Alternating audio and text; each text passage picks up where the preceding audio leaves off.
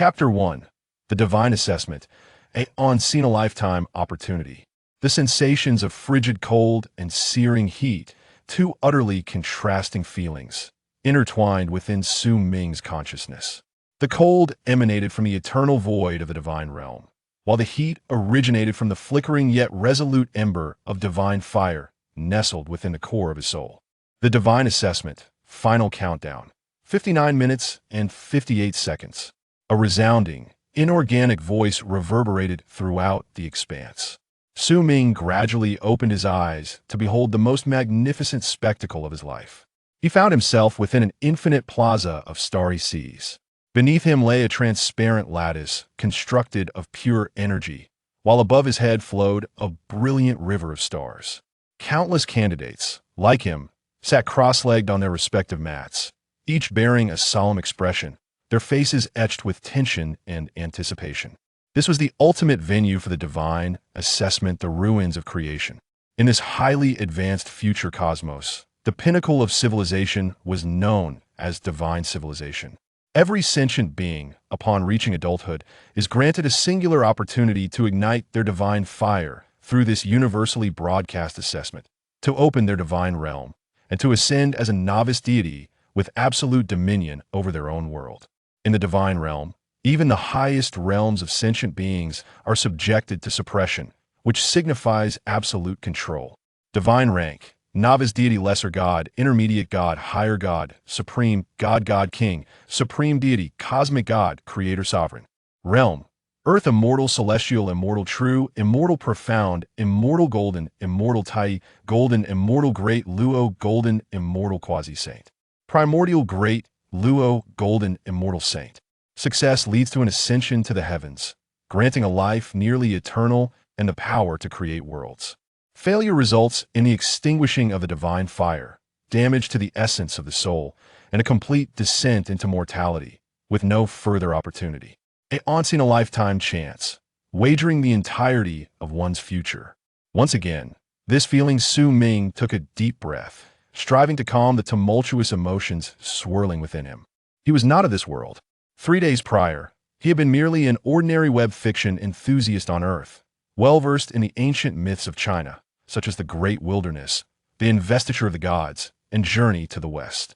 An unforeseen event had transported him into the body of a boy sharing his name, endowing him with the entirety of that boy's memories regarding this world, as well as the qualification for this fateful assessment. As his thoughts flowed, several lines of fine, translucent text visible only to him suddenly drifted before his eyes. Here it comes, the annual Divine Assessment Festival. I am beyond excited. This year, I have high hopes for our genius from the Sirius system, Reno Augustus. I've heard he graduated from the Tower of Truth and aims to construct a perfect model of the holy light paradise. He can evolve battle angels right from the start. Once again, it's the same old themes of holy light, magic, martial energy, and technology. How dull. Can we not have someone bold, introducing something innovative? Dream not, dear ones, above innovation. Those who dared to innovate perished in the first round. The Divine Assessment prioritizes stability. Have you not memorized the 7th edition of the Genesis Treatise? This is a live broadcast that automatically activates during the awakening period of each deity, enabling them to witness the real-time barrage of comments from across the universe. Over these past 3 days, it is through these comments, intertwined with the original host's memories, that he has swiftly completed his understanding of this world. In this realm, creation adheres to a standard answer. The professors of the Tower of Truth have meticulously compiled the myriad successful divine domains into voluminous textbooks. Candidates need only follow the prescribed steps, selecting a mature and stable world model, such as constructing a balanced magical realm or an orderly technological empire, to significantly increase their chances of passing the assessment. Conversely, choosing an unprecedented and unstable world model could lead to catastrophic collapse during the early stages of evolution due to conflicting laws, resulting in the annihilation of the divine domain and the extinguishing of divine fire. Attention, candidates, the assessment is about to commence. Please confirm your core of creation and establish your initial world model before the countdown concludes. The resounding voice echoed once more as the holographic projection at the center of the examination hall began to rapidly showcase the profiles of various high-profile contestants. At the forefront stood Reno Augustus, the one mentioned in the comments. With golden hair and azure eyes, his handsome visage radiated confidence and pride. His profile card boldly proclaimed, "A great paradise of sacred light." Following him was an elven maiden poised to construct an arcane empire, the Atlantean survivor preparing to evolve a deep-sea titan, and the radicals intent on establishing a starship hive, all of which were formidable models validated countless times in this world. Wow, Reno is so handsome, and a model guarantees at least a high-ranking deity. The latest potential rankings from the Star Ring Investment Group have been released. Reno's odds are 1 minute and 1.2 seconds, distinctly in the lead. Look at candidate number 9527. What is he doing? While others are meticulously reviewing their model data, he appears to be meditating. He probably has given up every year. There are those with such poor mental fortitude. Su Ming was acutely aware of the glances cast his way, laden with disdain and pity, and he noted the taunts directed at him in the comments. He paid them no mind. Give up? No. He was merely finalizing his decision. Over the past 3 days, he had pondered whether to apply the well-rehearsed grand designs in his mind within the framework of this world, thereby creating a so-called Eastern immortal world, or to take a bold leap and aim for something grander. He closed his eyes, and what emerged in his mind was not any model from the textbooks of this world. It was an endless void, more hollow and ancient than the Genesis abyss. There was no time, no space, no matter, only the eternal nothingness. Then, from that nothingness, something was born. A colossal entity, indescribable in language, emerged the corners of Su Ming's mouth, involuntarily lifted in a slight smile. Textbooks? Standard answers? Apologies, booty hail from civilization steeped in myth that traces back to the creation of the heavens and the earth.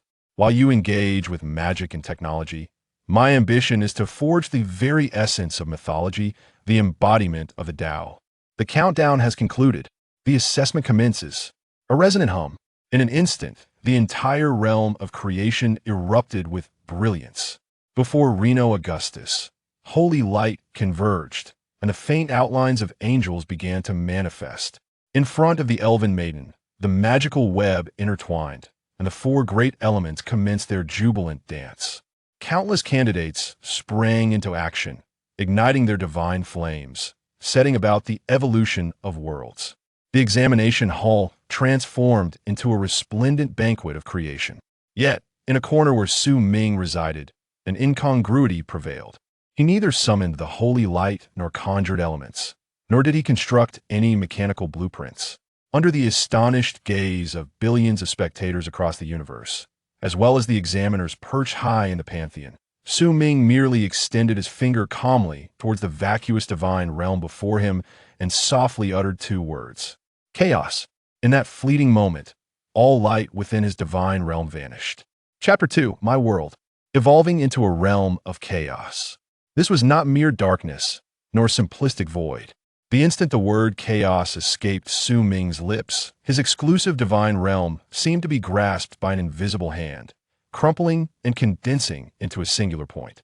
Time, space, matter, energy, all concepts, both tangible and intangible, were stripped of their inherent properties, morphing into the most primal, chaotic, and ineffable forms, swirling, churning, and boiling. It was a nebulous existence, devoid of direction or dimension, transcending the bounds of past and present. A mere glance could ensnare the mind, threatening to engulf it.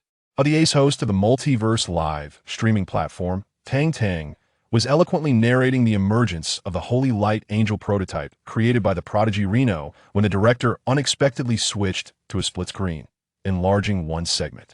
The screen displayed Su Ming's divine realm, a desolate, aesthetically void expanse of gray.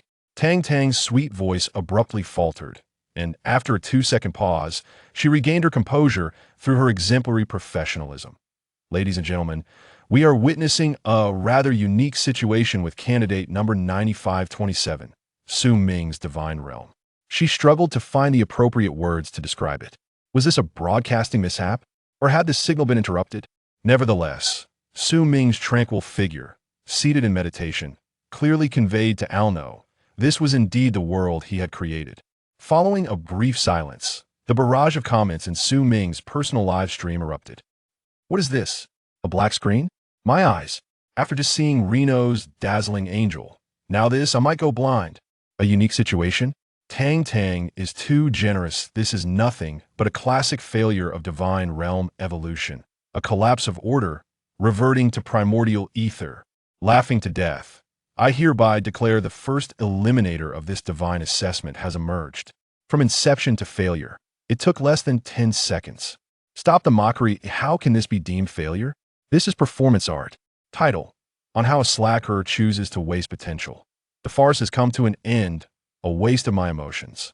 I was led to believe there was a hidden genius, only to find a mere jester seeking attention. Mocking comments fell like snowflakes, nearly drowning out Su Ming's live broadcast. Meanwhile, in the esteemed analyst seat at the top of the streaming room, Kevin Lin, the chief analyst of the Star Ring Investment Group, disdainfully adjusted his gold-rimmed glasses. A quintessential case of initial collapse, he stated to the camera with a tone of chilling finality, as if delivering a verdict. This is one of the most fundamental failure cases recorded in the Genesis theory. The examinee, lacking control over the divine fire, or constructing an overly grandiose and complex model, has rendered the initial laws unstable, causing all energy to revert to a chaotic, undifferentiated state. We observe that there is no internal structure, and the energy entropy is increasing without bounds. He paused, rendering his final conclusion. This divine realm is dead. The assessment system will soon classify it as without potential and assign the lowest score. For him, the evaluation has effectively concluded. Kevin Lin's words fell like a hammer, sealing the fate of this farce. Countless viewers who had harbored a flicker of curiosity for Su Ming opted to switch streams, turning instead to witness the dazzling performances of true prodigies. The popularity of Su Ming's broadcast plummeted from several 100,000 to less than 10,000, and the decline continued unabated. High above, in the pantheon suspended at the pinnacle of the cosmos, several supervising deities took notice of this extraordinary scene. Lord Uriel, the energy of examinee number 9527's divine realm, is exceedingly unstable. Should we intervene early and forcibly terminate the assessment to prevent a catastrophic collapse that could affect the examination grounds? One vice-examiner inquired with a bow. Known as the law enforcement deity, Uriel's visage resembled ancient, unyielding ice. His crimson electronic eye locked onto Su Ming's chaos, data streams flickering wildly in his gaze. Chaotic, disordered, rife with uncertainty. He muttered to himself, his tone revealing unmasked disdain. This is the greatest blasphemy against order. Yet, he refrained from issuing an immediate termination order. For from his perception of the laws, this chaos, while tumultuous, subtly maintained an eerie, higher-level balance. It had not collapsed as Kevin Lin had predicted. Let us observe a while longer, Uriel coldly remarked. I wish to see what other tricks he might conjure. Oblivious to the tumult outside, Su Ming remained undisturbed. At this moment, his entire being was immersed in the chaos he had created. While others beheld failure and disorder, he sensed boundless possibilities. The primordial forms of earth, water, fire, and wind surged within. The laws of time and space were gestating therein. Clarity and murkiness, yin and yang, every opposing concept entwined like the black and white fish of the Taiji diagram, awaiting their moment of separation. This was indeed the true beginning. Before the primordial chaos of Pangu separated heaven and earth, did the world not resemble this? Buzz. At that moment, the official evaluation system for the examination finally completed its initial scan and assessment of the potential of all candidates' worlds. Scores began to appear one after another on the candidates' information panels. Reno Augustus, Holy Light Paradise, initial score, 9.1. Potential rating, S. The Elven Maiden, Arcane Empire, initial score, 8.8. Potential rating, A. High scores continued to flash, eliciting waves of astonishment in the live stream. At last, it was Su Ming's turn. The few thousand remaining viewers in the universe, along with those who returned with a mindset of anticipating humor, held their breath. Then, they beheld a number that would etch itself into the annals of divine assessments. Candidate, Su Ming. World model, chaos unidentifiable. Initial score, 0.1. Potential rating, F, the lowest in history. Chapter 3, Universal Mockery, the lowest opening score in history. A mere 0. 1 points. F for potential rating. These two crimson figures, like a brand, lingered on Su Ming's information panel, proclaiming his failure to the entire universe. Following a brief silence, the once desolate live stream room erupted with laughter and derision akin to a torrential flood. 0. 1 points? Am I seeing this correctly? Is the system malfunctioning? I recall that the theoretical lowest score isn't 1 point. Ha ha ha ha. F dash. The divine assessment system has created a new rating just for him. What an honor. This will go down in history. Undoubtedly a historical moment. I am witnessing the greatest joke in the history of divine assessments. Screen capture. Quick screenshot. The meme for the most underwhelming candidate of the year is about to be born. Is this guy trying to be funny? Does he think that by being outrageous enough, he can garner attention? Unfortunately, this is a divine assessment, not a selection for a comedy troupe. The revelry in the bullet comments escalated the atmosphere of public execution to a climax. At the experts table, Chief Analyst Kevin Lin could no longer conceal the smile at the corner of his mouth. Adjusting his gold-rimmed glasses, he addressed the audience with a tone laced with superiority. Ladies and gentlemen, please do not be astonished. This score precisely demonstrates the fairness and accuracy of the divine assessment system. A successful world model should be teeming with vitality and order, thus possessing a high potential score. However, the chaos represented by candidate Su Ming lacks order and actively obliterates all laws, consuming all energy. It is an anti-world, a black hole spiraling towards self-destruction. Kevin Lin's voice resonated with a hint of intellectual pleasure, as if he were dissecting a rare specimen of failure. Therefore, the system deemed it negative potential. The score of 0. 1, I suspect, is merely a final act of pity for the tiny spark of divine energy he initially invested in the realm. This score essentially communicates to him, "Thank you for participating. Now you may exit with dignity." This authoritative interpretation elicited a chorus of agreement in the bullet comments. As expected of Professor Kevin, such profound analysis. So, it's negative potential. I've learned something new. Exit with dignity? Haha, does this guy still have any face left? At this moment, the ace host of the multiverse livestream platform, Tang Tang, wore an expression tinged with embarrassment. Her beautiful visage was etched with sympathy as she attempted to steer the conversation away from Su Ming. Every attempt deserves our respect. Let us turn our attention back to our frontrunner, the genius Reno Augustus. Look, in his sanctuary of holy light, the first winged battle angel has already taken shape. This is a full 10 minutes ahead of the estimated time. However, the director seemed well aware of the show's dynamics, choosing not to cut away from the scene, but instead giving Su Ming an extensive close-up. In the frame, Su Ming remained seated in serene meditation, as if the humiliating score bore no relation to him. His eyes were slightly closed, long lashes casting faint shadows in the void, his expression both focused and serene. The nonchalant demeanor he displayed, reminiscent of a pig indifferent to boiling water, only served to infuriate the thrill-seeking spectators. What a performance! Still pretending. Such remarkable mental fortitude. Surely he hasn't fallen asleep? If I had scored such marks, I would have promptly requested the destruction of my account. How could he remain so composed? Even some of the other candidates in the examination hall noticed the commotion. The top 10 Beastman prodigy cast a glance at Su Ming's shockingly low score, emitting a coarse snicker before turning back to fervently evolve his own behemoth legion.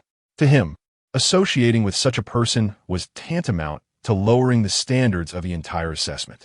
Yet, at the center of it all, Su Ming remained heedless of the external disturbances. His consciousness was merging with the chaos at an unprecedented depth. A score of 0. 1, an F rating?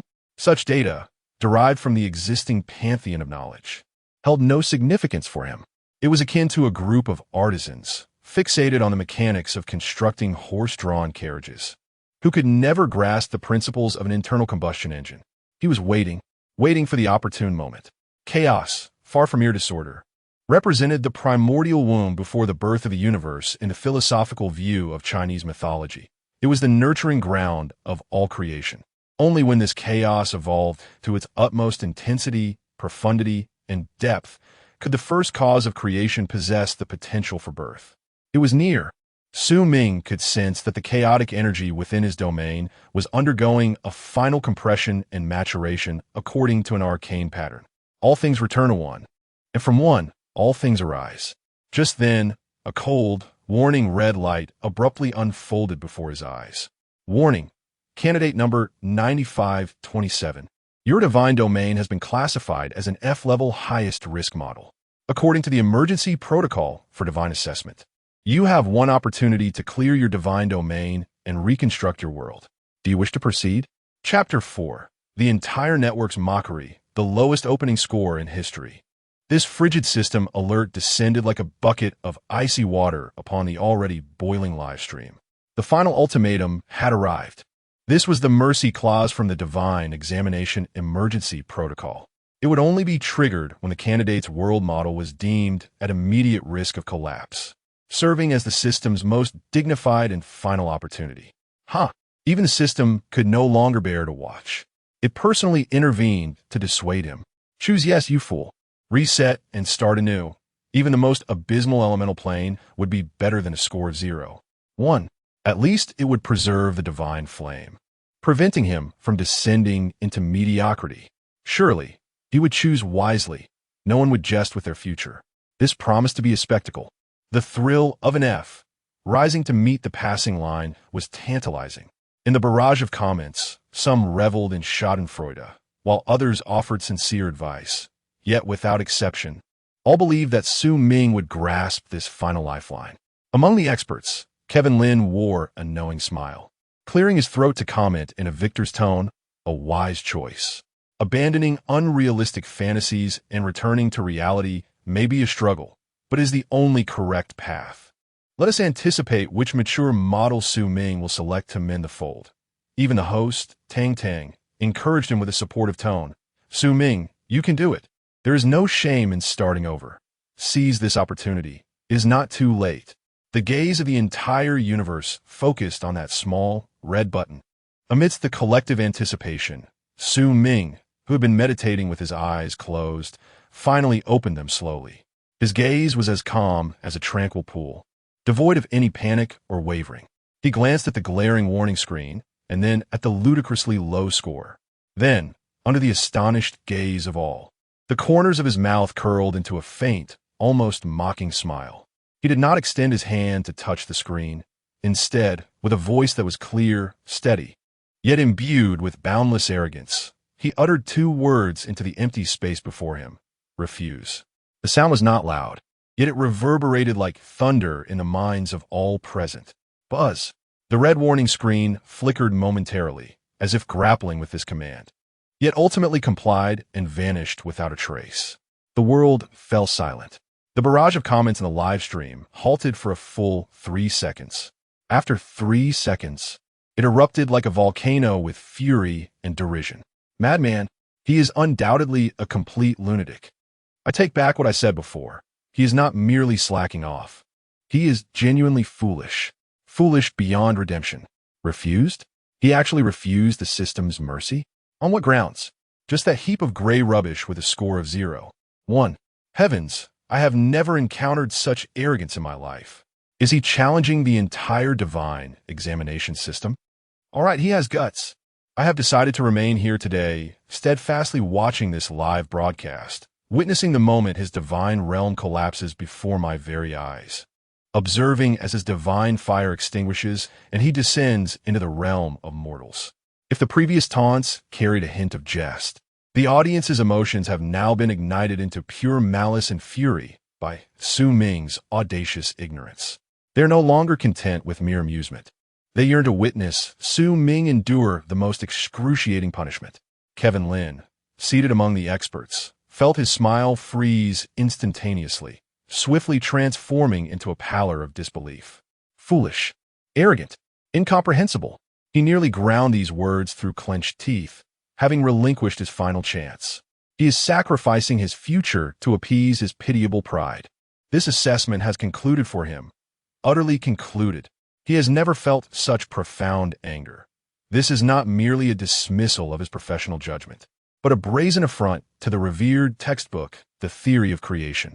Within the pantheon, the law enforcement god King Uriel's crimson electronic eye flickered with an exceedingly rare fluctuation. He has refused.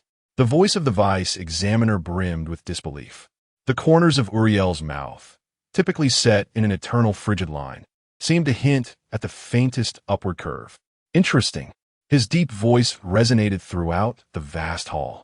Since he has chosen a path leading to destruction, let it be so. Do not interfere. Allow the countdown of the first phase to progress. I desire to witness with my own eyes what fuels his audacity. The command was issued, leaving no room for negotiation. Meanwhile, Su Ming, having uttered his refusal, closed his eyes once more, severing all ties with the tumult of the outside world. He sensed that the chaos within his divine realm, after a period of gestation, had reached a perfect critical point. It was thick, profound, and heavy, as if it contained all the mass and energy from before the birth of the universe. All conditions have matured. It is time. Su Ming's consciousness plunged into the heart of the chaos, his intent transforming into a call that transcended time and space. Come forth. Let this universe bear witness to what true creation is. I shall complete the missing myth. Chapter 5. The Examiner's Warning. The most perilous creation model? Su Ming's resolute refusal reverberated like a drop of ice water plunging into a cauldron of boiling oil, shattering the already tumultuous public discourse. He extinguished the last flicker of hope bestowed by the system, nailing himself to the pillar of shame in the deity examination, becoming synonymous with both arrogance and folly.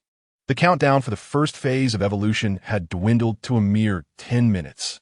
The grand system notification echoed throughout the examination hall, refocusing everyone's attention on this brutal assessment. The initial phase of the deity examination demanded not only the construction of a rudimentary model, but also required that this model exhibit the most fundamental signs of vitality and potential within the allotted time. Once the countdown concluded, the system would conduct a second evaluation. Any world receiving a score below 1 point or maintaining a potential rating of F would face immediate termination of evolution, resulting in the direct elimination of the candidate. To all observers, these final 10 minutes appear to be a countdown to Su Ming's execution. The climactic moment was upon them. I wager 100 star coins that as soon as the countdown ends, his gray cube will vanish instantaneously. 10 minutes. What can one achieve in that time? In Lord Reno's celestial paradise, the feathers of angels are beginning to sprout. The foundation for that elven maiden's floating city is already in place. Now, that is a true utilization of creation time. Look at the viewership in Su Ming's live stream. It's actually rising. Everyone is eager to witness his downfall. As the bullet comment suggested, the popularity of Su Ming's live stream experienced an inexplicable resurgence. A multitude of spectators, drawn by the allure of spectacle, flocked in, all eager to witness this historic moment firsthand. From the expert panel, Kevin Lin had regained his composure. He lifted a cup of red tea, his demeanor elegant, as if everything was well within his control. Please remain calm. The outcome has long been predetermined. He addressed the camera, his tone leisurely. According to the rules, when the countdown concludes, the system will conduct a vitality scan of all divine realms. A world devoid of stable laws, material structure, and signs of life will see its vitality index approach 0. The fate of candidate Su Ming will merely reflect a score of 0. 1, accompanied by a label of eliminated. His words brimmed with an undeniable authority, as though he were inscribing an epitaph for this farce before it even unfolded. Within the pantheon, however, the atmosphere starkly contrasted with the external clamor, enveloped in a profound silence. The law god King Uriel fixated his crimson electronic eye unwaveringly on the data stream emanating from Su Ming's divine realm. It was a chaotic and violent torrent of data, defying interpretation by existing theories. Lord Uriel, the rate of entropy increase in the data stream has surpassed the warning threshold. The voice of the vice examiner quivered slightly. This chaotic model is voraciously consuming Su Ming's divine fire energy. It resembles a genuine black hole, accumulating an unfathomable destructive force. This is no mere failure. It is the most perilous creation model ever witnessed in the history of examinations. He finally comprehended the truth. This chaos was not stagnant. It was growing, yet its growth is intrinsically linked to destruction.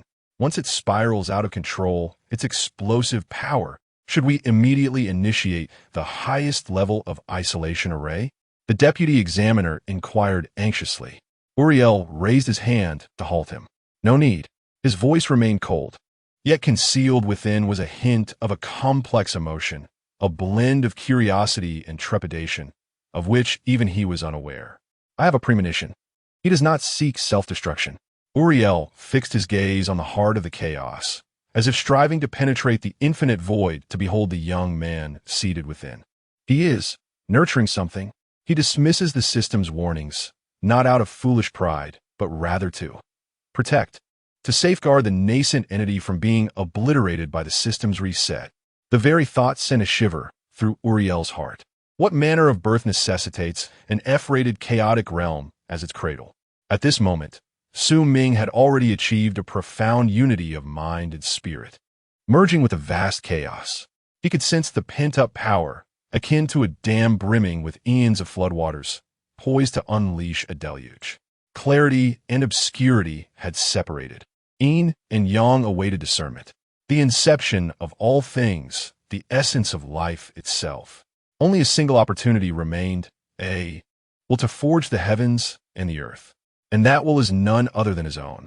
The first phase commences, the countdown begins. 10, 9. The live broadcast across the universe shifted to a grand split screen. On the left, Reno's resplendent paradise, bathed in golden light, where angels soared. On the right, Su Ming's unchanging, lethargic gray chaos. 8, 7. Kevin Lin's smile grew ever more confident. Tang Tang gripped the microphone tightly, her eyes filled with compassion. 6, 5. Countless spectators held their breath. The barrage of comments nearly halted, all eyes wide with anticipation for the moment of failure to be proclaimed. 4, 3. Su Ming's divine domain remained unchanged. 2. Just as the countdown approached its conclusion, Su Ming, who had kept his eyes firmly shut, suddenly opened them. In his gaze, there was no tension, no fear, only an ancient and profound void, mirroring the chaos within his divine realm. Then he raised his hand. 1. As the final numeral fell, Su Ming's hand gently waved downward toward his divine domain. A voice, grand beyond description and seemingly echoing from ages past, resounded in his mind. Open, heavens. Chapter 6. The final countdown. The entire universe awaits my failure as the final, frigid digit of the countdown faded into oblivion. Time seemed to be suspended in that very moment. The gaze of countless spectators across the cosmos was fixated intently upon Su Ming's live broadcast. They anticipated, and also foreboded, the unfolding scene. The gray chaos of the divine realm would dissolve like a fleeting dream. A scarlet notification of elimination would erupt at the center of the screen, marking an unequivocal conclusion to this absurd farce. 1 second, 2 seconds, 3 seconds. Nothing transpired. No disintegration, no explosion, nor the expected notification of elimination. Su Ming's divine realm, deemed to possess negative potential and likened to a heap of refuse, remained obstinately and serenely suspended, as if silently mocking everyone's predictions. After a brief silence, a more intense wave of ridicule surged forth. What is happening? Is the system frozen? This is hilarious. Could it be that Su Ming S0 one-point maneuver was so extraordinary that even the main system has crashed, and doesn't he know how to respond? Don't rush. Perhaps it's just processing. After all, this is the first ever F-graded eliminator. The system must grant some dignity and allow him to linger a few more seconds. Dignity. This is exceedingly dignified. On the expert panel, Kevin Lin's confident smile began to falter. He cleared his throat, attempting to salvage some respect. Ladies and gentlemen, please remain calm. The ultimate collapse of the divine realm and the extinguishing of divine fire necessitate a process of energy dissipation. The structure of this chaos is already deceased. What we are witnessing now is merely its final shadow. The system's judgment will soon. His words were abruptly cut short. For at that very instant, amidst the unchanging gray chaos, a flicker of change emerged. It was not a violent surge of energy, nor the manifestation of any known law. Rather, it was a glimmer, a minuscule yet profoundly pure light that ignited without warning at the very heart of the chaos. This light did not belong to the holy radiance. Lacking that sacred majesty, it was devoid of the vibrant hues associated with arcane power, nor did it possess the cold essence of technological constructs. It resembled the spark of existence before the birth of the universe, the origin of all things, the inception of every concept. Wait, the host, Tang Tang, was preparing to shift the camera away, but suddenly widened her beautiful eyes in astonishment, her voice trembling with disbelief. Everyone, look quickly. Su Ming is divine realm. There is light within it. Her voice, akin to a stone cast into a tranquil lake, instantly stirred 1,000 ripples.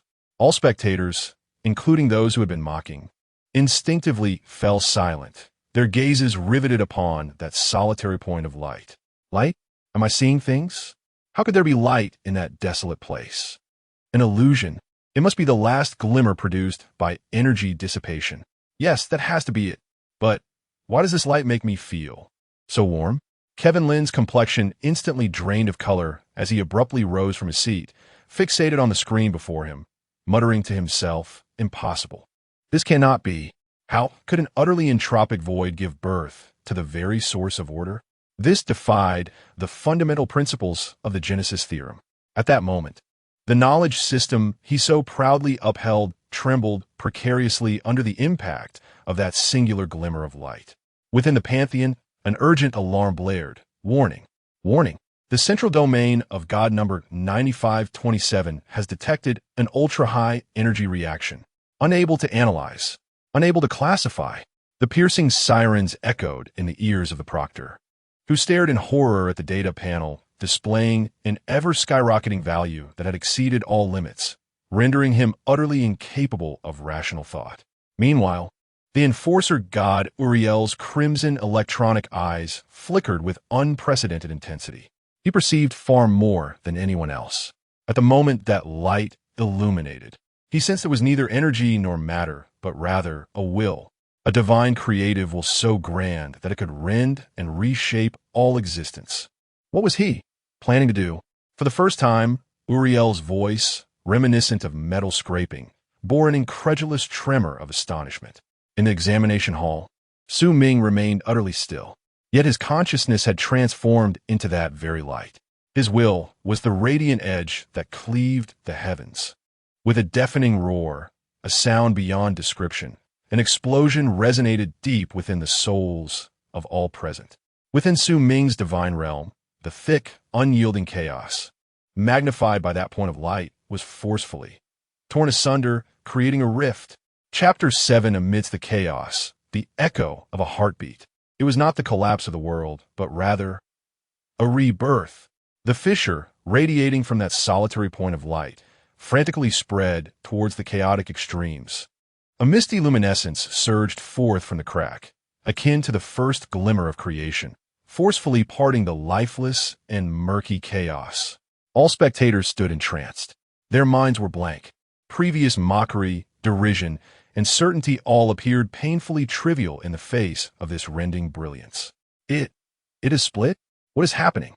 Isn't this a forced collapse of the system? Did he conjure this himself? What is his intention? To tear apart his own world? Wait, listen closely. There seems to be a sound. Initially, the sound was faint, as if it were an auditory illusion echoing through endless time and space. However, as the fissure widened, the sound grew clearer, heavier, and more powerful. Thud, like an invisible giant hammer striking the hearts of all present. Thud.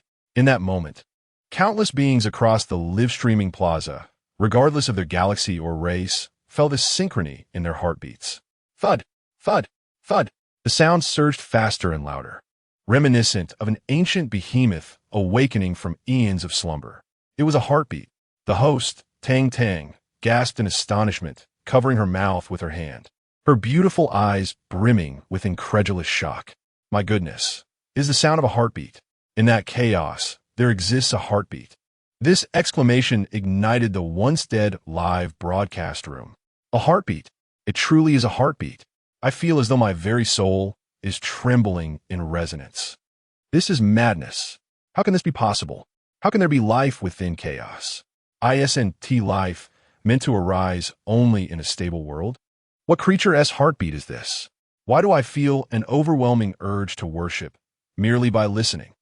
Wasn't his world a realm of negative potential? Wasn't it lifeless? Who is the owner of this heart? The barrage of comments exploded. The audience was in a frenzy. Kevin Lin, seated among the experts, seemed utterly deranged. He clung desperately to the commentary podium, his face nearly pressed against the holographic screen, oblivious to his glasses askew. Impossible, absolutely impossible. He screamed incoherently, life. This is the rhythm of life. The most primal, the most potent, the most vibrant pulse of existence. Yet this utterly defied the divine edicts of creation. Without laws, without matter, without order, how could there be life?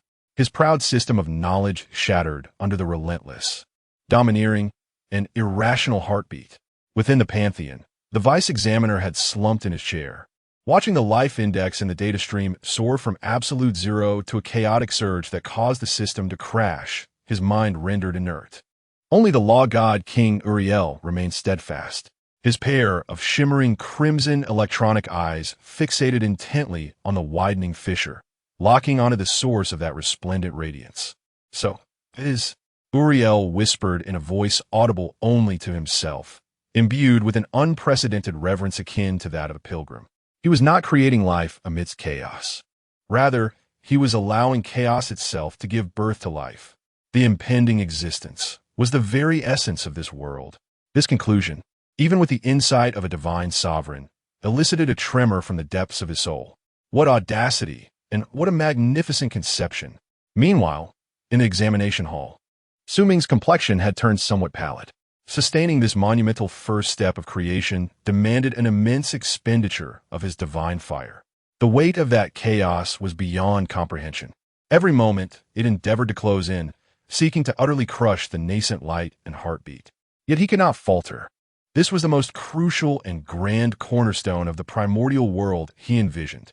He poured all his will into the heart of that chaos, transforming into the pulsing heart itself, embodying the radiant brilliance that tore through the heavens and the earth.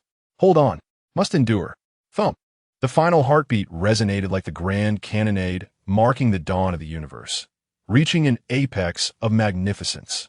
The fissure was finally thrust wide open, transforming into a colossal chasm that separated heaven and earth. An endless cascade of light erupted from the chasm, illuminating the entire divine realm with brilliance. Everyone instinctively squinted against the blinding radiance. And within that dazzlingly brilliant white light, a vague, towering silhouette slowly rose to its feet. Chapter 8. The Birth of a Colossus, captivating all eyes. As the brilliance fades, when the retinas of countless spectators across the universe finally regain their focus, an image emerges before them, one that could be inscribed in the annals of divine civilization, shattering all prior understanding. The chaos has been utterly divided. Above, ethereal and gossamer gases ascend and coalesce, subtly hinting at the formation of a celestial dome. Below, dense and murky matter descends and solidifies, seemingly laying the foundation of the earth. And between this nascent sky and earth stands a figure so grand that it defies description, a giant. He belongs to no known race, lacking the elegance of elves, the stoutness of dwarves, the scales of dragons, or the wings of angels. His form appears to be sculpted from the most ancient of stones and sinews, imbued with a primal, untamed, explosive sense of power. Muscles ripple like mountain ranges, each contour brimming with the supreme strength of creation. His visage is archaic and resolute, eyes tightly shut, as if he is yet to fully awaken from an eon-long slumber. He simply stands there, arms raised high, supporting the gaseous essence destined to become the sky. His feet firmly planted, pressing down upon the murky vapor, solidifying into earth. His body serves as the sole pillar separating heaven and earth, In the live stream, the barrage of comments that once cascaded like a waterfall has vanished without a trace. Silence reigns. An absolute stillness emerges from the depths of the soul, born from witnessing a spectacle of incomprehensible grandeur. All present gape in astonishment, eyes wide, mouths agape. As if turned to stone, their minds rendered incapable of thought. What have they beheld? A giant born from chaos? A being whose very form holds the world aloft? What? What manner of creation model is this? It is utterly undocumented in the theory of creation.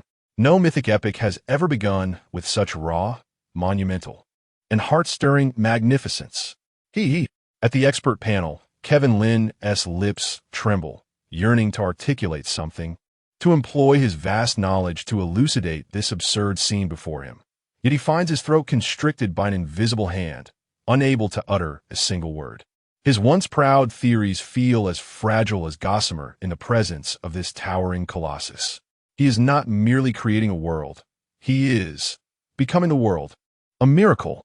In this moment, the professionalism of host Tang Tang crumbles. Her hand grips the microphone with a slight tremor, her voice laced with a dreamlike quaver. Dear audience, we may be witnessing an unprecedented miracle. Her words finally rouse the petrified spectators. In the next instant, the comments erupt in a torrent, tenfold, 100-fold more fervent than before. What? What have I just seen? What is that thing? A giant, a titan who has opened up the heavens and the earth. My God, this is the true act of creation. 0 points? F potential? Who the hell rated this? Step forward. I was wrong, truly wrong. I sincerely apologize for my previous mockery. Oh, Lord Su, please accept my humility. This is a revelation 1,000 times more astounding than the arrival of the great Reno Augustus deity. That was merely summoning heroes within an existing realm, whereas Lord Su, he has forged heroes and, indeed, created worlds. At this moment, public opinion has irrevocably turned. Within the pantheon, the crimson electronic eye of the law enforcement deity, Uriel, fixated intently on the towering figure before him.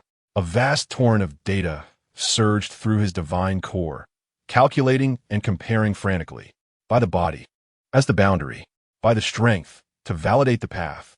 Uriel's voice, cold and unyielding, betrayed a profound emotion known as astonishment.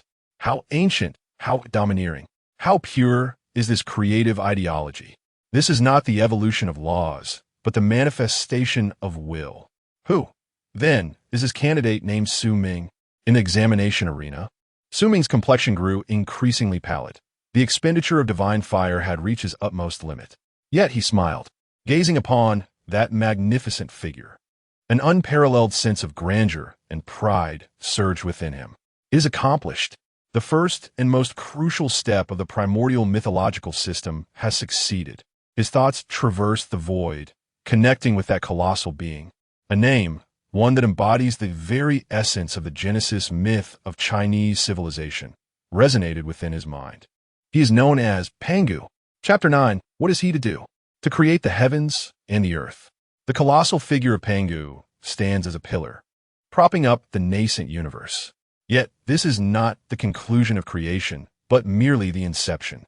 The forcibly separated essences of purity and chaos retain the instinct of primordial confusion, ever surging and compressing, striving to reunite and utterly crush this existence that dares to defy them, returning the world to naught. Pangu's form trembles slightly, the mountainous muscles bulging with veins, clearly bearing an unimaginable weight. With every passing moment, Su Ming's divine flame is consumed at a terrifying pace, transforming into the very strength that sustains Pangu. His complexion has turned as pale as parchment, beads of sweat forming on his brow. Yet he cannot relent. The moment he falters, not only will Pangu be reduced to ashes, but the newly birthed world will collapse in an instant. In a live broadcast, after a brief silence, an overwhelming wave of astonishment and inquiry ensues. Is he going to hold this position indefinitely? How much energy must this consume? This giant is magnificent. I shall call him the supporter of the heavens. Look, the sky is descending, the earth is rising. He can barely hold on. Is this a success or a failure? Though the spectacle is grand, if it is but a fleeting moment, it will ultimately crumble. The concerns expressed in the comments mirror the dilemma faced by Su Ming. Among the experts, Kevin Lin seems to grasp a lifeline. Adjusting his glasses, he feigns calmness as he analyzes, "Ladies and gentlemen, do you see? This is a classic model of high burst, low sustain in creation. While the outset is shocking, it lacks the support of stable laws, leading to inevitable fatigue. This giant is merely a brawny brute with no understanding of sustaining the heavens and the earth. I predict that within 3 minutes, he shall be crushed, and the entire world will face an even more violent collapse." His words cause many viewers, who had just begun to harbor hope, to feel despondent once more. Professor Kevin S. analysis sounds quite reasonable. Within the pantheon, the deputy examiner anxiously glances at Uriel. "My lord, the energy of domain 9527 is rapidly diminishing, and the trend of closure between heaven and earth is growing stronger. Should we continue observing?" The law enforcer King Uriel interrupts him, his crimson electronic eye flickering with unprecedented brilliance, fixated on the image of the youth with tightly closed eyes. He still has a backup plan. Uriel is utterly convinced. Since the evolution of chaos began, this candidate named Su Ming has defied expectations at every turn, subverting all logic. He would never engage in meaningless, ostentatious displays. He must possess even more audacious moves. In the examination hall, Su Ming perceives Kevin Lin's prophecy through the comments visible only to him. A slight smirk curves his lips, revealing a chilling arc. "A brute? Lacking principles? You know nothing of true power. You are utterly oblivious to the genuine essence of creating the heavens and the earth. To create the heavens is not merely to hold them apart." Su Ming's thoughts resonate like thunder within the divine realm. He poured the last remnants of divine fire, risking everything into the being of Pangu. A low hum resonated as the colossal giant, whose eyes had been tightly shut for eons, suddenly opened them wide in that very moment. What extraordinary eyes they were! Lacking pupils and whites, they contained only a vast chaos, yet seemed to reflect the entirety of the universe's birth and demise, the cycle of all existence. As he opened his eyes, a silent roar reverberated throughout the divine realm. Following this, under the incredulous gaze of the entire cosmos, Pangu's raised right hand slowly relaxed, causing the ethereal essence to plummet abruptly. What is he attempting? Has he given up? I told you it couldn't hold. It's over, it's going to collapse. Just as everyone anticipated his failure, a brilliant light coalesced in Pangu's vacated right hand. An ancient, formidable axe, devoid of any superfluous embellishments, materialized from thin air. The blade of the axe shimmered with a chilling radiance, resembling the sharpest object in existence. Intricate, arcane patterns adorned the axe's body, as if inscribed with the profound truths of the universe. The moment it appeared, an indescribable, razor-sharp aura capable of severing all causality and splitting every law pierced through the live broadcast, sending a shiver of primal dread through the souls of every spectator. What? What is that? Kevin Lin screamed in shock, his face drained of color. Pangu, wielding the mighty axe, faced the heavens poised to reunite with the earth without a shred of hesitation. Channeling all his strength, he swung the axe with a fierce might, to open the heavens and create the earth. Su Ming's intent transformed into the will of this strike. This axe produced no earth-shattering sound, nor dazzling spectacle. It merely swept through the air. It seemed to cleave the entire world, along with time and space, asunder. The descending ethereal essence was abruptly halted and surged upwards by the axe's might. The rising turbid essence was severed at its source, crashing downwards. The pure ascends to become heaven, while the impure descends to become earth. The duality of yin and yang is established. The cosmos is set in order. This axe severed chaos, defined order, and established the laws. This, indeed, is the true act of opening the heavens and creating the earth. Chapter 10. The Arrival of Miracles. Pangu opens the heavens, shocking the entire universe. Time seemed to be severed beneath that single stroke. Space appeared to be reshaped within that decisive cut. As the brilliance of Pangu's mighty axe receded, the artifact, forged from pure will and power, transformed into countless specks of light, dissipating amidst the nascent cosmos. Yet, the outcome it engendered became eternal. Witness the ethereal essence, liberated from its descending roots, soaring upwards with an irreversible momentum, ascending day by day, evolving into an infinite firmament. Meanwhile, the murky substance, deprived of its upward drive, inexorably plummeted, thickening with each moment, coalescing into boundless earth. Between heaven and earth, distances were infinitely stretched. Thus, the foundation of a stable, magnificent world, brimming with limitless potential, was established. Pangu stood resolutely between heaven and earth, his form growing taller and larger with the expansion of the cosmos, as if to eternally safeguard this world he had forged with his own hands. The universe's streaming channel, after enduring an excruciating silence, erupted into a volcanic frenzy of ecstatic fervor. I witnessed the creation. I beheld the true Genesis. That stroke. Oh my God, the elegance of that blow could sever the stars. Pangu. He's called Pangu. This name shall be etched in my memory for eternity. What the experts? Where is Professor Kevin Lin? Come forth. Analyze the high burst, low sustainability again. Does your face hurt? Apologies. All who previously mocked the god of Su owe him an apology. A mere 0. 1 points.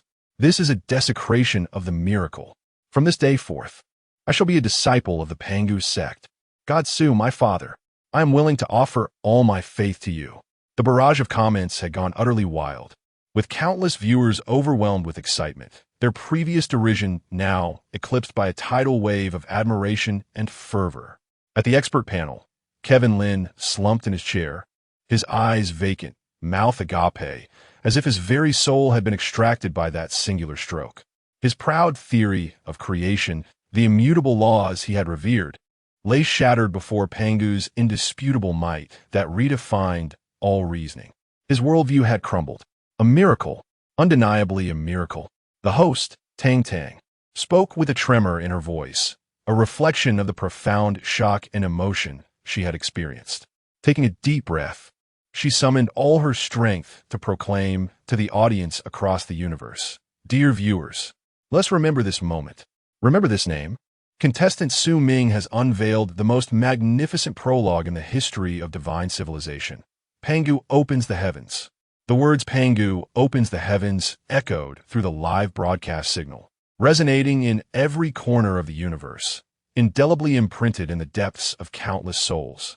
In the Hall of the Gods, the deputy examiner was utterly dazed, gazing at the data panel where the area was filled with garbled symbols due to the transformation of laws, murmuring to himself, "He is not adhering to the laws. He is creating the laws."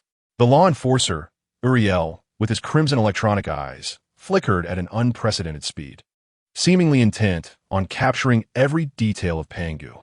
A command, a supreme authority command. For the first time, Uriel's icy voice bore an undeniable excitement. As he reassessed the divine realm numbered 9527, engaged the oracle-level computational power. "I must ascertain the potential of this world, its limits." His command embodied the ultimate will of the Pantheon. In the next moment, under the gaze of the entire universe, a corner of Su Ming's live broadcast revealed that glaring, shameful score of 0. 1, which began to flicker violently. The numbers danced wildly, leaping from 0. 1 to 10, then from 10 to 100, 1000, 10, 0, 0, 0. The acceleration of its rise became so rapid that the retinas of onlookers could scarcely capture it. The audience held their breath, fixated on that number, aware that they were witnessing a moment of historical significance. Ultimately, as it surged to an astronomical figure, the entire scoring system seemed to buckle under the strain. With a soft crackle, all the numbers vanished. In their stead appeared 2 crimson words, laden with foreboding, yet emblematic of supreme glory, potential, unmeasurable. Rating? Chapter 11. The Collapse of the Grading System. The Incalculable Potential. Potential, incalculable. Rating? These 2 scarlet words, laden with ominous foreboding, seemed to possess boundless magic, plunging the once volcanic barrage of live comments on the cosmic broadcast channel into an eerie, 10-second silence. Billions of viewers, an array of deities, all stood bewildered.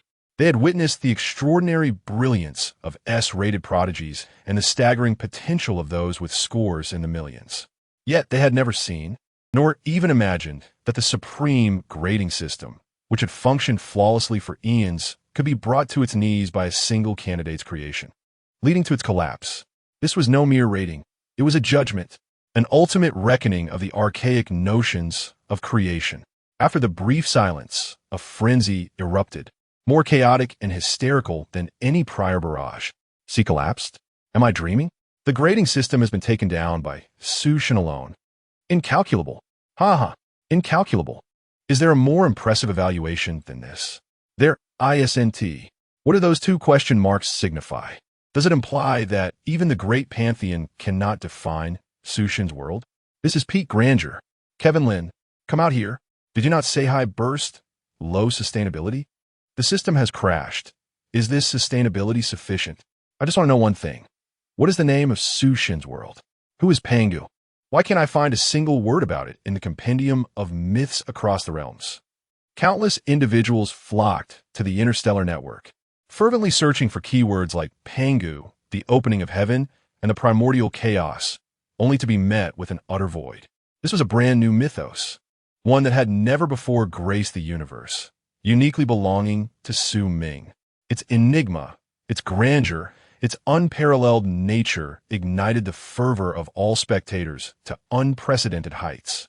At the expert panel, Kevin Lin stared vacantly at the two glaring question marks, his lips moving soundlessly, like a fish stranded on shore, futilely gasping. His academic career, every ounce of pride and confidence he had possessed, was utterly shattered in that moment, ground to dust. Host Tang Tang, flushed with excitement, gripped the microphone tightly, exerting every effort to keep her voice from trembling excessively. Dear viewers, history is unfolding before our eyes. The grading system of the divine assessment has collapsed. This is an unprecedented miracle. For contestant Su Ming's Pangu opening heaven, its potential has transcended the system's cognitive limits. What we are witnessing is the birth of a magnificent world that defies definition and measurement. Within the pantheon, the vice examiner gazed at the lines of glaring red gibberish. Having completely abandoned any semblance of thought, muttering repetitively, it's collapsed. Truly collapsed. Only the law god, King Uriel, with his crimson electronic eyes, fixated intensely on the nascent primordial world, his cold voice tinged with an unprecedented fervor. You are mistaken. He suddenly spoke. The deputy examiner, bewildered, raised his head. My lord? The system did not collapse. Uriel's voice resonated through the vast hall, imbued with a profound force, and it simply provided the most accurate answer. Incalculable. He paused, speaking with an almost truth-revealing tone. Our scoring system is designed to evaluate how well a world can develop under established rules, whether through magic, martial energy, or technology. All creations occur within known frameworks. It is akin to assessing how beautifully a craftsman can cultivate a garden. However, Su Ming is different. Uriel's gaze seemed to pierce through time and space, resting upon Su Ming. He is not merely cultivating a garden. He is creating the soil, air, and sunlight. Our system can appraise the value of a garden, but how can it quantify the worth of soil, air, and sunlight? Such elements transcend dimensionality.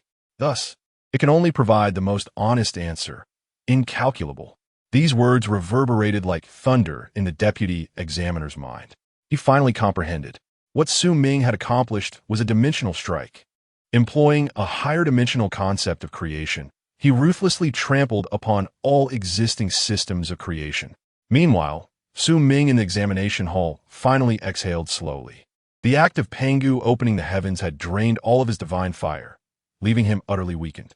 Yet, as he gazed at the collapsing scoring system on the live broadcast, watching the comments transform from mockery to fervent admiration, an unprecedented sense of satisfaction and accomplishment surged within him.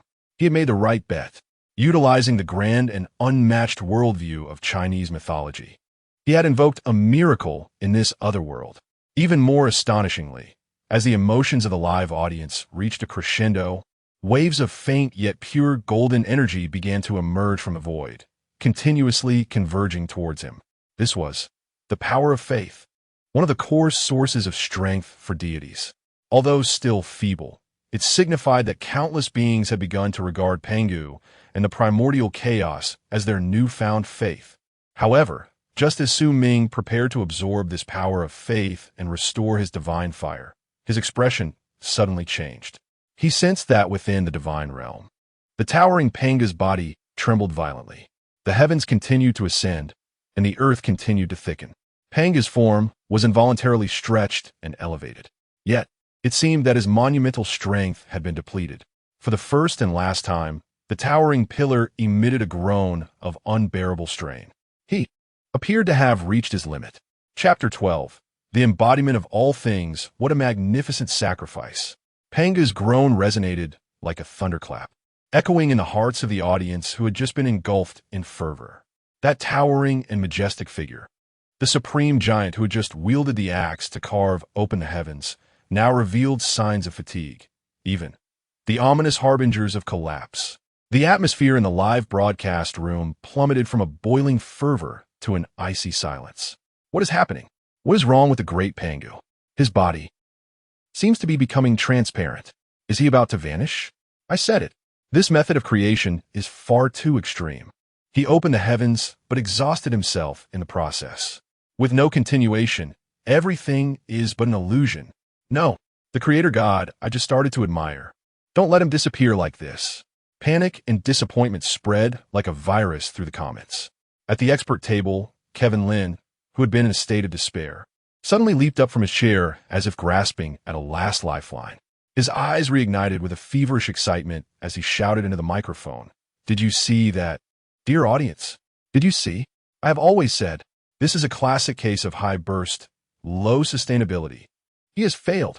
The giant he created is about to be shattered by the very world itself. This is the most foolish act of creation. Exchanging one's life for an empty shell of a world, utterly meaningless. He roared, as if striving to reclaim all the dignity he had lost moments before. His words plunged countless hearts into despair.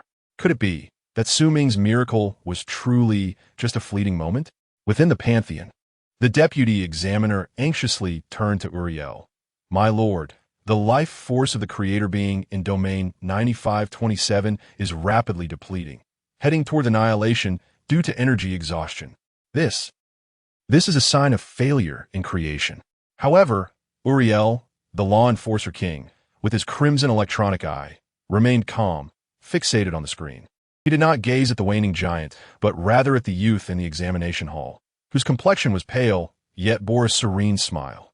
Su Ming. Failure? Uriel's cold voice carried an inexplicable complexity. No, you are mistaken. This is, in truth, his most genuine and greatest step. In the examination hall, Su Ming felt the impending depletion of Panga's life source.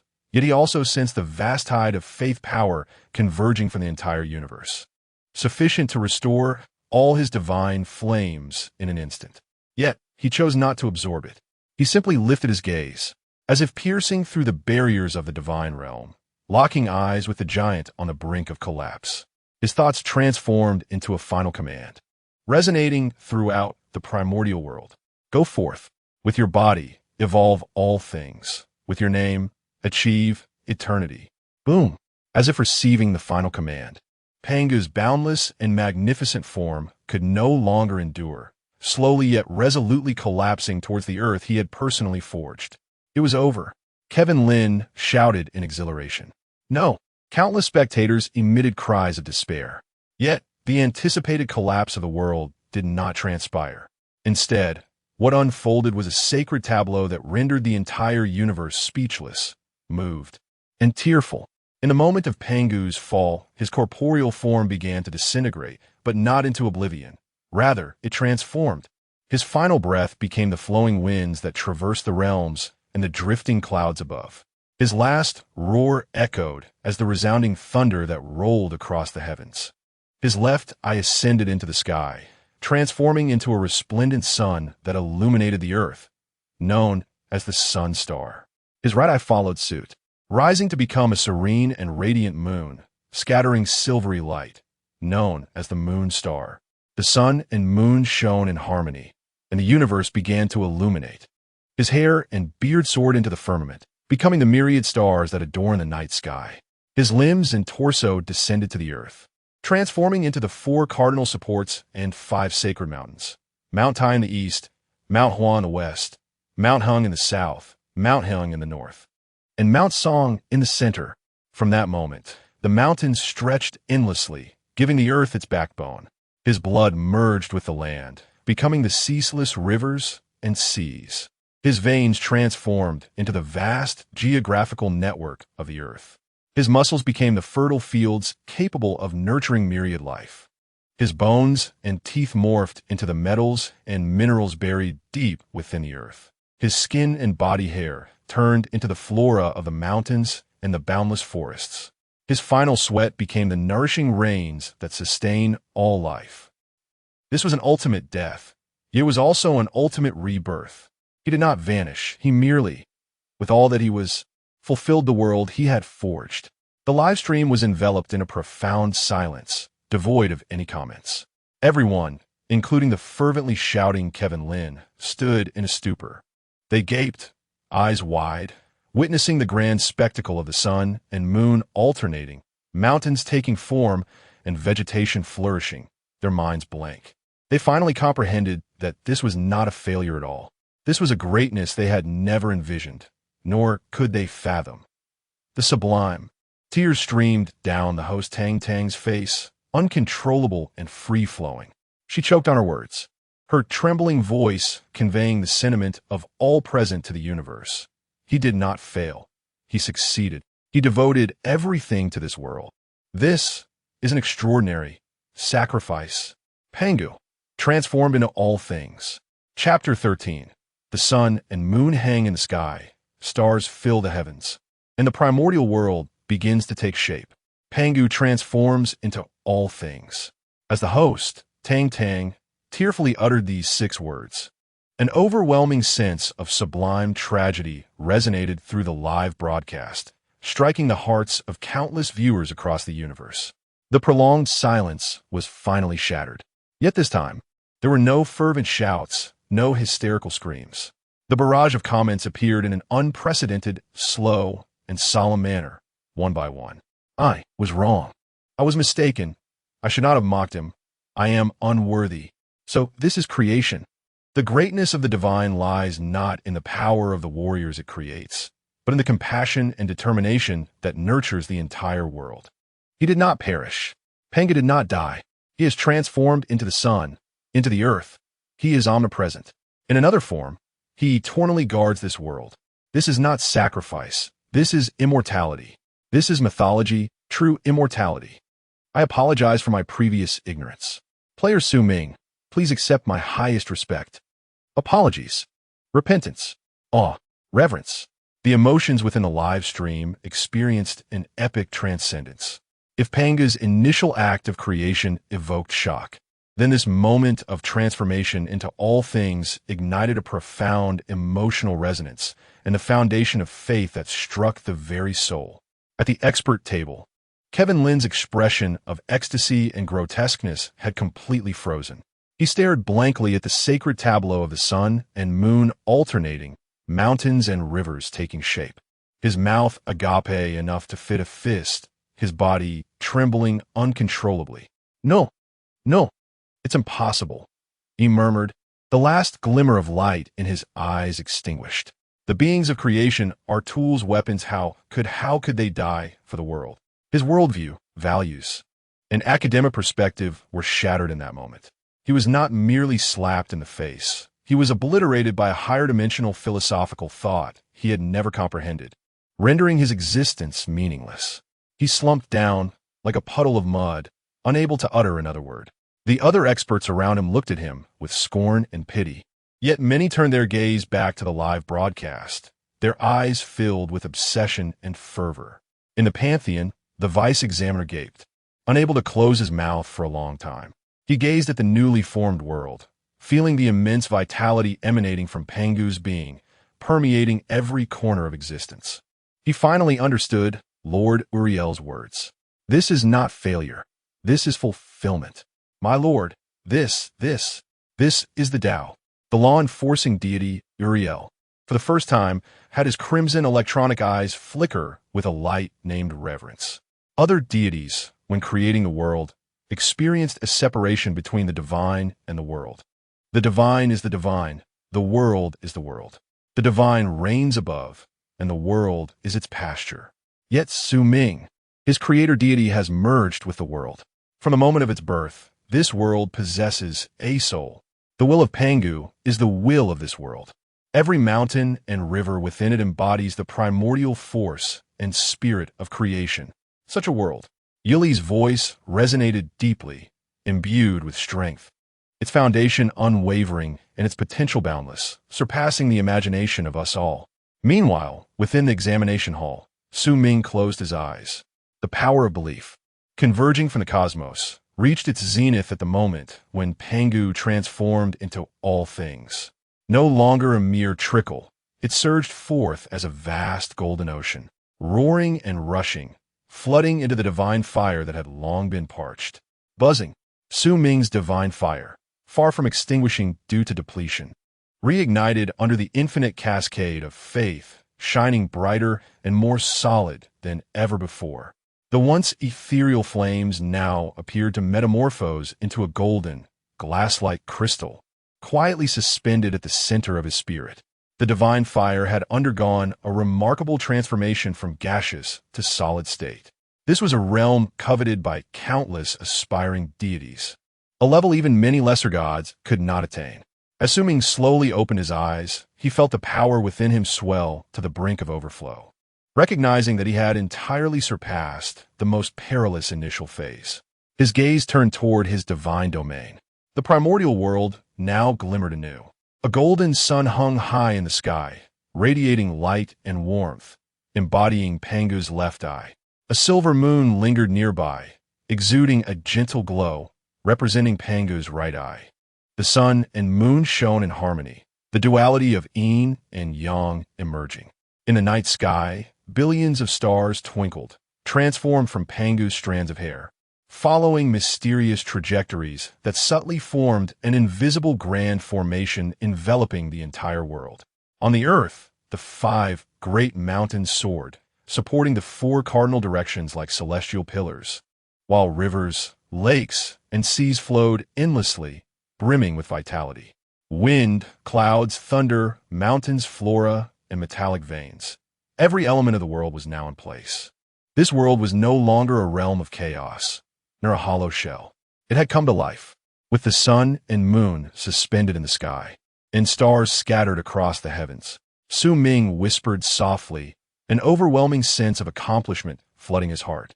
The primordial world had begun to take shape. Chapter 14. Record-breaking donations. Even the divine monarch cannot remain still. In the primordial realm, a new world has emerged. The sun and moon cycle through the heavens, and celestial bodies adorn the sky. This land, sculpted from the very essence of Pangu, is imbued with a sense of grandeur and profundity, resonating with the echoes of creation. The entire universe is enraptured, immersed in the profound emotional resonance of existence, while the live stream chat is saturated with an unprecedented air of reverence and awe. At that moment, a brilliant golden beam of light unexpectedly pierced through the screen of Su Ming's live stream. Encased within this radiant column was a crystal, seemingly forged from pure light, upon which appeared a line of system prompts that sent a shiver of excitement through all. The Starry Group has gifted 10,000 divine crystals to candidate 9527, Su Ming. The Starry Group, a super commercial titan ranked among the top 10 in the universe. With its influence sprawling across thousands of star domains, its might capable of swaying even the decisions of lesser deities.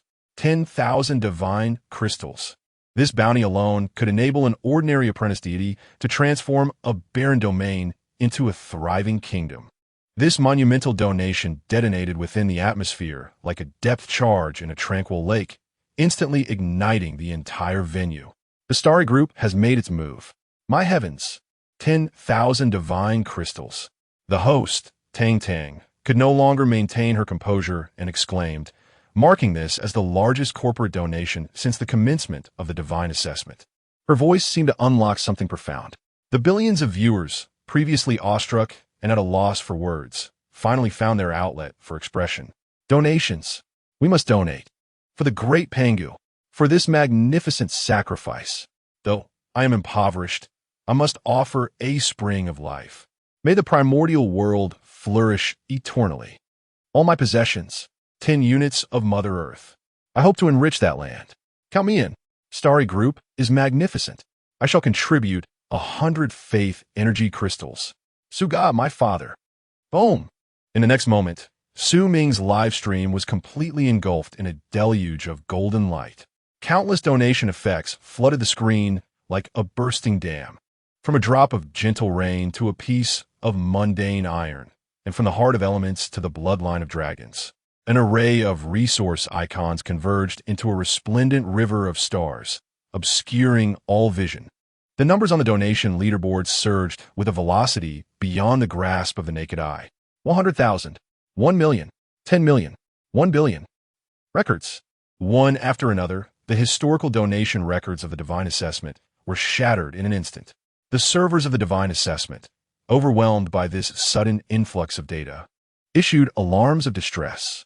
Countless spectators watching other candidates' live streams were drawn in by the universe's news of candidate 9,527's record-breaking donations, flooding into the channel in a frenzy. As they beheld the nascent primordial world, witnessing the magnificent spectacle of the sun and moon shining together, and then gazing upon the golden ocean of fervor that had transformed into a tide of donations, everyone was swept away by this fervent atmosphere, unhesitatingly joining the grand festivity. However, just as all believed this to be the pinnacle of revelry, an indescribable aura, seemingly emanating from the very dawn of the universe, descended upon them. In that moment, the entire cosmos and every live-streaming channel came to an abrupt halt. A divine decree of purple and gold appeared before the eyes of all beings, like an eternal sun. Upon that decree, a single line of succinct yet supremely authoritative text was inscribed. The Lord of the Starry River bestows upon candidate 9527, Su Ming, one drop of the essence of the stars. The universe fell into a profound silence. Whether it was the jubilant audience, the commentator Tang Tang, or the other candidates striving to evolve their worlds, all minds were momentarily suspended. The Lord of the Starry River. Who is that? One of the oldest and most powerful deities in the pantheon. A true master of the cosmic laws, overseeing the rise and fall of civilizations. A supreme existence. A living legend. A myth traversing the universe. He personally descended to reward a candidate still undergoing assessment. The Divine King is the Lord of the Starry River. Your Majesty. The host, Tang Tang, trembled, unable to utter a complete sentence. All experts at the panel rose abruptly, bowing their heads in reverence before the purple golden decree, a gesture of awe towards the supreme deity. Only Kevin Lin, as if stripped of his last ounce of strength, fainted entirely. The Divine King's personal intervention was the ultimate refutation of all his theories, a death sentence to his academic career. In the next moment, under the watchful gaze of the entire universe, that crystalline drop, seemingly containing the essence of the entire cosmic expanse, pierced through time and space, landing precisely within Su Ming's primordial world. Buzz. The essence of the stars instantaneously split into three. One part merged with the solar star, intensifying the brilliance of that great sun, rendering it eternal. Another part merged with the lunar star, enhancing the clarity and mystique of the moon's radiance.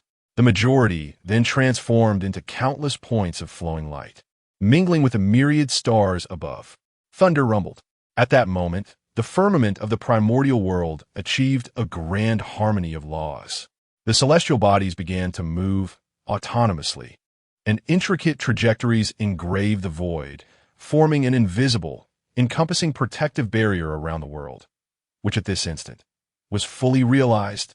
Within the pantheon, the deputy examiner's legs buckled, and he knelt upon the ground, his face awash with incredulous fervor. The law-enforcing deity, Uriel, with his crimson electronic eye flashing intensely, gazed at the purple-golden decree, murmuring to himself, "The Lord of the Starry River, even you cannot remain idle? What kind of monster has this Su Ming truly created?" Chapter 15. The experts fall silent, the professors stunned. The divine decree of the sovereign of the galaxy, akin to an eternal brand, is indelibly etched into the very souls of countless beings across the universe. As the resplendent violet and gold radiance gradually dissipates and the cosmic live broadcast resumes its normal function, the previously tumultuous, fervent, and frenzied atmosphere mysteriously vanishes. In its place emerges a near pilgrimage-like silence, infused with a blend of reverence and fervor. Everyone comprehends that from the moment the divine monarch personally bestowed rewards, the nature of this divine assessment had irrevocably transformed. No longer a mere selection process, this has become a testament to a miracle. The host, Tang Tang, took several deep breaths, striving to quell her racing heart. She gazed into the camera, her eyes shimmering with an unprecedented brilliance, her voice resonating with a hint of sacred tremor. "Esteemed viewers, I scarcely know how to elucidate the events that have just transpired.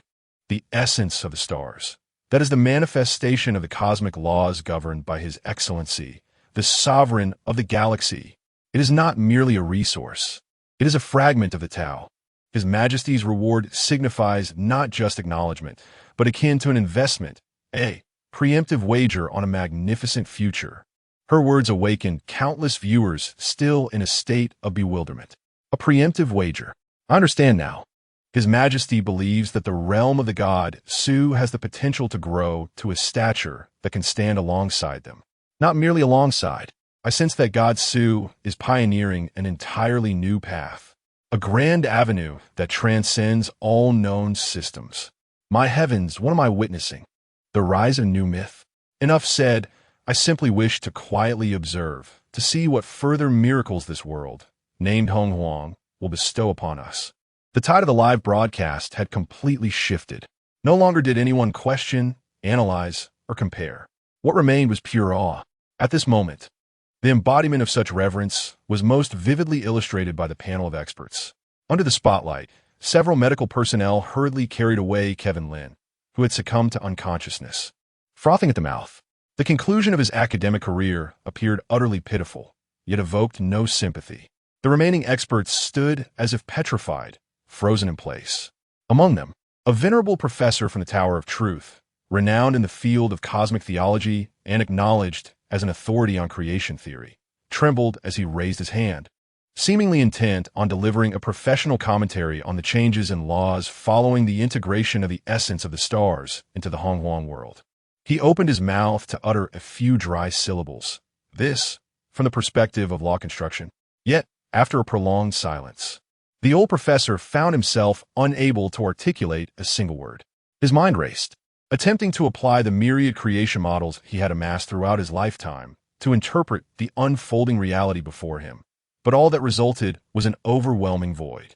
The self-sacrifice of Pangu, the self-perfection of the world, the divine monarch's personal endorsement.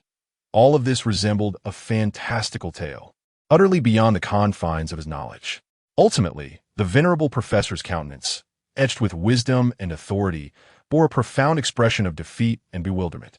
Slowly, he lowered his hand and, addressing the camera and the audience of the universe, uttered words that could potentially overturn the entire academic realm in a voice almost akin to a reverie. "I do not comprehend."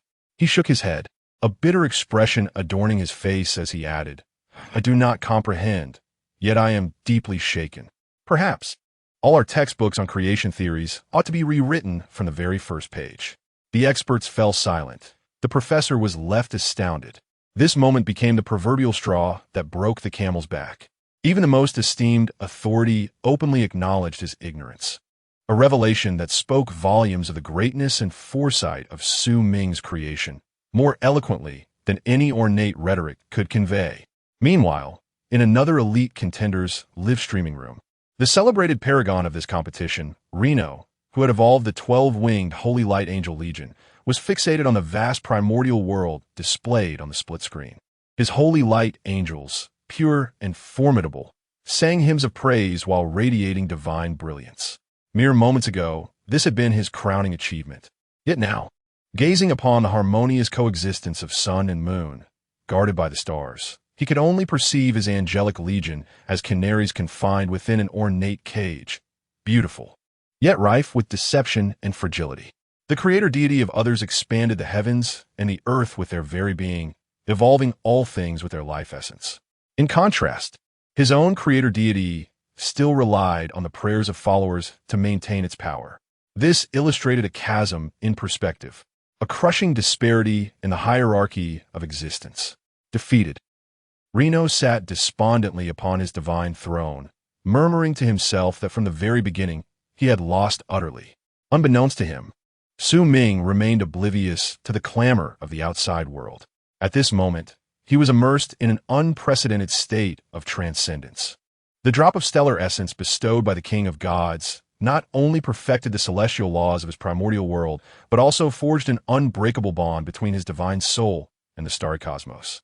He could distinctly sense the celestial bodies perpetually drawing energy from the cosmic void, nourishing the entire world in return. This was a self-evolving, living ecological loop. He opened his assessment panel. Candidate, Su Ming, ID, 9527, world name, primordial, potential rating, unquantifiable comprehensive score, 999, 999, current ranking, 1. The plus sign appeared both absurd and entirely justified. The score had lost its significance. He inhaled deeply, shifting his gaze from the cold data to the expansive land before him. Mountains, rivers, plains, forests, everything was poised and ready. The world could not remain in this eternal silence. It yearned for life, for a pulse, for heartbeat. A mysterious smile crept upon Su Ming's lips. His intent surged once more throughout the entirety of the primordial expanse. The heavens and earth had been forged. It was time for all things to come to life. Thus, let the tale commence with the very first beings that graced this realm.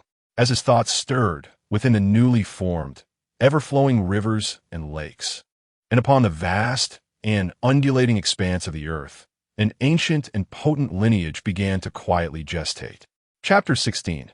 The three primordial races, Dragon, Phoenix, and Shilin. The divine decree of the God King served as a watershed moment, bifurcating the celestial examination into two distinctly contrasting phases. Prior to this, it was a dazzling display of prodigious talents, while thereafter, it became the sole mythos of Su Ming. The gaze of the entire universe converged upon this spectacle. No longer did they concern themselves with scores or rankings, but rather, they yearned to discern the forthcoming trajectory of this world known as the primordial wilderness. Within the examination grounds, Su Ming achieved a profound unity of mind and spirit. The tumultuous waves of the external world, along with the God King's resplendent glory, failed to stir the slightest ripple within his heart. His consciousness had long since melded with the nascent cosmos of the primordial wilderness. He perceived the vestiges of primordial essence that lingered in the heavens and the earth, remnants of Pangu's transformation of all things. The majesty of mountains, the vastness of rivers, the brilliance of stars, and the capriciousness of winds and clouds, these were not mere material phenomena. They constituted the embryonic forms of cosmic laws, the very wellspring of power. The world required sentient beings to inherit this legacy. Pangu's spine transformed into mountain ranges, his blood coursed as rivers, those with scales and shells. Who commanded the seas and orchestrated the rains were the dragons. Su Ming's will resonated like a celestial decree throughout the expanse of the primordial wilderness. Boom! The ceaseless waters of the four seas, birthed from Pangu's lifeblood, surged forth in a tumult of colossal waves. The mountain ranges, buried deep within the earth, manifested as Pangu's sinews, now radiating infinite divine light. The forces of water and earth intertwined, coalescing in the eye of the eastern sea into an immense primordial embryo of life. Roar! A dragon's cry, reverberating through the heavens, echoed across the realms. A divine dragon, stretching 10,000 lengths, broke through the ocean's surface and soared skyward. Its form was majestic, adorned with antlers, a bull's head, a serpentine body, fish scales, and eagle claws embodying myriad creatures, yet exuding a harmonious and regal essence. The golden scales shimmered under the sun's radiance, each scale seemingly inscribed with ancient runes of mountains and rivers. Upon its emergence, the winds, rains, thunder, and lightning of the world seemed to find their sovereign, jubilantly swirling around it. Every viewer in the live stream held their breath. Dragon. Is this a dragon? I have witnessed the colossal dragons, skeletal dragons, and demonic dragons of the divine realm, yet none possess such divine grace. It transcends a mere species. It embodies the very essence of the law of commanding clouds and raining down. So powerful, it inherently wields dominion over water and earth. Amidst the awe of the audience, Su Ming's will remain unyielding. Pangu's left eye transformed into the sun, its flame unquenchable. His breath became the wind, its motion unceasing. Those with the wings of birds, reborn from flames, ruling the skies, were the phoenixes. No sooner had the words left his lips than the sun, high in the heavens, trembled violently. A mass of the purest solar fire, entwined with the primordial essence of the first breath of wind exhaled by Pangu, descended upon an immortal volcano in the south. Caw! A melodious and resounding cry, capable of shattering gold and stone, echoed through the skies. A resplendent bird, ablaze with 7 colored flames, erupted from the volcano, its wings unfurling to eclipse the sun. It first appeared like a resplendent rooster, with a beak akin to that of a swallow, a neck reminiscent of a serpent, and a tail resembling a fish. Its plumage shimmered with an array of colors: red, orange, yellow, green, cyan, blue, and purple, each hue symbolizing a distinct cosmic principle. Wherever it traversed, even the air transformed into a warm and tranquil embrace. Countless ethereal birds materialized behind it, bowing in reverence, as if to welcome their eternal sovereign. Oh heavens! If the dragon embodies the majesty of an emperor, then this phoenix is the epitome of an elegant empress, the favored child of fire and wind. Behold its feathers, they are truly a masterpiece. Nay, they are a path, the very texture of the laws themselves. So breathtaking. It is beauty that renders one breathless. This is the true divine bird. As the audience experienced another wave of astonishment, Su Ming's magnum opus reached its final movement. Pangu's form transformed into the 5 sacred mountains, anchoring the earth's center, embodying profound virtue and benevolence. When the long-bodied beasts tread upon the land, their compassion bearing the weight of existence, they manifest as the Qilin. This time, from the heart of the primordial earth, the central mount's song, born of Pangu's essence, responded.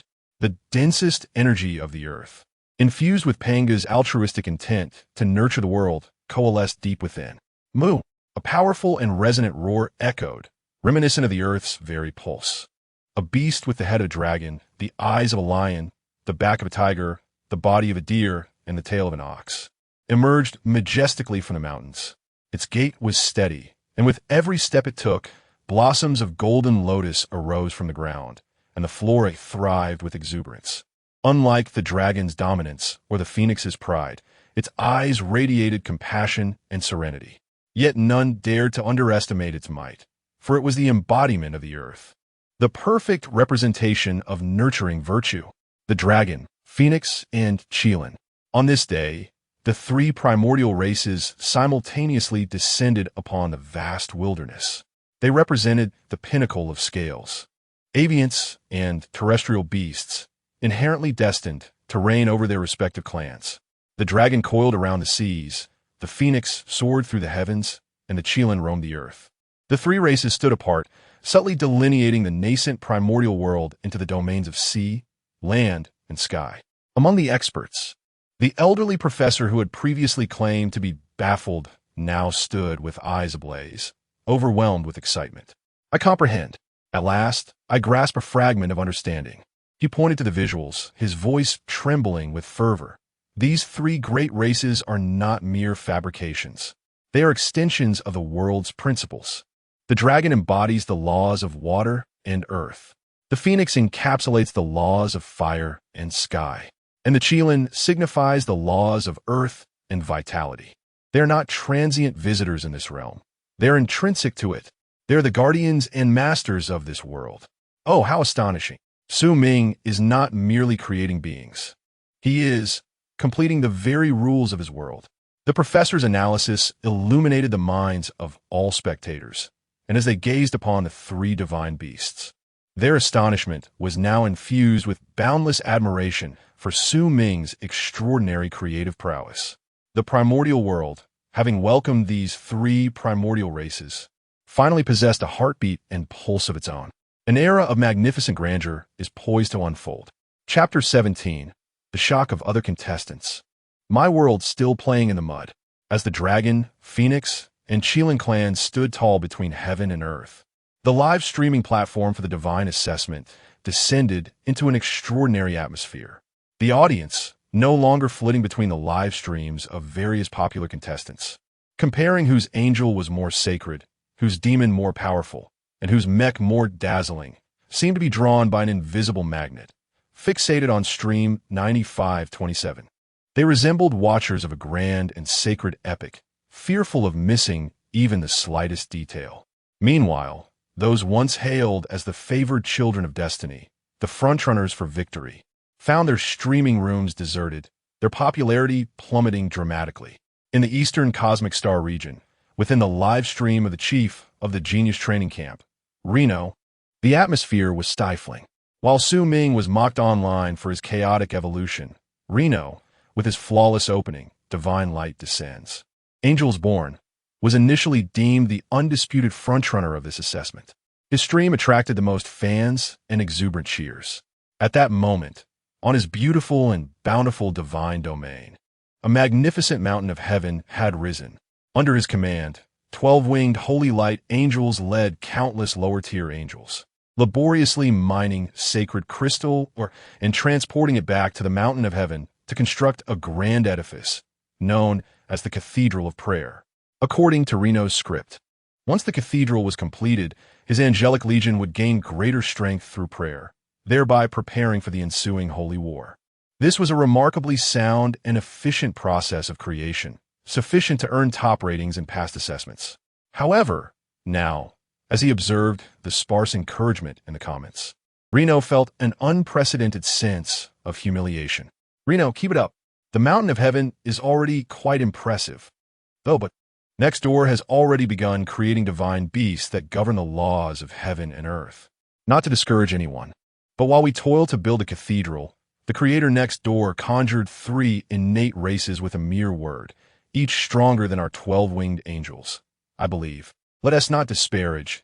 Reno's operations are quite meticulous. Well, I can't continue this. I'm going to watch Sushan. See you. I just came from next door after witnessing their dragons, phoenixes, and qilins looking at our side. It feels like a child's play. What pierced Reno most acutely was the comment that rose to the top. After watching Su Ming evolve the myriad of things, seeing Reno's side moving bricks to build houses, I finally understand what it means to be outclassed. Our world seems to still be playing in the mud. Playing in the mud. These 3 words struck like 3 searing swords into Reno's proud heart. He suddenly raised his head, gazing at the vast and primordial world displayed on a split screen. In the scene, the divine dragon roams the vast seas, each flick of its tail stirring up colossal waves, manipulating the laws of nature. The phoenix flits through the clouds, scattering divine flames with each beat of its wings. Reshaping the climate, the qilin strolls across the land, every step giving rise to oases in the desert, transforming stubborn stones. They require not the toil of labor nor the fervent prayers of mortals. They are, by their very essence, the sovereigns of the world. Yet, what are their angelic counterparts? They toil endlessly in the mines, devoutly praying to earn a meager enhancement of power. An overwhelming sense of helplessness and absurdity engulfed Rainer. He gazed upon his divine domain. The grand cathedral of prayers he considered the fruit of his labor, now appearing so diminutive, so naive. Playing in the mud, Rainer muttered despondently. waving his hand as the half-constructed cathedral crumbled, reduced to a cloud of dust. He surrendered, not in defeat of the contest, but in relinquishing the desire to rival Su Ming. For he realized that his understanding of creation and Su Ming's interpretation existed in entirely disparate dimensions. Simultaneously, in the live streams of other top contenders, similar scenes unfolded. A girl, who had summoned an abyssal demon legion, stared blankly as her mightiest abyssal lord was instantaneously evaporated by a trace of benevolence emitted inadvertently by a passing Qilin in the primal world. A tech-savvy boy, who had evolved an interstellar mech fleet, stood aghast as his calculation system blared warnings, revealing that his prideful annihilation cannon might not pierce even a single scale of the ancestral dragon. Shock, silence, and even despair enveloped the hearts of all participants, shadowed by the ominous presence of the primordial world. Meanwhile, the architect of this turmoil, Su Ming, remained blissfully unaware, wholly immersed in the evolution of the primordial realm. After the birth of the dragon, phoenix, and Qilin clans, they did not cease their endeavors. They are the favored children of heaven and earth, the inheritors of Pangu's primordial essence, endowed with formidable reproductive capabilities. Soon, thousands of dragon descendants emerged in the Eastern Sea, although not as powerful as the first ancestral dragon. Each possessed an innate ability to command the waters. Surrounding the immortal volcano, swarms of phoenixes filled the skies, wielding fire and tempest, claiming the heavens as their dominion. Across the central land, countless Qilin offspring began to disperse. Wherever they roamed, spiritual energy converged, and life flourished. The three great races, armed with their innate advantages and staggering reproductive rates, began to zealously expand their realms, sowing their bloodlines into every corner of the primordial world. A vibrant yet tumultuous era had undeniably arrived. Chapter 18. The Emergence of Malevolence and the First Concept of Cataclysm. In the primordial world, an era of unparalleled prosperity has dawned. The Dragon Clan commands the seas, orchestrating rain and nurturing all life, revered by countless aquatic beings. The Phoenix Clan reigns over the skies, harmonizing wind and fire, balancing yin and yang, regarded as royalty by myriad avian creatures. The Qilin stabilizes the earth, spreading benevolence and securing the ley lines, leading billions of terrestrial beings. The three primordial races stand as majestic pillars, collectively sustaining the rhythm of this nascent world. The audience in the live broadcast is utterly captivated. How harmonious! How perfect! This is the world a deity should create, with picturesque landscapes and symbiotic existence. The Godsu has not only fashioned legends, but also conceived a utopia. I declare, I shall forever be a fan of the Qilin, wherever they tread. Even barren lands bloom, a veritable harbinger of good fortune. The Dragon Clan is so imposing. Their patrols across the seas are nothing short of imperial processions. All believe that this world, named Primordial, would continue to flourish peacefully and beautifully, evolving into an eternal paradise. However, Su Ming, the creator god, understood better than anyone that the principle of extreme prosperity leading to decline is the most fundamental truth of the universe. Beneath the surface of abundance, a crisis is quietly brewing. As the populations of the three clans exploded, the once vast primordial world began to feel somewhat cramped. On the shores of the Eastern Sea, a soaring phoenix inadvertently ignited divine flames, incinerating a coral forest painstakingly cultivated by the Dragon Clan. Atop the western mountains, a patrolling Qilin, in an effort to widen a path, caused the collapse of the Phoenix Clan's sacred Wudong Mountain. At the estuary of the northern river, a brazen branch of the Dragon Clan clashed violently with the Qilin, guardians of this realm, over a coveted innate spiritual root. Initially, these were mere minor skirmishes. Yet, as time progressed, the competition for resources, territorial divisions, and the pride of the races interwove, sowing the seeds of animosity. More alarmingly, an invisible, imperceptible transformation began to erode the entirety of the primordial world. Each conflict, each act of violence, released a faint energy imbued with resentment and ferocity into the cosmos. At first, This energy was insignificant, swiftly purified by the celestial essence. However, as conflicts escalated from individual frictions to clan-wide wars, this energy began to coalesce, forming a grayish-red mist that lingered ominously over the battlefields. The denizens of this realm grew inexplicably irritable and wrathful. The sky, once crystal clear, now occasionally bore an eerie crimson hue. The spiritual essence, previously pristine, became muddied, and inhaling it could even awaken inner demons. This unsettling change immediately raised alarms among the viewers and experts across the universe. What is happening? Why does the atmosphere feel so off? What is this grayish-red mist? It looks uncomfortable, filled with ominous energy. The world of the god Su is in turmoil. The slaughter of these beings is tainting the entire world. At the expert panel, the elderly professor who had previously extolled Su Ming now bore an expression of utmost gravity. It has spiraled out of control.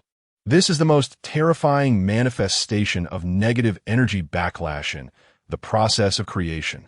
The grievances, murderous intent, and hatred of all living beings coalesce into a phenomenon akin to a world virus, polluting the laws and eroding the very essence.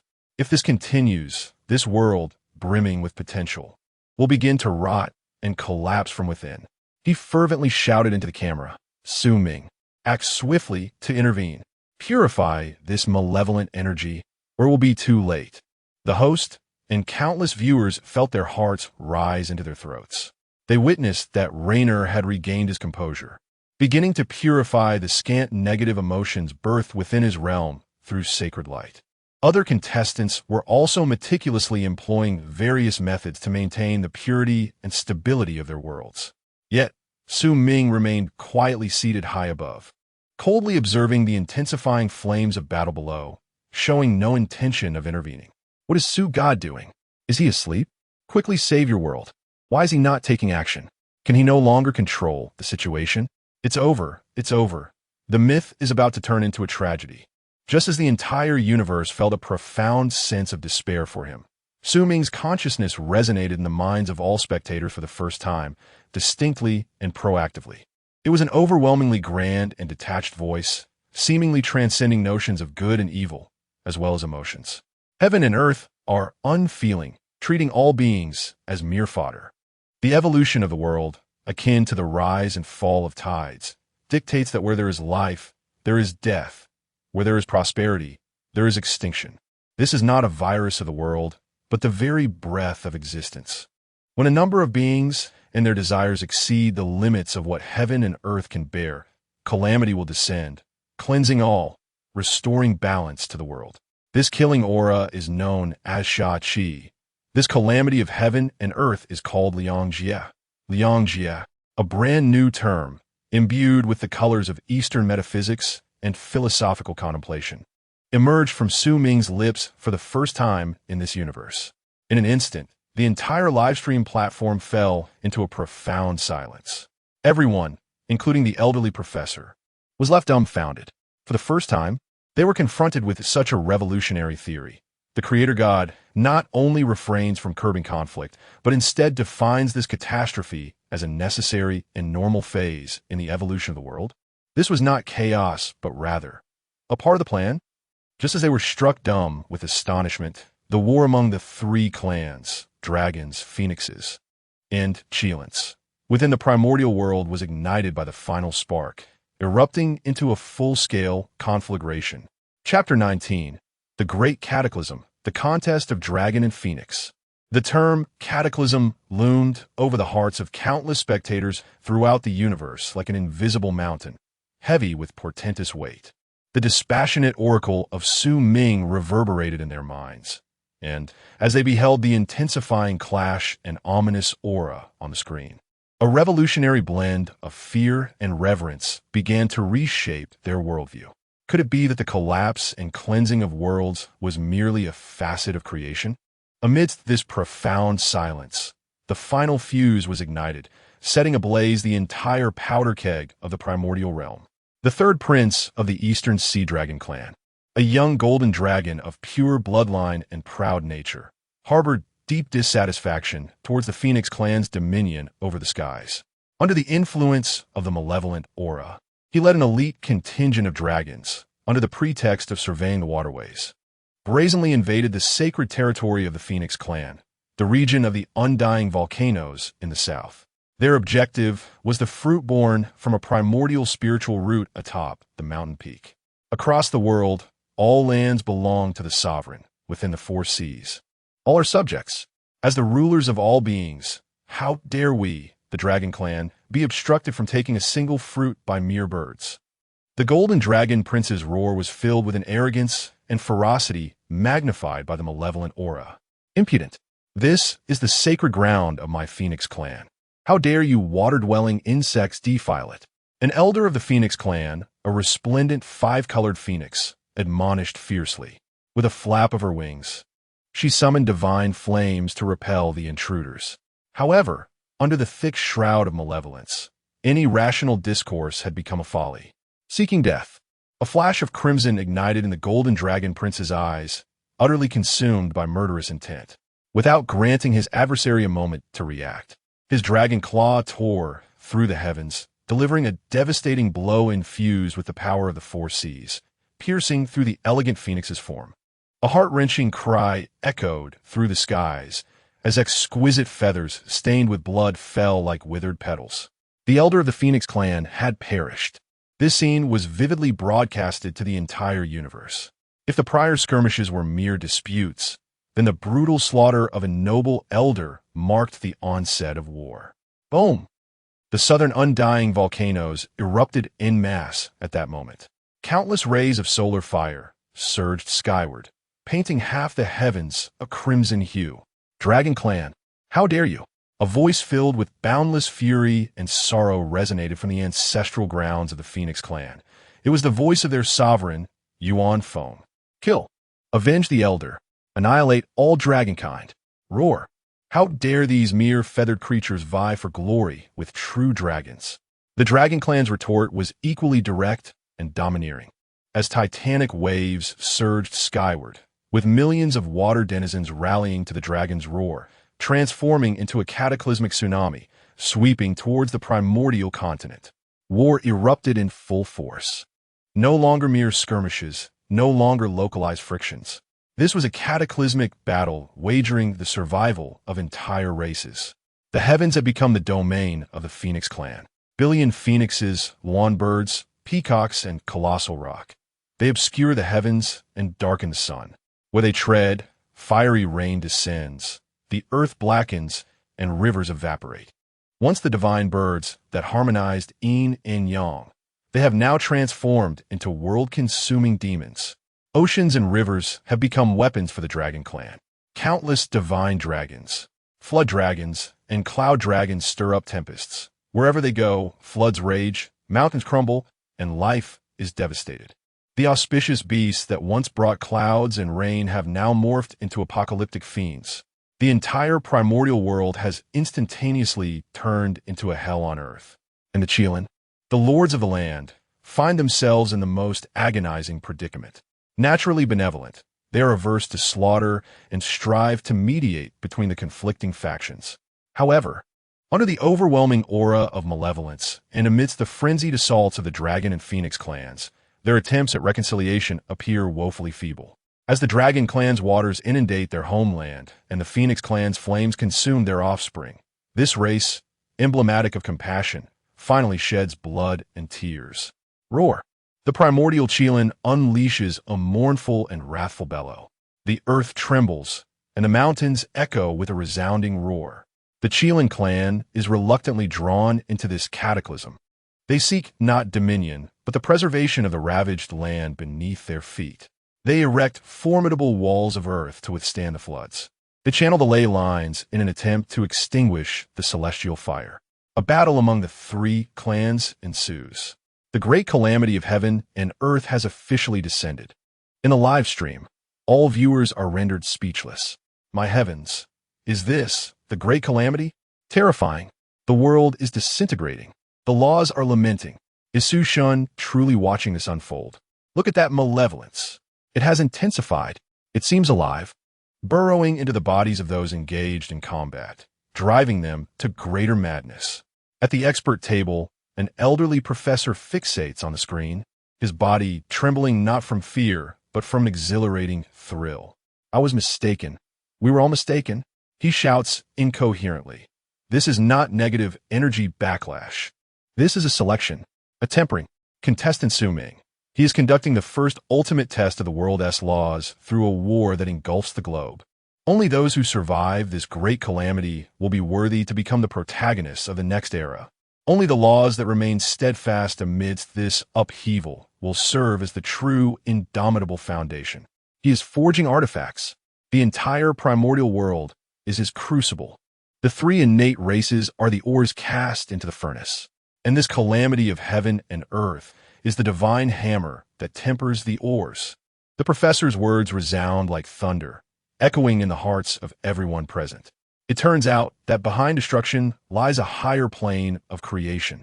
Just as the souls of the onlookers tremble at this grand and merciless design, three overwhelmingly terrifying presences, far surpassing all previous powers, awakened simultaneously from the depths of the eastern sea, the core of the immortal volcano, and the peak of Mount Zhongyue, the ancestral dragon, the primordial phoenix, and the primordial Qilin.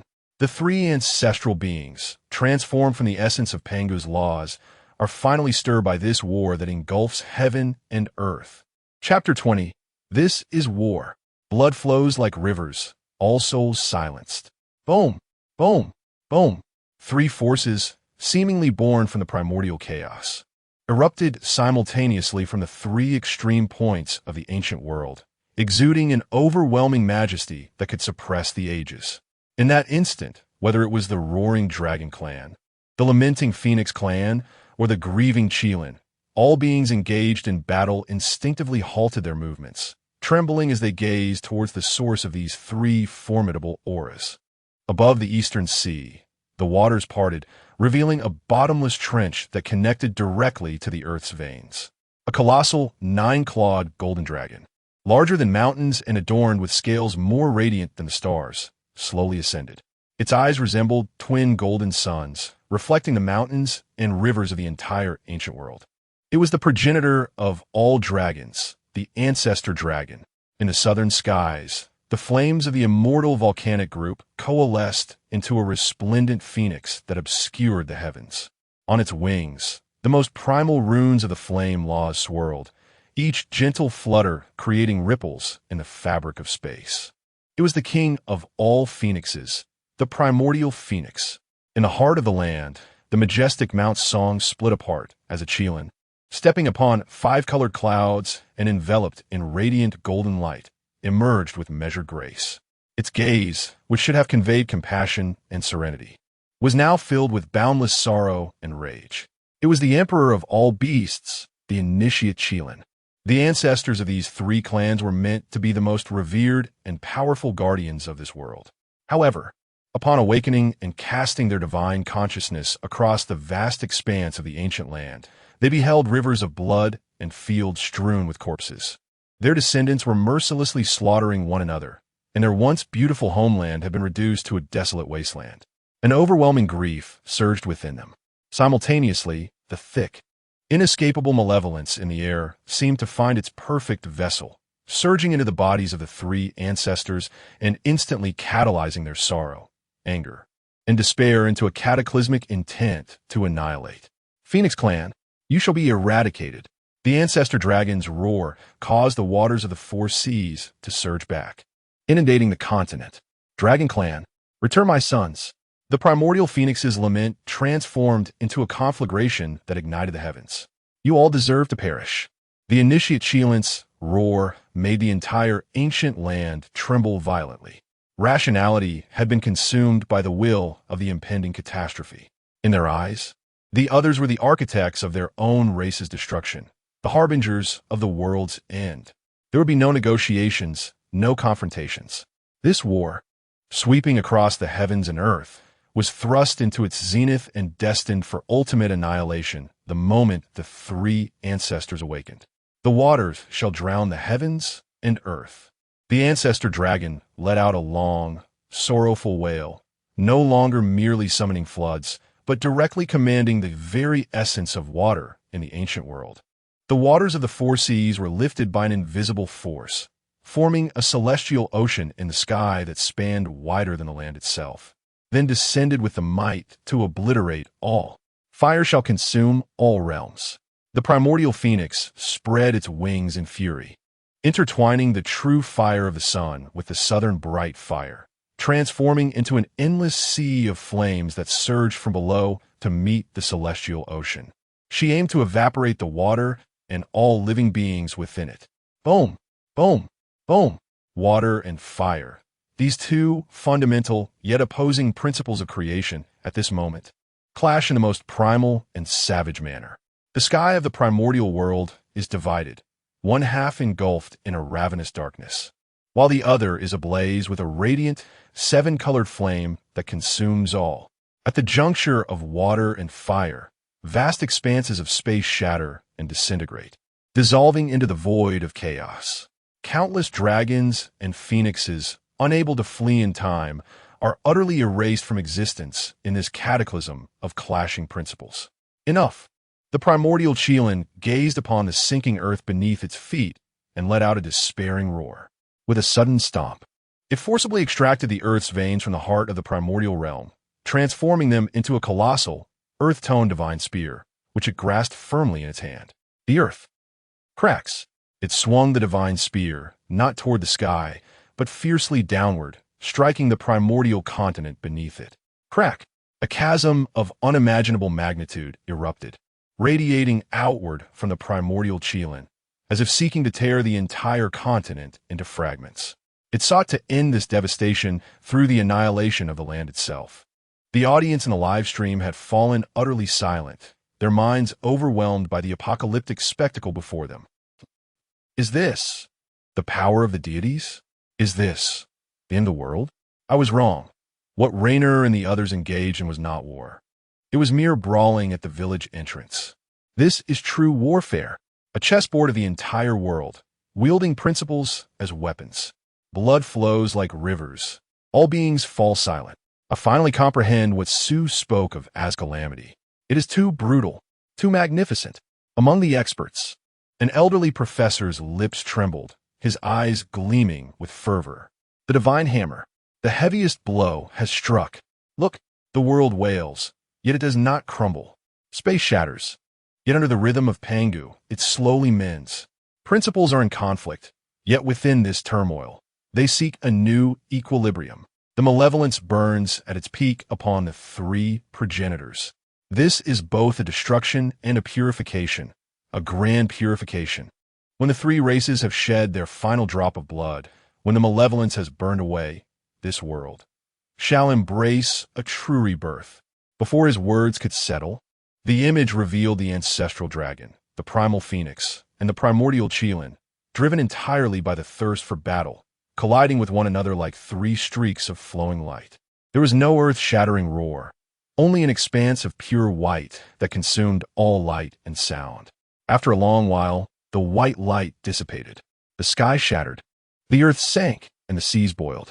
The once thriving three ancient races now scarcely survived, with remnants devoid of intelligence and their bloodlines deteriorated.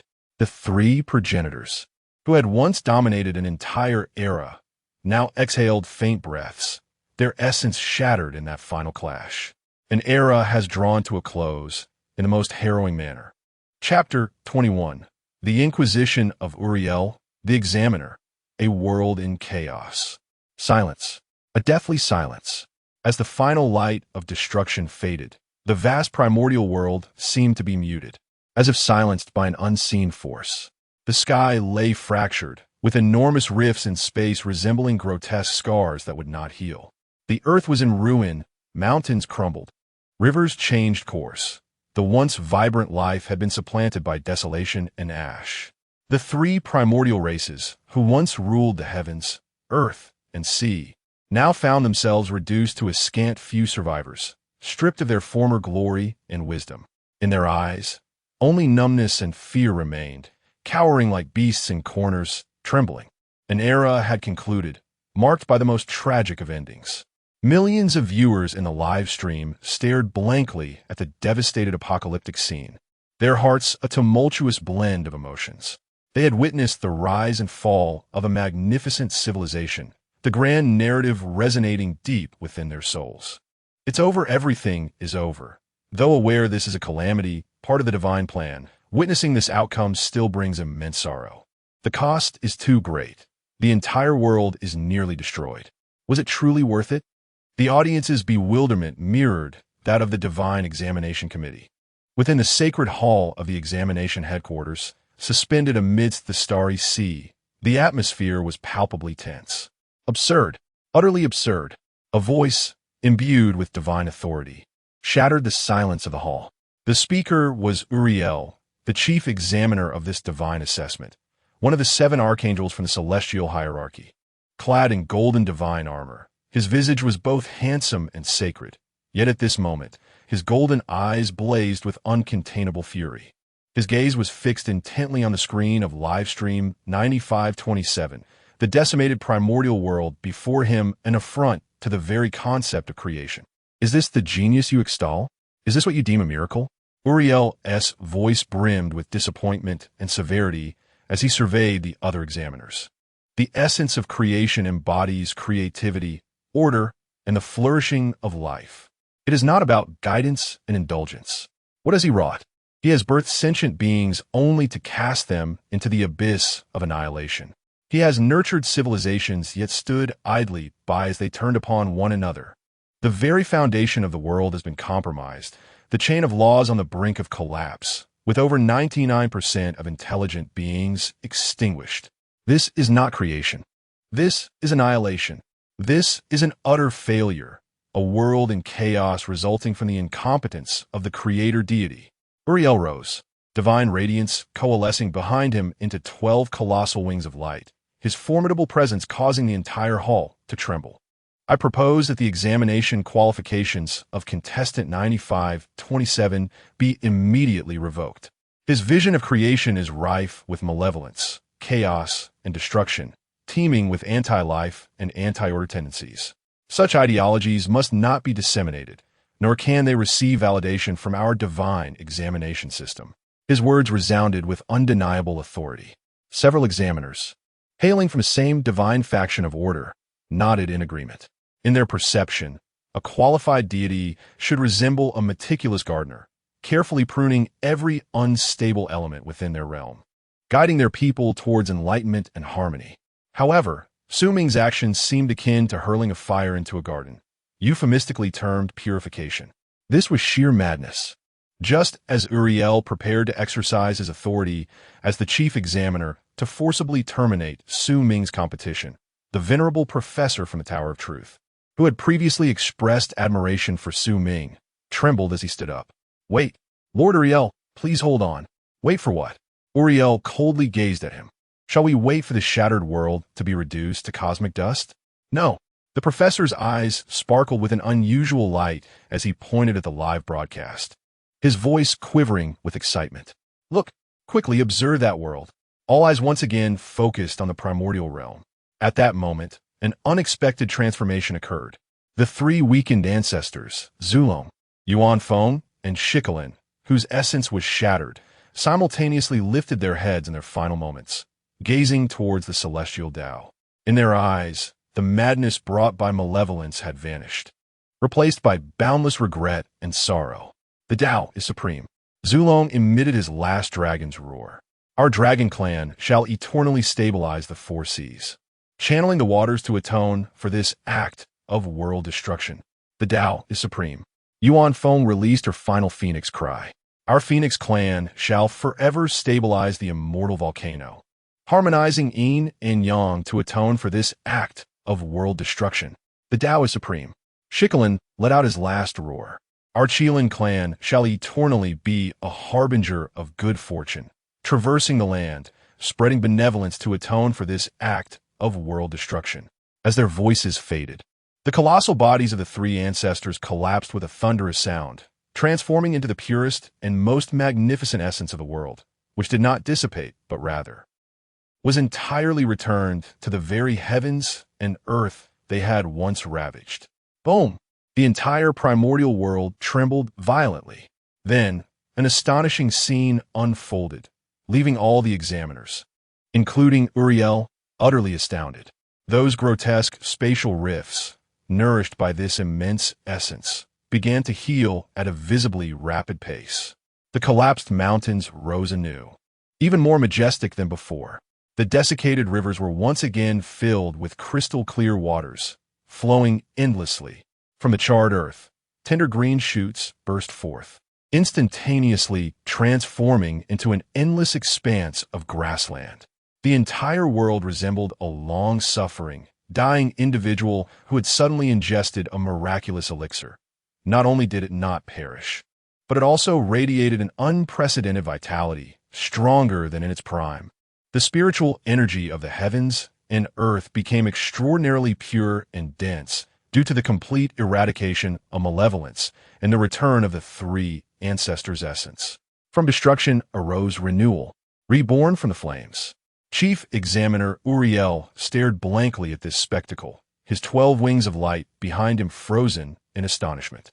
His proud theory of the cosmic order appears so pale, so utterly laughable in the face of this grand and unfathomable destruction and rebirth. This is not chaos. This, indeed, is a part of the plan.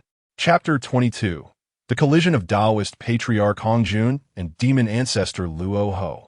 Within the hallowed hall of divine assessment, the exam proctor Uriel's countenance, once serene and authoritative, now bore the first signs of fissure. He gazed at the scene depicting a world reborn from the flames, enveloped by an essence of life that was purer and more robust than ever before. He parted his lips, yet no words emerged. To break and then to establish. Ah, this is the true meaning of cataclysm. One of the examiners murmured, his eyes filled with awe and reverence. He was not merely annihilating, he was refining. Through a great calamity, he purged the impurities of the world, distilling the most pristine essence. Such a method, such audacity. The venerable professor stroked his white beard, his eyes betraying unrestrained fervor. Lord Uriel, do you still perceive this as out of control? No. This is precisely the pinnacle of mastery. He has commandeered destruction and transformed it into a facet of creation.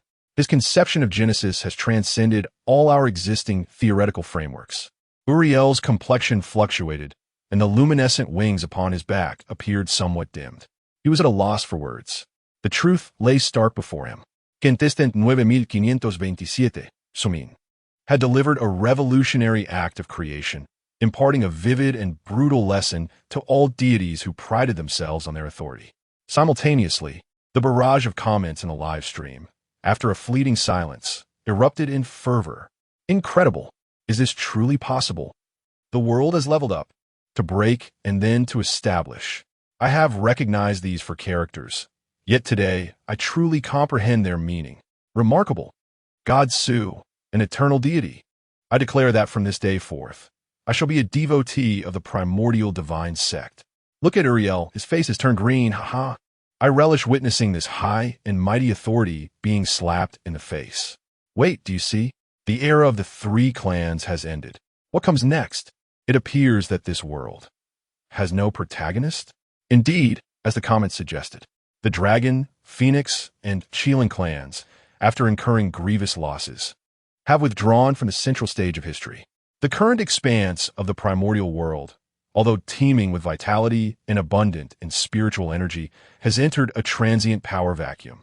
All things are awakening, and myriad endeavors await revitalization. However, everyone understands that such a formidable world could never sustain a state of leaderlessness indefinitely. A new era is on the horizon. What kind of existence will herald this new age? As the audience across the universe awaited with bated breath, Su Ming, the ever-silent god of creation, finally stirred once more. He did not issue a divine edict, nor intervene directly.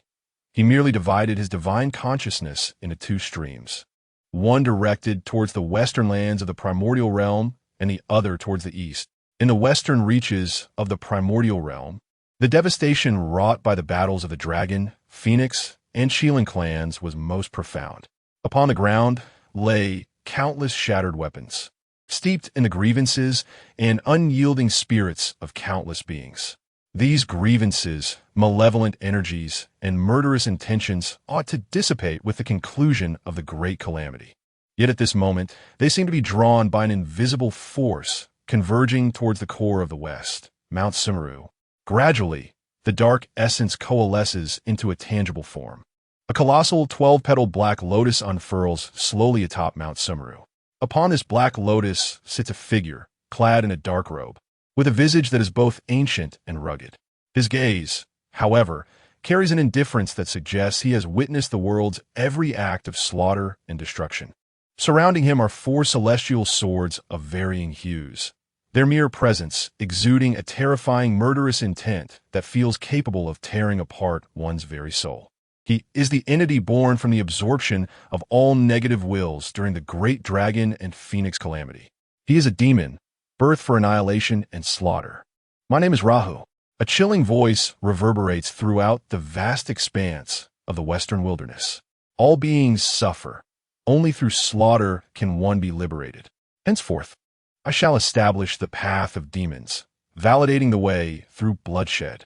All living creatures under heaven may enter my demonic gate. This is my doctrine, a terrifying path, fundamentally rooted in destruction, starkly contrasts with all beings that came before. Simultaneously, in the eastern wilderness, far from the center of the continent, atop a majestic divine mountain shrouded in mist and rising purple vapors, lies Yuqing Mountain, the ancestral vein of the Honghuang world, brimming with spiritual energy. In the aftermath of the calamity, as all things are reborn, the spiritual essence here has reached its zenith. Upon a piece of azure stone at the mountain summit, an elderly man with white hair and beard, clad in a simple robe, slowly opens his eyes. His gaze appears deeper than the starry sky, devoid of joy or anger, sorrow or happiness. It flows with the purest and most primordial truths of heaven and earth.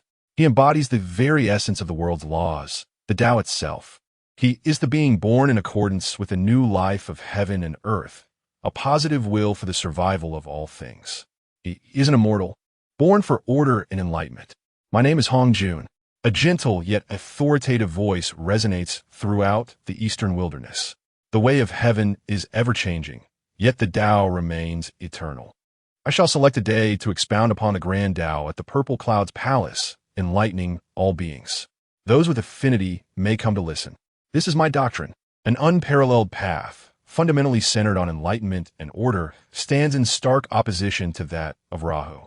When these two names and their diametrically opposed declarations echo through the Honghuang realm, the audience across the universe becomes frenzied. New characters, a brand new mythological entity, has emerged. One represents order and enlightenment, while the other embodies destruction and slaughter. I understand now, the god Su. He is about to initiate the conflict of doctrines. Goodness, the scale of this. It surpasses the previous three races' struggle by innumerable degrees. That was merely a territorial dispute. This concerns the interpretation rights of the entire world. How terrifying!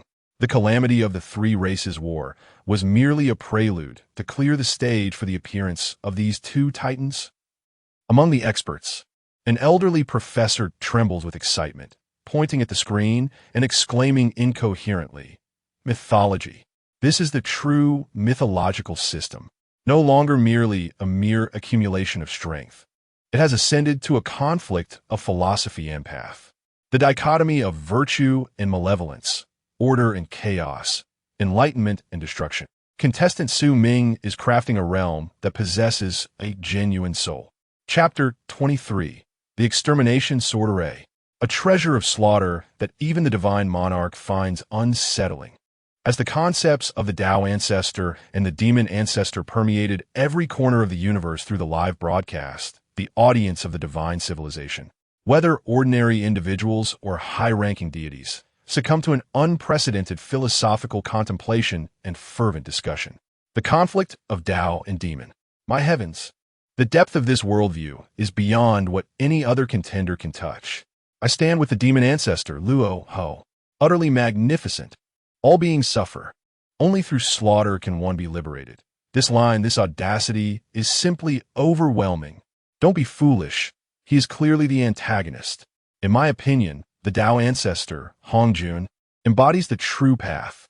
Educating all beings, without distinction, is what a deity ought to be. What do you mean by good and evil?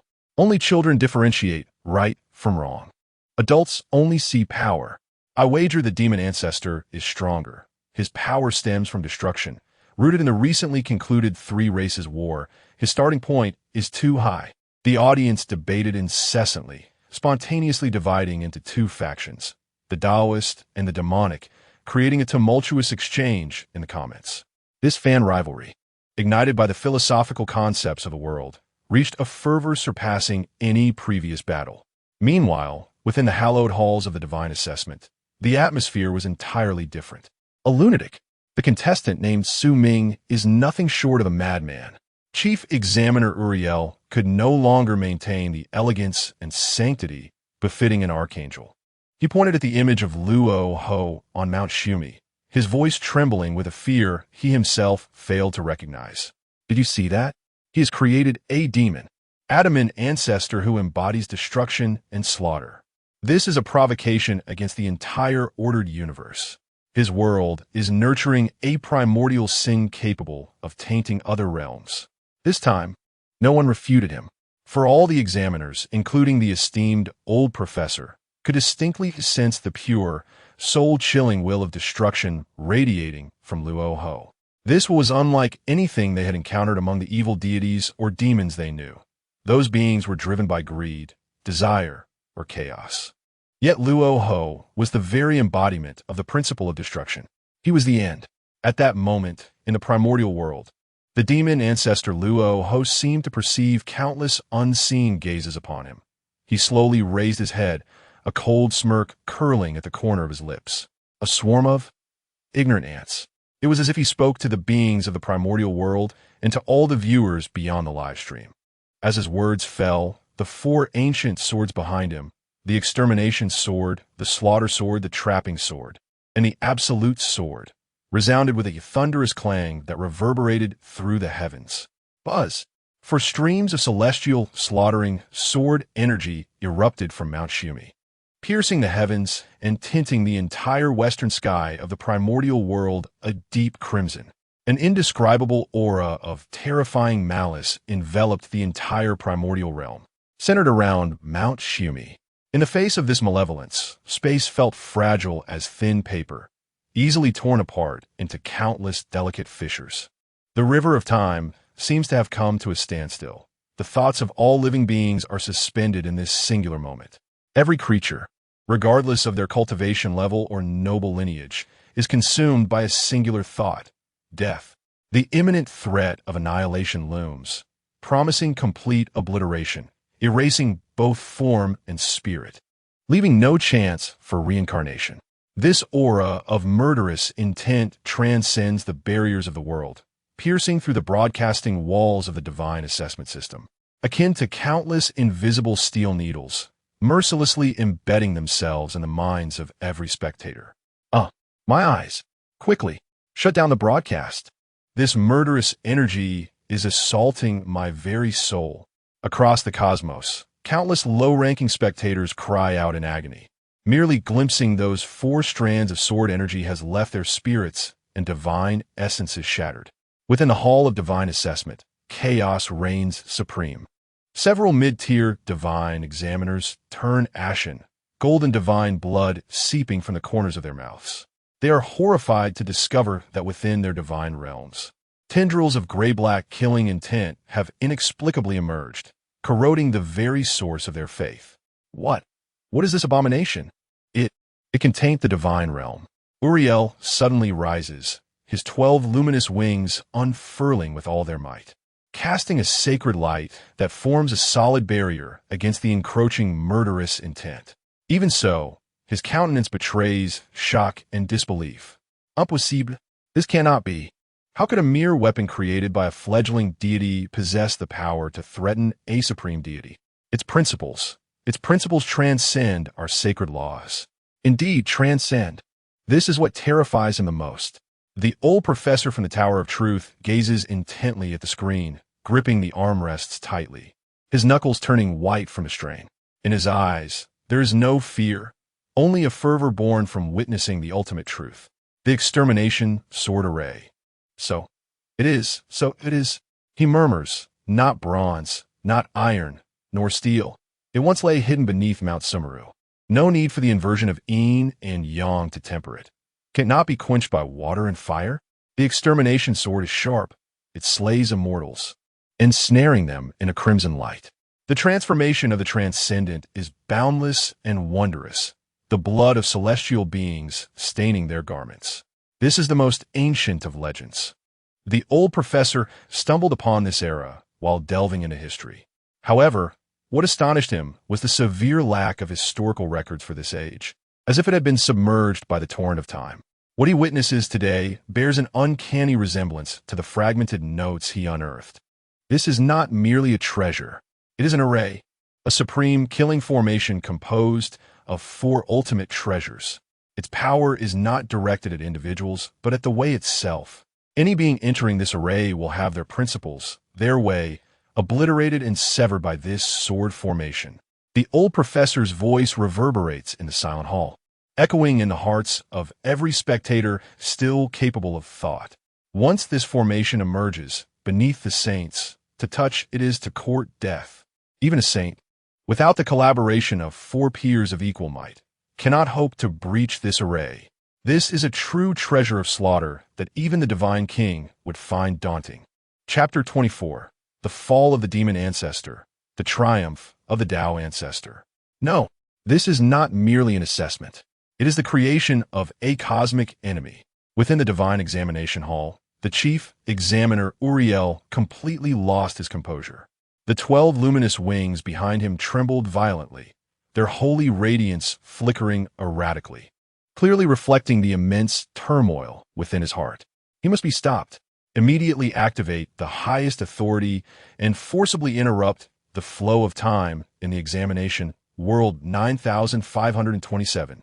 We cannot allow a demon ancestor to take form in his realm, nor can we permit him to wield that forbidden artifact. Uriel's voice was laced with an undeniable command. As the archangel of the heavenly divine order, it was his duty to safeguard harmony and eradicate all chaos and evil. In his eyes, Luo Ho and his extermination sword array epitomized the ultimate manifestation of wickedness and disorder. However, this time, there were few who responded to his call. All eyes were fixated on the live broadcast, seemingly ensnared by an invisible force, even forgetting to breathe. The old professor from the Tower of Truth regarded Uriel with a gaze akin to that reserved for a madman. Rasping, interrupt. My lord Uriel, do you not yet comprehend? What we are witnessing is no longer an assessment we can intervene in at will. This is a struggle for the Tao. It is a collision of 2 fundamental laws of existence. Your forcible interference would equate to crashing your divine realm into a universe in the throes of self-evolution. The consequences are beyond what either you or I can bear. The professor's words fell upon Uriel like a bucket of cold water, jolting him into awareness. Indeed, the primordial world before them was no longer the nascent realm open to their judgments.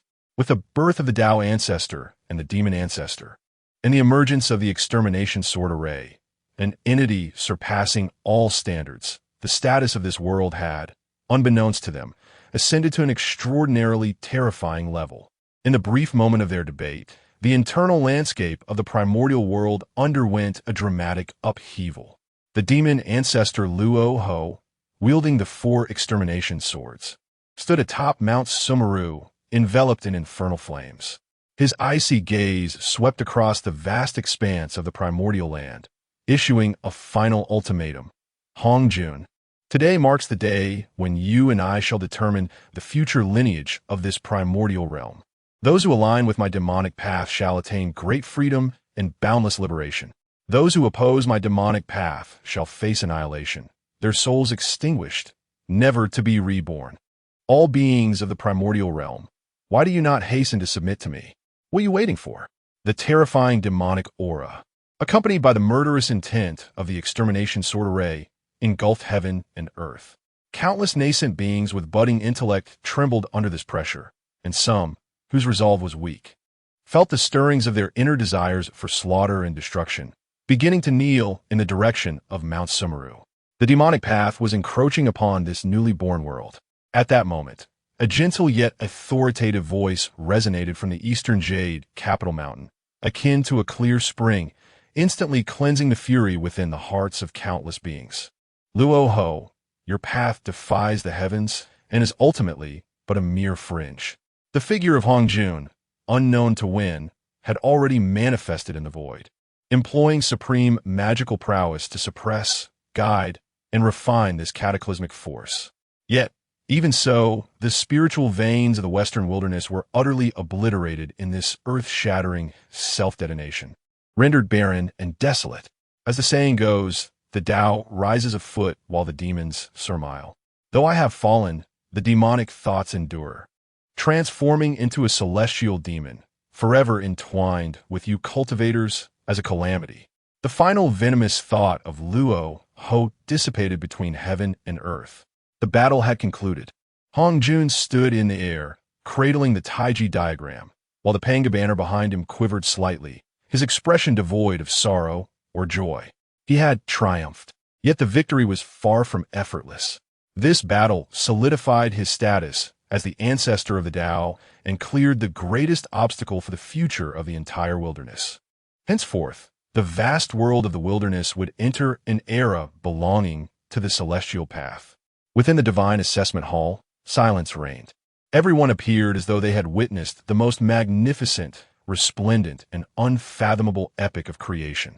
From the opposition of the Tao and demons to the clash of supreme treasures, and a life-and-death struggle at the level of laws.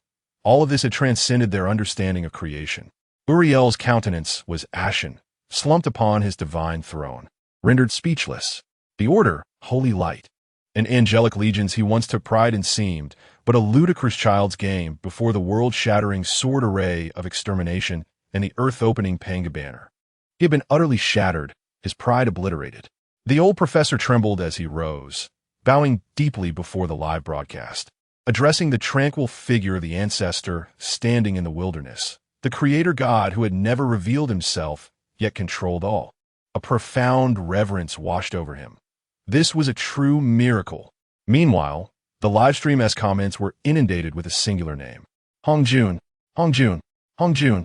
The ancestor of the Tao is invincible. The celestial path shall flourish eternally. We won. We won. The ancestor has triumphed. I knew it. So spectacular. I feel my very soul quaking. This is true celestial combat. This is the genuine conflict of the Tao lineage. What comes next? Should we head to the Zixiao Palace to listen to the Tao? I can hardly wait. Hurry, hurry. All eyes were fixed upon Hong Jun, eagerly anticipating the dawn of an even more glorious era. Chapter 25. A new dawn after the catastrophe. The self-purification of the world's laws. The conflict between Tao and demon has reached its conclusion, yet the scars it inflicted remain deeply etched upon the primordial land, particularly on the western continent. The sacred ground of the demon ancestor Rahu and the epicenter of the final explosion, it now lies in utter devastation. The vital veins of the earth have been utterly annihilated, rendering it barren and desolate, while the air is thick with lingering demonic energy and resentment, evoking an instinctive sense of aversion and discomfort in all living beings. The entire primordial world exhibits an alarming imbalance. The east flourishes with celestial vitality, while the west is suffocated by remnants of demonic energy with all life in decay. The spectators in the broadcast room have also taken note of this disparity. Yes, we may have won the battle, but at what cost? The entire western continent lies in ruins. Indeed, this land is likely to become a wasteland. The realm of the divine has lost a quarter of its territory. There is no remedy. The power of the extermination sword array and the demon ancestor's self-detonation was terrifying. It is already a miracle that the world did not collapse. I wonder what the Tao ancestor Hong Jun will do next. He cannot simply ignore such a colossal mess. As all lamented the plight of this ravaged land, the Tao ancestor Hong Jun, standing high in the celestial realm, made his move. He did not unleash cataclysmic powers nor employ the two primordial treasures. Instead, he calmly sat cross-legged, closing his eyes. as an intangible yet boundless aura of Tao emanated slowly from him. This aura was tranquil, righteous, and all-encompassing. It swept across every inch of the primordial land like a gentle spring breeze. The beings of the East, bathed in this celestial essence, found their intellects sharpened, and their cultivation accelerated by a third. As this profound aura flowed into the desolate western continent, a miracle transpired. The stubborn remnants of demonic energy and resentment began to dissolve before this supreme tranquility, akin to ice melting under the sun, visibly purifying the land. While the destroyed vital veins could not be restored in a short time, the despairing silence that had pervaded the land was being dispelled. The air grew fresh once more, and faint traces of spiritual energy began to circulate anew across the terrain. With his singular strength, Hong Jun suppressed the demonic energy and restructured the laws, pulling the entire world back from the brink of imbalance. He re-established order in this realm through his Tao. At the very moment he accomplished this, the heavenly laws of the entire primordial world seemed to be stirred. A resounding roar echoed. In the celestial expanse, endless primal energies coalesced into a radiant golden cloud, more dazzling than the sun itself. This brilliance bore no hint of oppression. Rather, it radiated infinite warmth, joy, and approval. It was the highest accolade from the entirety of existence to the protector of the Tao. "What is this?" the chief examiner Uriel exclaimed, as he felt an energy from that golden cloud more pure and fundamental than even the power of faith. The old professor trembled with excitement, fixated on the luminous cloud, murmuring in a dreamlike state, "Merit, it is merit, the merit of the primal energies of heaven and earth." Merit? All the examiners cast bewildered glances. Indeed, the old professor's eyes sparkled with fervor as he elucidated that within Su Ming's worldview exists a supreme mechanism of reward and punishment. Any action that significantly contributes to the development of the world, rendering it more stable and orderly, will receive direct commendation from the essence of the world. This is the merit. Conversely, actions that devastate the world, akin to the previous conflict among the three clans, will incur karma, facing disdain and reckoning from the will of the world. This transcends a mere system of power. It embodies a moral law endowed with the capacity for self-purification and self-perfection. It is the ultimate law that can guide all beings within the world towards goodness. As the old professor's captivating explanation unfolded, boundless merit descended from the heavens, with approximately 80% merging entirely into the being of Daozu Hongjun. In an instant, Hongjun's aura deepened to an unfathomable level, as if he were one with the cosmos. He was the Tao, and the Tao was him. The remaining 10% of merit soared towards the two primordial treasures, restoring them from the recent battle's wear and tear, enhancing their brilliance beyond former glory. The last 10% transformed into a rain of golden merit, cascading upon the vast wilderness, nourishing all living beings. Countless beings that survived this cataclysm bathed in the golden rain of merit, their consciousness expanding, injuries healed, and they bowed sincerely in the direction of Hongjun. In that moment, the name of Daozu Hongjun resonated profoundly within the hearts of all beings.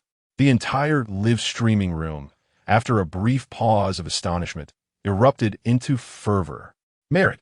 I understand now. I completely comprehend. This is the ultimate gameplay of the primordial world.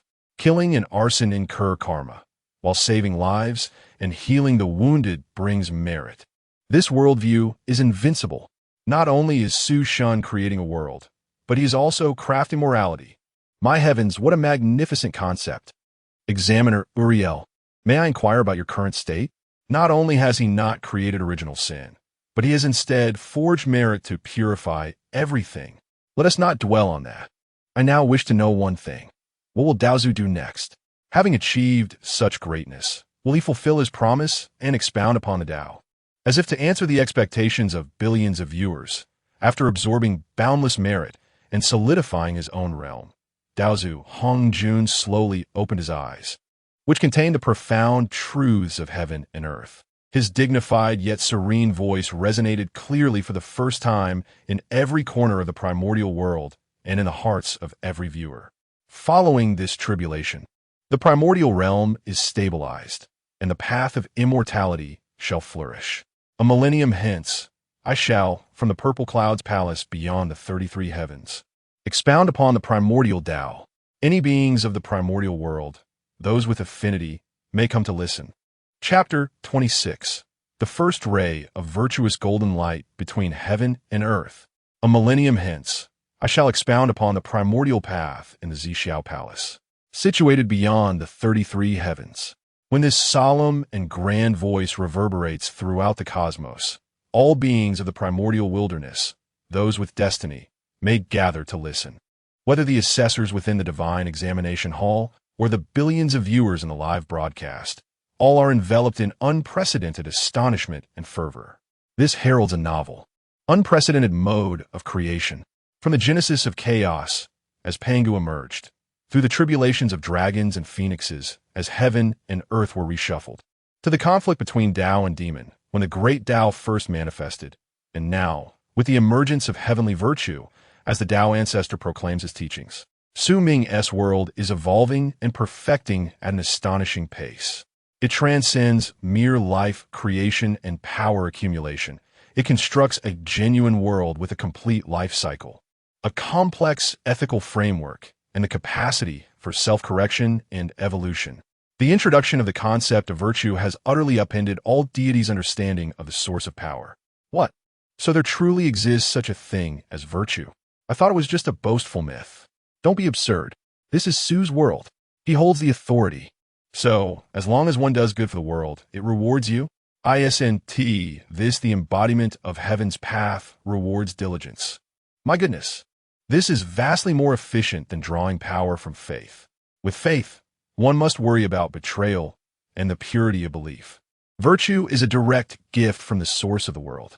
I want to rush into the primordial world right now and cling to the leg of the Tao ancestor Hong Jun for some virtue. The live chat erupted in frenzy, as countless deities and high-ranking civilizations pondered this new power system. Within the divine examination hall, the atmosphere was heavy with tension and excitement.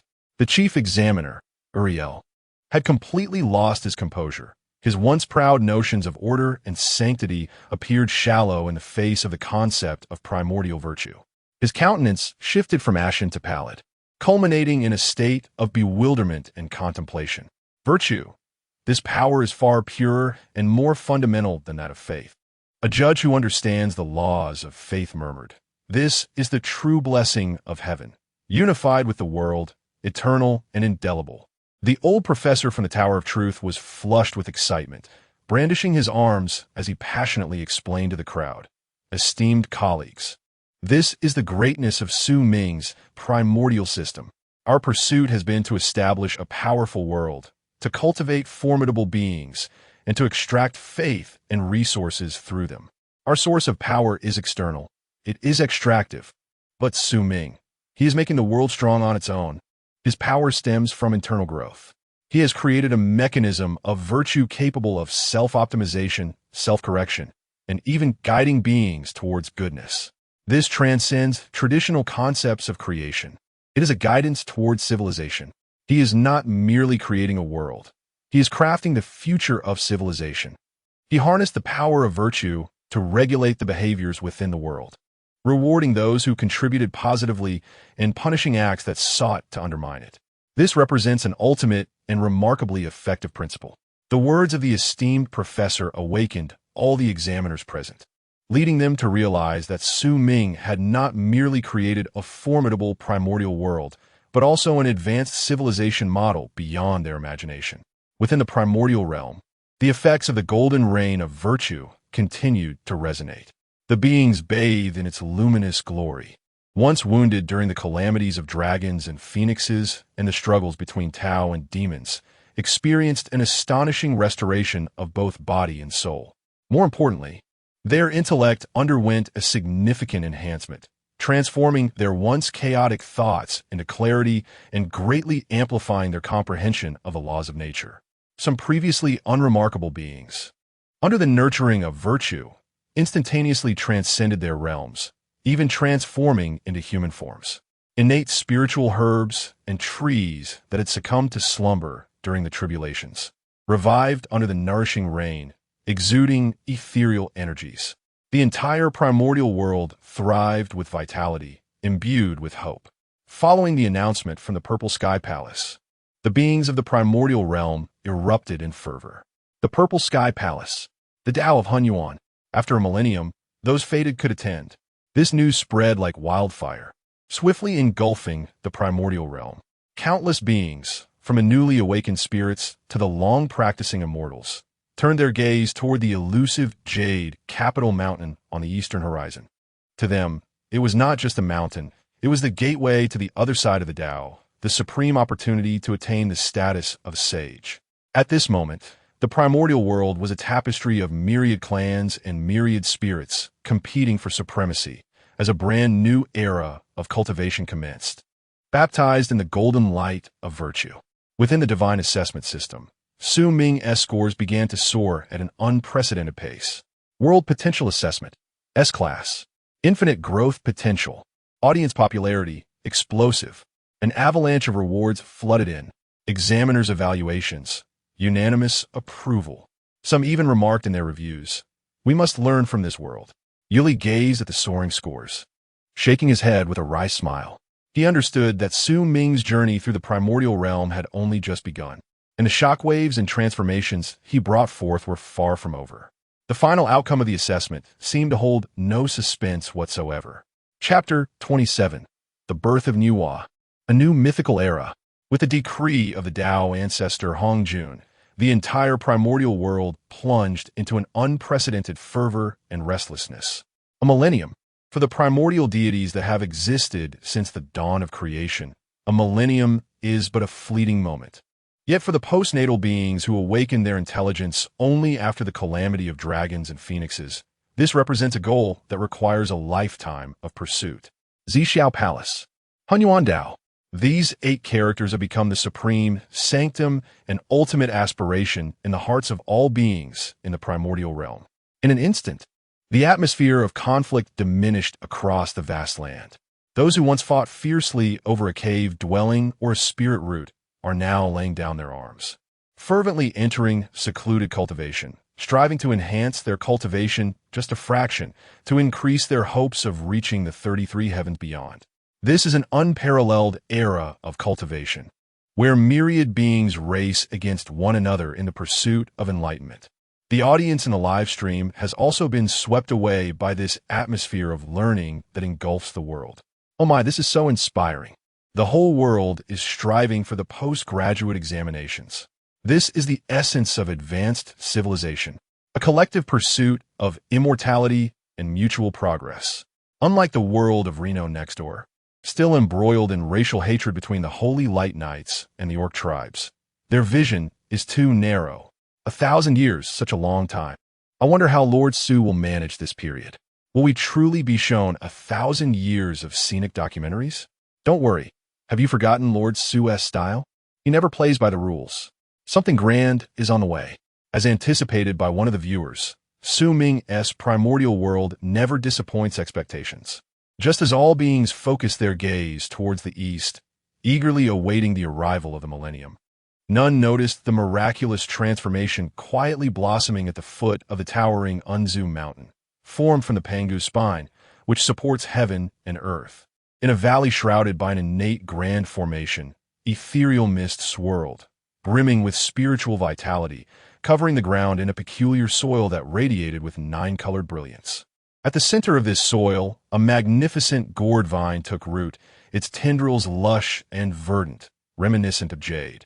On this day, with over half of the millennium elapsed, a pulse, an indescribable, pure, and sacred breath of life erupted from the valley.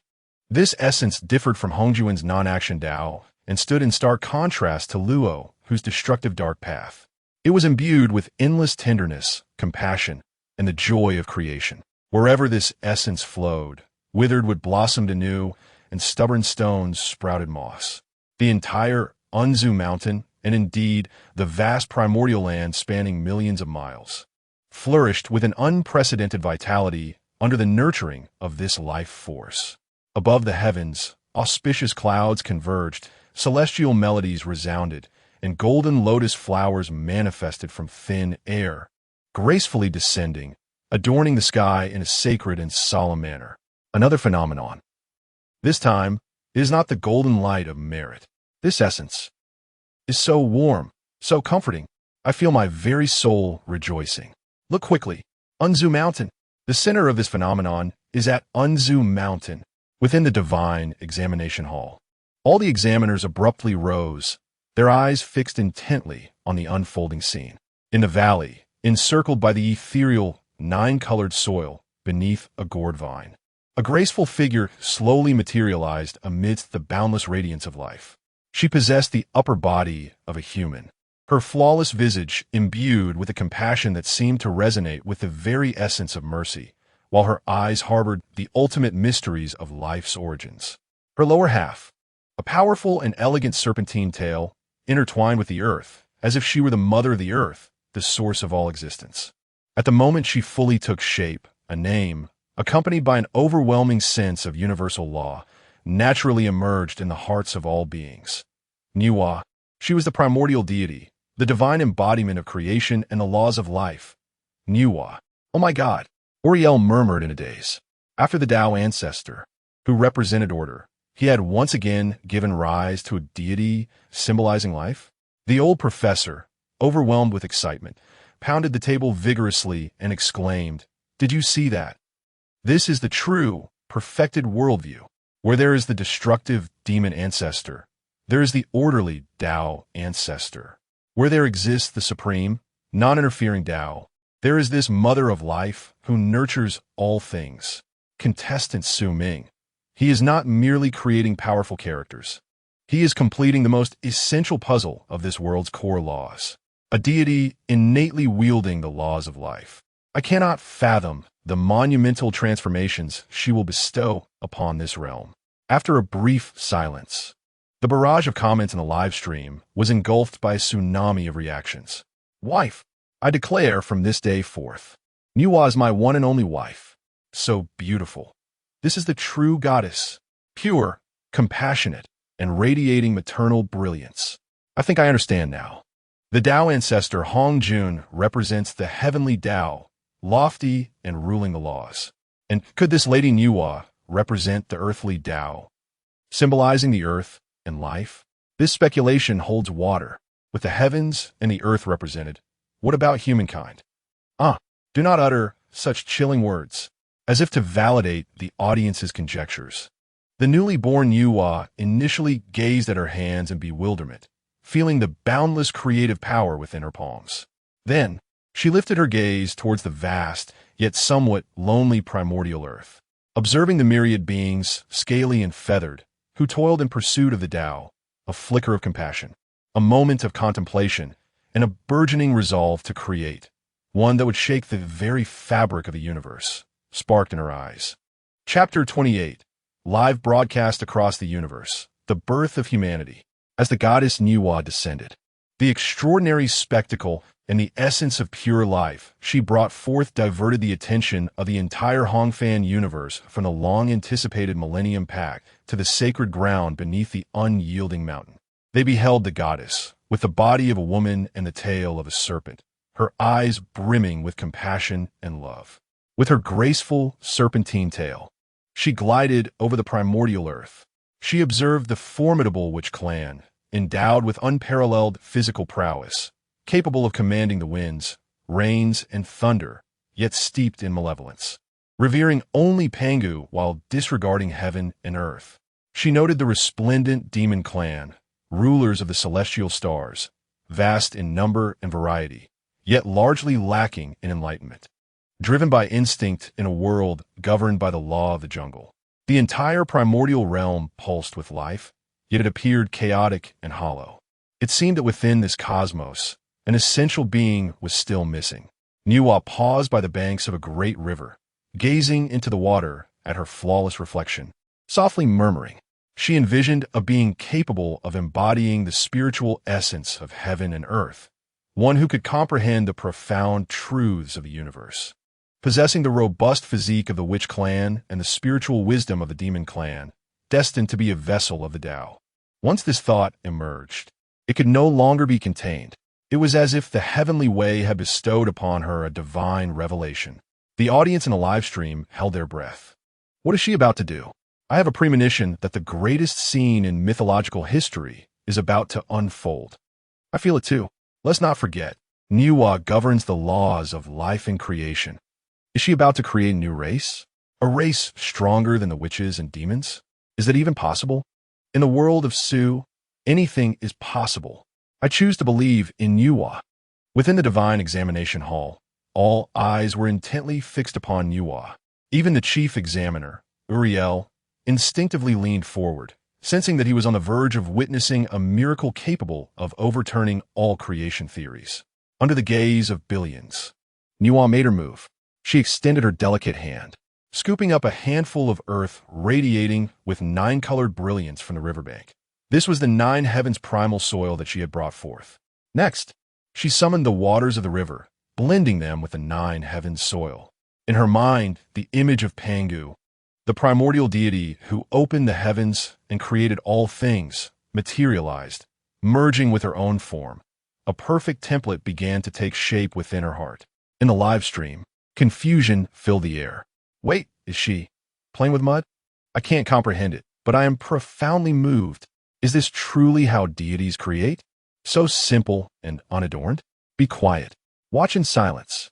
This is undoubtedly no ordinary soil. Nuwa's hands seem to embody the most profound truths of the universe. Under her deft manipulation, a clump of mud gradually formed limbs, a torso, and a head. A figure, reminiscent of Pangu's primordial essence, yet infused with Nuwa's divine charm, emerged in her palm.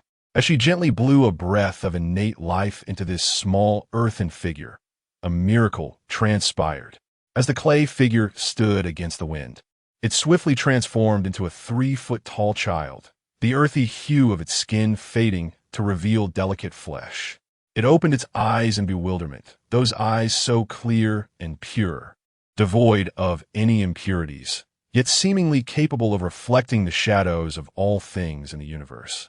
This newly born being, though its breath was faint, resonated perfectly with the spiritual essence of the surrounding world. It was as if it were destined for cultivation, born to embody the great Tao. Success. A joyful and maternal smile blossomed on Nuwa's face. In that moment, the entire divine examination hall fell into a hushed silence. The elderly professor suddenly rose, his murky eyes igniting with unprecedented brilliance. Pointing at the screen, his voice trembled with overwhelming excitement. The innate Tao body. This is the legendary innate Tao body. My God, contestant Su Ming has not created a powerful war race. He has crafted the most perfect protagonist of this world. A race that is innately in perfect harmony with the laws of the universe. This is the true divine creation. The professor's roar ignited the entire live stream. Wow. The innate Tao body. Just hearing that name is mind-blowing. Understand now. The Witch Clan excels in physical strength. The Monster Clan excels in spiritual essence. And this new race is the perfect fusion of body and spirit. It's a natural seed for cultivation. This is absurd. While other contestants ponder how to strengthen their orcs and elves, Su God has directly created a version answer race. Mom, come quickly and witness the divine creation live. Exclusive broadcast across the universe. In the primordial world, Nuwa gazed at her first child and nodded in satisfaction. However, observing the vast land, she felt that molding each one individually was far too slow. Her gaze shifted to the primordial gourd vine from which she had emerged, and a thought surged within her. She plucked the gourd vine and immersed it in the mud formed from the mingling of the 9 heavens essence and river water, then gave it a vigorous shake. With a swoosh, countless droplets of clay splattered forth, landing on the earth by the riverbank. In the next moment, a scene that sent shivers down the spines of the cosmic audience unfolded.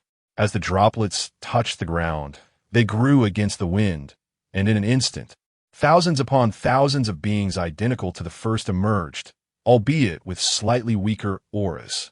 They gazed at the world in confusion, then collectively turned to their Creator. Kneeling from the depths of their souls, calling out in a tender yet clear voice, "We bow to the Holy Mother." Humanity. Nuwa looked at her children and bestowed upon this brand new race a name. And just as the words humanity left her lips, a tremendous rumble echoed. The entire Tao of the primordial world trembled violently. Above the 9 heavens, a golden cloud of merit, 10 times larger than that which appeared when Hong Jun attained enlightenment, coalesced. The golden cloud nearly enveloped half the sky of the primordial world. An overwhelming pressure and joy descended simultaneously. The Tao was celebrating the birth of humanity. It rejoiced in the completion of the world. Boundless merits are about to descend.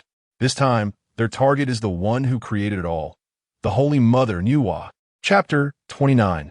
The Birth of Humanity. Boundless merits, astonishing all.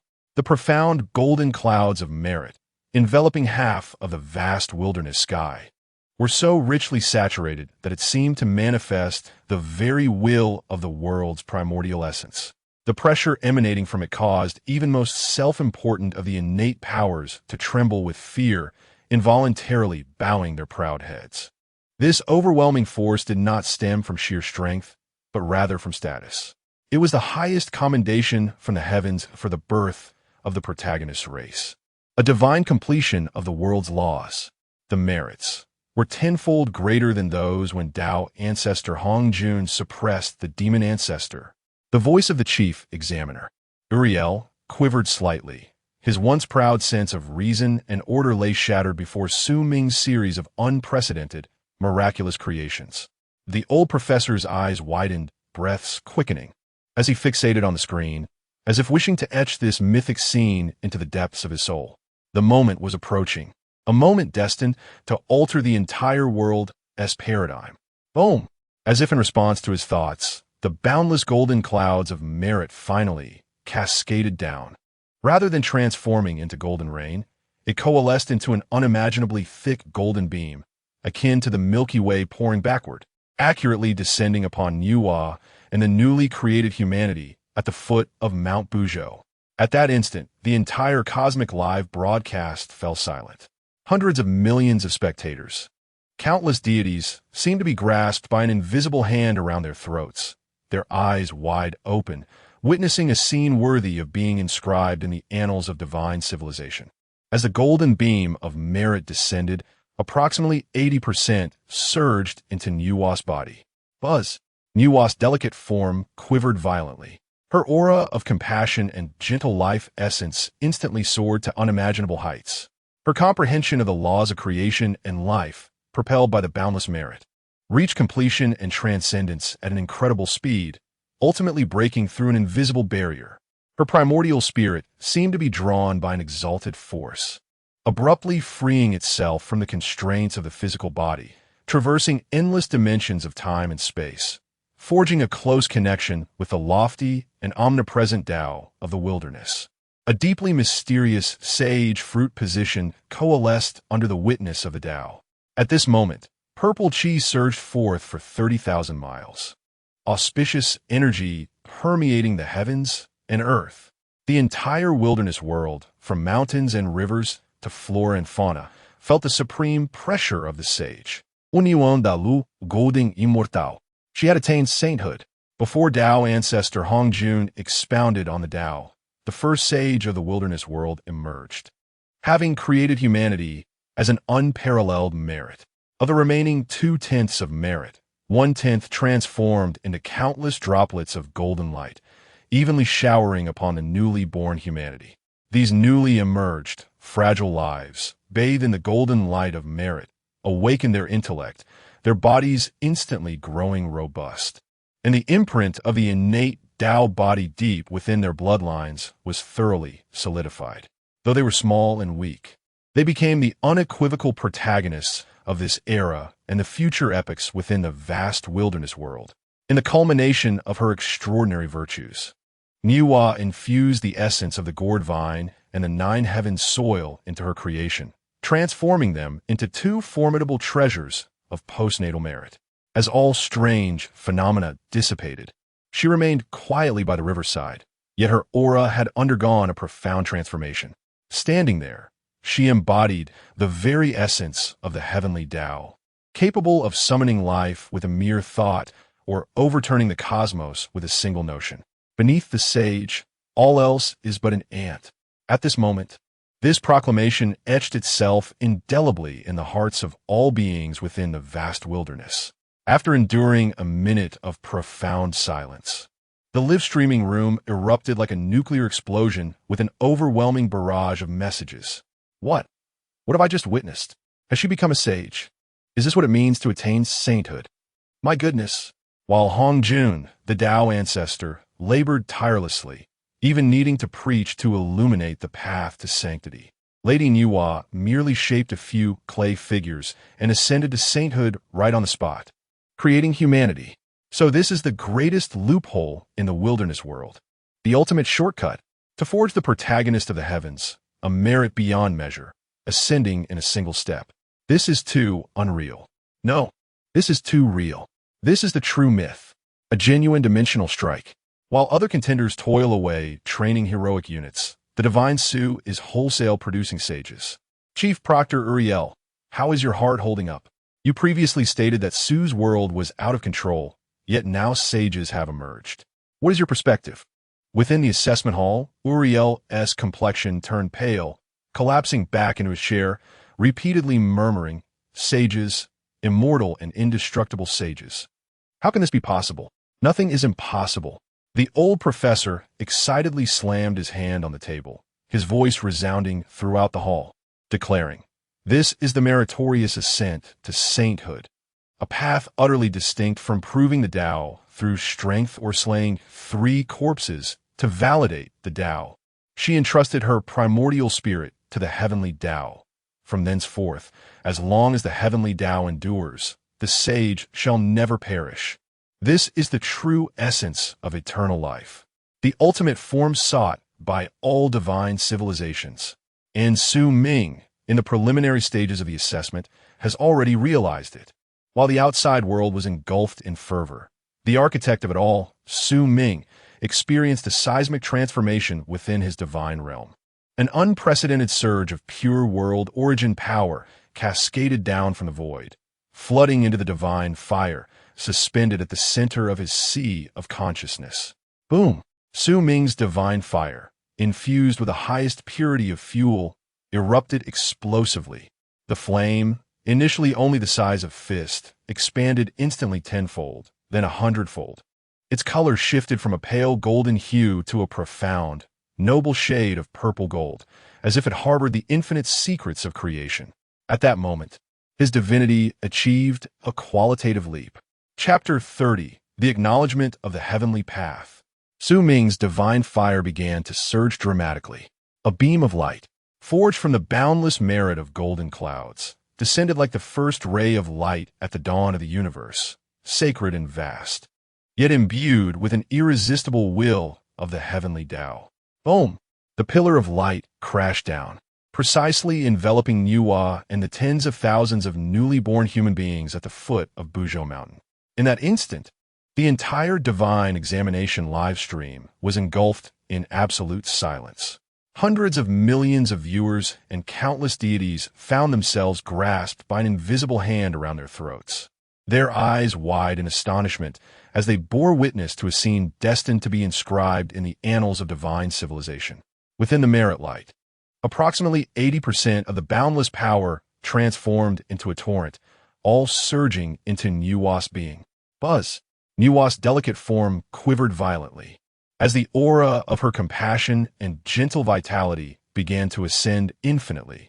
Her understanding of the laws of creation and life, propelled by immeasurable merit, reached a level of perfection and sublimation at an astonishing speed, ultimately shattering the invisible barrier that had restrained all great Luo golden immortals. Her primordial spirit seemed to be drawn by a supreme force, abruptly breaking free from the confines of her physical body, traversing endless dimensions of time and space, and forging an intimate connection with the lofty and omnipresent heavenly Tao. An enigmatic and profound saintly fruit position coalesced under the witness of the heavenly Tao. At this moment, purple chi surged eastward for 30,000 miles, celestial sounds resonated, and heavenly flowers rained down. Throughout the vast wilderness, every mountain and river, every blade of grass and creature, felt the overwhelming pressure of this saintly presence. Hunyuan Great Luo, Golden Immortal. Nuwa had attained sainthood. Before Tao ancestor Hongjun held court and preached, the first saint of the wilderness emerged, born from the immeasurable merit of creating humanity. Of the remaining 2/10 of merit, 1/10 transformed into billions of golden raindrops, evenly showering the tens of thousands of newly birthed human beings. These fragile lives, freshly conceived, awakened their intelligence under the golden light of merit, their physiques instantly strengthened, and the innate imprint of the Tao body deep within their bloodlines was thoroughly activated and solidified. Though they remained weak, the heavens and earth had already marked them as the protagonists. The final 1/10 of merit fused into the gourd vine and 9 heaven soil used by Nuwa for creation, transforming into 2 powerful postnatal treasures of merit. As all anomalies dissipated, Nuwa remained quietly by the riverbank. Yet, her aura had undergone a complete transformation. Standing there, she seemed to embody a fragment of the heavenly Tao, capable of giving life with a thought or overturning the cosmos with another. Below the saint, all are but ants. This phrase, in that moment, transcended legend and became the most profound imprint in the hearts of all beings in the wilderness. After enduring a minute of profound silence, the live stream was suddenly ignited by a barrage of comments akin to a nuclear explosion. What? What have I just witnessed? She has attained sainthood? Is this how one becomes a saint? My goodness. Tao ancestor Hongjun toiled tirelessly, needing to open a forum to illuminate the path to sainthood. Lady Nuwa merely molded some clay figures and directly ascended to sainthood. Creation of humanity. It turns out this is the greatest flaw in the primordial world. The ultimate shortcut to create a celestial protagonist is to accumulate immeasurable merit, ascending in a single step. This is too absurd. No, this is too real. This is the true essence of myth, a genuine dimensional strike. While other competitors toil to cultivate heroic units, Su Shun here is wholesale producing saints. Examiner Uriel, may I inquire about your heart? You previously mentioned that Su Shan's world was out of control. Now that saints have emerged, what is your perspective? Within the examination hall, Uriel's complexion turned ashen as he sank back into his chair, repeatedly murmuring, "Saints, the immortal and indestructible saints. How is this possible? Nothing is impossible." The old professor excitedly slammed the table, his voice resonating through the hall. This is merit leading to sainthood, a path entirely distinct from proving the way through strength and slaying 3 corpses to validate the way. She entrusted her primordial spirit to the heavenly path. Henceforth, as long as the heavenly path endures, saints remain eternal. This is the truest form of immortality, the ultimate state pursued by all divine civilizations. And contestant Su Ming has already realized it in the early stages of the assessment. While the outside world is in a frenzy, within Su Ming's divine realm, which is the origin of all this, earth-shattering changes are also occurring. An immense and pure source of world power, greater than ever before, cascaded from the void, flooding into the divine fire suspended in the center of his sea of consciousness. Boom! Su Ming's divine fire, akin to being infused with the highest purity of fuel, erupted fiercely. The flame, originally the size of a fist, instantly expanded 10-fold, 100-fold. The color of the flames transformed from a pale gold to a profound and noble hue, as if it contained the boundless mysteries of creation, a deep golden purple. At that moment, his divine essence underwent a qualitative leap. If the previous divine fire merely belonged to the realm of an apprentice deity, then now, this blazing golden purple divine fire had firmly stepped into the domain of a lower deity, rapidly advancing towards the mid-tier deity realm. The benefits of creating life and achieving sainthood far surpassed all previous endeavors combined. Ding!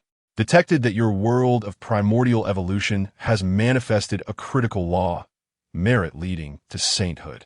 The potential assessment of the world has significantly increased. Ding! detected that your world of Primordial has birthed a heavenly path saint. The stability, growth, and completeness of the laws of the world. All attributes have skyrocketed. Ding! Your divine fire has advanced to the golden-purple primordial creation fire. The level of your divine essence has surpassed the peak of a lower deity. A series of system notifications echoed in Su Ming's mind, prompting a satisfied smile. This is merely the beginning. While the pantheon of the universe is still awestruck by the emergence of a single saint, they cannot fathom that in Su Ming's grand design, the future primordial world will not have just one saint. Chapter 31. The Professor of the Tower of Truth. I cannot comprehend, yet I am profoundly shaken. Within the depths of Su Ming's consciousness, the blazing purple-gold divine fire has finally stabilized. He has reached the pinnacle of the lower deities. Merely at the onset of the assessment, he has traversed a chasm that countless aspiring deities could never hope to bridge in their lifetimes. More importantly, he can vividly sense that his connection to the primordial world has attained an inseparable bond, akin to that of blood. If he previously resembled a painter wielding a brush, depicting his visions on a canvas, now he feels as though he has merged with the artwork itself, embodying the supreme Tao of the universe. The rhythm of the world's breath, the birth and extinction of laws, all lie within his grasp. This sensation, far surpassing a mere surge of divine power, intoxicates him even more. Meanwhile, within the Hall of Divine Assessments, the momentous scene continues to replay in everyone's minds. The chief examiner, Uriel, slumps despondently against his chair. The sacred tenets he revered, the iron laws of divine creation, have been utterly shattered today. All attention converges on the elderly professor, his face flushed with excitement. Professor Augustus, as the chief theorist of the Tower of Truth, please elucidate this. What is the essence behind it? A young examiner, unable to contain his awe and confusion, stands to inquire. The Tower of Truth stands as the pinnacle of scholarly pursuit within the divine civilization, dedicated to the study of creation theories, and Professor Augustus is one of its most esteemed luminaries. Taking a deep breath to steady his racing heart, Augustus surveys the eager faces around him, his voice tinged with hoarseness from excitement. The essence? Allow me to share with you, based on my historical studies and conclusions, there exists a forgotten history, or perhaps a world, that bears striking resemblance to what he has manifested. This is not a mere cold principle, but rather a transcendent philosophy that we have yet to encounter. With a vigorous gesture, he brings forth images contrasting the enlightenment of Hongjun and the sanctification of Nuwa. Behold, the mainstream path to divinity typically involves the accumulation of faith, the comprehension of laws, ultimately merging oneself with the source of the world to become the so-called supreme deity or divine king. Yet, the world of contestant Su Ming diverges. He has unveiled an entirely new pathway. The Tower of Truth contains an incomplete manuscript that records a segment. Merit. What is merit? It is not defined by your personal strength, nor by the resources you have seized, but by the magnitude of your contributions to this world. Combining my insights with the world of contestant Su Ming, I conclude that in his realm, Pangu opened the heavens, thus earning the merit of creation. Hongjun subdued the demon ancestor, bringing an end to calamities, thus acquiring the merit of world stabilization. And Nuwa, who created a race capable of bearing the fates of the Tao, allowing humanity to be complete. What a monumental act of creation this is. With every rising note in his voice, Augustus's eyes gleam with the brilliance of newfound discovery. This is a perfect world endowed with a self-rewarding mechanism. It encourages creativity, guardianship, and perfection. The emergence of this meritorious system signifies that Su Ming's worldview has, on a philosophical level, surpassed all known creation models. At this moment, a somewhat sharp voice interjects. Professor Augustus, forgive my candor. Could this merely be a form of energy masquerade? The so-called merit may merely be a high-intensity energy feedback from the primordial essence of the world in response to specific actions, repackaged by Su Ming into an appealing name. The crowd turned to see that the speaker was another young scholar from the Tower of Truth, renowned for his rigorous theories and rigid thoughts. Al-Hushtish, instead of reacting with anger, revealed a trace of pity in his smile. "Child, you still do not comprehend." He pointed to the screen where the exalted figure of the saint in Wa seemed to merge with the entire world, articulating each word with precision.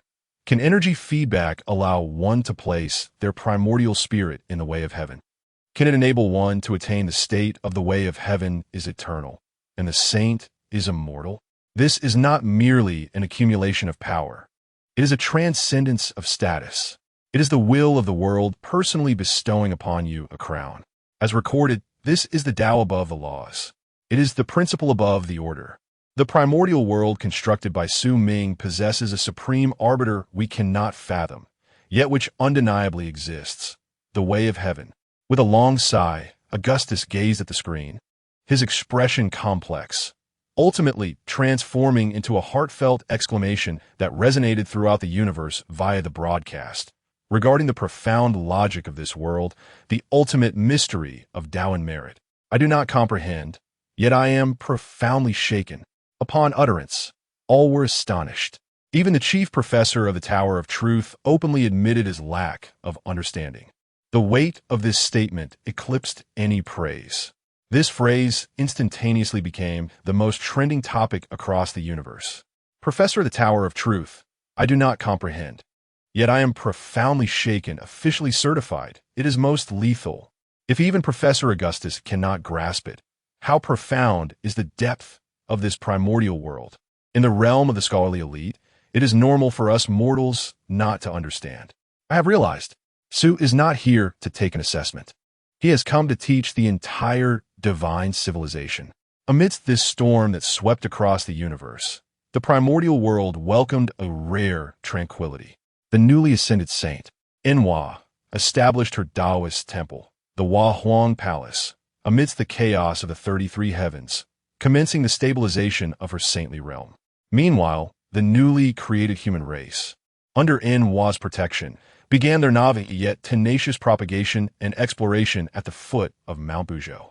However, few noticed that in two corners of the primordial land, two colossal forces capable of shaking the very heavens and earth were growing increasingly restless due to this sudden act of creation and sanctification. Upon the earth, within 12 towering temples, 12 unmatched auras soared into the sky. High above the heavens, within a resplendent palace of gold and jade, the two sovereigns of the demon clan gazed upon one another, their eyes glimmering with solemnity and trepidation. A cataclysm of unprecedented magnitude, far surpassing the initial calamity of dragons and phoenixes, was quietly brewing. Chapter 32. The Emergence of New Beings and the Rise of the Lich Clans. Nuwa achieves sanctification. The protagonists of the human race are born, and the world of Hong Huang seems to have ushered in an entirely new epoch. Under the protection of the newly ascended sage, the nascent human race begins to flourish beneath the unyielding mountains. They are frail, yet brimming with infinite potential. The viewers in the live stream, witnessing this serene spectacle, momentarily believed that Su Ming's creation rhythm would slow, entering a tranquil phase of agricultural development. With the sage now present and the protagonists established, surely we can expect several millennia of peaceful growth while the first generation of human warriors matures. Indeed, after such thrilling peaks, a period of stability is necessary. Otherwise, our hearts might not endure. However, I believe it is not so simple. Have you forgotten that the theme of this world is calamity? Peace is merely the calm before a greater storm. The words of this prophetic commentator would soon ring true, as everyone's gaze was fixed upon the fragile human race. They overlooked the existence of two formidable clans lurking within the vast expanse of the Hong Huang territory, capable of overturning the very heavens. Deep within the earth, 12 magnificent temples, towering to the skies, stood unyielding through the ages. This was the resting place of the 12 ancestor witches, born from the essence of Panga's blood. The overwhelming celestial might of Nuwa's sanctification utterly roused them from their prolonged slumber. Boom, boom, boom. 12 pillars of condensed, tangible malevolence erupted from the earth, soaring into the heavens, as if to pierce the very firmament. Each pillar bore a formidable demon, each with a unique form and terrifying aura. They possessed human faces and bird bodies, mastering space and speed, known as Deities. They had beast heads and human bodies, treading upon two fire dragons, wielding flames, known as Zhurong.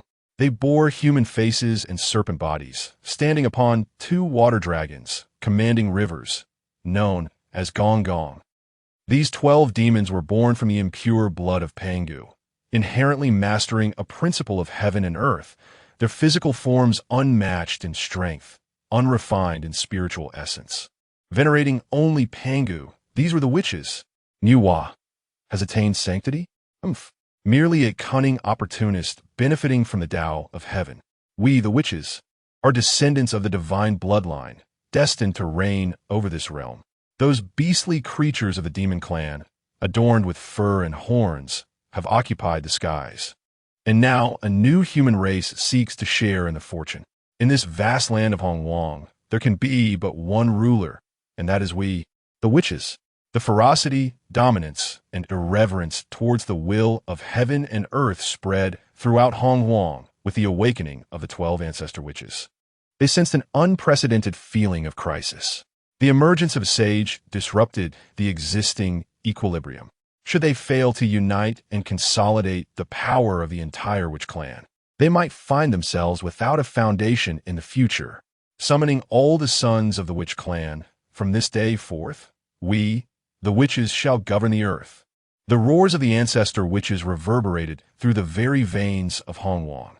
Meanwhile, high above in the heavens, within a grand palace forged from solar gold, suspended amidst the sea of clouds and absorbing the boundless power of the stars, the solar palace, two three-legged golden crows, bathed in the fierce flames of the sun, coldly observed the 12 pillars of malevolence rising from the earth. They are the unparalleled sovereigns birthed from the sun star, Dijun and Tai Yi. Dijun's gaze is profound, as if it harbors the birth and demise of countless stars, radiating the majesty and cunning of a true ruler. In contrast, Tai Yi exudes an overwhelming presence, cradling an ancient bell around which the sun, moon, stars, and the elements of earth, water, fire, and wind swirl, emanating a terrifying aura that suppresses the primordial chaos. This is none other than the primordial treasure, the Chaos Bell. Brother, the brutish Wu clan can no longer remain idle, Tai Yi remarked with a cold snort, his voice brimming with martial fervor. Dijun's gaze, however, transcended the 12 ominous auras, settling upon the frail humans beneath Mount Buzhou. The Wu clan is of little concern, merely a horde of brutish marauders. Dijun spoke slowly, his voice dignified and weighty. What truly instills dread within me is the newly ascended human race, and the formidable figure of Nu Wa, who stands behind them. The heavens have decreed their prominence, and fate has favored them. Should we allow the human race to flourish unchecked, I fear that there will be no place left for our demon race, either above or below. Tai Yi furrowed his brow. What is your counsel, brother? A flicker of unprecedented ambition and determination danced in Dijun's eyes. Our demon race, formed from the convergence of myriad spirits, boasts numbers unparalleled in the primordial realm. Yet, we are but a scattered multitude, lacking cohesion. Henceforth, we shall establish the heavenly court, command the celestial stars, and unify all demons, binding them with the laws of heaven. I shall be the heavenly emperor, you the eastern sovereign. The demons shall govern the heavens, and the Wu shall govern the earth. Only then can we stand in parity with the saints, contend with the Wu clan, and vie for the supreme fortune of this primordial realm. The proclamation of establish the heavenly court resonated with an immense power, shaking the very foundations of the solar palace. The live broadcast erupted with fervor. Wow, it's happening. Something monumental is about to unfold. The Wu clan aims to dominate the earth, while the demon race seeks to establish the heavenly court. This is set to unfold as a mythological world war. So thrilling. Just when I feared the plot might be mundane, Su Shun has delivered a bombshell. The clash of the Wu and demon races. The stakes have instantly escalated. Within the Hall of Assessment, Professor Augustus suddenly stood, fervently waving his arms. Civilization, do you see? Contestant Su Ming is no longer content with merely creating mythological characters. He has begun to evolve the conflict of civilization. One civilization, bound by bloodlines, venerating strength and conquest. The tribal civilization of the Wu clan. The other, centered on order, aspiring to establish a ruling class. The imperial civilization of the demon race. The collision of these two civilizational paradigms will undoubtedly give rise to the most resplendent epic of war. This is the hallmark of a mature world. Chapter 33. Di Jun, Tai Yi, the Demon Lord of Heaven and the Witch Lord of Earth. Di Jun's voice, imbued with supreme authority and ambition, resonated through the heavens and the earth, empowered by the might of the Sun Palace. Established the heavenly court. These two words struck the hearts of all the formidable beings of the primordial world like a thunderclap. On the ground, the 12 ancestral witches roared in defiance of heaven and earth, transforming their wrath into a tangible storm of malevolence that swept across billions of miles of mountains and rivers. In that moment, the entire primordial realm was distinctly cleaved in two by an invisible force. Heaven and earth, purity and filth, order and savagery. The audience in the live stream went into a frenzy, the refresh rate of comments overwhelming the neural interface. It's here. It's truly here. The era of the dual heroes of the mythic map Hatcher. One side seeks to establish the heavenly court, commanding myriad demons and instituting supreme order. The other aims to dominate the land, honoring the bloodline and reclaiming the glory of the Father God. This is absolutely exhilarating. I declare from this day forth, I am a staunch supporter of the Witch Clan. Challenge me, and I shall respond with force. This is the true romance of man. Don't be foolish upstairs. The Demon Clan possesses Di Jun's strategy, Tai Yi's invincible might, and the primordial treasure, the Chaos Bell, to suppress fortunes. Can the Witch Clan truly contend in this high-stakes game? Amidst the heated debate of the audience, the protagonists of Su Ming's world had already taken action to provide their answer. Boom! Di Jiang, the ancestral witch of spatial speed, was the first to step forward. He let out a skyward howl, his voice transforming into an invisible wave of laws that spread across the vast primordial land. All sons of the Witch Clan, heed my command. Gather at the foot of Mount Bujo, centered around your forebears, the 12 ancestral witches. As his voice fell from countless tribes, large and small, across the land, figures towering several meters high, robust, and exuding boundless bloodlust surged forth. Some bore 3 heads and 6 arms.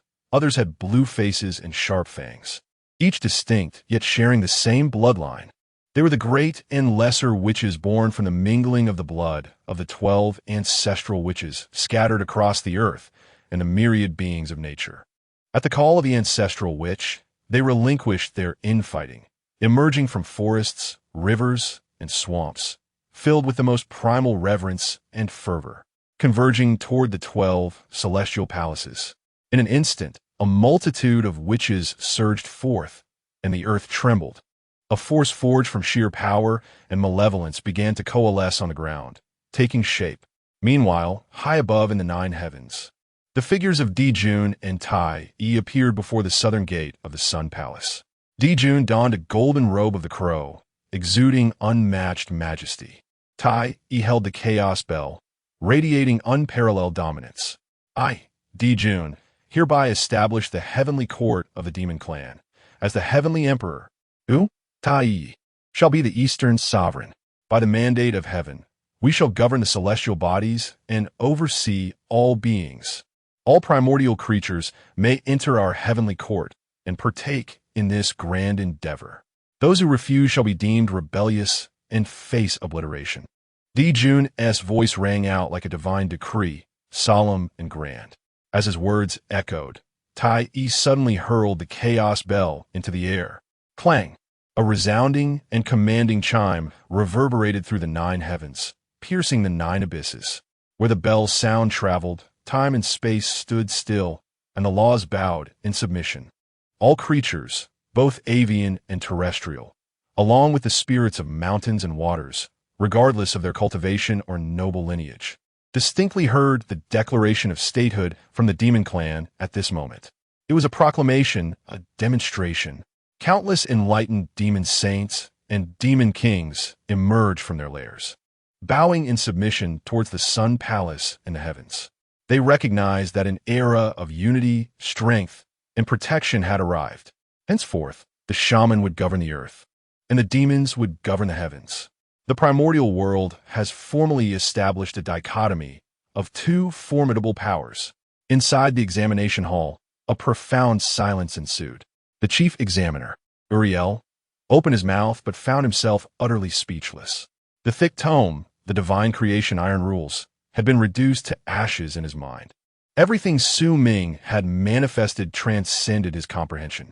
Professor Augustus, however, was ablaze with excitement, pacing fervently in place. Did you see that? Did you see that? The clash of civilizations. This is the evolution that a higher world ought to embody. He pointed at the screen, passionately delivering an impromptu lecture to the surrounding examiners. The shaman clan represents the most primal and pure bloodline civilization. Their cohesion stems from kinship, and their glory is derived from the reverence for their progenitor, Pengu. This is an introspective civilization model that emphasizes inner strength. Conversely, the demon clan embodies a civilization of order, or rather, imperial civilization. They strive to establish rules, utilizing the political structure of heavenly court to integrate all diverse beings. This is an extroverted civilization model that emphasizes dominion and expansion. Fundamentally, these two civilizations are in opposition. Their conflict will not merely be over territory, but a struggle for orthodoxy. It is the ultimate battle that will determine the future trajectory of this world. Contestant Su Ming. He is a phenomenon, a prodigy in philosophy and sociology. Augustus's assessment ignited a frenzy across the internet through the live broadcast. Meanwhile, the prodigious Su Ming reveled in the immense benefits bestowed by the evolution of the world. Ding! It has been detected that your world, the primordial era, has birthed two opposing factions, the shaman clan and the demon clan. The thematic catastrophe of the shaman-demon conflict has officially commenced. Ding! The bloodline civilization of the shaman clan and the heavenly court civilization of the demon clan have taken shape, greatly enriching the worldview and exponentially enhancing the world's potential assessment index. Ding! Your divine fire has absorbed a vast amount of the world's essence and is undergoing a new transformation. Su Ming could feel the purplish-golden divine fire within his sea of consciousness suddenly contract and then explosively expand. The hue of the flames deepened, and the creative laws they contained became increasingly refined. Although he remained a breath away from becoming a true mid-tier deity, the quality and quantity of his divine power had already surpassed that of any peak low-tier deity. The primordial world, fortified and empowered by the rise of the two sovereign factions of shaman and demon, stood stronger than ever. Yet, just as tensions escalated between the two clans, a cataclysmic war seemed poised to erupt, threatening to engulf the very heavens and earth. A voice, both incomprehensibly indifferent and undeniably majestic, resonated without warning throughout the primordial expanse, echoing in the hearts of every being. I am Hongjun, and I have ascended to sanctity. A millennium hence, I shall impart the profound truths of the Tao in the palace of purple clouds, situated beyond the 33 heavens. Those destined to hear shall be welcome to attend. Chapter 34. Within the Zixiao Palace, the Taoist ancestor is poised to impart wisdom. The Emperor Jun and Tai establish the heavenly court, while the 12 ancestors of the Wu clan aspire to dominate the earth. An atmosphere of palpable tension envelopes the entirety of the primordial world, as a monumental battle that will determine the fate of heaven and earth seems on the brink of unfolding. Yet, at this critical juncture, where the sword is drawn and the bow is strung, an extraordinarily indifferent yet imposing voice, as if it had existed since time immemorial, resonates without warning in every corner of the primordial realm and in the hearts of all beings. I am Hongjun, now a sage. 3,000 years hence, I shall expound the great Tao at the Zhixiao Palace beyond the 33 heavens. Those with affinity may come to listen. This voice, though soft, embodies an undeniable will of the heavenly Tao. In an instant, the myriad armies of demons poised to gather in the 9 heavens halted. In a moment, the roaring billions of the Wu clan fell silent. The tension capable of freezing time and space dissipated effortlessly with these words. Deep within the earth, in the temple of the 12 ancestors of the Wu, Hongjun, again, it is he, the notoriously fiery Zhurong, smashed his fist into the ground, causing magma to erupt. How could a mere schemer, who triumphed over Luo, who through deceit, be worthy of the title of sage, of imparting wisdom? We, the Wu clan, cultivate the flesh of our Father God and refine the laws of heaven and earth. We have no need to heed his ethereal teachings. The ancestor of thunder, Chong Wang, grumbled disdainfully. Indeed, let us gather our kin. It is the prime opportunity for us to unify the earth. The 12 ancestors quickly reached consensus. They do not cultivate the primordial spirit, do not revere heaven and earth, but only honor Pangu. To them, Hongjuan's teachings hold no significance. Rather, it is a fortuitous chance for the demon clan to expand their power should the formidable beings among them attend. Meanwhile, in the Sun Palace high above the 9 heavens, the atmosphere was strikingly different. The chaos bell in the hands of the Eastern Emperor Tai resonated incessantly, as if responding to the call of the great Tao. He glanced at Emperor Jun, whose fighting spirit had tempered into seriousness. Emperor Jun stood with hands clasped behind his back, his gaze profound as the starry sea. After a moment of silence, he slowly spoke, "Convey my decree. The demon clan shall suspend all offensives and preparations for war. All demon gods of the great Luo golden immortal level shall accompany me and the Eastern Emperor to the 33 heavens to listen to the sage's teachings." Elder brother? Tai questioned, puzzled. This is the finest opportunity for us to establish the prestige of the heavenly court, as the Wu clan's brutes look down upon us. Tai, you are mistaken. Emperor Jun shook his head, wisdom glimmering in his eyes. Prestige is not solely reliant on martial conquest, but also on the overwhelming superiority of our forces. Why was Nuwa able to easily attain sagehood? And how did Hongjun surpass others? Because they forged ahead of us. The path of the sage is the only route to the pinnacle of the world. If we do not attend, while other formidable beings do, 3,000 years hence, they will advance in cultivation, and our demon clan may bear the name of the heavenly court, yet lack the power to dominate the cosmos. That would be the true calamity.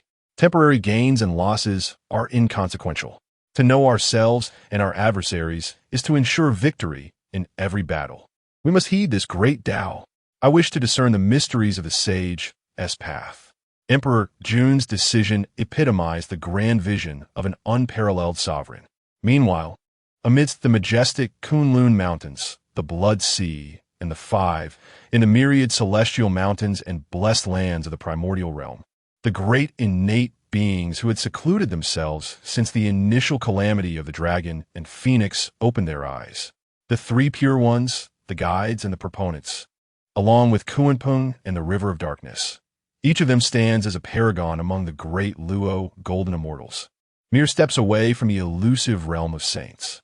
The teachings of Hongjun represent the most profound opportunity.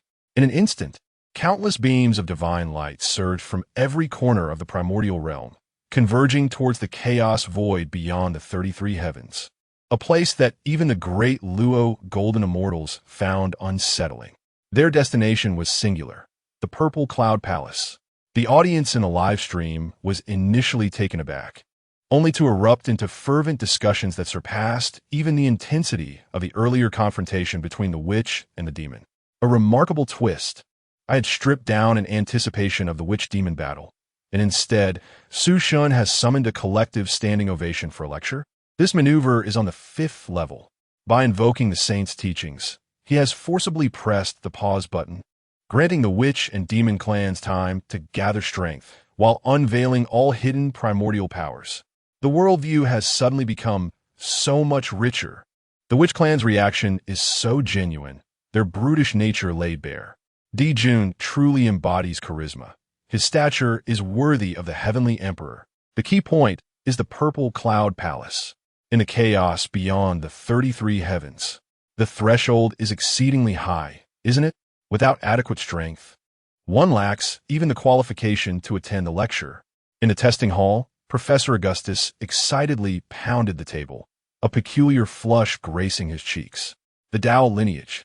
Do you comprehend? This is the establishment of the Tao lineage.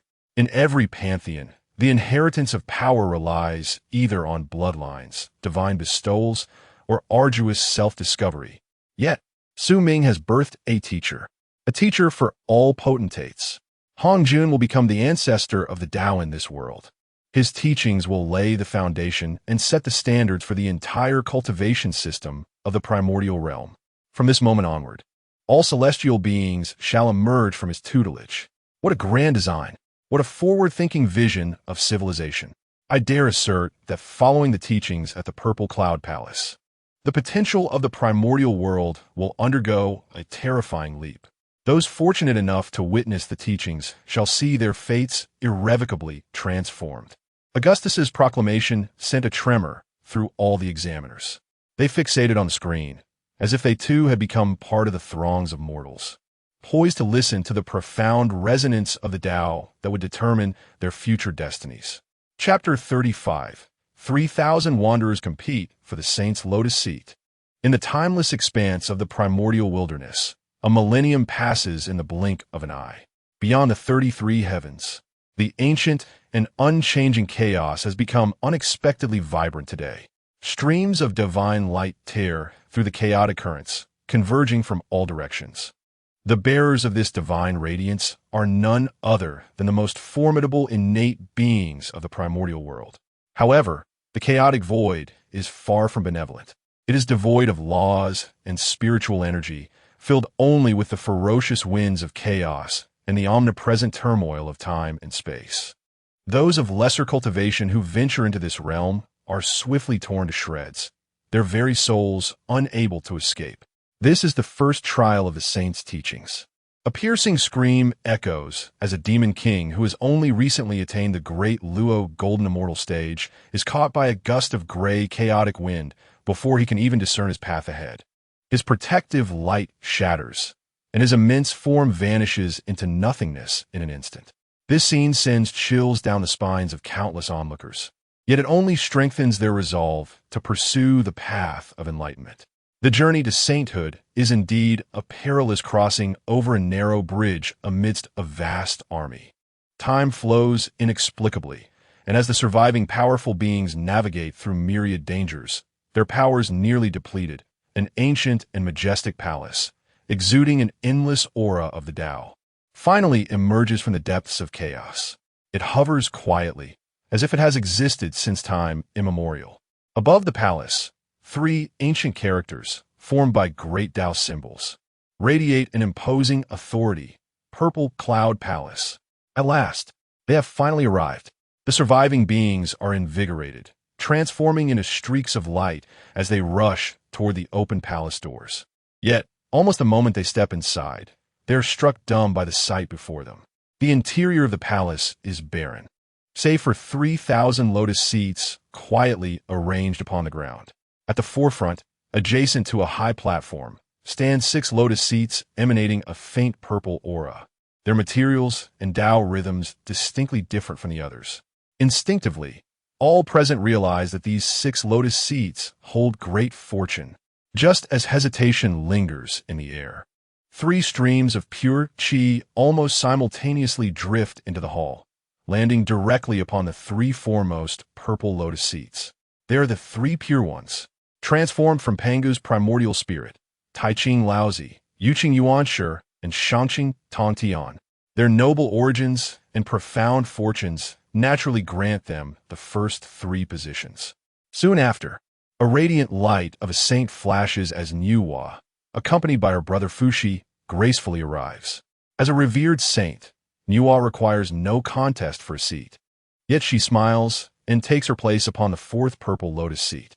At this moment, only 2 purple lotus seats remain among the 3,000 powerful beings. With a swift motion, A flash of bloodlight and a flash of azure light occur simultaneously. The master of the North Sea Demon Master Palace, Kunpeng, utilizing his unparalleled speed, seizes the 5th position. Meanwhile, the well-known benevolent figure of the primordial realm, Hongyun Laozu, takes the last remaining purple lotus seat with a cheerful demeanor.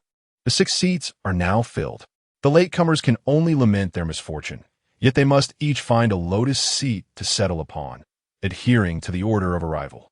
As the hall was on the brink of tranquility, 2 figures stumbled in, their tattered robes and anguished expressions revealing their dire plight. They were the revered Jin and Juni, having journeyed from a desolate land in the far west.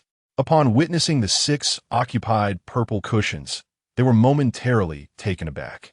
Then Juni fell to his knees, weeping uncontrollably, lamenting, "Alas, my barren west, where nothing thrives. My brother and I have traversed countless trials in search of the great Tao, narrowly escaping death. Who could have imagined that there would not be even a single seat available for us to listen? The heavens are unjust. Our yearning for the Tao is fraught with such difficulty." His tears flowed freely, stirring sorrow in the hearts of those who heard him. Seated in the 6th position, the kind-hearted Hongyun could not bear to witness such anguish. After a moment of hesitation, he sighed and stood up, saying, "Do not weep, fellow seeker. We have all come here in pursuit of the Tao. This seat shall be yours." Zhuanti, overwhelmed with joy, expressed his gratitude profusely and promptly took his seat, exclaiming, "Thank you, kind friend. You are truly a benevolent soul." However, Hongyun's act of generosity unsettled the nearby Kunpeng, who felt as though he were sitting on pins and needles. Beside him sat a mournful figure of unknown origin, while he, a distinguished beastmaster, found himself in such company.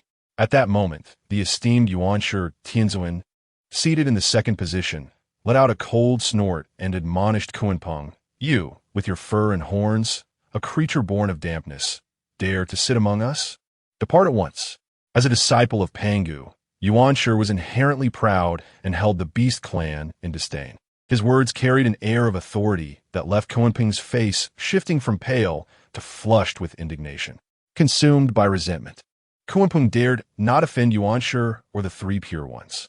He cast a venomous glance at the innocent Hongyun, thinking, "If not for this meddling Good Samaritan, I would not have suffered such humiliation." Silently, he rose and relinquished his seat to the overjoyed Jin, retreating to a corner, his cold gaze fixed menacingly upon Hongyun. Thus, a significant thread of fate was woven. In the live broadcast, all viewers were left dumbstruck. Is this how it works? I've truly opened my eyes today. A bit of crying and fussing, and a seat among the sages is secured. Zhuanti possesses a thicker skin than the very winds of chaos. Truly a remarkable talent. As for Hongyun, should I commend his kindness or chastise his foolishness? Did he not notice Kunpeng's murderous glare? Those upstairs, you fail to comprehend. This is not merely a matter of seizing a seat. It is destiny. It is fortune. These 6 positions were inherently meant for them.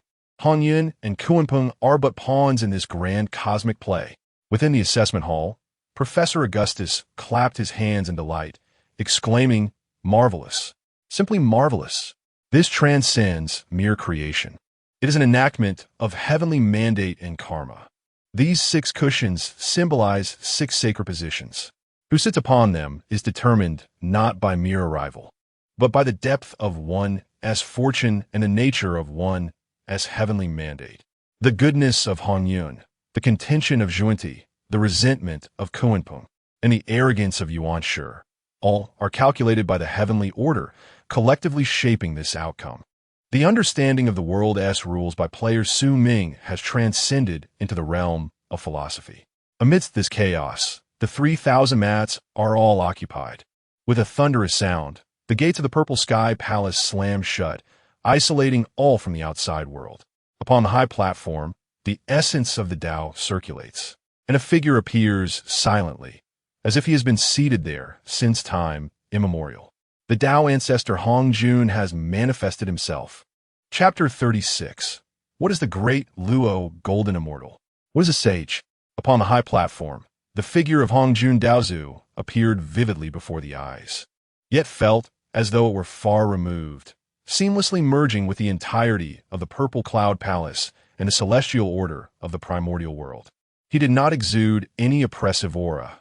Nonetheless, the 3,000 mighty beings, including the three purities and Yuwa, instinctively held their breath, their minds enveloped in a profound reverence, unwilling to show even the slightest hint of negligence.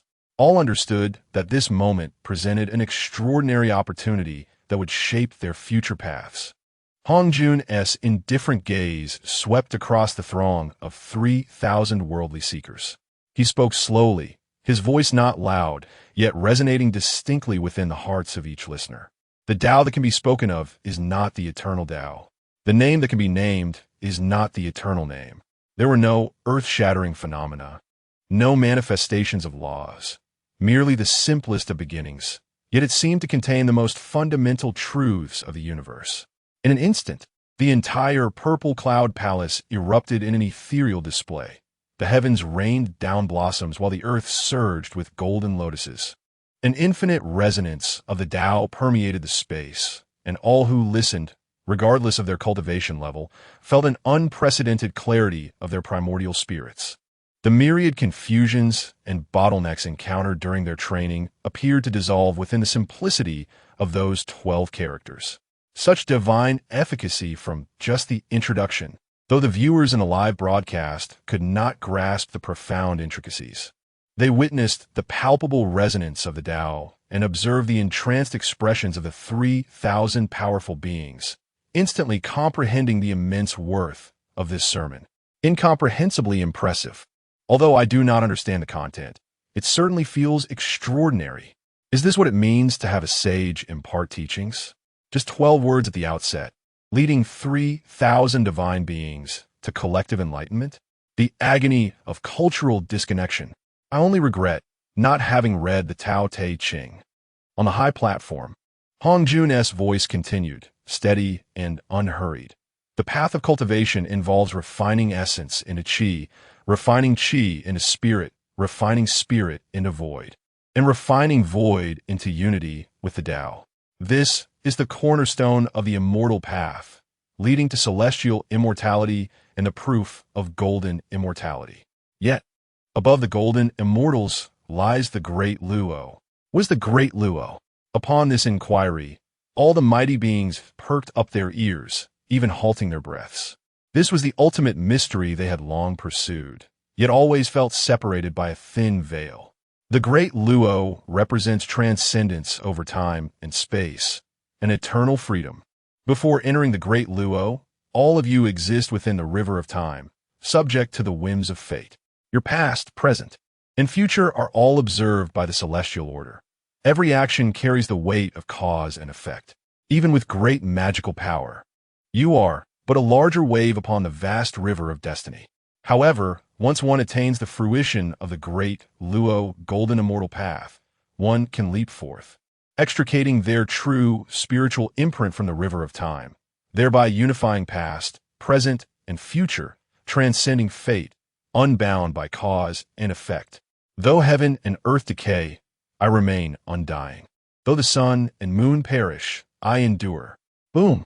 These words resonated like a thunderclap within the consciousness of the 3,000 mighty beings, transcending the river of time, breaking free from the constraints of fate.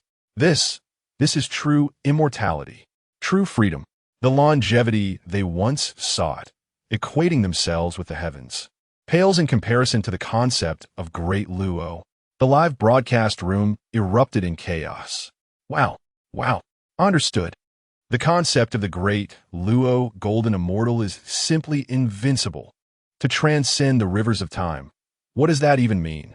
It implies that even if you were to return to the past, you could not slay a great Luo golden immortal, for he no longer belongs to that temporal point in time. How terrifying! In our understanding, deities, even the supreme deity, are susceptible to downfall and can be vanquished by stronger forces. Yet this great Luo golden immortal is, in essence, immune to attacks from the dimension of time. This is a literal dimensional strike. Professor Augustus in the Hall of Assessment stared wide-eyed at the screen, his lips trembling. Conceptual power systems. He shouted, "Did you see that? In all other worlds, power is merely a numerical accumulation. 100 points of divine power surpasses 10 points, and S-rank laws are superior to A-rank. But Su Ming has forged a conceptual realm. Great Luo is not a measure of power. It is a transcendence of life forms. It signifies an evolution from four-dimensional beings, time-space, to a higher dimension. This has touched upon the most fundamental philosophy of the universe. A mature worldview ought to possess such clarity and boundless imagination in its progression.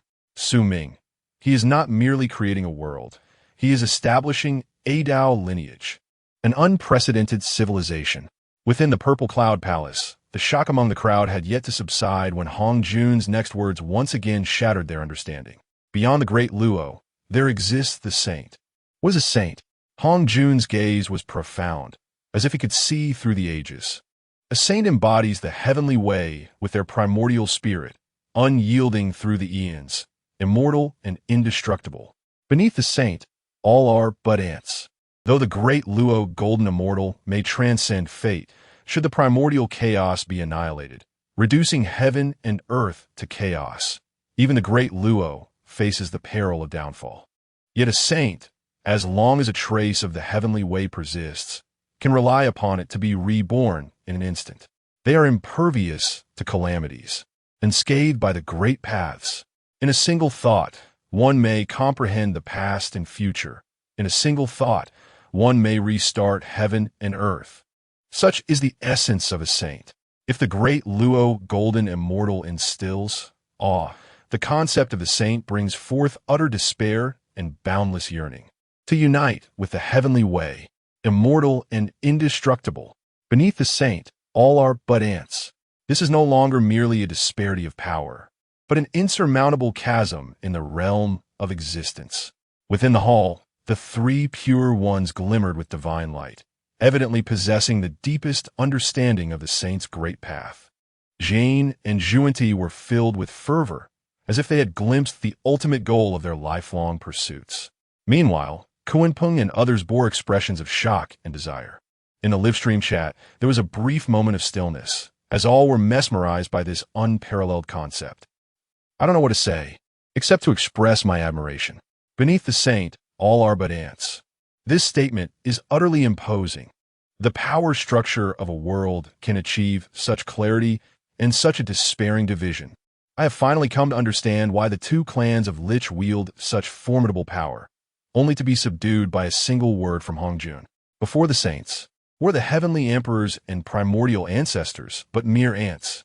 Meanwhile, as everyone immerses themselves in the boundless reverie of the saint's tremendous might, the voice of Daozu Hong Jun resonates once more, calm yet akin to a heavy hammer, striking the hearts of all present. The path to sanctification encompasses three methods. Chapter 37. A single word determines the sacred position. The deities of the entire universe have gone mad. The path to sanctification comprises three methods. The voice of Hong Jun Daozu resonated like a colossal stone cast into the tranquil surface of a lake, stirring tumultuous waves in the hearts of the 3,000 formidable beings within the Zixiao Palace. All present widened their eyes and perked their ears, halting even their primordial spirits, fearful of missing a single word. This was the ultimate answer they had sought their entire lives. The first method is proving the Tao through power. Hong Jun's voice bore a tinge of reminiscence and reverence, for this method is the supreme path, utilizing absolute power to shatter the shackles of the heavenly Tao and achieve the esteemed status of a great sage. The primordial father Pangu traversed this path. Yet, this route is fraught with peril. Though the Father God opened the heavens and forged the earth, transforming into myriad things, he ultimately perished despite his accomplishments. Since Pangu, no one has succeeded in this method. Upon hearing this, a chill ran through the hearts of the crowd. If even the mighty Pangu had failed, this path was akin to a dead end for them. The second method is slaying the three corpses to prove the Tao. Within each person resides good, evil, and attachment. These are the three corpses. Should one be able to rely on innate spiritual treasures to sever these three corpses, one may attain the state of a quasi-saint. Once the three corpses are completely vanquished and subsequently merged into one can achieve the Tao fruit of the Hunyuan Daoyuojin Xian and attain the status of a sage. I, too, have sanctified myself through this method. Hongjuan's words ignited a spark of hope in the eyes of many great beings within the hall. Though this path is arduous, it has been successfully traversed by the Tao ancestor. This proves its viability. The third method is proving the Tao through meritorious deeds. This is the least favorable method. If a living being can establish immeasurable merits for the primordial heavens and earth, the heavenly Tao will acknowledge them and bestow a sacred position to assist them in achieving the status of a sage. The Taoist friend Yuhua, who created humanity and completed the heavens and earth, achieved sanctification through this method. Hongjuan's gaze turned towards Yuhua, who slightly nodded, affirming his words. The three paths lay before all, starkly clear. To prove the Tao through power is a dead end. To prove the Tao through meritorious deeds is fortuitous yet elusive.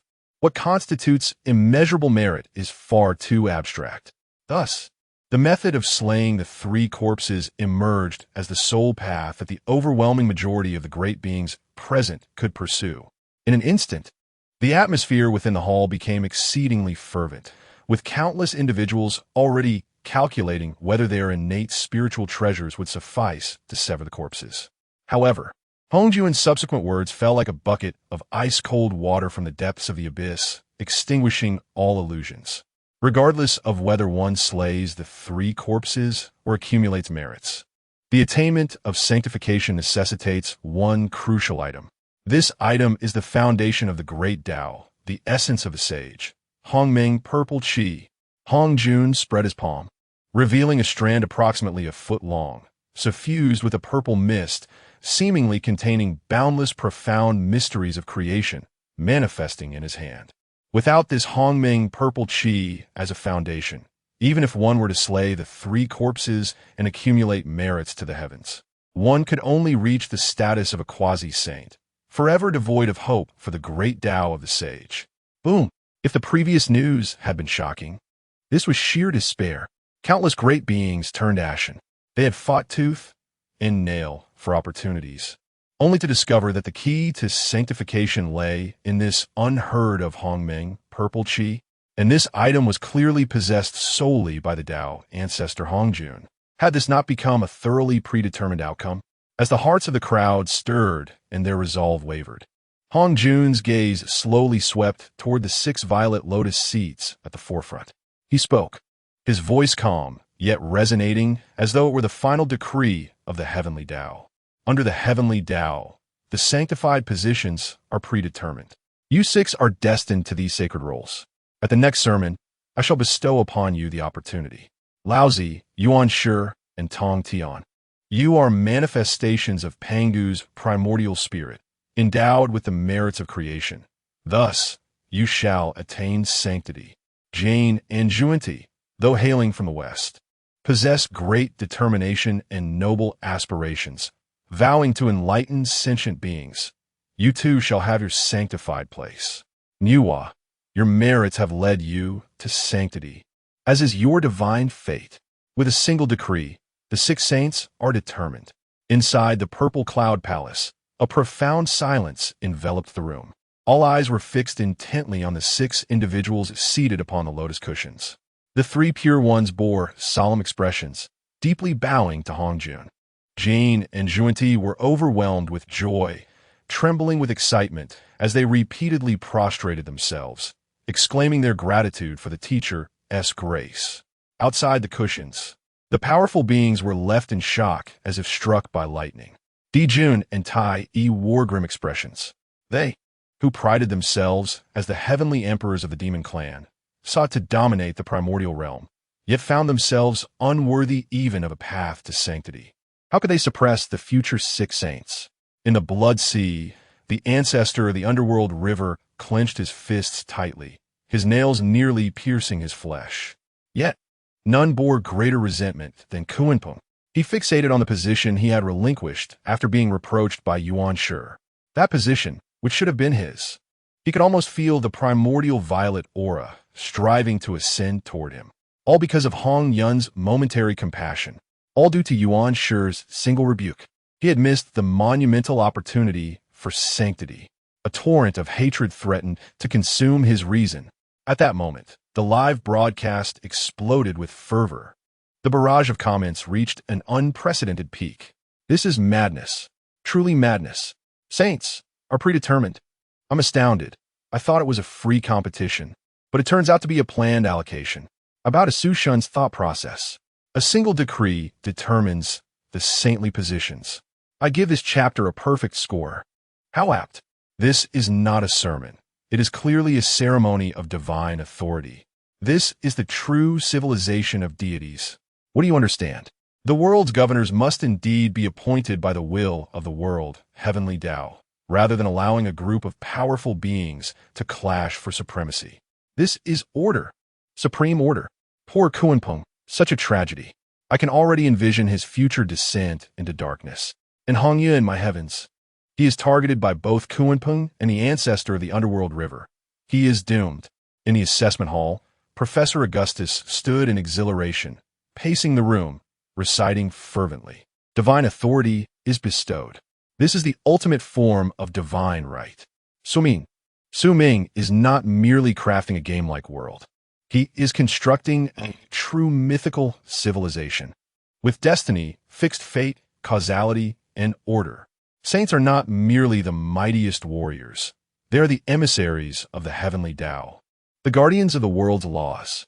The profundity of this worldview, the philosophical contemplation underpinning this civilization structure, has utterly eclipsed those primordial models that merely accumulate power and incite conflict. This is artistry, a true genesis of creation. All the examiners fell into silence. They gazed at the 6 future saints displayed on the screen, then glanced at the nearly 3,000 formidable beings below, brimming with resentment, envy, and despair. They understood that, from this moment forth, the configuration of the primordial world had been irrevocably established. A more brutal and grandiose struggle, centered around destiny and defiance, is about to commence. Chapter 38. Beneath the saints, all are ants. Within the confines of the purple cloud palace, an oppressive silence prevailed. The 5 strands of primordial purple energy loomed like insurmountable chasms, distinctly partitioning the throngs of mortals into 2 disparate realms. One realm was exalted, radiating with the promise of a glorious future for the saints. The other was populated by nearly 3,000 despairing souls, their hearts shattered, resembling ants beneath the weight of their hopelessness. A voice, steeped in both defiance and authority, pierced through the stifling quietude. It was Emperor Jun, the sovereign of myriad demons, who had established the heavenly court with aspirations to govern the primal chaos, rose slowly. Adorned with the imperial crown and clad in the resplendent robes of the golden crow. His eyes blazed with the fierce flames of the sun as he fixed his gaze upon the high altar where the Tao ancestor Hong Jun stood. Dare inquire, master? Emperor Jun's voice echoed within the hall, tinged with a hint of challenge. My brother Tai and I have heeded the celestial mandate to establish the demon court, to restore order to the primordial realm, and to nurture all beings. We firmly believe we have rendered great merit to heaven and earth. Why is there no distinction for my demon clan in the sanctified ranks? As he spoke, the Eastern Emperor Tai rose alongside him, brimming with martial fervor. Numerous formidable beings of the demon race turned their gazes towards the Tao ancestor, their discontent palpable. The merits of the heavenly court were evident for all to see.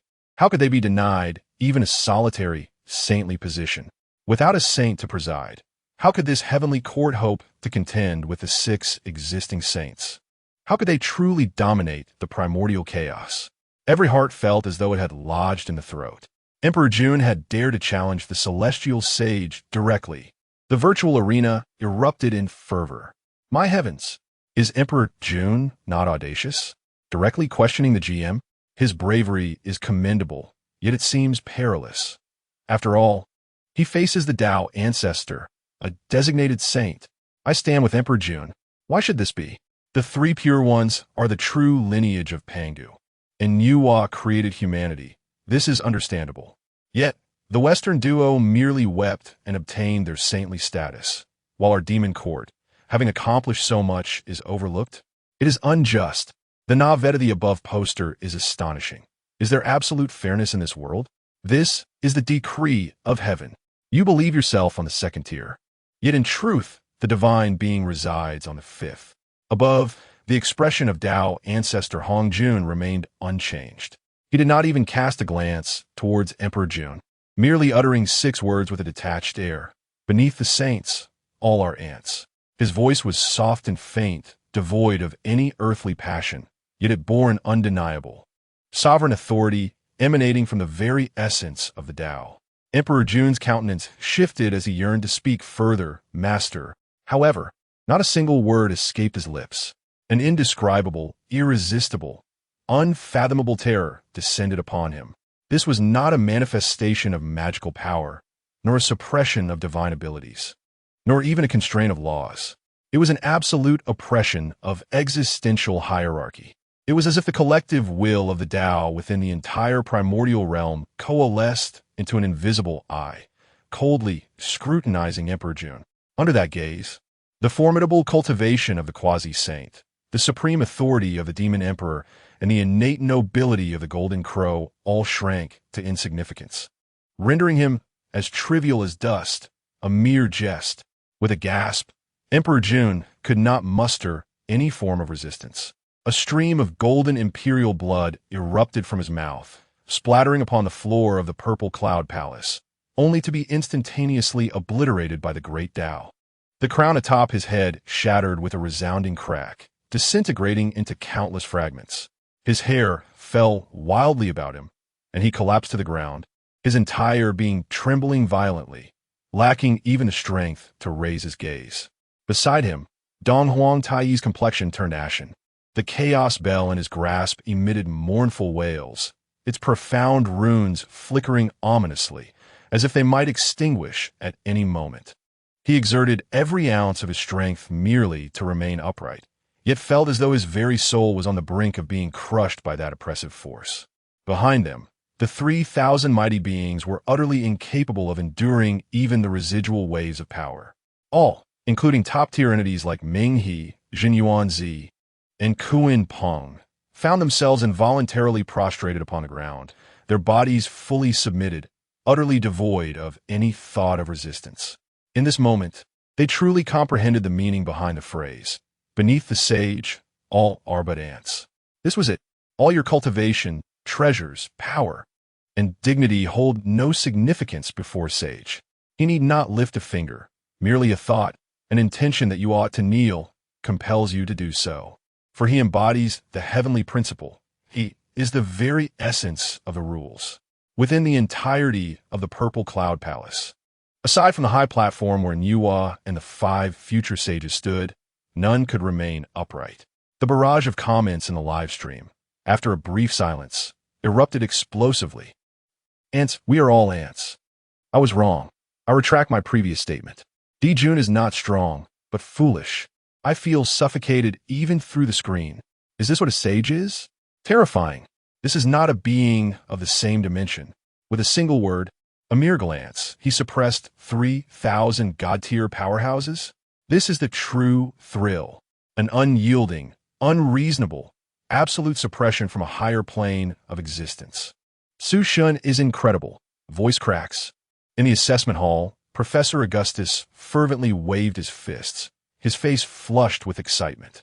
Did you see that? This is philosophy. This is Tao. In the face of absolute rules, any struggle of individual power is futile. Su Ming articulated to the entire universe, in the most direct and shocking manner, what order is, what heavenly might signifies. His primordial world has achieved a complete closure of its power system. The logic is flawless, the hierarchy distinct, imbued with an Eastern sense of supreme majesty. Time passed unmeasured until that despairing pressure gradually dissipated.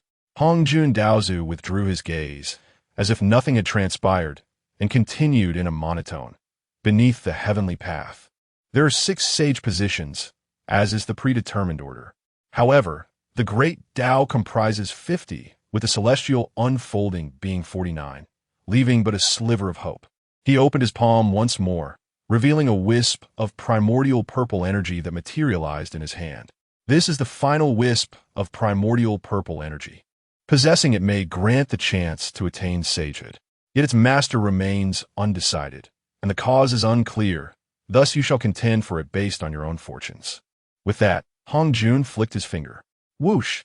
That wisp of primordial purple energy transformed into a streak of light, instantly piercing through the walls of the purple cloud palace, vanishing into the boundless chaos of the void, unknown where it would journey in the primordial realm. In that moment, all the formidable beings who had just regained their composure from the suppression, including the subdued Emperor Jun and Tai Yi, were suddenly engulfed by an insatiable greed and fervor. The sanctified positions are 6 in number, ordained by the heavens. Yet, this opportunity to attain the 7th sanctity remains an unclaimed treasure. Whosoever seizes it may well ascend to become the 7th sage. In an instant, within the grand hall of the purple clouds, a current of intrigue surged, and the gazes of all present transformed dramatically. Chapter 39. This is overwhelming. The force system from the primordial era, the 7th wave of Hongming purple chi ignited like a lit fuse, instantaneously detonating the most primal greed and ambition within the hearts of almighty beings in the purple cloud palace. The despair that had previously engulfed them vanished in an instant, replaced by an almost frenzied fervor.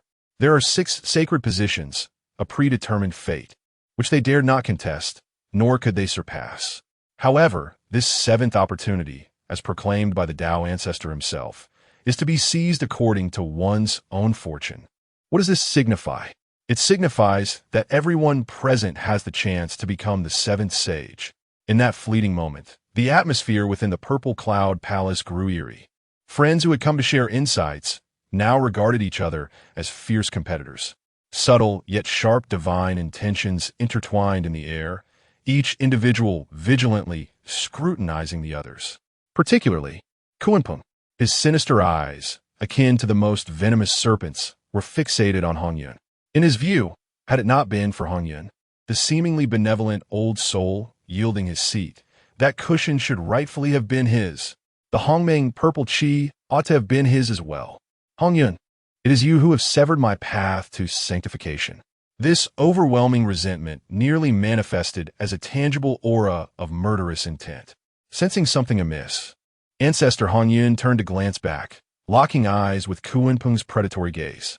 Naturally benevolent, he shied away from conflict, feeling bewildered, and even offered Kunpeng an apologetic smile, mistakenly believing he was still mulling over the seating arrangement.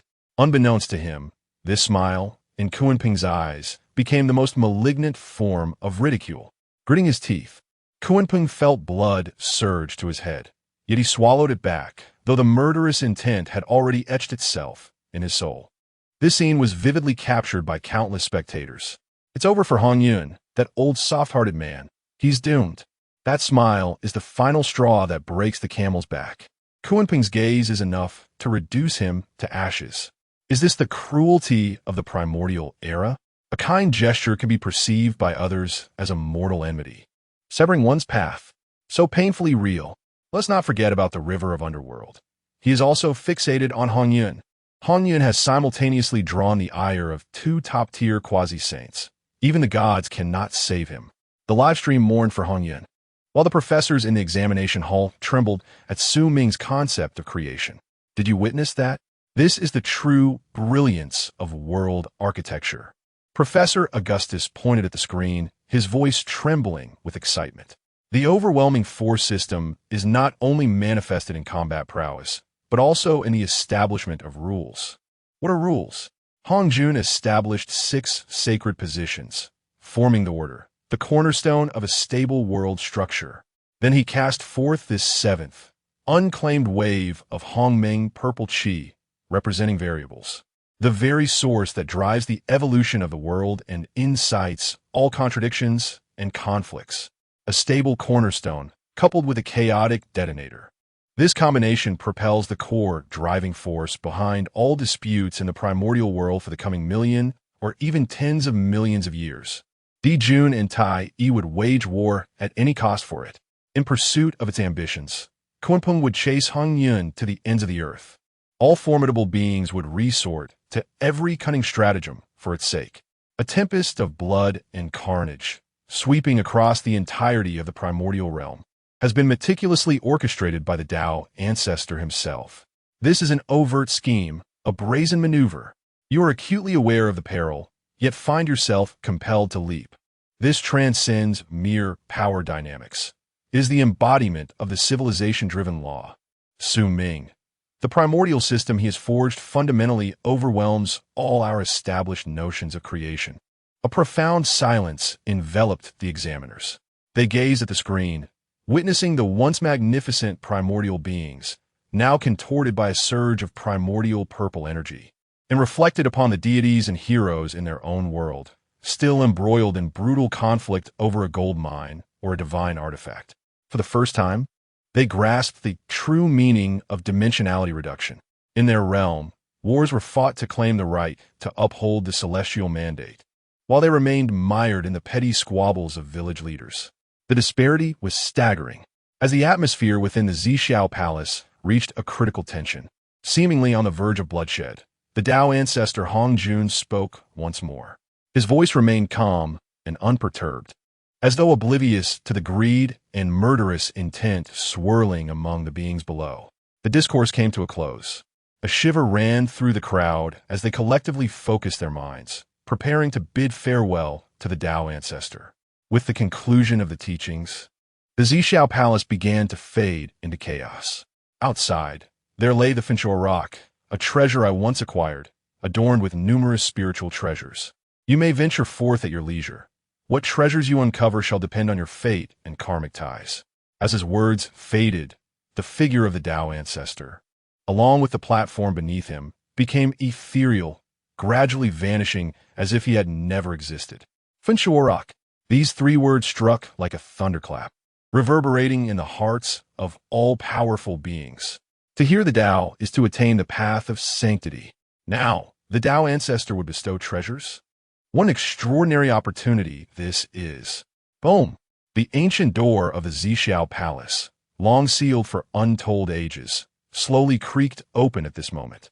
An overwhelming radiance, infused with the unique aura of countless innate spiritual treasures, streamed in from beyond the threshold, blinding all who beheld it. At that instant, every powerful being's breath was completely suspended. Chapter 40. The Treasure Rock. A wholesale of innate spiritual treasures. This is the final opportunity to attain sanctity. It is the only position that can be contended for through one's own efforts. In an instant, the atmosphere within the hall became exceedingly peculiar. The once amicable companions now exchanged glances laden with unabashed scrutiny and animosity. Each individual transformed into a potential rival, perhaps even a future foe. The eyes of Emperor Jun and Tai Yi reignited with imperial dominance. Regardless of the circumstances, the primordial purple chi must belong to the demon clan South Heavenly Court. The ancestor of the underworld river licked his lips. As long as the sea of blood remained unexhausted, he would not perish. He had ample time to scheme. Kunpeng's gaze was as frigid as ancient ice. Having lost a sanctified position, he was determined to seize this final chance. Just as the tense atmosphere was on the brink of eruption, the Grand Master Hong Jun spoke once more from his elevated platform. The discourse had concluded. His voice, though soft, cleared the minds of all present, temporarily liberating them from their fervent desires. As they looked up, they beheld the Grand Master Hong Jun rising slowly, stating with composure, "You and I have forged a bond akin to that of a teacher and disciple. With the conclusion of this discourse, treasures shall be bestowed upon you to aid your cultivation." No sooner had he finished speaking than he gestured towards the exterior of the Zixiao Palace. With a thunderous roar, the chaotic currents beyond the 33 heavens appeared to be torn asunder by invisible hands.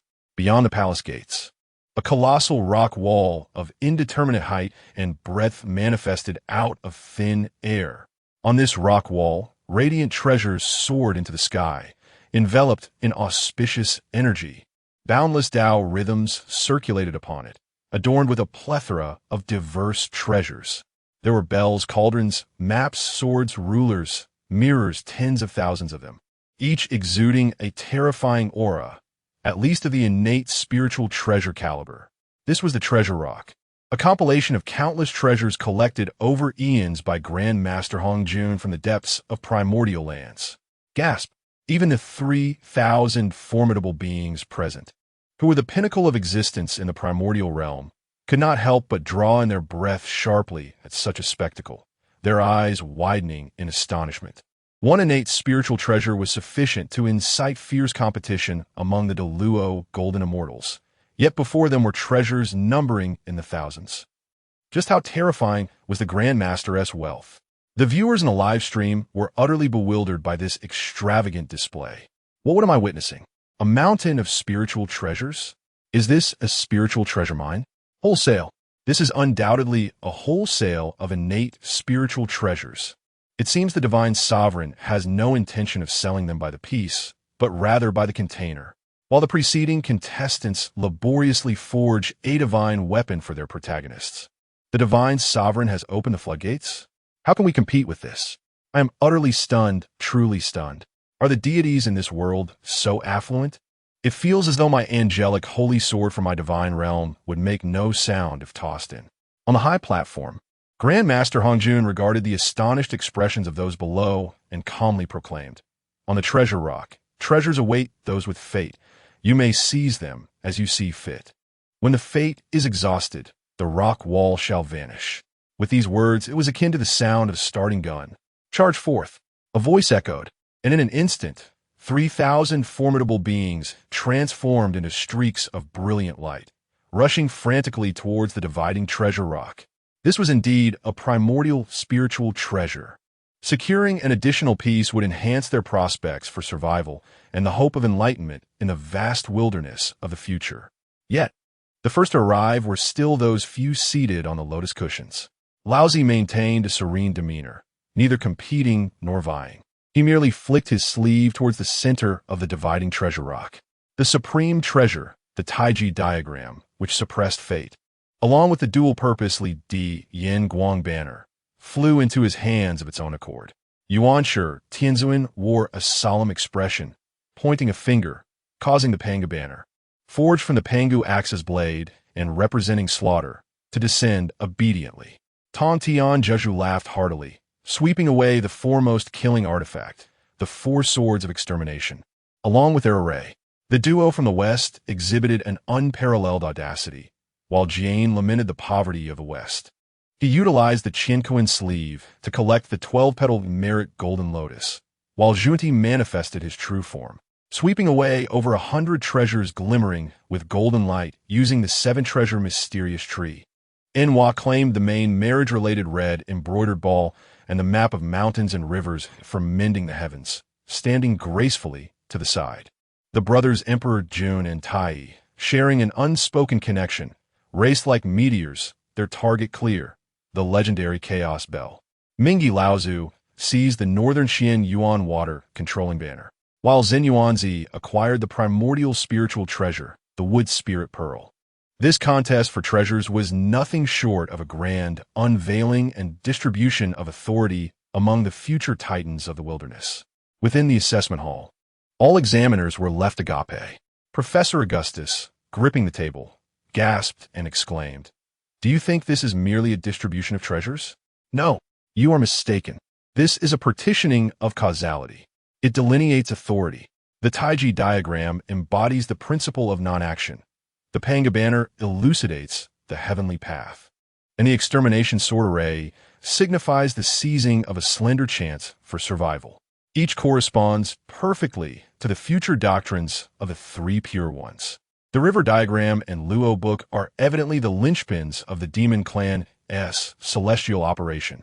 Moreover, those banners, pearls, and divine swords. Every spiritual treasure resembles a chess piece, determining its master's future path and stance amid the grand calamities of heaven and earth. Su Ming. He is not merely distributing equipment. He is utilizing these causal weapons to strategically arrange the entire Witch Daoist calamity in advance. What an astonishing level of control. What a profound worldview framework. A madman. He is an unequivocal creator madman. Amidst Professor Augustus's fervent roar, the radiance of the treasures on the dividing treasure rock gradually dimmed, ultimately vanishing into the chaos amidst a ripple of spatial fluctuations. The fortunate beings who had seized treasures were elated, while those who had not or had acquired little wore faces of regret and envy. The figure of Hongjun Daozu reappeared before the crowd, his voice devoid of emotion. The teachings have concluded, and the treasure division is at an end. You may disperse. With that, without waiting for a response, Hongjun's presence, along with the entirety of the Purple Cloud Palace, slowly faded, disappearing into the depths of chaos. 3,000 formidable beings were gently ushered out of chaos, returning to the skies above the primordial realm, as they beheld the spiritual treasures in their possession, and reflected upon the last remnant of the primordial purple energy that had fled into the wilderness, along with the grudges formed over the scramble for seats. It became evident to nearly all. At the moment they stepped out of the Purple Cloud Palace, the era of serene discourse had come to a close. What lay ahead would be a brutal world of survival of the fittest, where murder and treasure-seeking would reign, and conflict would be relentless and unending. Chapter 41. The Ace of the Competitor Reno, the 12-winged Holy Light Angel. As the figures of the 3,000 mighty beings vanished beyond the 33 heavens, the atmosphere of the vast primordial world underwent a sudden transformation. Previously, within the Purple Cloud Palace, the presence of the Tao Ancestor had maintained a semblance of restraint among the crowd. But now, with the Tao Ancestor retreating and the saints remaining concealed, the unclaimed primordial purple energy loomed like the sword of Damocles above the heads of all quasi-saint powers. Former companions had now morphed into potential mortal enemies. A tempest was brewing, one that would undoubtedly surpass the initial calamity of the Dragon and Phoenix, marked by a more intense and unpredictable bloodbath. A maelstrom of chaos and carnage. From Su Ming's perspective, he slowly withdrew from this perilous primordial land. Exhaling deeply, he returned his consciousness to the realm of divine assessment. The recent discourse and distribution of treasures had drained a significant portion of his spiritual essence. It was not merely a retelling of myth. Rather, he had leveraged his own soul's power to manipulate the world's essence, etching the ethereal paths and laws into the fabric of the primordial world's heavenly principles. Fortunately, the rewards were astonishing. On his divine domain panel, the score representing the world's potential had surpassed an unfathomable value, accompanied by a lengthy string of immeasurable annotations added by the examiners. Meanwhile, the faith power contributed by the audience surged like a torrent, flooding into his divine fire, transforming what was once a mere flicker into a blazing golden sun. At that moment, new content began to flood the corner of his vision. Su Goddess segment has concluded. With the Tao Ancestor in seclusion, the next plot will likely await the war of the Witch and Lich. Now is the time. Quickly check out the live stream of the second-ranked Reno. I hear he is causing quite a stir over there. Indeed, Reno's long-awaited ultimate move has finally been unleashed. His divine domain has birthed the first God-level hero. God-level? So soon? Let us go, and see how it compares to Su God's quasi-saints. A thought flickered in Su Ming's mind. Since the assessment commenced, he had devoted himself entirely to the evolution of the primordial realm, never once diverting his attention to other competitors. Now that the foundational stage of creation was fundamentally complete, it was only fitting to gain insight into his most formidable rival. With a subtle shift of his mind, the screen before him split into two. The left side remained his expansive, ancient, and untamed primordial world, while the right side transitioned into the current second-ranked live stream of Reno. As the connection established, an aura of sanctity, brilliance, and grandeur enveloped him. In stark contrast to Su Ming's world, imbued with profound philosophical musings and raw growth, Reno's realm epitomized a quintessential, textbook-like domain of holy light magic. The sky was a pristine azure, dotted with countless floating cities crafted from marble and gold. Between the cities, angels with pure white wings soared gracefully, while on the ground, pious legions of paladins chanted hymns of praise. The entire world basked in a gentle and warm holy light, replete with order, sanctity, and beauty. This style undoubtedly represents the most mainstream and widely embraced aesthetic of the current celestial divine civilization. At this moment, amidst the resounding cheers of all the viewers in the Reno live broadcast, high above in his divine realm, a newly born entity gradually unfurls its wings. 1 pair, 2 pairs, 3 pairs, a total of 6 pairs, 12 wings, as if forged from the purest essence of light, elegantly spread behind him. He possesses a mane of brilliant golden hair, a visage devoid of any flaw, and eyes that exude both compassion and authority. Clutching a cross-shaped sword engulfed in sacred white flames, he is clad in magnificent armor woven from the fabric of laws and faith. I, Michael, heed the divine decree of my Lord, to judge all darkness in the world and cleanse all sins. His voice resonates, akin to the collective prayers of millions of devotees, sacred and solemn, echoing throughout the realm of holy light. Boom! The popularity and donations in Reno's live stream surged to a new zenith. The 12-winged holy light angel. It is the Lord God-level Michael. So majestic. This is how a deity should appear. Flawless, powerful, loyal. Reno is incredible. This is undoubtedly the most perfect creation of a hero in this assessment. Both in appearance and strength, it is impeccable. Now, this will be interesting. While the primordial world has many strong beings, they are merely ferocious demon clans and witch tribes. None possess the sanctity and gravitas of Lord Michael. Within the assessment hall, several examiners, who had previously expressed skepticism towards Su Ming's unconventional methods, now wore approving smiles. This is the righteous path. This is the creation we wish to witness. One examiner nodded, stating that the Michael created by Reno had attained the power level of a Lord God. More importantly, he displayed absolute loyalty to our Lord, Reno, possessing profound wisdom and a sense of order. He is a perfect guardian of civilization. Indeed, while Su Ming's primordial world holds immense potential, it is far too uncontrollable.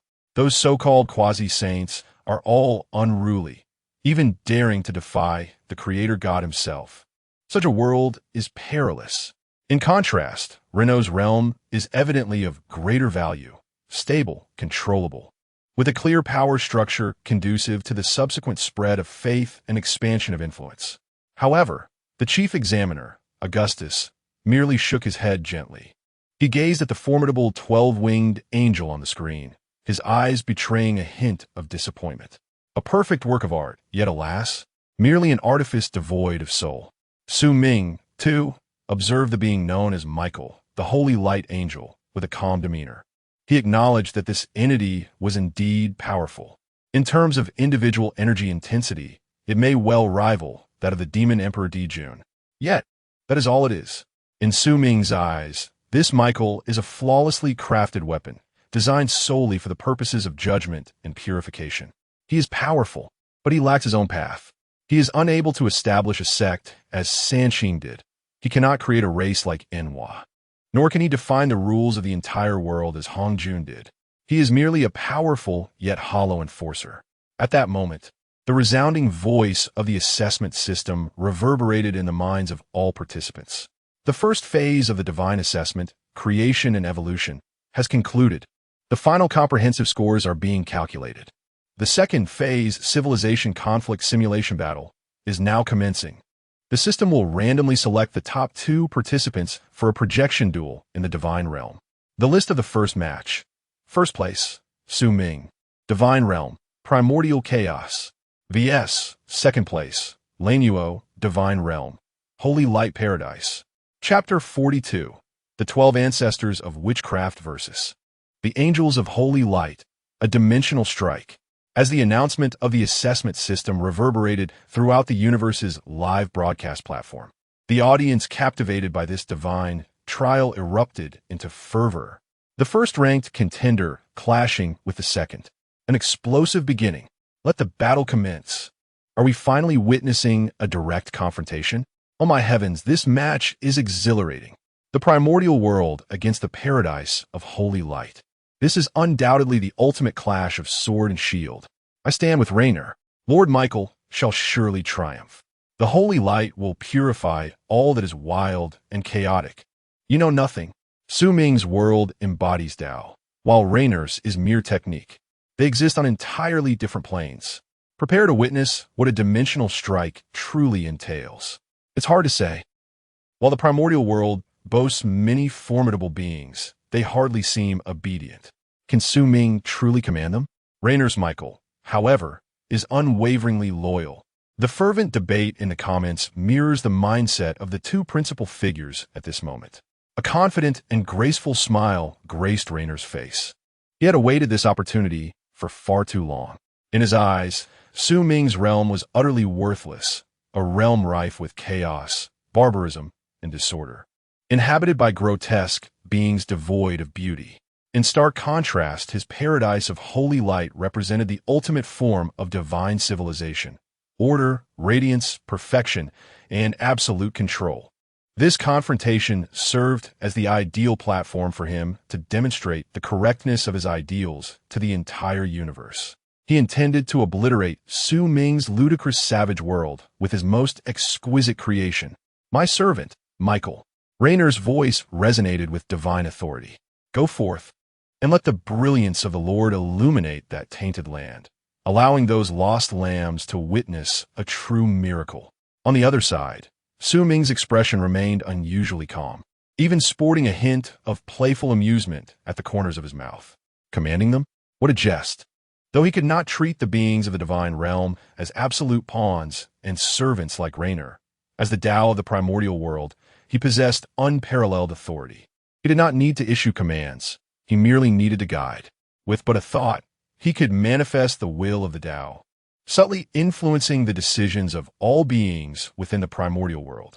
For instance, at this moment, he need only convey a single notion to the land of the primordial world. An external foe approaches, seeking to invade our realm and seize our creation. That alone sufficed. In the simulated battlefield space, the assessment system, wielding supreme power, forged a vast void. On either side of the void, projections of two distinctly different worlds gradually emerged. On one side lay the paradise of holy light, cities of gold, stairways of white jade, and countless angels chanting hymns, embodying the essence of light and order to the utmost degree. At the pinnacle of this world stood the 12-winged angel Michael, wielding a sacred sword, flanked by tens of thousands of angels standing ready, their holy light illuminating millions of miles, exuding unparalleled majesty. On the opposing side was the primordial world, an expansive land, majestic mountains, and a lofty sky, suffused with an ancient, primal, and wild atmosphere. There were no uniform legions. Instead, terrifying beings lurked in their respective territories, exhaling the malevolent energy of the cosmos. Upon witnessing this scene, a smirk of disdain spread across Reno's lips. A rabble. He uttered these 4 words softly, then raised his right hand high, issuing a divine decree: attack. As you command, my lord. Michael solemnly responded. The 12 radiant wings behind him suddenly trembled, transforming into a golden stream of light that pierced through the heavens and earth, surging forth with the might to judge all, racing towards the primordial world. Behind him, tens of thousands of angels formed a holy light battle array, chanting a sacred war song, morphing into a torrent of sanctity, closely following, before the light could arrive. The purifying power of the holy light had already begun to cause the ground near the battlefield in the primordial world to crackle, evaporating countless malevolent energies. Just as all spectators believed this would be a devastating battle of purification, a deep, thunderous heartbeat echoed from the mountains of Bujo, formed from Pangu's spine. Thud, thud, thud. Following this, 12 distinct yet equally terrifying and domineering waves of malevolent energy surged into the sky. Who dares to trespass upon our domain? A rough and imposing voice boomed. Suddenly, a terrifying figure resembling a yellow sack, fiery red like a blazing flame, with 6 legs and 4 wings, and a formless visage, tore through space. Appearing at the forefront of the primordial world, the ancestor witch, Emperor Jiang. master of the laws of space. Following closely, a figure as green as bamboo, with a bird's body and a human face, riding upon two dragons emerged. The ancestor witch Ju Meng, master of the laws of wood, a beast-headed figure, draped in red scales, with fire serpents piercing its ears and treading upon a fire dragon, let out a skyward howl. The ancestor witch Zhu Rong, master of the laws of fire, a figure with a human face and a tiger's body, clad in golden scales, with wings sprouting from its shoulders. A human-faced bird with green serpents entwined around its ears, clutching two azure serpents. A tiger-headed figure, with 4 hooves and long arms. One after another, 12 uniquely shaped, yet equally formidable demonic deities, exuding an aura of destruction, stood firm between heaven and earth. They bore no magnificent wings, no sacred armor. Rather, they possessed only the purest, most primal, and most savage physical forms and powers of the laws. The Witch Clan, the 12 ancestor witches born from the essence of Pangu's blood. They were born as gods, ruling the laws of heaven and earth, the true sovereigns of this primordial land. The live stream erupted in chaos. What on earth is that? A monster? Is this the pinnacle of strength in the realm of the Sioux gods? So ugly yet so powerful. I can feel that primal oppression even through the screen. Now this is what real men should watch. What holy light of angels, in the face of absolute power. It's all just frills. On the battlefield, Michael gazed upon the 12 grotesque, malevolently charged monstrosities before him, and for the first time, a deep loathing marred his handsome visage. Filthy, chaotic creations. Your very existence is a sin. Today, I shall represent the light and thoroughly purify you. He raised his holy sword, as boundless holy light converged at the sword's tip, transforming into a beam of judgment capable of cleaving the stars, striking fiercely down upon the leading Emperor Jiang. In the face of this cataclysmic strike, the featureless visage of Di Jiang seemed to emit a disdainful sneer. He wielded no weapon, nor did he chant any incantations. Instead, in a manner both simple and unadorned, he unleashed a singular punch. This blow bore no light, no flame, and scarcely produced any sound. Yet, where his fist passed, the very laws of space were instantaneously distorted, folded, and compressed. In the next heartbeat, before the astonished gazes of the universe, that beam of judgment, potent enough to cleave through stars, seemingly collided with an invisible barrier a myriad of miles from Di Jiang, shattering into a cascade of luminous particles. Meanwhile, Di Jiang's form defied all physical laws, vanishing from his original position to traverse the vast expanse, materializing before Michael. His seemingly unremarkable fist, carrying the weight of the primordial earth, struck heavily against Michael's sacred armor, forged from faith and law, reputed to be impervious to wear. With a resounding crack that echoed throughout the simulated battlefield, a sound so piercing it shattered the courage of Reno, reverberated through the air. Chapter 43. The Incomplete Universe. The wandering souls of resentment at this moment, time seemed to stretch infinitely.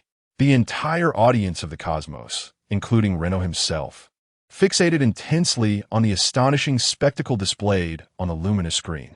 Michael, the 12-winged angel revered as the most perfect creation of the divine, constructed from the purest holy light and faith, found his chest adorned with the supposedly indestructible holy armor. At that instant, it shattered like porcelain struck by a heavy hammer. From the moment the fist of Emperor Jiang made contact, countless fissures rapidly spread, culminating in a resounding explosion that scattered golden motes of light throughout the air. With a gasp, golden divine blood erupted from Michael's mouth, his flawless visage etched with shock and agony. He was akin to a fallen meteor, uncontrollably propelled backward, crashing through several mountains simulated by the assessment system in the void before finally coming to a disheveled halt. One punch, merely a single blow, the pride of the holy light paradise, a god-level hero, had been obliterated by a monstrous entity brimming with malevolence, resulting in the shattering of his divine form in a torrent of divine blood. The confidence and elegance that once adorned Reno's face evaporated in an instant. replaced by profound shock and bewildering panic. No, it is impossible. This cannot be, he murmured, gripping his fists tightly. Michael is perfect. The holy light is the supreme force. How could he be defeated by such crude, barbaric physical power? In the live streaming room, the barrage of comments erupted after a brief silence, exploding in a frenzy. What have I just witnessed? The armor, shattered? One punch. Good heavens. That was the rule armor of a god-level hero. It was obliterated with a single blow. What on earth is this creature called Emperor Jiang made of? Violence. This is the epitome of the aesthetic of brutality.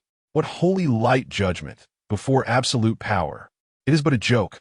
Reno is stunned. I can feel his worldview collapsing through the screen. Ha ha ha, you were so arrogant. Now you understand what the primordial chaos is. Within the Hall of Assessment, Chief Examiner Augustus slammed his hand on the table, his eyes gleaming with excitement as he shouted, "Did you see that? This is the distinction. Reno's Michael possesses bestowed power. His strength derives from his deity, from the system of the holy light. He is a perfect weapon, but Su Ming's ancestral witches are different. They are not weapons. They are the very embodiment of laws. Emperor Jiang does not merely wield the spatial law. He is the spatial law. Every movement he makes represents the primal authority of an entire realm. This is not merely a disparity in power levels. It is a crushing of life hierarchy. On the battlefield, Michael's dire state incited the wrath of the tens of thousands of angelic legions. For the glory of our Lord, purify the evil before us. Holy light, judgment array. Tens of thousands of angels chanted in unison, as sacred light coalesced into a colossal net that obscured the heavens, descending upon the 12 ancestral witches. This judgment net was the most potent combined technique of the Holy Light Paradise's strongest legion, capable of purging the corruption of an entire star domain. However, in the face of this vast net, the other ancestral deities did not even bother to raise an eyelid. The flicker of a firefly dares to compete with the brilliance of the sun and the moon? The most temperamental of them, Zhurong, took a step forward, opened his mouth, and inhaled forcefully. Whoosh! A sea of flames erupted, not mere fire, but the divine fire infused with the primordial essence of the world. The inferno surged upwards, and in an instant, it rendered the holy light net riddled with holes before completely consuming it. What? The angelic legion gasped in horror. It was my turn. The water god Gong Gong let out a long howl, raising a hand to wave. Whoosh! Endless black water surged forth, transforming into towering waves that crashed down with a speed surpassing that of the angelic legion's charge. This was a massacre, a slaughter of utter certainty, entirely one-sided. The angels' holy light attacks fell upon the ancestral deities, whose bodies were tempered by the essence of Pangu, leaving not even a white mark. Yet the ancestral deities, with a mere flick of their hands, be it fire, flood, golden blades, or thunder, easily tore apart the bodies of the angels. Their battle lacked finesse or strategy, consisting solely of pure, primal forces clashing and raw physical combat. Golden divine blood stained the void, while sacred feathers fell like rain. The anguished cries and wails of the angels served as the sole accompaniment to this bloody feast. No! Severely wounded, Michael's eyes widened in despair. He ignited his divine soul, unleashing a final burst of light in a desperate attempt to save his legion. Yet what awaited him were the cold and merciless gazes of 11 demon gods. In the next moment, wind, rain, thunder, lightning, time, and space, 11 distinctly different powers of law converged into a torrent, instantaneously engulfing him. Without uttering a single scream, this 12-winged angel of holy light, who bore the hopes of his people, was utterly torn apart and annihilated along with his soul. The battle came to an end. The 12 ancestral deities stood tall in the void, surrounded by countless shattered angelic corpses. They roared to the heavens, proclaiming their victory and the dominion over this realm. Su Ming observed this scene with calmness. Victory was inevitable. Yet, his attention was drawn to the aftermath of the battle. He beheld the fallen angels, their souls transforming into pure orbs of light. These luminous spheres, marked by the imprint of the holy paradise, stood in stark contrast to the malevolence of the primordial world. They could not be absorbed by the ancient earth, nor could they dissipate, nor find a resting place. In that moment, the skies above the battlefield were filled with tens of thousands of wandering souls, aimlessly drifting and emitting silent wails, rendering the recently ravaged land even more desolate and ominous. We have won, but there seems to be a problem with this world. Su Ming's perspective captured this crucial detail. The primordial world, though powerful, remained incomplete. It possessed life and death, yet lacked a mechanism for dealing with death. It had heaven and earth, yet no sanctuary for souls. The cosmos was not whole, and the resentful spirits had nowhere to return. A resounding victory, yet revealed the greatest shortcoming of the primordial world. This issue must be addressed. Otherwise, as the cataclysms of the primordial world multiply, the number of souls perishing in battle will increase. And these restless spirits and accumulated karma will inevitably weigh down the entire realm. Su Ming's gaze gradually shifted towards the depths of the primordial land. There, among the 12 ancestors of sorcery, the most compassionate one furrowed her brow, contemplating the lamenting battlefield. Hutu, Chapter 44. The compassion of Hutu, transforming into the cycle of rebirth. In the simulated battlefield, silence reigned supreme. Rainer's face was as pale as parchment, his gaze fixated in a stupor upon the 12 towering demonic deities displayed upon the luminous screen. His world, his pride, his flawless creations lay shattered before the overwhelming might of the adversary, akin to exquisite porcelain reduced to fragments. The cold voice of the assessment system resonated. The core heroic unit Michael of the Holy Light Paradise has fallen, and the angelic legion has been annihilated. Verdict: victory for the primordial world. Yet, this declaration of triumph did not usher in joy for the primordial beings. The 12 ancestral witches, born from the essence of Pangu, furrowed their brows as they beheld the multitude of bewildered, wailing soul orbs floating above the battlefield. These souls were remnants of the departed angels. They did not belong to the primordial realm. The heavens rejected them, and the earth would not embrace them. The resentment and death they harbored acted like a toxin, gradually corroding this land that had only just tasted victory. A cacophony. The tempestuous Zhu Rong's eyes glinted with ferocity as he unleashed a torrent of divine flames, attempting to incinerate these souls. However, the divine fire passed through the souls as if traversing air, inflicting no harm whatsoever. These souls, being non-material entities, were impervious to mere elemental forces. The water god Gonggong, the thunder god Xiangliang, and the other ancestral witches followed suit. Yet their efforts bore the same fruitlessness. They could obliterate flesh and tear apart space, but these ethereal, resentful spirits were beyond their reach.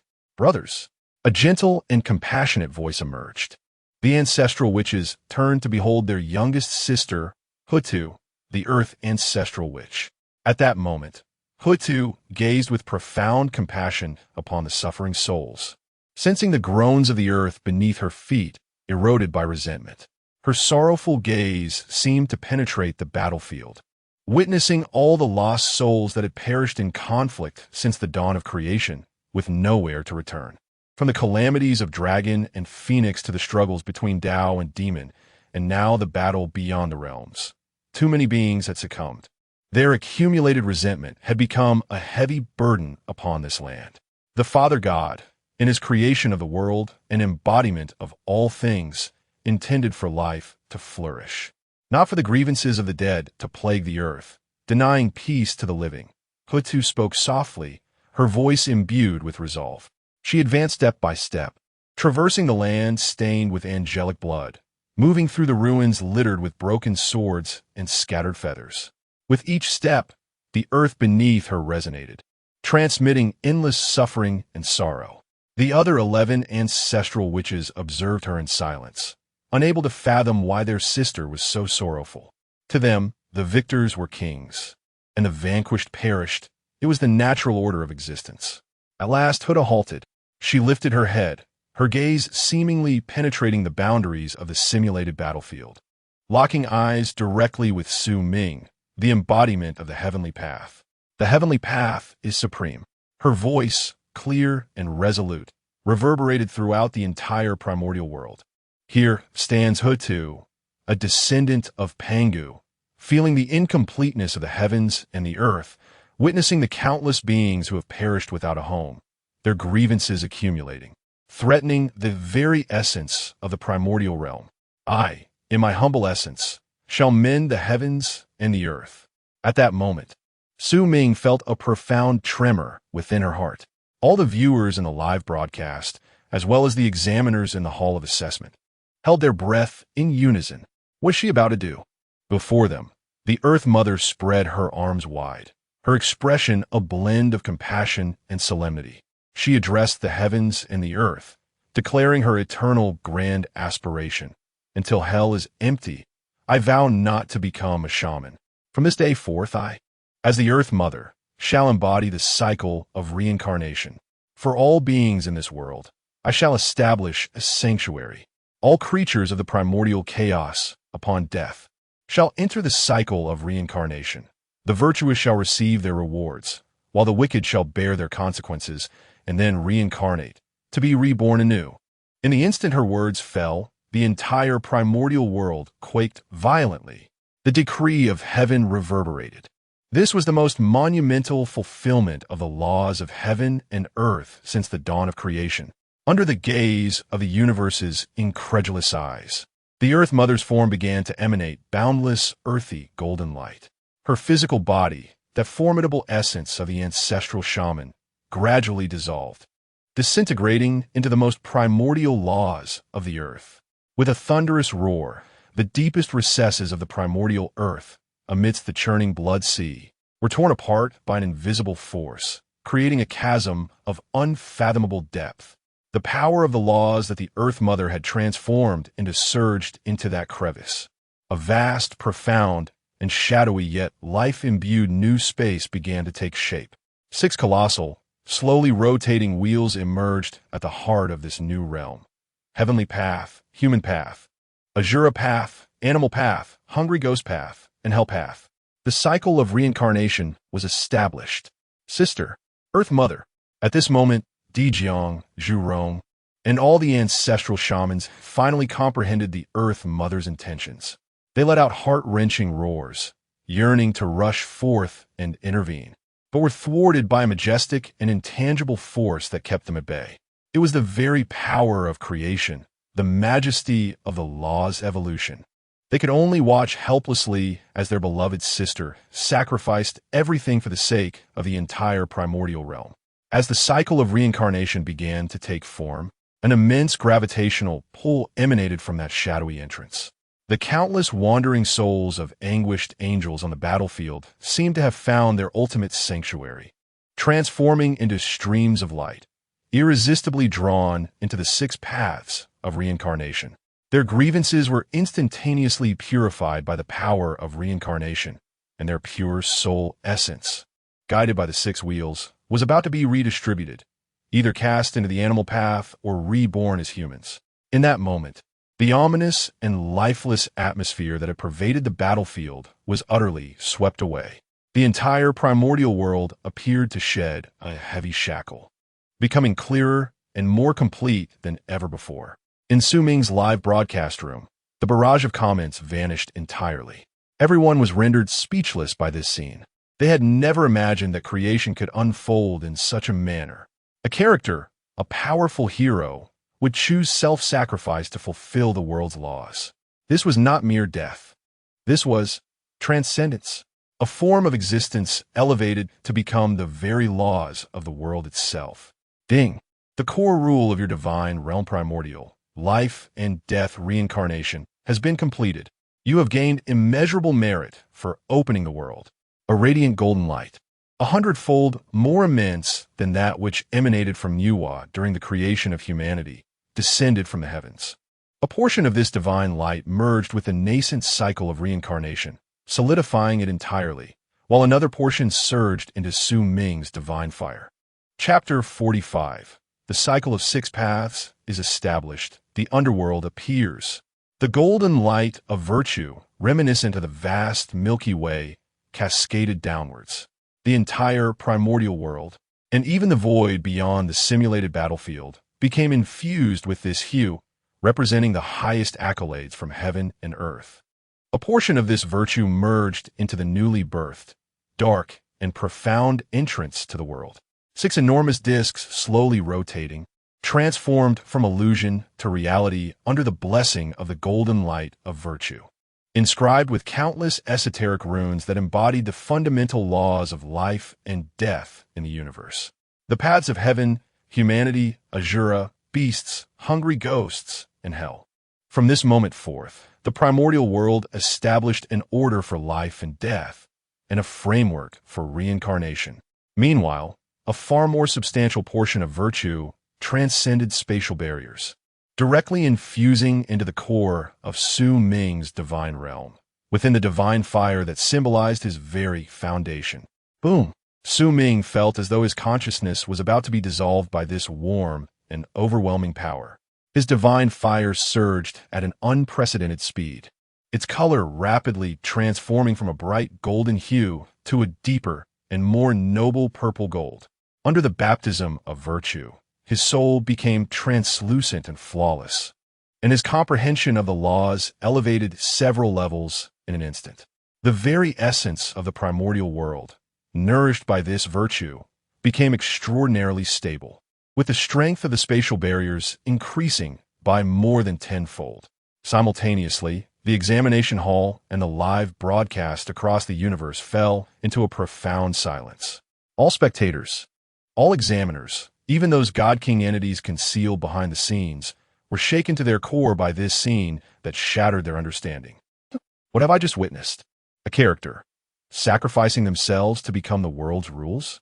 This is not a program. This is not data. This is the Tao, merging with the Tao through oneself. My heavens, this concept of creation is beyond my previous comprehension. So magnificent, yet so cruel.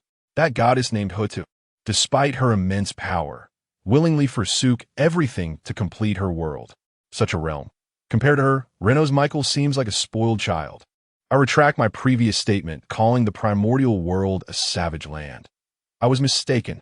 This is true mythology. It is rich with blood and flesh, sacrifice and fulfillment, tragedy and grandeur. This is no longer an examination. This is art. The audience was deeply moved. For the first time, they realized that the strength of a world lies not merely in its military might, but in the coherence of its internal logic and the nobility of its civilizational spirit. Reno's world is exquisite, controllable, and efficient, a mere tool. Meanwhile, Su Ming's world is a soulful, self-evolving realm, brimming with joy and sorrow. A true reality. On the battlefield, the anguished roars finally shattered the silence. Little sister, Dijiang, Zhurong, Gonggong, 11 towering ancestral shaman, with eyes ablaze in crimson, wept blood. They pounded their chests in a frenzy, emitting heart-wrenching cries. They are descendants of Pangu, born deities. Yet they had never experienced such profound sorrow. Hutu was their beloved younger sister, the sole embodiment of gentleness and compassion within the witch clan. Yet now, she has departed from them forever, all for the sake of those insignificant, resentful souls they disdain. An endless tide of sorrow and fury surged from them, causing even the recently stabilized primordial realm to tremble in response. However, no matter how they roared, Hutu could not return. She had transformed into an indispensable element of this realm, eternally guarding the dark domain of reincarnation. Meanwhile, the nascent world, under the influence of benevolent power, rapidly evolved into form. Deep within the shadowy entrance, an endless path to the yellow springs unfurled itself, while the river of oblivion flowed ceaselessly, its waters a murky yellow capable of washing away all memories. A bridge of passage spanned the river, delineating the boundary between life and death. All the lingering souls adrift in the vast primordial expanse, whether remnants from the era of the dragon and phoenix or the recently fallen angelic spirits, found themselves irresistibly drawn towards the entrance of reincarnation by an inescapable law. They traversed the path to the yellow springs, crossed the bridge of passage, and drank from the waters of oblivion. their pasts fading into oblivion, leaving only the pure essence of their souls to be cast into the wheel of reincarnation, awaiting the promise of rebirth. A perfect closed loop had been formed. Su Ming could distinctly sense that, at that moment, the entire primordial world completed a profound breath. It had wholly freed itself from the shackles of resentment and karma, becoming vibrant and brimming with infinite potential. Simulation battle concluded. The core unit of the evaluator, Reno, has been completely annihilated, with the world's essence damaged beyond 90. Conclusion. Total defeat. The cold voice of the assessment system finally drew the curtain on this confrontation. On the luminous screen, the projection of the holy light paradise had dimmed, and the point of light representing Reno's divine fire at the world's core flickered weakly, as if it might extinguish at any moment. In this battle, Su Ming not only emerged victorious, but did so in a manner that was overwhelming and irreplicable, elevating the entire theme of the assessment to new heights. The primordial world had revealed its underworld, and the cycle of reincarnation had been established. Its final shortcoming had been rectified. Chapter 46. The Primal World, the Final Puzzle. In Reno's live streaming room, the luminous screen faded into darkness, heralding the premature end of this favored child's divine journey before it had even begun. His failure had become a matter of indifference. At this moment, all eyes across the universe converged upon the primal world, which, still radiating brilliance, had grown even more profound and complete due to the establishment of reincarnation. Sorrow was the predominant hue of the primal world at this time. The anguished howls of the 11 ancestral witches resonated through the heavens. They were born rulers, unafraid of battle or death.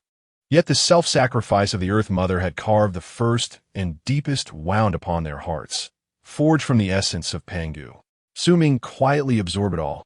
He could feel the ancestral witch's pain, potent enough to rend the very fabric of existence, and he sensed the primal world pulsating with a newfound vitality, liberated by the establishment of reincarnation.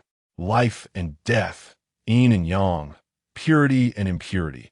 A complete world should not be merely illuminated by light and victory. It must also embrace darkness, death, and sorrow. It is these seemingly negative elements that lend weight and authenticity to a world.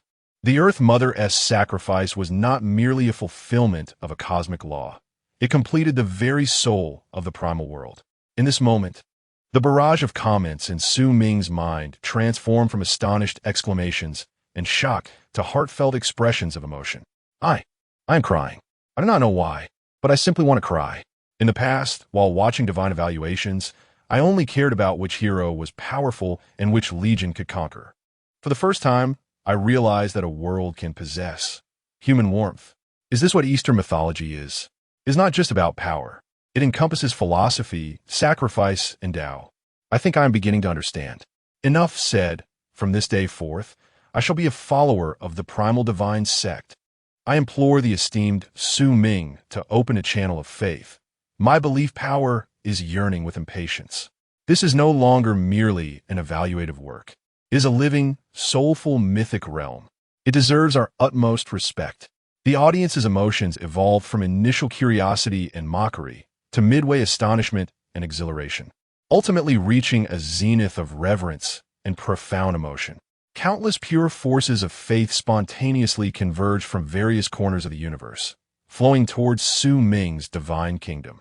This was an authentic acknowledgement from the viewers, the quality of which far surpassed any previous donations. Within the Hall of Evaluations, Chief Examiner Augustus slowly rose from his seat. His expression was solemn as he slightly bowed to the newly formed 6 paths of reincarnation on the luminous screen. This action left all the assistant examiners utterly astonished. Al-Hushtish, not only the chief examiner of this evaluation, but also a venerable higher deity of esteemed status, was paying homage to the creation of a mere candidate-s world. You see, Augustus's voice trembled imperceptibly. This is the ultimate closed loop we have always pursued, yet have never been able to achieve perfectly. He gestured towards the luminous screen, elucidating that whether it be the holy light paradise, the abyssal demon realm, or the undead cataclysm, their treatment of death is characterized by transformation. The holy light paradise transmutes the souls of heretics into pure energy. The abyss corrupts souls into demons, while the undead enslave souls outright. All of these are forms of plunder, a drain. Yet, Su Ming's reincarnation is distinct. It embodies circulation. It purifies grievances, erases memories, retaining only the most primal essence of soul energy, allowing it to reintegrate into the world and attain rebirth. This is not consumption. It is regeneration. It represents a perfect model capable of self-renewal and self-purification, theoretically able to endure eternally. The celestial realm, the demonic heavenly court, the terrestrial realm, the witch clan's domain, the human realm, the Nuwa humanity, and now the underworld, the realm of reincarnation, that manages all matters of life and death.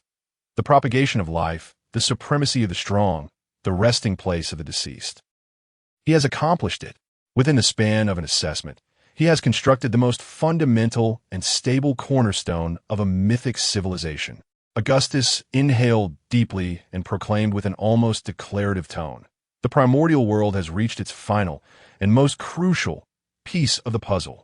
As his words resonated, Su Ming's consciousness gradually returned from the profound insights of the entire primordial world. He could distinctly sense that his primordial realm had attained an unprecedented state of perfection. The heavenly Tao loomed above, governing all laws. The demonic clan commanded the heavens. The witch clan governed the earth, opposing each other, driving the competition and development of the world. In the palace of purple clouds, the Tao ancestor Hong Jun surveyed all beings, while the three purities, apart from Yuhua, observed the emergence of future saints, heralding the advanced powers to come. The newly birthed six paths of reincarnation and the underworld had become the stabilizer and purifier of the entire world, encompassing all endings and rebirths. This is a perfect, dynamically balanced world model, brimming with infinite potential. Su Ming understood that his assessment, at this juncture, could indeed be concluded. Regardless of the final evaluation from a system, he would undeniably be the first. For what he has created transcends merely a divine domain for assessment. It is a true myth with boundless future, a legend. Chapter 47. The final assessment score.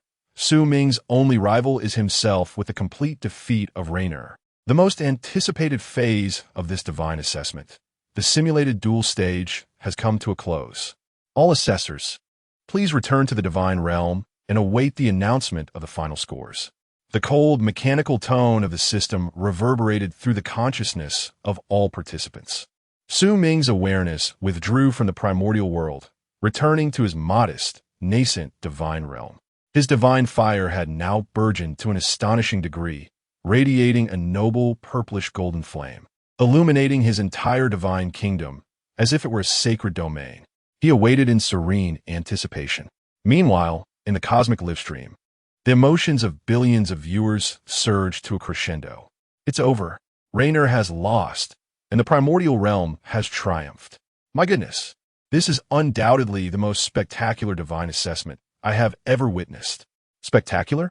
That word hardly suffices. This is a miracle, the dawn of a legend. Quick, announce the final scores. I can hardly contain my excitement to see Master Su Ming's score. Is there even a need to speculate? He is undoubtedly first. I'm curious, how much higher can he score than the second place? 100 times, or perhaps 1,000 times? Amidst the anticipation of the masses, the colossal light screen representing the final rankings in the assessment hall finally illuminated. Names and scores began to rapidly materialize from the bottom upwards. 100th place, Assessor Carl, Divine Domain Cavern Civilization. Total score, 540,000 points. 10th place, Assessor Leon, Divine Domain Martial Dynasty. Total score, 120,000 points. The appearance of each name represented a rare genius, any one of whom could have contended for a top 3 position in previous assessments. Yet today, their brilliance was fated to be overshadowed by a singular individual. The speed of the screen's updates quickened. 3rd place, Assessor Elena, Divine Domain Undead Catastrophe. Total score, 9,870,000 points. The announcement of this score incited a ripple of excitement. Approaching 10 million points, this would have secured the top position in any prior assessment, earning a place in the annals of history. Second place, Assessor. As the information for second place was about to emerge, all held their breath. However, the light screen suddenly froze. Then, an unexpected scene unfolded. At the pinnacle of the screen, the first position was swiftly locked in. First place, Assessor Su Ming, Divine Domain Primordial. Beneath his name, the area designated for the score was devoid of numbers. Instead, it was filled with lines of system analysis logs that appeared to be in disarray. Commencing calculation of Assessor Su Ming's final score. First item, World Potential Assessment. Loading Chaos Model. Error. Unable to resolve. Loading Creation of Heaven and Earth Model. Error. Exceeds the scope of currently known creation theories in this universe. Loading the concept of Great Cataclysm. Warning. Unknown world evolution logic detected. Loading the merit system. Warning. Unknown laws of causality detected. Loading the reincarnation loop. Final evaluation. World potential. Unquantifiable. A line of incomprehensible red text starkly appeared in the evaluation results of world potential, piercing the eyes of all present. The assessment system cannot compute. Before the crowd could recover from their astonishment, the second evaluation commenced. Second item, Audience Popularity Assessment. Counting the number of faith sources. 1 billion. 100 billion. Trillion. Warning. The faith data stream has exceeded the carrying capacity of the deity assessment server. Warning. Data overflow. Evaluation result. Unquantifiable. Yet another incomprehensible result. Third item. Combat Performance Assessment. Opponent. Evaluator Reno. S-level potential seed. Sanctum of Divine Light in the Divine Realm. Battle process. Witch Clan against Angel Legion. Outcome. With absolute superiority, annihilated all enemy combat units, obliterating the core enemy hero. Evaluation conclusion. Dimensionality reduction strike. Conceptual domination. Flawless divine battle. Score. Unquantifiable. Fourth item. Creation completeness assessment. Heaven, earth, humanity, deities, spirits. Reincarnation. All 6 realms present. Laws self-consistent. Logical closed loop. Evaluation conclusion. Perfect. Score. Perfect to the point of being unquantifiable. 4 major items. All unquantifiable. At that moment, the entire universe fell utterly silent. Everyone comprehended. It was not that the system was malfunctioning, but rather that Su Ming's achievements had far exceeded the limits of this ancient scoring system that had endured for eons. To measure the infinite path with finite numbers is, in essence, a farce. Chief Evaluator Augustus slowly rose, gazing at the glaring 4 unquantifiable results on the screen, his face adorned with an almost frenzied smile. Ha ha ha. Ah, ha. I knew it. I knew it would be this way. He surveyed the hall filled with dazed expressions and proclaimed loudly, "Do you understand now?" From the moment he evolved chaos, he had already transcended this examination room, transcended our collective cognition. His opponents were never Reno, nor Elena, nor any of the previous geniuses. Augustus extended his finger, emphatically tapping on the character Su Ming on the screen, his voice imbued with boundless emotion and reverence. His only rival is himself. His primordial chaos seeks to challenge the so-called deity rules that have been solidified for eons. Indeed, from this moment forth, Su Ming's accomplishments can no longer be defined by mere scores. He is the very standard itself. Chapter 48. The final resolution of the Pantheon, the indefinable S-rank. The Hall of Assessment lay shrouded in an eerie silence. Augustus's assertion that his only rival was himself reverberated like thunder, echoing deep within the souls of every examiner and spectator. Above, the glaring figures rendered unfathomable mocked the age-old assessment system that had endured for eons, revealing its rigidity and impotence. Names like Reno and Elena, once hailed as the pride of the heavens, appeared dim and almost laughable in the presence of Su Ming and his primordial force. Just as all believed this unprecedented examination was destined to conclude abruptly in a catastrophic system failure, an unforeseen transformation occurred. Buzz, The illumination of the entire assessment hall, along with all live broadcast screens, dimmed simultaneously. The colossal display showing the rankings lost all its text, replaced by a profound and vast starry expanse, seemingly containing the mysteries of the universe's inception. An overwhelming will, transcending even that of a high deity and surpassing the majesty of a divine king, descended quietly. This presence bore no oppressive weight, yet held an immense grandeur, as if the universe itself had opened its eyes. The chief examiner, Augustus, was jolted, his fervent smile vanishing instantly, replaced by an unprecedented reverence and piety. He, along with all the deputy examiners, rose in unison, bowing deeply toward the celestial display. Hailing the Pantheon! The Pantheon!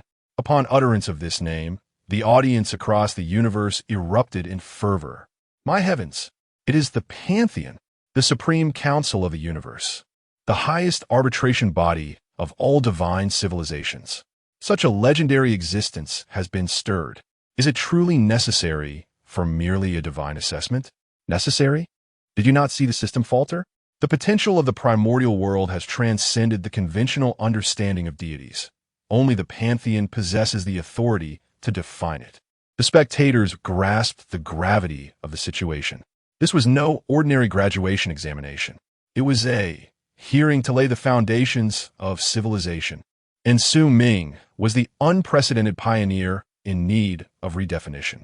In the heart of that vast starry display, a gentle yet commanding voice emerged, each syllable elucidating a cosmic truth. The divine assessment system is established upon the 3,000 celestial laws of the known universe, designed to evaluate a newly ascended deity's comprehension and application of these laws. The examiner, Su Ming, and his divine realm primordial, have transcended the realms of understanding and application. Creation signifies the establishment of laws. Cataclysm denotes the ordering of existence. Merit represents causality, and reincarnation embodies the ultimate cycle. These four elements are the cornerstones of Tao, not mere derivatives of Fa. Therefore, the standard system is incapable of rendering a score. The will of the Pantheon, in an undeniable tone, rendered the final verdict on the cause of the system's collapse. These words captivated Augustus and the other judges, elevating the understanding of the primordial world among the audience across the universe to an unprecedented philosophical and mythical pinnacle. What they had witnessed was not merely the might of formidable heroes and grand battles. They had witnessed the birth of an entirely new doctrinal lineage.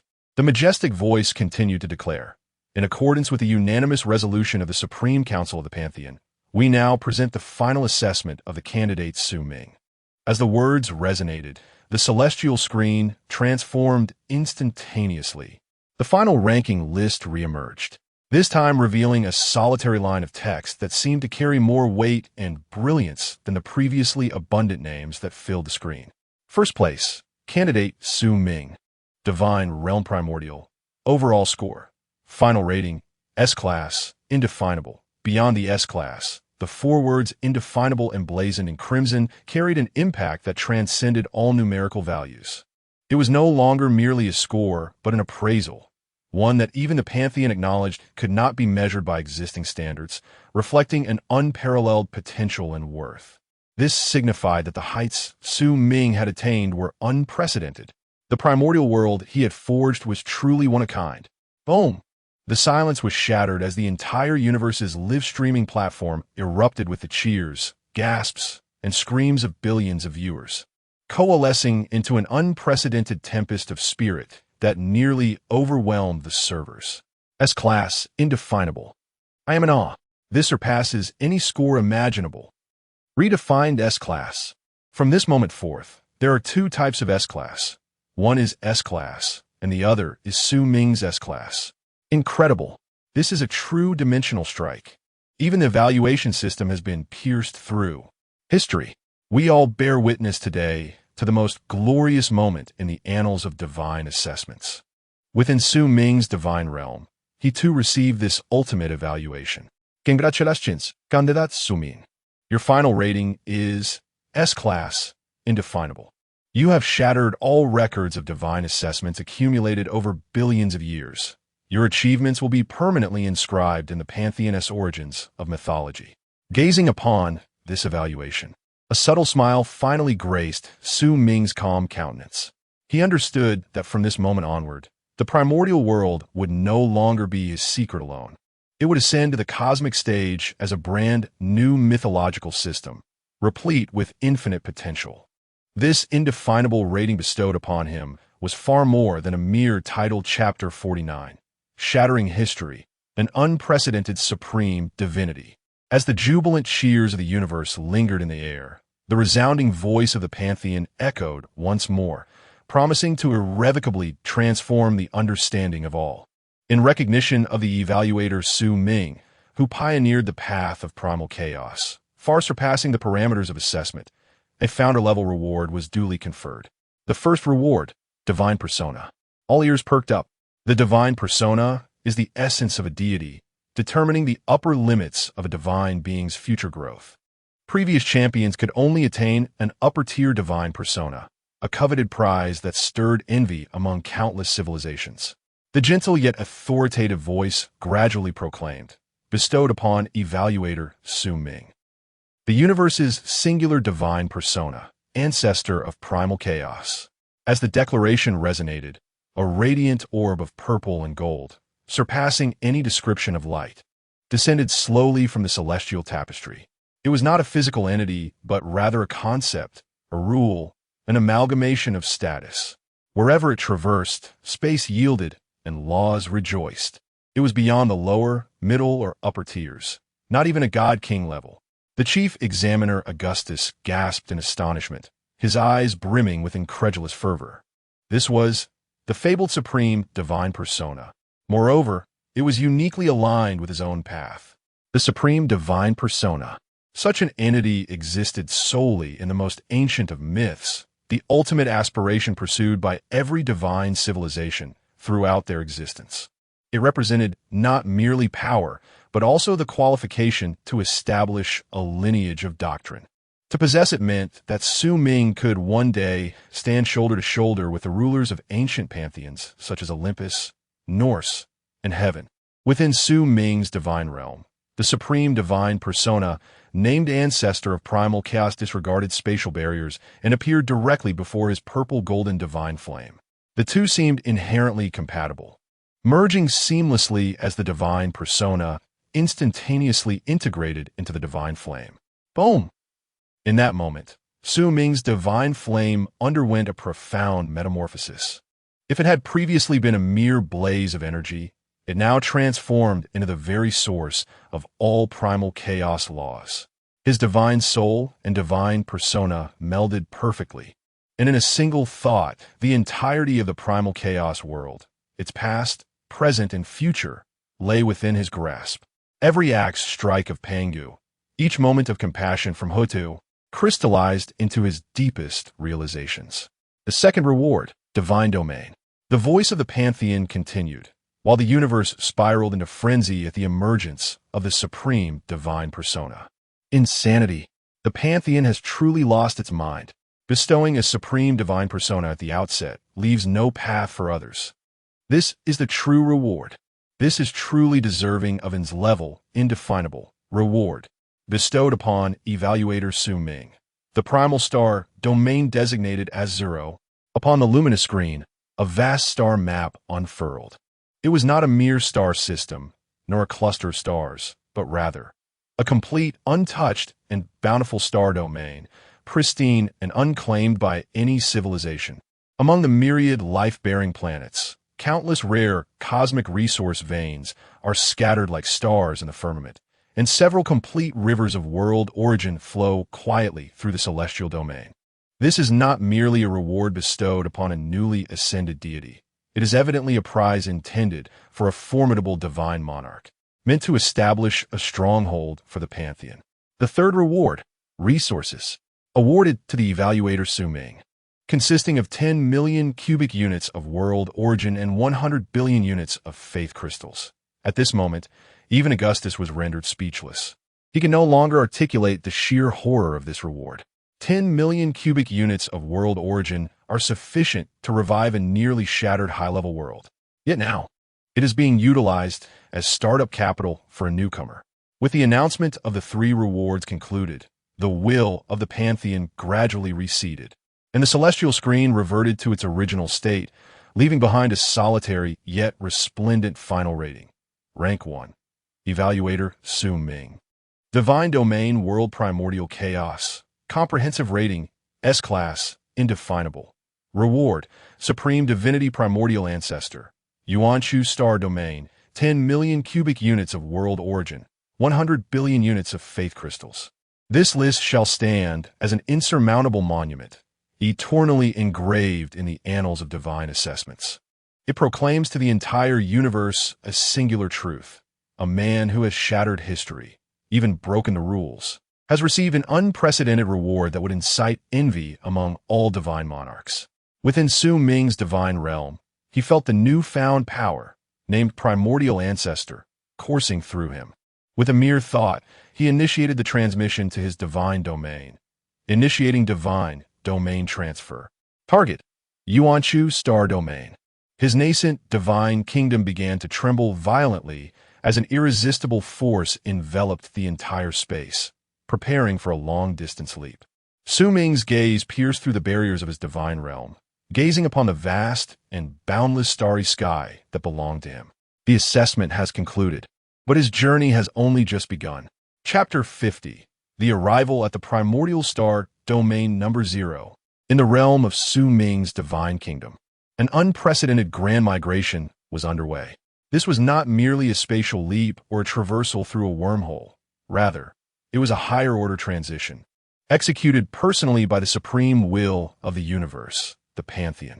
The entire divine kingdom was enveloped by a gentle yet irresistible force of law, as if an invisible hand had tenderly lifted it from its original temporal and spatial coordinates, placing it within a resplendent passage composed purely of rules. Su Ming could sense that the dimensions of time and space in the external world had become inconsequential before this power. His divine consciousness, penetrating the barriers of his kingdom, could only perceive countless fragments of shattered cosmic laws rushing by like meteor showers. My heavens! The live broadcast has not yet concluded. Is this a live perspective of the divine domain's transfer? The Pantheon is personally intervening. The grandeur is unparalleled. I dare wager this is the first time in the history of divine assessments that the process of divine domain placement is being broadcast live. Look, that coordinate. It points towards the Primordial Star Domain. It truly is the Primordial Star Domain. In the cosmic live broadcast room, the fervor of billions of spectators had not diminished with the conclusion of the assessment. Rather, it surged even more due to this unprecedented subsequent event. For them, witnessing the birth of a legend was far more exhilarating than observing a mere ordinary assessment. Time seemed to stretch indefinitely, perhaps a fleeting moment, or perhaps an eternity. The mighty force enveloping the divine kingdom suddenly dissipated, and the violent fluctuations of space settled into tranquility. Before Su Ming, a breathtaking expanse of the cosmos unfolded. Words fail to describe the vastness of the starry sky that lay before him. There were no brilliant lights of civilization, no interstellar fleets traversing the void, and certainly no planets altered by divine power. Everything existed in its most primal, ancient, and purest form. Nebulae flowed dreamily, nurturing nascent stars. Enormous gas giants, adorned in splendid hues, quietly orbited their mother stars. In the more distant reaches, several luminous ribbons, reminiscent of the Milky Way, spanned the entire star domain. These were the rivers formed from the purest essence of a world. This was the reward bestowed upon him by the Pantheon. The Primordial Star, Domain Number 0, a realm yet untouched by any civilization, awaiting its first master to cultivate it, a virgin land of unparalleled richness in the cosmos. Is this the Primordial Star Domain? It is breathtaking, absolutely stunning. Did you see those ribbons of light? They are the rivers of world essence. My God, for an ordinary deity, acquiring a single spring of essence could incite wars. Yet, Su Ming has directly attained the source.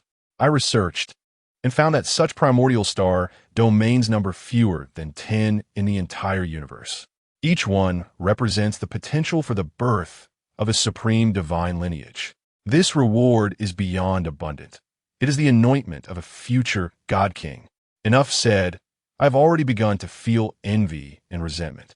I heard that the second-place contender, Reno, received merely an A-grade resource star system. Though still commendable, it pales in comparison to an entire star domain, akin to the disparity between a village and a continent. The audience's barrage of comments surged with frenzied intensity, each word imbued with unparalleled astonishment and envy. Su Ming's consciousness had transformed into the divine essence of the primordial ancestral being, sweeping across this vast domain in a manner that transcended the speed of light. His divine awareness caressed the lifeless rocky planets, sensing the dormant metallic veins nestled deep within their cores. It glided over vibrant green planets teeming with life, observing the peculiar beasts that roamed and the primitive tribes yet to awaken their intellect. Ultimately, his consciousness immersed itself in the primordial rivers, experiencing the sheer and magnificent creative energy capable of driving any deity to madness. This celestial realm, with its vastness, its abundance, and the boundless potential it harbored, far exceeded Su Ming's imagination. The rewards from the pantheon were indeed overwhelming. Yet, on his tranquil visage, there was no trace of ecstasy brought on by immense wealth. Only the calm and profound demeanor of a master strategist. No matter how grand the chessboard, it requires sufficiently weighted pieces to unfold a magnificent game. His finest pieces, however, always resided within his primordial world. Su Ming established his nascent divine kingdom in the very heart of this stellar domain, at the confluence of the primordial rivers.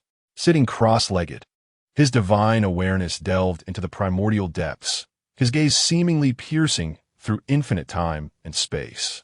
Witnessing beneath the mountain of no return two powerful races, the witches and the demons, gathering strength, poised to ascend the stage of history. The conclusion of the assessment was merely a beginning. The era of celestial domain contention was nigh. To establish his foothold in this dark and expansive cosmic forest, he required greater power and a more solid foundation. For the first time, Su Ming's will, as the supreme sovereign of this star domain, issued his inaugural divine decree. This decree was not conveyed to any living being, but directly impacted his world. In my name, and under the authority of the primordial ancestral being, I summon the world's essence and catalyze the evolution of the primordial. Thus began the era of the witch and demon, as the words echoed. Billions of units of faith crystals and millions of cubic units of world essence surged into the primordial realm at an unprecedented pace. Chapter 51. 100 billion faiths, 10 million sources, a pinnacle beginning. At this moment, Su Ming's divine kingdom resembled an unfathomable behemoth, greedily consuming the bounties bestowed by the universe. The 10 million units of world source and 100 billion units of faith crystallization gifted by the pantheon were not ephemeral illusions, but rather tangible torrents of energy. They manifested as two magnificent beams of light, one a vibrant emerald green, the other a resplendent starry brilliance, continuously streaming into the divine realm. The faith crystals melted within the divine kingdom like snowflakes, transforming into the purest energy that nourished every corner of the kingdom, allowing what was once merely a conceptual territory to begin taking on a more substantial form, even hinting at the embryonic shapes of mountains and rivers. The 10 million units of world source were directly guided by Su Ming toward the very core of the primordial world. Boom! Within the primordial world, it was as if a slumbering dragon had been awakened in an instant. Countless runes of law manifested throughout the cosmos, causing every inch of space to tremble, expand, and transcend. The sun, moon, and stars, which had previously evolved at a sluggish pace, now raced forward as if a fast-forward button had been pressed, with the structure of galaxies stabilizing rapidly and the brilliance of stars intensifying. Deep within the Earth, volcanic fires erupted, and rare mineral veins that had taken eons to form began to take shape at a visibly accelerated pace. The oceans churned, giving rise to more ancient forms of life. Above in the sky, the concentration of spiritual energy surged dramatically as if on the verge of manifesting as a torrential downpour of essence. Even more astonishing was that this infusion of source was not merely a simple accumulation of energy. It acted more like a catalyst, propelling the growth rate of all beings within the primordial world to an astonishing level. Whether it was the Bujo mountain formed from Pangu's skeletal remains, the innate spiritual roots nourished by the residual source, or the newly birthed Wu and Yao tribes, all basked in the rich world source, undergoing transformation at an incredible speed. What is this concept? 10 million units of world source? As a lower-tier deity, the total world source in my divine domain is probably less than 100 units. I've toiled for over 10,000 years to accumulate just over 1 million faith crystals, and Su Ming dares to start with 100 billion. Is there even a chance for others? Is this the treatment reserved for S-class, indefinable beings? This is not merely nurturing a newcomer. This is supporting a future sovereign of the divine system. His world is expanding. I see mountains rising, rivers being forged, and that Fusang tree is growing at an alarming rate. The leaves are about to burst through the screen. The audience in the live stream erupted in excitement. They had witnessed countless deity assessments and star domain expansions, yet had never encountered such a grand opening. It was as if the entire universe's resources had been indiscriminately poured onto a single newcomer. At this moment, Su Ming's divine consciousness was wholly immersed in the profound evolution of the primordial world.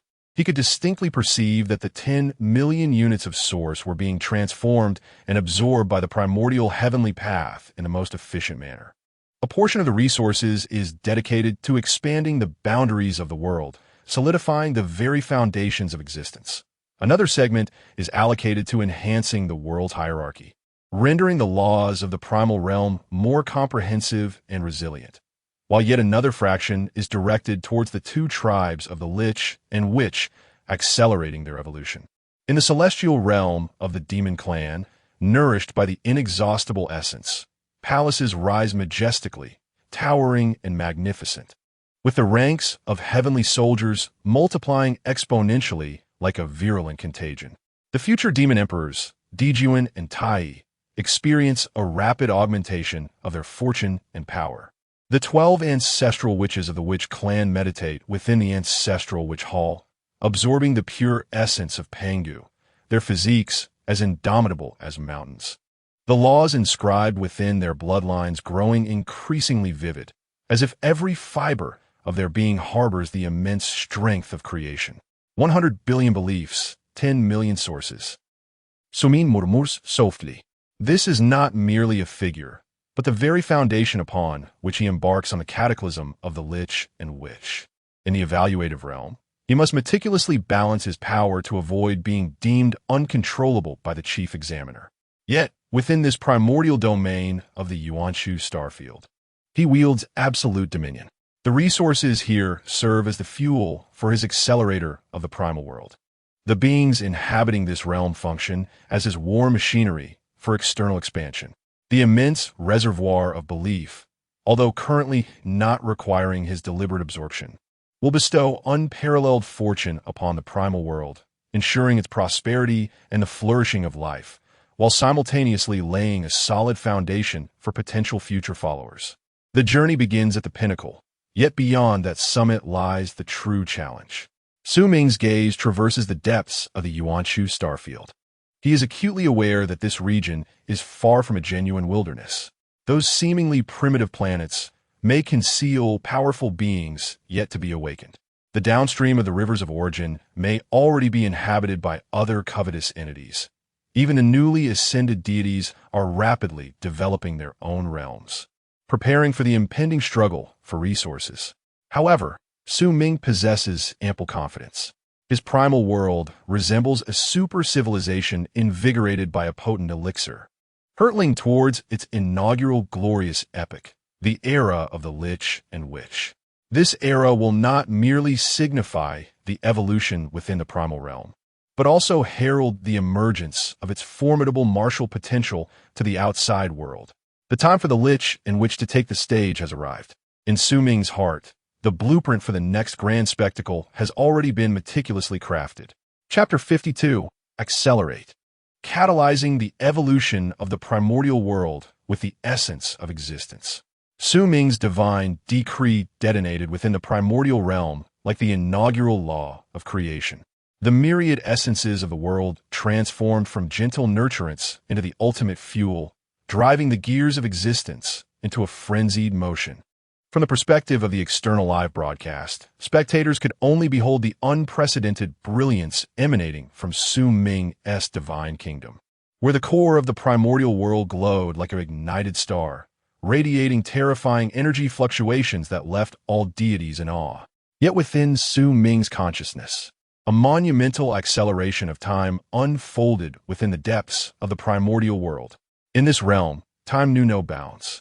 With a mere thought, Su Ming, in the exalted position of the primordial Tao ancestor, harnessed the grand essence of the world, stretching an instant from the outside into centuries within the primordial domain. 10,000 years passed in the blink of an eye. This exemplified the deity's supreme mastery over their own realms, the absolute control over the flow of time. Warning: detected an extraordinarily high time flow rate within the divine domain of the examiner, Su Ming. Current rate: 1,365,000. Calculation error. Unable to estimate. The temporal laws of this world have become independent of the current universe. My heavens! He is utilizing the world's essence as fuel to accelerate time in his realm. One extravagant and audacious act. A day equals 10,000 years? While I'm still equipping my knight with a steel sword, he has already witnessed the tides of change. The comments descended into a state of stupefaction and chaos, as this method of creation, surpassing conventional understanding, shattered their perceptions of divinity. Within this infinitely accelerated timeline, the primordial world surged towards its golden age with unparalleled speed. As time flowed, 10,000 years had passed. Upon the Sunstar, the sacred Fusong tree overshadowed the heavens, where two majestic three-legged golden crows perched, Emperor Deities and Tai of the demon race, having absorbed vast amounts of the world's essence. Their cultivation had transcended the limitations of the examination period, both stepping into the golden, immortal realm. Deities, with the river map and Luo book above his head, gazed into the flowing stars, calculating the supreme fortune of the demon race. Tai, cradling the chaos bell, produced a resonant chime that suppressed the four corners of the demon territory. Brother, 10,000 years have passed, and our demon kin number in the billions. Bolstered by 10 great demon commanders, it is time to establish the heavenly court and govern the order of heaven and earth, as is the rightful path. The voice of Eastern Emperor Tai rang out, imbued with undeniable authority. A glimmer of brilliance flashed in Deities' eyes as he solemnly replied, "Agreed. Today, our demon race shall establish the ancient heavenly court. I shall be the heavenly emperor, and you, the Eastern Emperor, to command the stars and shepherd the myriad spirits of the primordial." Boom! The pronouncement of the heavenly emperor resonated through the heavens. Above the 9 skies, magnificent palaces rose from the ground. The southern heavenly gate, the Lingxiao treasure hall, the demon-slaying platform. Endless auspicious clouds gathered, forming the foundation of the heavenly court. The demon race boldly raised the banner of supremacy over heaven and earth. Meanwhile, upon the vast expanse of the primordial land, within the Panga Hall beneath Mount Buzhou, 12 towering figures exuded a savage and terrifying aura. Indeed, they are the 12 ancestor witches, born of Pangu's essence. They do not cultivate the primordial spirit, nor do they revere heaven and earth. Their sole allegiance is to Pangu.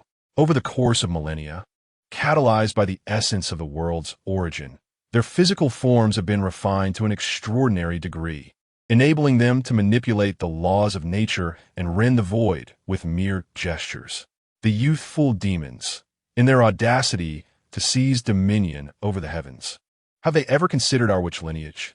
The fierce fire god Zhurong, engulfed in flames, distorts space with his fiery aura. The earth shall be governed by our witch clan. The voice of the spatial ancestor witch Di Jiang is steady yet imbued with an undeniable will.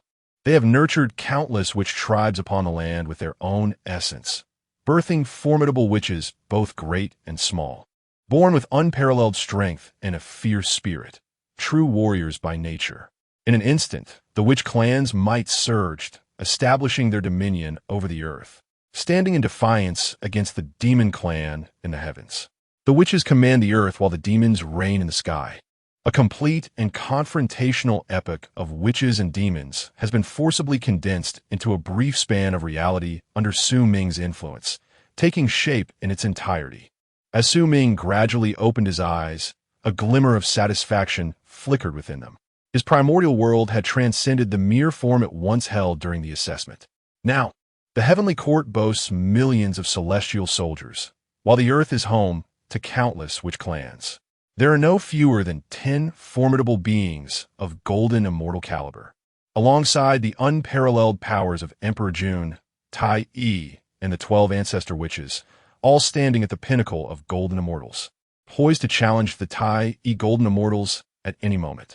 The legions under his command have completed their first comprehensive upgrade. The initial resources have been fully consumed. Su Ming's gaze pierced through the divine realm, reaching into the profound depths of the Yuan Chu star field. It was time to assess their true worth. His divine consciousness detected several waves of divine power at the edge of the star field, foreign to him, emanating an air of arrogance and greed. New adversaries have emerged. Chapter 53. The Arrogant Neighbors, Dragon Riders, and the Arcane Fleet as Su Ming's primordial world took root in the innermost region of the Yuan Chu star domain. Rapidly devouring the essence of evolution, he was not the only pioneer in this celestial realm. Although the Yuan Chu star domain was a virgin territory, it was not entirely uncharted. The Pantheon, during its allocation, scattered newly ascended deities throughout the domain, allowing them to seek their fortunes while fostering competition among themselves. To the southeast of Su Ming's divine territory, on a verdant life planet, a magnificent and pristine floating city emanated a gentle glow. This was the core of the divine domain of the newly ascended lower god, Kher, hailing from a pantheon renowned for its light and order. Kher's domain was characterized by classic Western fantasy elements: grand castles, soaring dragons, heavily armored paladins, and legions of angels radiating sanctified brilliance. Lord Kher, we have detected a new divine domain projection at the center of the star domain, reported a dragon rider clad in silver armor, kneeling respectfully. Kher maintained a tranquil demeanor as he gazed through a colossal magical crystal ball, observing the nascent form of Su Ming's divine kingdom, shrouded in chaotic energies, with faint outlines of mountains and landscapes. Indeed, it is that newcomer with an S-grade evaluation, Kher remarked, a hint of barely perceptible superiority in his tone. I did not anticipate that he would be directly placed in the core region of the star domain. This spares us considerable trouble.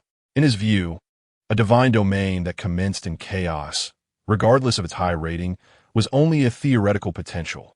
A truly formidable divine domain should possess a mature civilizational framework, powerful troops, and a stable source of faith, much like his own. However, the fluctuations of essence emanating from that domain seemed somewhat unusual. Another mage manipulating the crystal ball furrowed his brow, stating, "The energy response is exceedingly intense, far exceeding the normal capacity of a divine domain, even exhibiting signs of potential instability." Kher chuckled dismissively. That is merely a reflection of his crude method of harnessing essence. Such a primitive divine domain is akin to a nouveau riche. No matter how much wealth it possesses, it lacks the means for effective utilization and consolidation. He cast a scornful glance at the rough primordial world depicted in the crystal ball. There was no coherent city planning, no unified architectural style, and certainly no magical technology or sacred edifices that symbolize the evolution of civilization. Truly a barbaric Eastern pantheon, devoid of any aesthetic appeal, the dragon rider muttered, embodying the quintessential supporter of Western fantasy aesthetics. Ha ha! Kher's arrogance is surfacing again. Just wait. Su Ming will teach him a lesson in humility. This Kher is a classic case of high aspirations but low abilities. Does he think the primordial world is merely a nouveau riche? It's more like a gold-guzzling beast. The dragon riders and arcane fleet have exhausted this routine. Let us see how the primordial world brings about their demise. There are surely more newcomers in the Yuan-Chu star domain, perhaps a mech civilization or an undead legion. I can't wait to see Su Ming slap them all in the face. The audience's comments brimmed with schadenfreude, for they understood the true potential of the primordial world far better than these self-important newcomers. On the opposite side of the star domain, a colossal interstellar warship, cloaked in obsidian and adorned with menacing cannon ports, hovered in the frigid vastness of space. This was the mobile divine realm of the newly ascended lower deity, Zeej. Hailing from a civilization renowned for its mechanical technology and cybernetic enhancements, Zeej domain was infused with cold metal and efficient computation. Analysis revealed an anomalously high energy response emanating from the target divine domain, suggesting a large-scale world transition or internal transformation was underway. A mechanical, synthesized voice resonated. Sheikh, a humanoid deity entirely enveloped in mechanical prosthetics, with only a single eye radiating a crimson glow, coldly scrutinized the holographic projection. The overwhelming primal fluctuations from the primordial world instilled a sense of unease within him. This deity, named Su Ming, his energy absorption efficiency far exceeded the standard model. If left unchecked, his development would severely disrupt the source allocation model of this star domain. Zeej's voice was reminiscent of metal grinding against metal. Recommendation: dispatch a reconnaissance fleet for close-range data collection. If necessary, a warning strike may be executed to assert sovereignty. The mechanical voice continued to advise. Zeej refrained from issuing immediate commands. His mechanical eye meticulously calculated various possibilities. He was a cold and pragmatic individual, never one to take reckless risks. Yet, deep within, he felt a burgeoning interest and a hint of wariness towards the exceptionally potent primal fluctuations. Before long, projections of other deities began to materialize within the star domain. Among them were necromancers commanding legions of the undead, fallen deities summoning ancient demons, and alien civilizations centered around swarming creatures. These newly risen deities were each digesting the rewards of the pantheon in their unique ways and began strategizing their paths of expansion. The rivers of world source that traversed the star domain were undoubtedly the shared objective of all deities. One such tributary, located at the edge of Su Ming's divine realm and abundant in primal source, captured the attention of several deities. Kaler was the first to act. He dispatched an advance team composed of 10 elite dragon knights and 3 medium-sized magical ships, racing toward that tributary of primal source. Go forth and seize control of that stream. Should you encounter other divine factions, remember, we are the bearers of light and the upholders of order. The newly ascended deities must comprehend the essence of order. Kaler's tone brimmed with implication. The dragon knights erupted in resounding war cries as their dragons soared into the sky. The engines of the magical ships roared, charging forth with an air of invincibility toward the borders of Su Ming's realm. Unbeknownst to them, within the rugged and primal world that lay before them, a cataclysmic internal conflict was on the verge of unfolding. As Su Ming sensed the approach of these unwelcome guests, a faint smile graced his lips. He had been pondering the burgeoning momentum of the Lich clans, recognizing the necessity of a martial exercise to hone their wartime potential. Their arrival was fortuitous. Su Ming murmured softly to himself. With a mere thought, a divine decree resonated through the primordial heavenly path. Let those arrogant neighbors witness the rules of the primal realm. Chapter 54. The First Blood Beyond the Divine Realm. In pursuit of the River of Origin. In the Yuan-Chu star domain, the world of origin tributary No. S-073 flows like an exquisite jade ribbon, quietly meandering through the desolate cosmos, emanating a formidable vitality that would make any deity covetous. The advanced fleet of Kaler is currently hovering above this jade band. 3 medium-sized magic ships, each 100 meters in length, crafted from moonlight silver and adorned with intricate energy patterns, have their main cannon barrels aglow with blinding holy light.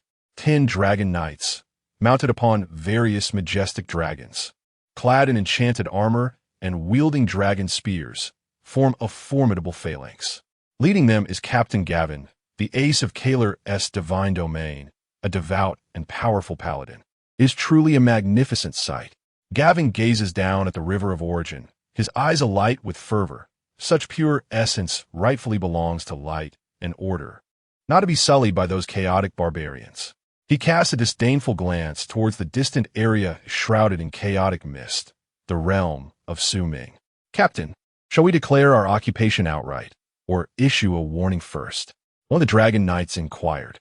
Gavin smirks proudly, in the name of Lord Kaler. Let it be proclaimed to this starry expanse that this place has been claimed by the divine domain of light and order. Any scoundrel daring to pry shall face the wrath of the holy light. His voice, amplified by divine power, transformed into a resounding wave that spread in all directions. Simultaneously, the sound amplification arrays of the 3 magic ships activated, reiterating his declaration of occupation in the universal language of the cosmos, imbued with undeniable authority. However, their proclamation received no response. The chaotic region remained silent, as if it had not heeded their warning at all. Just as Gavin's patience began to wane and he prepared to issue a deterrent bombardment, an unexpected turn of events occurred. From the depths of the chaotic mist emerged an imposing figure, stepping forth from the void without the aid of any vessel or flying apparatus. Bare-chested, with bronze skin adorned with fierce and ancient totems, his muscles coiled like the rugged formations of stone. With each step he took, the void beneath him seemed to solidify, sending visible ripples outward. The newcomer was none other than Wu Pe, a formidable warrior of the 12 ancestral shamans of the Wu clan. He had received the will of the primordial heavenly path, sensing an invasion, and was the first to volunteer, eager to secure the initial victory for the Wu clan in this external conflict. Here it comes, here it comes. It's finally about to begin. Is that all? Is Su-Ming really so overconfident? They're facing magic ships. The one up there, doesn't he understand? It's about presence. Just look at those muscles, that aura. He is undoubtedly a great shaman of the Wu clan. Kaler's Dragon Knights are still posturing. They have no idea what they are up against. The livestream's comments section erupted with activity, as everyone held their breath, anticipating the imminent clash. A savage? Gavin was momentarily taken aback upon witnessing Wu Pu approach alone, only to be enveloped by a surge of indignation. To him, this was an unabashed affront, a fool unaware of his own mortality. He pointed his dragon spear, commanding the magical cannon to impart a lesson upon him, to make him comprehend the chasm that lay between the divine and the mortal. At once came the response. The bow of one of the magical ships concentrated holy light energy to its zenith, and then, with great force, unleashed a beam of light over 5 meters in diameter, radiating the power to purify all, aimed directly at Wu Pe. This shot could vaporize a small meteorite in an instant. Yet, in the face of this cataclysmic strike, Wu Pe wore a disdainful sneer. He did not flinch, nor did he wield any weapon or spell. Just as the beam was about to engulf him, he inhaled sharply, his chest swelling, and then unleashed a roar that reverberated through the cosmos. This roar was not merely sound. It contained the purest physical might and malevolence from the depths of the Witch clan's bloodline. The sound waves transformed into tangible shock waves, colliding fiercely with the holy light beam. Boom! An astonishing spectacle unfolded before the gaping Dragon Knights. The seemingly indestructible holy light beam was shattered inch by inch in midair by this roar, ultimately dispersing into countless motes of light, vanishing into nothingness. How is this possible? The mage operating the magical cannon let out a scream of disbelief. Gavin's pupils constricted in shock. He realized that the savage before him was an unprecedented and extremely perilous entity. All units, form the radiant battle array. Prepare for confrontation, Gavin commanded sternly. Yet, he had already lost the initiative. Wu Pe shattered the magical cannon with a single punch, igniting his battle fervor entirely. With a powerful step, he launched himself like a cannonball, defying the fabric of space, and in an instant closed the distance of several tens of thousands of meters to stand directly before Gavin. Too fast, so rapid that Gavin's nerves could barely react. For the light, Gavin, being an elite, unleashed all his potential in this moment of crisis, igniting the holy flames upon his dragon spear and thrusting it forward with all his might. The holy light dragon beneath him opened its massive jaws and expelled a torrent of searing dragon breath. However, Woopa merely extended his left hand. That calloused hand, resembling an iron claw, disregarded the blazing dragon breath and seized the tip of the thrusting spear. The holy flames crackled in his palm, but could not inflict even the slightest harm. Crack! The magically forged dragon spear was crushed in his grasp. Immediately afterward, under Gavin's horrified gaze, Woopa transformed his right fist into an open palm, akin to a colossal axe, and with great force, struck down upon the head of the holy light dragon. Thud! There was no earth-shattering explosion, only the sickening sound of flesh being torn apart. The massive creature, its scales as hard as iron, did not have time to emit even a cry of despair. Its head, along with the upper body, was cleaved in two by this devastating strike. The scalding dragon's blood mingled with the shattered entrails of the valiant knight Gavin, creating a poignant mist of crimson in the frigid expanse of the cosmos. One strike, merely a single strike. Thus was born the inaugural drop of blood beyond the divine realm. And staining this celestial tapestry was the proud blood of the dragon knight. Woopa flicked the remnants of blood from his hands, his gaze sweeping over the remaining 9 dragon knights, rendered motionless in shock, and the 3 lifeless magical vessels. He bared his teeth, revealing a sanguinary grin. Who shall be next? Chapter 55. The Emergence of the Witch Clan. A physical confrontation with the interstellar warship. Silence. The universe ought to be shrouded in silence, yet the current stillness weighed heavily upon the remaining 9 dragon knights and the crew aboard the 3 magical warships, rendering them breathless. Captain Gavin's corporeal form drifted slowly in the icy void, the glaring crimson hue becoming the sole color of the radiant fleet's expedition. Who shall be next? The voice of Woopa, though soft, struck like a hammer upon the very souls of all present. Fear began to spread, yet thousands of years of faith in the holy light and rigorous military training compelled them to suppress their instinct to flee. For the glory of Lord Carroll. For the Order of Light. All personnel, charge! A lieutenant bellowed, his voice quavering with trepidation. He was the first to mount his dragon, igniting his life force, transforming into a golden streak, racing toward Woopa. Kill! The remaining 8 dragon knights were similarly inspired by this unwavering resolve, unleashing battle cries as they formed a conical charge formation, the essence of man and dragon merging as one, resembling a sacred spear piercing through the darkness. The secondary cannons of the 3 magical warships fired simultaneously, unleashing hundreds of small holy light energy projectiles that wove an impenetrable net of firepower, sealing off every possible avenue for Woopa to evade. This was a saturated assault devoid of any chance, wagering everything on the line. They have charged. Such bravery, admirable courage, yet the disparity in strength is insurmountable. This is not a gap that mere valor can bridge. I wonder how this great witch will respond. Will he obliterate them with a single punch? Look at Su Ming's live stream, so calm as if merely enjoying a scenic view. The master is remarkably steady. The audience in the live stream excitedly analyzed the situation, while on the battlefield, Woopa, confronted with this cataclysmic onslaught, merely furrowed his brow in annoyance. How noisy! He paid no heed to the dragon knights, instead focusing his gaze on the magical warship emitting the most intense firepower.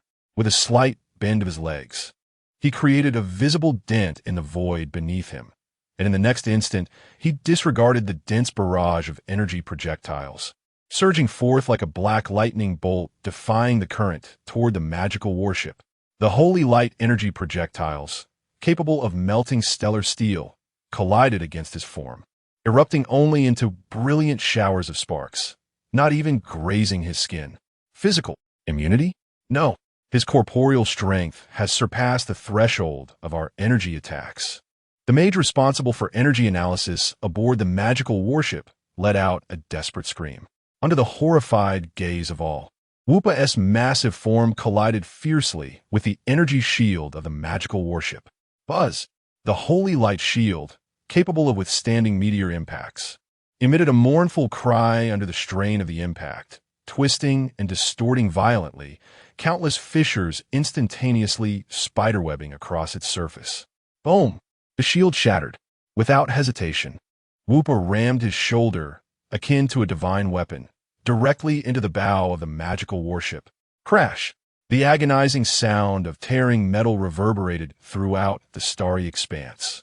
The hull, forged from moonlight silver and robust alloys, crumbled under the onslaught of Whoopa, as if it were mere parchment.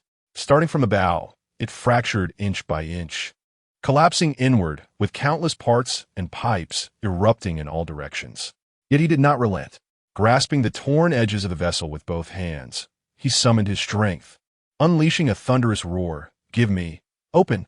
His terrifying brute force sought to rend the 100-meter-long starship asunder with his bare hands. This spectacle utterly shattered the psychological defenses of all the dragon riders. Their sacred guns, their dragon breaths, their holy light magic appeared ludicrous and impotent in the face of such unadulterated and extreme violence. This was no longer warfare. It was a massacre perpetrated by beings of a higher dimension. A devil. This was a devil. One dragon rider, overwhelmed, turned his dragon's head and fled in a frenzy. Yet Whoopa paid him no heed.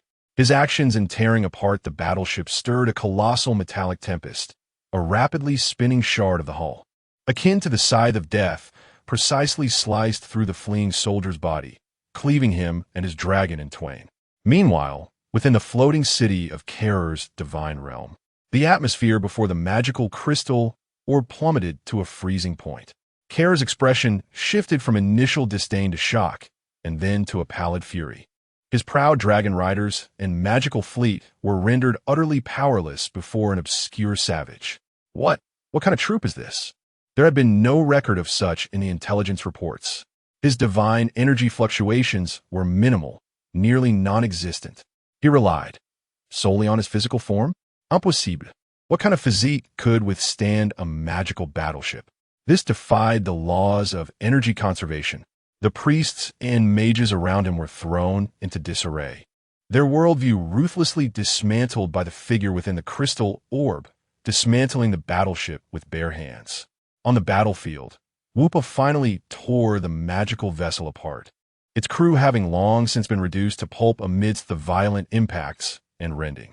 Casually, he hurled the two segments of wreckage toward the other two magical ships, which were now paralyzed with fear, resulting in two resounding explosions. Having accomplished this, he slowly turned to face the remaining 8 dragon riders, his eyes gleaming with the thrill of the hunt. That glance seemed to convey, "The warm-up is over. Now it is your turn." Chapter 56.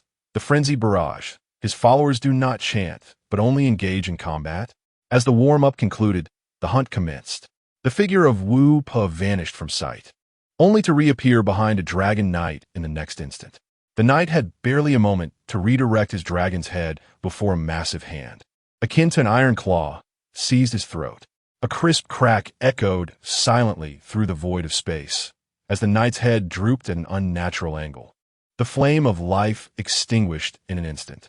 Whoopa casually discarded the lifeless body, allowing it and the dragon, now bereft of its master, to drift aimlessly in the abyss. Counting softly, like a patient butcher, he noted the second. The remaining 7 dragon knights were utterly shattered. Their once proud formation and the unity of man and dragon, in the face of this monster, resembled nothing more than the playful antics of children. "Scatter! Flee! Seek aid from Lord Carroll!" The lieutenant screamed with the last remnants of his strength. However, in the face of overwhelming speed and power, scattering only hastened the approach of death. Whoopa's figure morphed into multiple afterimages upon the battlefield. With a single punch, a gust of pure force rent the wing of a mighty dragon, dragging both it and its rider into the tumultuous folds of space. He leaped into the air, landing upon the back of another dragon, forcefully snapping its spine. The creature cried out in anguish as it plummeted towards the primordial river below. He even seized a dragon-s tail, wielding it like a meteor hammer, and struck down upon another fleeing knight, the two merging in a violent explosion of flesh and blood. This was a slaughter devoid of suspense, a grand exhibition of extreme violence and aesthetic brutality. Concurrently, the public channel of the Divine Assessment livestream was set ablaze with fervor. My God, what am I witnessing? Is that truly a follower of the deity? No, it's impossible. The strength of followers derives from their faith and prayers to the deity. They're conduits and extensions of divine power. This monster, has he even uttered a single name of Su Ming? He offered no prayers, no hymns, nor invoked any divine arts. He didn't even don any proper armor. He is simply himself. I understand now. What Su Ming has created is not a faith civilization. His followers are, in themselves, the source of power. They do not need to beseech the deity for strength, for they were born to fight and annihilate. The person above is correct. Look at followers of other deities. They must pray at set times, construct temples, and study doctrines, fearing any impurity in their faith. Yet Su Ming's followers do not chant. They only engage in battle. Incredible. The notion that followers do not chant, but only fight is astute. This represents a wholly new civilization model we have never encountered before. A golden comment, highlighted by the system, succinctly encapsulated the astonishment of all viewers. What Su Ming exhibited was a path starkly divergent from mainstream divine civilizations. The deity was no longer a distant figure bestowing power, but rather a guiding protector of the entire community. The beings he has created possess an independent and formidable power system, rooted in their very essence. This paradigm is revolutionary, even heretical, to those accustomed to exchanging faith for strength, including both spectators and deities. Within the floating city of Carol's divine realm, an oppressive silence reigns. The magical crystal orb faithfully broadcasts every event occurring on the battlefield. The harrowing image of the last dragon knight being seized by Woopa and torn asunder becomes the proverbial last straw. Thud! A young priest collapses to the ground, his legs giving way, murmuring incoherently, "Demon God." That is the ancient demon god from Chaos. Carol's complexion has drained from ashen to pale, his forehead glistening with cold sweat. He finally comprehends the gravity of the situation. The fleet he dispatched was not sent to seize resources. Rather, they have inadvertently knocked upon the gates of hell. The deity, known as Su Ming, commands forces that defy conventional standards. Each of his units could very well be the ultimate entities that other deities would need to sacrifice countless beings to summon. My lord, what shall we do? The chief mage beside him inquires, his voice trembling. Should we gather all the forces of the divine realm? Silence. Carol sharply rebukes the foolish suggestion. Gather all our forces? To deliver him a feast? His gaze fixates on the figure bathed in dragon's blood within the crystal orb, reminiscent of a demon god descending upon the world, and a chill surges from his spine to the crown of his head. Transmit my divine edict. Carol exhales deeply, mustering all his strength to regain composure. Enter the highest state of war readiness. Recall all deployed units. Activate the holy light barrier to conceal the coordinates of the entire divine realm. Until I revoke this order, no one is to step outside the divine realm. He pauses before adding immediately, in my name, send the highest level warning message to all known newly ascended deities within this star domain. Inform them that an untouchable primal chaos has manifested at the center of the star domain. He has relinquished all ambitions of supremacy. Now, his sole desire is to survive. Meanwhile, within the realm of primal chaos, Su Ming calmly observes the entirety of the battle. When Woopa reduces the last fleeing magic ship to scrap metal, an invisible force of destiny rises from the river of origin, traversing the void and merging into the celestial principles of the primal chaos world. This marks the inaugural victory of the primal chaos world in external warfare, the first step toward securing living space.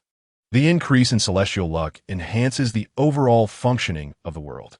A slight smile graces Su Ming's lips. The Wuju tribe, indeed, serves as the finest instrument of war. His gaze pierces through the starry expanse, sensing the energy fluctuations of Carol's divine realm, which resemble a frightened hedgehog curled in upon itself. And he notices the fervent comments surging across the public channel. The desired effect has been achieved. His authority has been established. Now it is time for order. Su Ming's consciousness transcends the vast lands of primal chaos, descending upon the resplendent and magnificent Lingxiao Palace high above the heavens. Seated majestically upon the celestial throne, the sovereign Emperor Jun suddenly opened his eyes. A grand and imposing will resonated within his mind. The heavenly court has been established, thus celestial regulations must be upheld. The demon clan shall traverse the outer starry rivers, purging the petty miscreants to manifest the awe-inspiring might of the primordial heavens. With a solemn expression, Emperor Jun was filled with an overwhelming sense of ambition. He promptly rose and bowed respectfully towards the void. I, Emperor Jun, heed the edicts of the ancestral path. The shaman clan has already displayed their prowess. Therefore, the dignity of his demon clan celestial court must also be showcased before this unfamiliar expanse of the cosmos. Chapter 57. The Establishment of the Celestial Court. The supreme ambitions of the demon Emperor Jun. In the primordial world, high above the 9 heavens, the clouds surged and the purple aura flowed from the east. A magnificent palace complex, so grand that words fail to describe it, floated atop the 33 heavens, known as the Celestial Court. Within the Lingxiao Treasure Hall, adorned with glazed tiles and columns of divine gold, stars served as lamps. Upon the imperial throne sat Emperor Jun, clad in imperial robes, his countenance imposing. He slowly opened his eyes, which seemed to harbor the brilliance of the sun's golden flames. Just moments ago, the profound decree from the Tao ancestor had been indelibly imprinted in the depths of his primordial spirit. The celestial court had been established, and there must be heavenly regulations. The demon race was to patrol the celestial rivers beyond the heavens, purging the vile, thereby manifesting the awe of the primordial heavens. Emperor Jun rose slowly, the celestial patterns of the sun, moon, and stars on his robe appearing to come alive. He sensed that with the great shaman of the witch clan achieving their first victory beyond the heavens, the fortunes of the entire primordial world had surged slightly. Yet, this was insufficient. The witch clan's display of brute force was merely the valor of a common man. The demon race, acting on behalf of heaven, should govern the celestial bodies and rightfully establish itself as the sole order within these realms and beyond the celestial rivers. Tai, Emperor Jun's voice resonated through the vast Lingxiao Hall. Brother. At the side of the throne appeared the formidable Donghuang Tai, also clad in the golden robes of the sunbird, his presence even more commanding and fierce. In his hand he cradled an ancient bell, surrounded by the sun, moon, stars, and the elements of earth, water, fire, and wind. A true primordial treasure, the Chaos Bell. The Tao ancestor has issued a decree. Emperor Jun's gaze swept over the 10 demon generals standing below, including Bei's, Jimeng, and Ingzhao. Our demon race must not fall behind the witch clan. General Bei stepped forward and bowed, stating, Your Majesty, the witch clan acts solely on bloodlust. Though fierce, they lack true understanding of the Tao. Our celestial court must act justly and establish heavenly might in all directions to exhibit its legitimacy. Well said. A flicker of approval shone in Emperor Jun's eyes. He descended from the imperial steps, his voice echoing throughout the celestial court. The witch clan dominates the earth, reveling in bloodshed and savagery, knowing only brute force and lacking comprehension of heavenly principles. This is corruption. Our demon race governs the heavens, born noble, undertaking heavenly patrols and ruling over all beings. This is purity. Today, the Tao ancestor has bestowed a decree, a sign of heavenly favor, commanding our demon race to establish these heavenly regulations within the primordial realm and beyond the celestial rivers. Convey my orders. Emperor Jun's voice suddenly rose, filled with unparalleled authority and ambition. Assemble 100,000 demon soldiers, led by the 10 demon generals, with my brother and I at the helm, and mobilize the forces of the celestial court to patrol the heavens. Anyone within the celestial rivers who disrespects the heavenly principles or disobeys our celestial court's commands shall be deemed a rebel. We shall make all worlds aware that there is but one heaven. Those who comply shall prosper, while those who oppose shall perish. And I, Emperor Jun, shall be the celestial emperor of this court. Obey the decree of the celestial emperor. Obey the decree of the celestial emperor. The 10 demon generals and countless demon kings knelt in unison, their thunderous response shaking the very foundations of the 33 heavens. A flame known as ambition ignited fiercely in the hearts of every demon warrior. They sought not only to fulfill the Tao ancestors' mission, but also to seize this opportunity to solidify the everlasting supremacy of the demon race. The celestial version has officially launched. Such a spectacle. The battles among the witch tribe are one-on-one duels, whereas the confrontations among the demon tribe resemble the mobilization of an entire army. Those who follow the path of righteousness shall prosper, while those who oppose it shall perish. Emperor Jun embodies the essence of a true sovereign. I am utterly enamored. The prowess displayed by the esteemed Su Ming is nothing short of masterful. First, he establishes authority with the witch tribe, showcasing the pinnacle of individual martial prowess. Then he solidifies order with the demon tribe, demonstrating the overwhelming force of a civilized system. This is a combination of tactics. While some still sympathize with Karer, one must observe the might of the demon tribe. This is merely the beginning. The primordial star domain is about to be swept clean. The barrage of comments in a live stream accurately captures Su Ming's intentions. Simultaneously, the warning issued by Karer spreads like a virus across the communication channels of all newly ascended deities within the primordial star domain. An urgent alert from the domain of radiant order by Karer declares, the S001 domain, self-proclaimed primordial chaos, is exceedingly perilous, with military forces surpassing comprehension. Suspected to be remnants of an ancient civilization. Do not approach. Do not provoke. The deities receiving this message respond with varying degrees of skepticism. One deity, specializing in undead naval tactics, scoffs at the notion of ancient remnants. Ancient gods' legacies? How could they possibly rival an entire legion of skeletal warriors? It is merely Karer's incompetence. Meanwhile, another deity, focused on advancing interstellar technology, analyzes the data within their divine realm, unanalyzable physical strength. Perhaps a unique biological force field. Command my annihilator fleet to remain vigilant, but no need to alter course. Many other deities adopt a cautious stance, fortifying their divine domain defenses while dispatching reconnaissance units to uncover the truth. Unbeknownst to them, a celestial might capable of shattering their entire understanding has assembled. Above the 9 heavens, a formidable aura of demonic energy rises. 1,000,000 demon soldiers and generals, clad in armor and wielding weapons, gather in formation outside the southern heavenly gate. There stands a demon king with a lion's head and a massive axe. A 9-headed monstrous bird soars through the skies, commanding the ranks, and countless other elite demons, each exuding an aura of terror, fill the ranks. At the forefront of this grand assembly, 10 golden crow princes navigate their solar chariots, radiating golden light akin to 10 miniature suns. Emperor Jun and the Eastern Emperor Tai stand resolutely at the forefront. Emperor Jun holds the river map and Luo book, divining celestial secrets. The Eastern Emperor Tai, crowned with the Chaos Bell, suppresses the fabric of time and space. With a commanding shout from Emperor Jun, the Chaos Bell emits a melodious chime, resonating throughout the cosmos. 1,000,000 demon soldiers surge forth, transforming into a golden torrent that blots out the sun, flowing from the primordial world towards the boundless primordial star domain, ready to crush all in their path. Their first objective is the Source River, occupied by the witch tribe, but not yet fully under their control. They intend to establish the demon tribe's celestial court's first outpost beyond the heavens, raising the inaugural banner of the Heavenly Emperor. Chapter 58. The Background of Other Prodigies.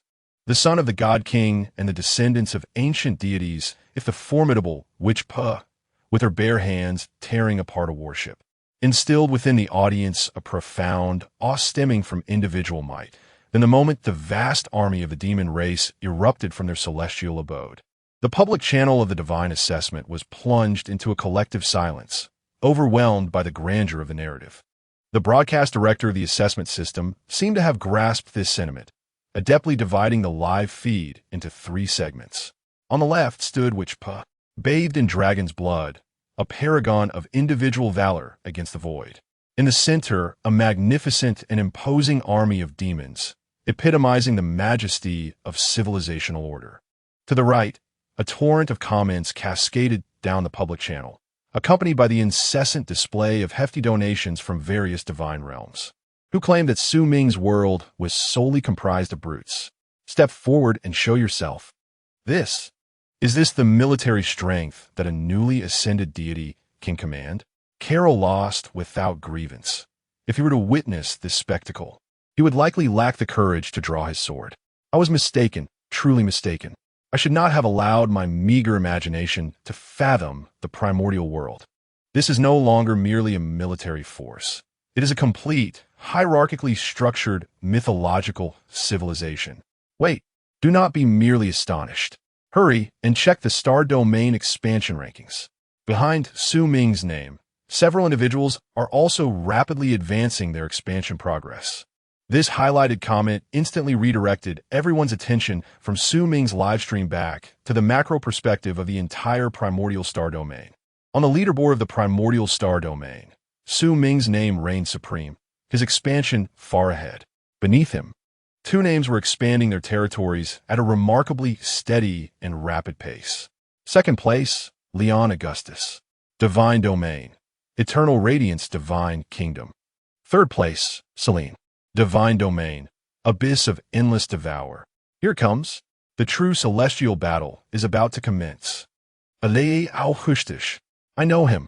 The youngest son of the Sun God King, born with a golden key, the chosen one. It is said that his divine domain began with the allegiance of an entire legion of angels. Not just an angelic legion. Look at his divine kingdom's live stream. It is a golden holy city suspended in the starry sky, flawless as a work of art. Within, the sacred spirits and followers sing praises to his father's divine name every day. As for Selene, even more enigmatic, no one knows her origins. All that is known is that she is a descendant of a fallen ancient deity. Her divine domain harbors no followers, only an endless array of terrifying colossal beasts. By the heavens, one is the son of a god king, representing the pinnacle of orthodox faith. Another, a descendant of ancient deities, symbolizes the extremes of bloodline mutation. Now, with Su Ming adding a self-created mythological system, this current iteration of the primordial star domain is a veritable den of monsters. The discussions among the audience unveiled the brutal truth of this nascent star domain. Su Ming was not devoid of rivals. On the contrary, each of his adversaries possessed a background and foundation so formidable that even ordinary deities would gaze upon them in awe. In the realm of the primordial star domain, at the opposite end, a floating divine city constructed of pure radiance and gold glided serenely amidst the celestial expanse. Countless angels, adorned with 6, 8, and even 10 wings, formed a disciplined phalanx, surveying the surroundings. At the heart of the divine city, the resplendent golden-haired youth, Leon, observed the magical reflection before him with keen interest. The image depicted the advance of a monstrous army. It was savage, yet imbued with undeniable strength. A refined and confident smile graced Leon's lips. The use of beasts as soldiers showcased the primitive and backward nature of their civilization. However, organizing such a vast array of creatures marked them as worthy adversaries.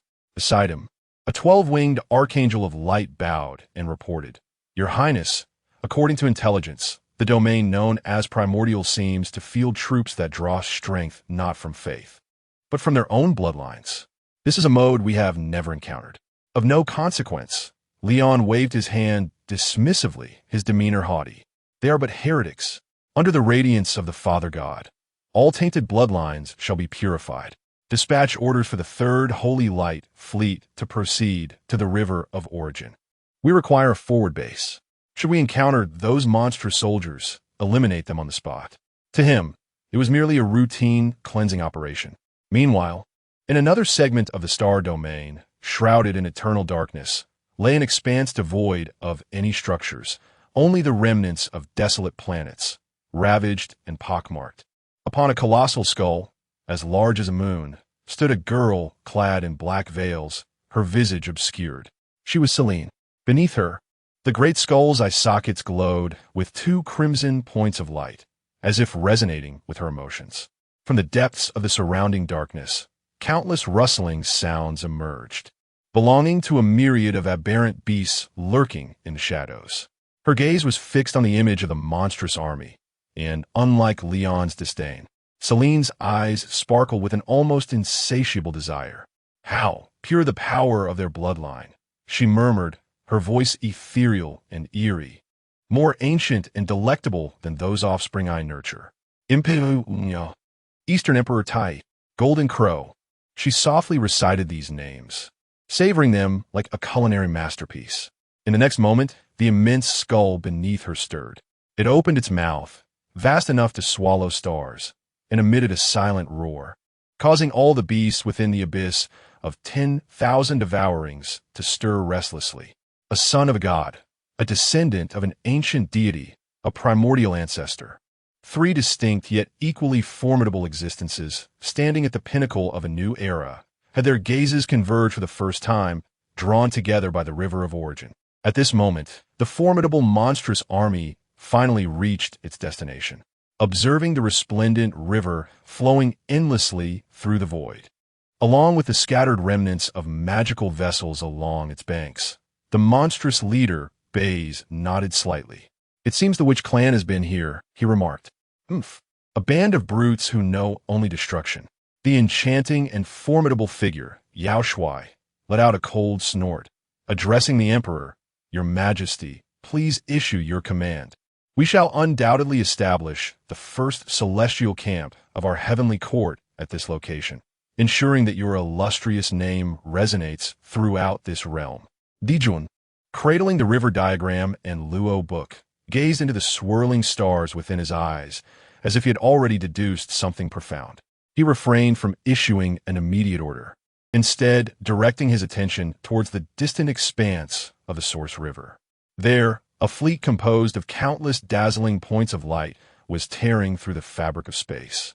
Slowly advancing, the sacred radiance, in stark contrast to the overwhelming and domineering aura of the demon army, created a vivid confrontation across the Source River. Chapter 59. Sustaining War Through War. The Primal Chaos, a world born for battle. In the Yuanshu starfield, above the River of Origin, two armies, each embodying the pinnacle of divine civilization, yet contrasting in essence, faced off across the ceaselessly flowing, resplendent river of light, forming a chilling standoff. On one side stood 1,000,000 demon soldiers, their auras soaring to the heavens, banners fluttering with fervor. Their formation appeared disordered, yet resonated with a fundamental truth of the cosmos.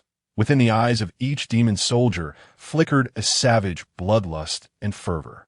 The primal, untamed ferocity emanating from them distorted the surrounding starlit skies. On the opposing side was the resplendent and holy light fleet, their ranks impeccably aligned. Each battleship was forged from gold and white jade, adorned with sacred runes flowing across their energy shields. Countless angels, wielding blades of light, bore solemn visages, radiating a pure force of faith intended to cleanse the universe of all impurities. This was a collision of order and chaos, a confrontation of faith and bloodline. Upon the flagship of the Holy Light Fleet, a 10-winged archangel named User peered through the enormous magical porthole, coldly scrutinizing the diverse beings across the riverbank. His brow tightly furrowed. Is this the main force of primal chaos mentioned in Carol's warning? User's voice dripped with unabashed disdain. This motley assembly of beasts, lacking even a unified form, dares to call themselves Heavenly Court? He turned his go. Convey Prince Leon's divine edict to the barbarians across the way. This ground has been claimed by the Eternal Radiance Divine Kingdom. You are permitted 10 cosmic cycles to withdraw and present your leader, kneeling in repentance before the divine city, or risk incurring His Highness's wrath. Otherwise, wherever the divine light touches, shall become scorched earth. Understood? A thought, imbued with haughty arrogance, traversed the river of origin, clearly reaching the front lines of the demon army. With a soft chuckle, The demon commander Jimung was the first to succumb to laughter, as if he had heard the grandest of jokes. Present our leader? Kneel in repentance? He glanced at his comrades, exaggeratingly proclaiming, "Do these winged bird folk have nothing but holy water in their heads?" Emperor Jun's expression remained unchanged, not even lifting his eyelids. Beside him, the Eastern Emperor Tai slowly raised the chaos bell in his hand. Dong, a sound not loud, yet resonant, as if it were the very toll of the universe's inception, echoed gently. At that moment, the haughty divine thought was utterly shattered and extinguished, as if it had never existed. The flagship of the Holy Light fleet quivered suddenly, waves rippling violently across its energy shield. The angels within felt their souls pierced, nearly overwhelmed by the light of faith. User's complexion shifted drastically, his gaze fixated on the man holding the ancient bell, for the first time revealing a grave expression. "Brother." The voice of Eastern Emperor Tai was as cold as ancient ice. "There is no need to waste words on these ants. Let us slay them, not in haste." Emperor Jun finally spoke, his gaze transcending User, as if beholding the more distant eternal radiance, divine kingdom. "The edict of the Tao ancestor is to establish order. If we must kill, let it be in a manner that they comprehend the reason for their demise." He turned his gaze to the rear, where 10 golden crows. The princes commanded the solar war chariot. "My sons, who among you will take the head of that leader of the birdmen for your father?" "He shall go." The eldest prince stepped forward, steering the solar chariot, transforming into a golden arc that traversed the sky, instantly appearing before the two armies. His emergence was akin to the arrival of a true sun, the searing flames causing even the river of origin to begin to evaporate, starkly contrasting with the sacred brilliance of the fleet on the opposite bank. Uzel, filled with rage, laughed with scorn. "Arrogance. A mere vanguard dares to provoke the majesty of the angelic legion. Divine light judgment." He raised his cross-shaped sword high, and behind him, 10 wings of light unfurled suddenly. An endless stream of holy light converging to form a colossal sword of light, stretching thousands of feet long, descending with the momentum to judge all evil upon the eldest prince. The battle has begun. Finally, they are clashing. By the heavens, the angel's divine light judgment. That strike could annihilate a lower deity. Golden Crow Prince versus 10-winged Archangel. Now, this is a celestial showdown. Who is stronger? Confronted by this world-destroying strike, the eldest prince displayed a hint of disdainful laughter. A mere grain of rice, yet dazzles. He did not flinch or evade, opening his mouth to unleash a seemingly insignificant golden flame that swelled with the wind, instantaneously transforming into a vast sea of fire. This was the primordial fire of the sun, the ancestor of all flames, the true fire of the sun, the holy giant sword, capable of severing stars. Upon contact with the true fire of the sun, melted away like snow meeting a hot iron, offering no resistance as it was swiftly consumed and incinerated. The holy light became the finest fuel before the true fire of the sun. "No, this is impossible. What kind of flame is this?" Uzel exclaimed in disbelief. His faith, his source of power, crumbled before him, utterly vulnerable. The sea of fire engulfed him along with his holy armor, the anguished cries ceasing abruptly in less than a second. When the flames receded, only a fist-sized, softly glowing, brilliantly pure diamond crystal remained, the crystallization of the 10-winged archangel's lifetime of cultivation and faith, the core of holy light. The eldest prince beckoned, drawing the holy light core into his hand, returning to the front lines of the battlefield, and respectfully presenting it to Dijun. "I have not failed my mission." The entire battlefield fell into an eerie silence. All the angels of the holy light fleet stood in stunned disbelief, witnessing a moment that shattered their faith. In the primal divine realm, Su Ming's lips curved into a satisfied smile. He observed the barrage of question marks and exclamation marks on the screen, contemplating. Indeed, the belief power, divine ranks, and laws of these foreign deities serve as the most superior nourishment for the still incomplete primal world. To cultivate through battle. This is the most correct approach in the primal realm. They are not enemies. They are moving elixirs. Dijun, holding the holy light core, performed a slight calculation with the river diagram and Luo book, quickly grasping its profound utility. He cast it into the primordial world behind him, whereupon the core was instantaneously disintegrated by the heavenly Tao, transforming into the most unadulterated source of power that nourished the 33 heavens. He lifted his gaze once more, directing it towards the fleet before him, which had succumbed to chaos. His voice, frigid and resolute, resonated across the expanse of the starry river.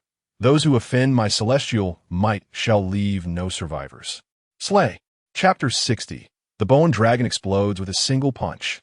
The absolute domineering of the ancestral witch. The decree of death issued by Emperor Jun resembled a spark igniting a barrel of explosives. With a thunderous roar, the golden tide formed by 1,000,000 demon soldiers collided violently with the ocean of holy light constituted by tens of thousands of angels on the opposite bank.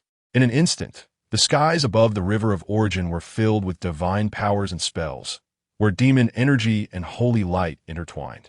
The demon commander, Ing Zhao, revealed his true form, transforming into a colossal beast with a human head and horse body, adorned with wings. With a single flap of his wings, an endless gale surged forth, sending clusters of angels tumbling and disrupting their formations. Demon Commander Ji Meng summoned his artifacts, channeling the waters of the river of origin to conjure towering black waves, contaminating the holy light and eroding the very faith that sustained the angels. This was not a battle of equals. It was a complete massacre. The holy light strikes of the angels, when landing upon the demon kings, often left only faint white marks, which were swiftly mended by their formidable physiques and demonic powers. In contrast, the demon kings could casually rend several angels to shreds, consuming both their bodies and souls. Crushing. Yet another crushing defeat. The Ace Legion of the Eternal Radiance Divine Kingdom appears no more than a group of children wielding toy swords in the face of the primordial heavenly court. How tragic. I was once a fan of Prince Leon, and now my heart bleeds. Wake up. This is not a melodrama. This is the war of deities. Leon's army relies on faith and order, while Su Ming's forces embody chaos and power. The audience in the live stream was already fervently engaged, yet at that moment, the director split the screen once more. The other side of the frame shifted to a different tributary of the river of origin. The scene here starkly contrasted with the golden radiance of the main battlefield, suffused with a chilling and desolate aura of negative energy.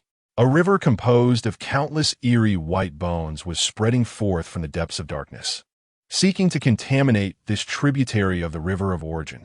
Within this bone river, innumerable skeletal warriors, zombie behemoths, and vengeful spirits writhed and roared, emanating a nauseating aura of decay and rot.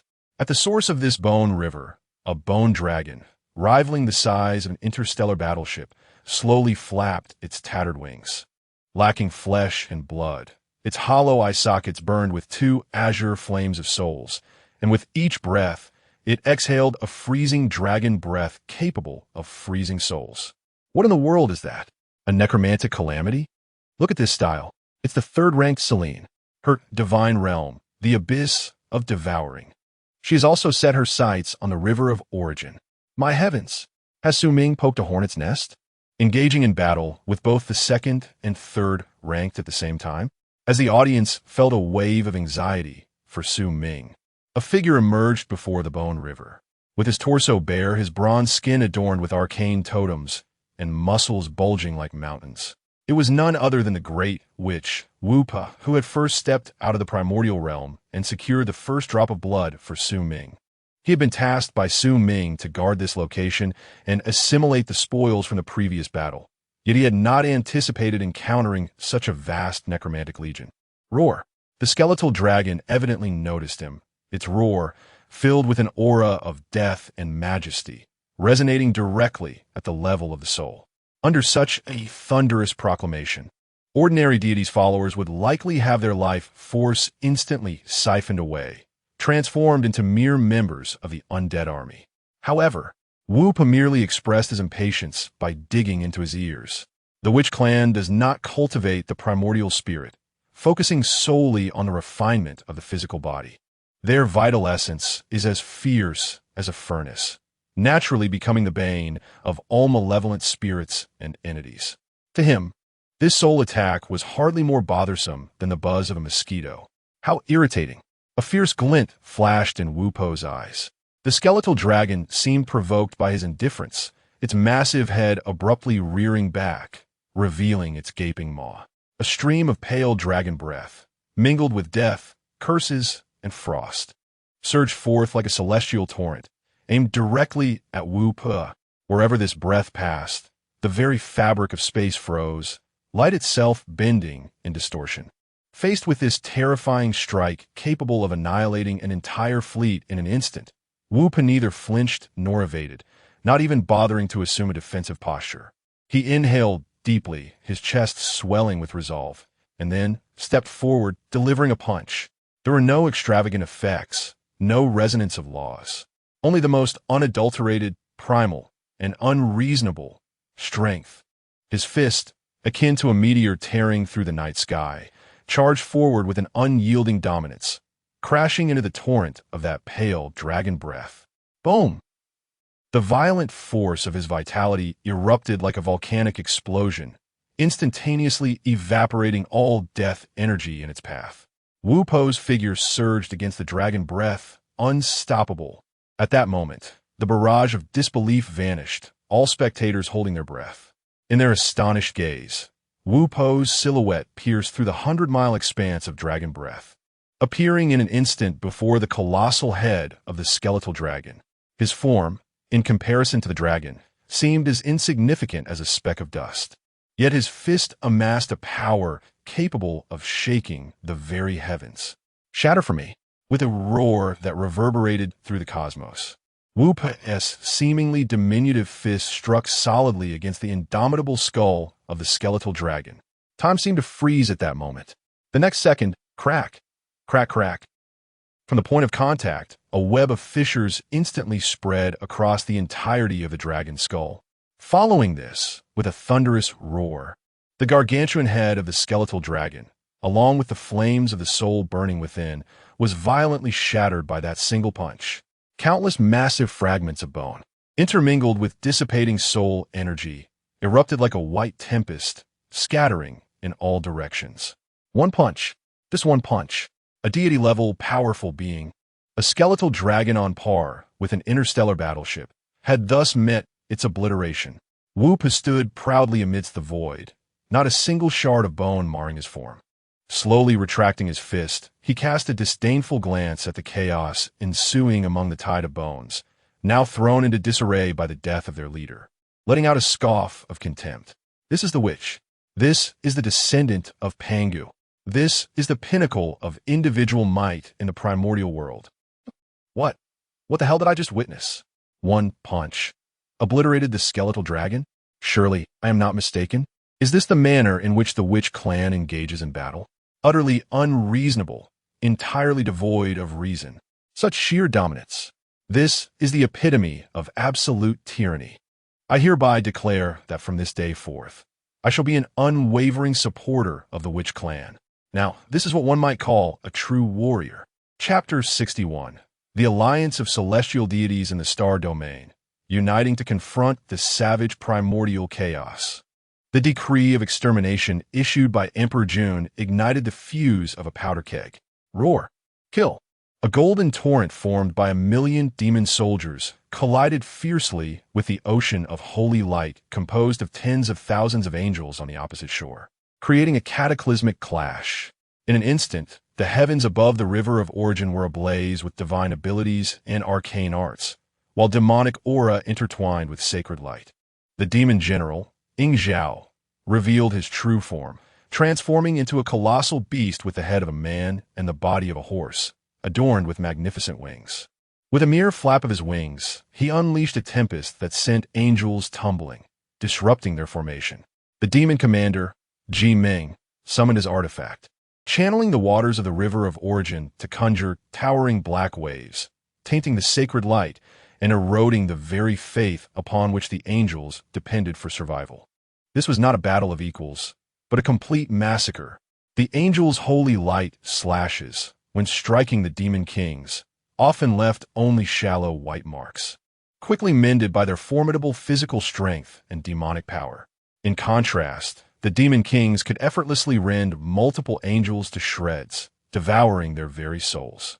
Their commander, the 10-winged Archangel Uzel, had been incinerated by the crown prince using the true fire of the sun before the battle commenced, leaving the entire holy fleet devoid of a guiding spirit. As faith wavered, their proud combined divine techniques became utterly unfeasible, and the once formidable ranks crumbled under the wild onslaught of the demon race. Crushing. Yet another crushing defeat. The elite legion of the Eternal Radiance Kingdom appears as mere children wielding toy swords before the primordial heavenly court. Such tragedy. I once admired Prince Leon, and now my heart bleeds. Awaken. This is no mere idle drama. This is a divine war. Leon's forces rely on faith and order, while Su Ming's army embodies chaos and power.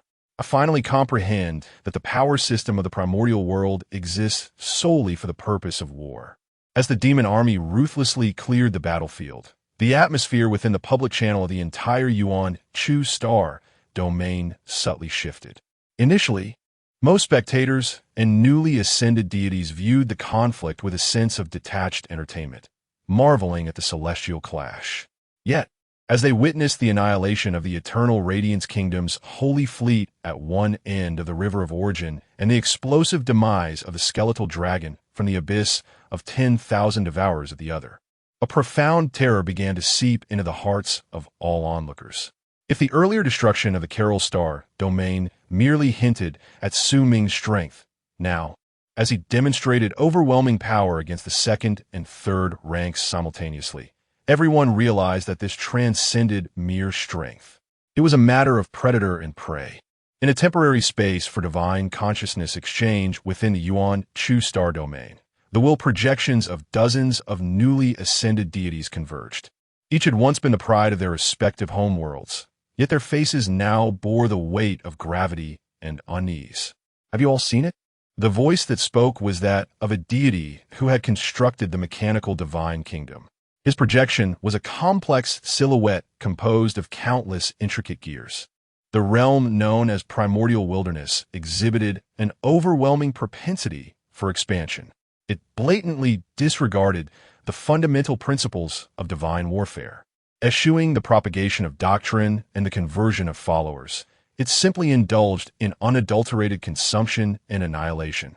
Indeed, another goddess who nurtured the elven kingdom concurred, her projection quivering slightly. Her so-called witches and fae were not true adherents. They were mere instruments of war, savage, bloodthirsty, and utterly devoid of honor. Prince Leon's angelic legion appeared as lambs to the slaughter before them. And that which tribe?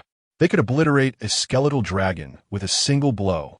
That was a divine unit under the command of Selene. While we reveled in the cultivation of our first hero unit, in his world, such levels of combat prowess seemed abundant. Silence, an oppressive silence. Fear spread like a plague among these favored beings. They finally perceived the grim reality. Before the monstrous Su Ming, their proud dragons, titans, mages, and elven archers were inconsequential. They resembled a flock of sheep, while Su Ming was a prehistoric beast that had intruded into their pen. We can no longer remain passive. The initial speaker, the mechanical deity, raised his voice sharply, declaring that today he could annex Carol, tomorrow he could crush Leon and Selene, and the day after, it would be our turn. What do you propose? Unity. The resolute gleam in the mechanical deity's gear-like eyes shone brightly as he proclaimed the establishment of the Primordial Star Domain Deity Alliance. All of us shall connect our realms, forming an alliance for offense and defense, jointly issuing a statement to the Pantheon, denouncing the barbaric actions of this primordial wilderness. His proposal instantly ignited the flames of determination within everyone. Indeed, a solitary sheep may be devoured, but if all the sheep gather together, perhaps they can overturn the ravenous wolf. I concur. I second the motion. This barbaric primordial wilderness must be contained. We cannot allow it to devastate the entire ecosystem of the primordial star domain. In mere minutes, an alliance founded on self-preservation and fear rapidly took shape. Soon, a joint statement co-signed by nearly 100 newly ascended deities was pinned at the top of the public channel of the primordial star domain, each word brimming with a facade of righteous indignation. Joint statement of the Star Domain Deity Alliance, united against the barbaric primordial wilderness. To all compatriots of the primordial star domain, we are deeply pained to witness the deity numbered G173, Su Ming, and the primordial wilderness he has created, which is destructively undermining the peace and order of our shared home in an exceedingly barbaric and brutal manner. His forces blatantly disregard the etiquette of divine warfare, engaging in indiscriminate slaughter and consumption. Their actions are akin to those of the void demons that seek to annihilate the star domain. Therefore we, the Star Domain Deity Alliance, representing all deities of this realm who cherish peace and uphold order, vehemently condemn Su Ming and his primordial wilderness. We call upon all deities of conscience to unite with us in vehement opposition to this barbaric act, striving to eradicate this malignant presence from our homeland entirely. Upon the release of this proclamation, the entire Yuan Chu star domain erupted in fervor. Chapter 62. Su Ming's Declaration of War. My world is in essence a cataclysm. The joint statement from the alliance of celestial deities crashed into the tranquil waters of the Yuan Chu star domain's public channel like a massive boulder, stirring up tumultuous waves across the realm. Long live the alliance. At last, someone has stepped forward to oppose this tyrant. Su Ming's actions are no different from those of the void demons. Well said. The war of deities must have its boundaries. We are all civilized beings, and Su Ming's behavior is simply disgraceful. It is a shame upon the deities. To the self-righteous above, spare us. Weakness is the original sin. If you cannot compete, do you band together to whine? It's laughable. The law of the universe is survival of the fittest. Haha, this is going to be entertaining. Su Ming is isolated by the entire star domain. I wonder how he will respond. Come on, Great One, say something. I'm dying to hear. Don't be timid. The public channel was abuzz with supporters, opponents, and neutral onlookers, all embroiled in heated debate.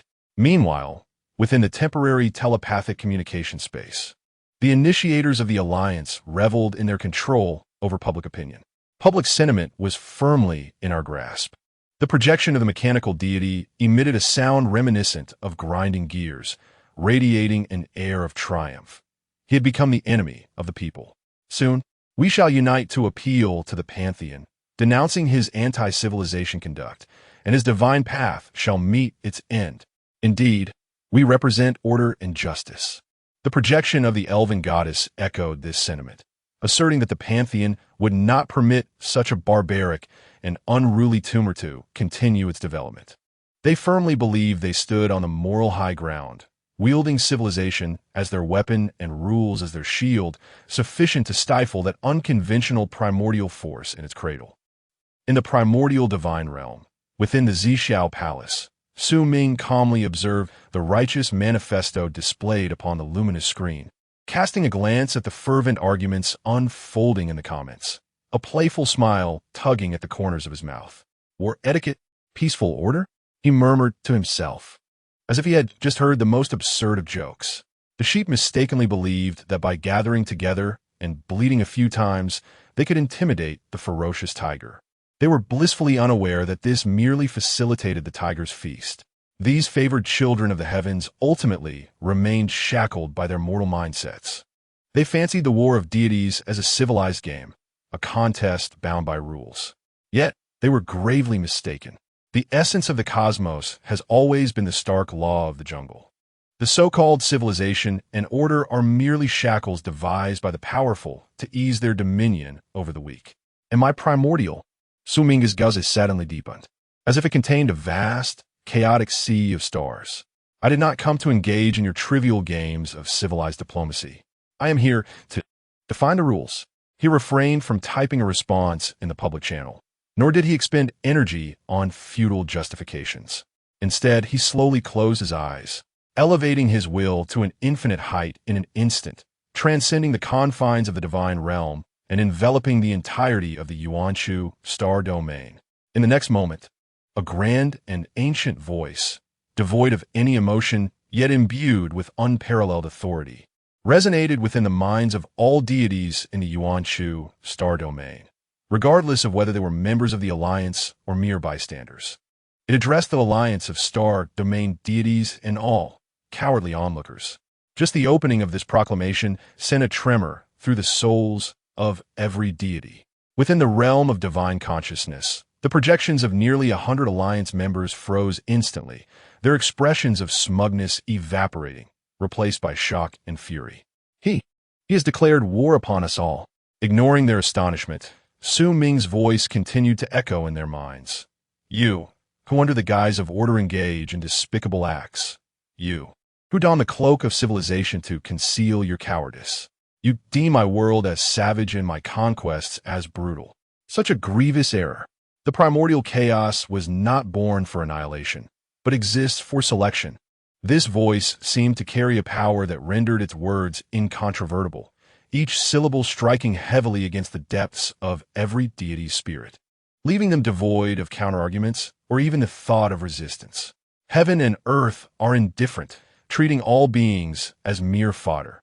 The great Tao is unfeeling, governing the cycles of day and night. My world is, in essence, a celestial tribulation.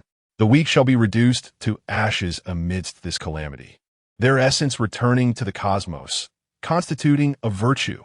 Only the powerful may transcend the tribulation and be reborn, enjoying boundless freedom.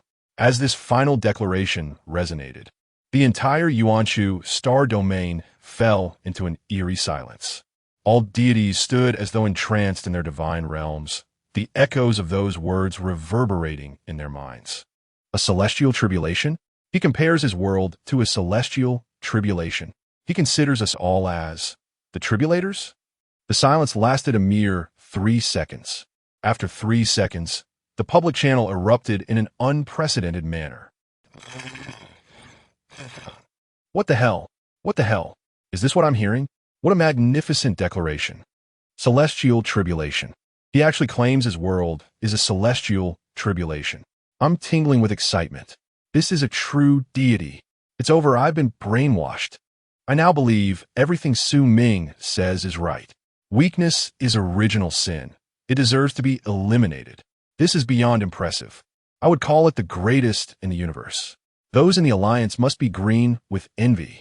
A dimensional strike. This is the true essence of a dimensional strike. While others debate the rules with you, he has redefined them outright. I declare from this day forth, I am a follower of the primordial divine sect. Su Ming's declaration struck like a merciless slap across the faces of all members of the Deity Alliance. Their meticulously crafted manifesto was rendered nothing more than a childish, laughable scrap of paper in light of his words. Meanwhile, on the battlefield of the River of Origin, Emperor Jun was about to order the complete annihilation of the remaining angelic legions when he suddenly felt a stirring within, lifting his gaze towards the void. He seemed to perceive the will of the Creator behind him. A cold, cruel smile blossomed at the corners of his mouth. Proclaim my decree. His voice resonated throughout the entire demon army. The heavenly tribulation has arrived. You shall all become ash of calamity. Devour them. Offer all their primordial essence as a sacrificial tribute to the primordial chaos. Roar. The ferocity of 1,000,000 demon soldiers was thoroughly ignited. Their assaults transformed from mere slaughter into a more efficient harvest. Countless angels were torn apart amidst their wails, their cores of divine light extracted, their souls consumed, and their very existence transmuted into the purest energy, continuously delivered back to the primordial world through some arcane connection. Thus, a war metamorphosed into a grand sacrifice. Chapter 63. The Declaration of Cataclysm. The gods tremble. The countdown to the Alliance's doom. Su Ming's proclamation, resonant like the grandest of celestial harmonies, stirred a tempest of spiritual turmoil within the realm of divine consciousness. Just a heartbeat ago, nearly 100 deific projections, basking in the euphoria of their dominion over public sentiment, fell into a stunned silence. Their proud manifesto of the Alliance crumbled under the weight of those few imperious words of cataclysm, as fragile as parchment scorched by flames, leaving not even a trace of ash. Arrogance. Utterly unfathomable arrogance. After a prolonged silence, the mechanical deity's projection erupted first, its furious roar echoing through the void. Gears whirring chaotically in response to the emotional upheaval, producing a cacophonous, grinding noise. What audacity! Who does he think he is to claim the title of Cataclysm? Who dares to judge us? We are gods, the most exalted beings in the cosmos. Indeed, the projection of the elven goddess regained her voice, though it quivered with uncontainable trepidation. He is blaspheming the very essence of godhood. He has declared war upon us all, upon the very order of the Pantheon. We must appeal immediately. Let the Pantheon enact judgment upon him. Her impassioned words, though fervent, could not conceal the weakness underlying her resolve. All present were exalted beings, capable of discerning that Su Ming's declaration was no mere boast. It was a profound articulation of the laws of existence, transcending their understanding. He was not issuing threats. He was merely stating a reality as he perceived it. Within this reality, there were no longer the lofty deities they believed themselves to be, but rather contenders awaiting selection, poised for elimination. This fundamental stripping of identity instilled a deeper dread within them than any physical threat ever could. We could unite. He might not dare to take action. One projection murmured, its conviction waning. Yet, not a single voice echoed in agreement. The realm of divine thought plunged once more into suffocating silence. They had witnessed how effortlessly Su Ming had obliterated the legions of Leon and Selene. They harbored no doubt that the recent sacrifice could just as easily unfold within their own divine territories, in stark contrast to the lethargy that enveloped the alliance of deities. The public channel of the Yuanshu Star domain surged with fervent enthusiasm. I declare, this is the most powerful proclamation of the divine era, bar none. My scalp is tingling, truly tingling. My existence itself is a cataclysm. This statement could fuel my boasting for 10,000 years. Previously, I merely regarded Su Ming as formidable. Now I comprehend that he exists on an entirely different plane. While we quibble over the etiquette of warfare, he has begun to redefine the laws of the universe. The gestures of the Alliance, how does it feel? He doesn't even engage in theological debate with you. He simply designates you as ashes of calamity. Ha ha ha. This is utterly hilarious. I have attained enlightenment. I have truly grasped it. Is not a deity merely one who creates their own rules and commands all to obey? Su Ming is the true path of divinity. The rest are merely playing at godhood. The primitive divine sect is officially established today. Its doctrine is the declaration of cataclysm. The Master Su Ming. Gather here for the initiation. Following Su Ming's declaration, public sentiment underwent a profound and seismic reversal. The once supportive Order faction of the Alliance found themselves ridiculed and silenced, scarcely daring to utter a word. Meanwhile, those who had previously reveled in the chaos rapidly shifted allegiances, joining the throngs extolling Su Ming with sheer force of will. Su Ming altered the prevailing winds of the entire star domain, conducting a spiritual awakening for all spectators in the most domineering manner. In the River of Origin, the main battleground, the holy light fleet of the Eternal Radiance Divine Kingdom has vanished completely. No intact corpses remain, nor a trace of fleeing light. Under the sacrificial orders of Emperor June, the assault tactics of the million demon soldiers underwent a fundamental transformation. They no longer merely shredded the angels' bodies with claws and divine abilities, but instead executed their harvest in a more efficient and brutal manner. The gales summoned by the demon general Ing Zhao no longer disrupted the angels' formations. Rather, it morphed into countless fine blades of wind, precisely stripping the holy light armor from the angels' forms. The black waters conjured by the demon General Ji Ming ceased to erode their faith, transforming instead into vast nets that forcibly dragged the angels' souls from their shattered bodies, immersing them and extinguishing their will. In their final moments, countless angels beheld the last sight of their holy light cores being forcibly extracted by the demon kings, who consumed them with rapturous delight, as if savoring the sweetest of fruits. What was once the source of their faith and power had now become an exquisite delicacy nourishing their foes. With a thunderous roar, as the last holy light battleship was torn asunder by the combined might of several demon kings, its energy core utterly devoured, this one-sided, sacrificial spectacle drew to a close. The battlefield was steeped in a bizarre atmosphere, a blend of the holy light's demise and the surging demonic aura. Bathed in this essence, each demon soldier felt their power swell, the demonic energy roiling as their realms subtly ascended. Emperor June sat high upon his solar dragon chariot, coldly observing the scene before him. A vast water mirror, formed from converging river waters, vividly displayed the star map of the entire primordial star domain. The Alliance members who had just been clamoring in the realm of thought now flickered as faint lights on the star map, akin to lambs awaiting slaughter. Emperor June's gaze slowly traversed these luminous points, ultimately resting upon a coordinate radiating a rich essence of life. That location was the domain of the elven goddess, the Emerald Forest. By decree of His Majesty the Celestial Emperor, Emperor June's voice, frigid and devoid of emotion, resonated clearly in the ears of every demon soldier. The heavenly tribulation has arrived. All life shall turn to ash. Relay my command, the entire army. Advance. Our next objective is the Emerald Forest. We shall transform those self-proclaimed nobles, the elves, into sustenance for our primal realm. Chapter 64. The Golden Prince's Expedition. The true fire of the sun incinerates all. The decree of Emperor June resounded like thunder from the heavens, reverberating in the consciousness of every soldier of the demon clan. The 100,000 demon troops, previously stationed above the River of Origin, surged into motion in an instant. This was not a chaotic charge, but rather a coldly calculated, highly coordinated maneuver. Golden demon clouds swirled, transforming into a brilliant torrent that spanned the cosmos, silently tearing through space, heading towards the coordinates marked as the Emerald Forest on the star map. They did not unleash thunderous war cries or release frenzied demonic energy. What prevailed was an absolute, chilling execution of the heavenly mandate.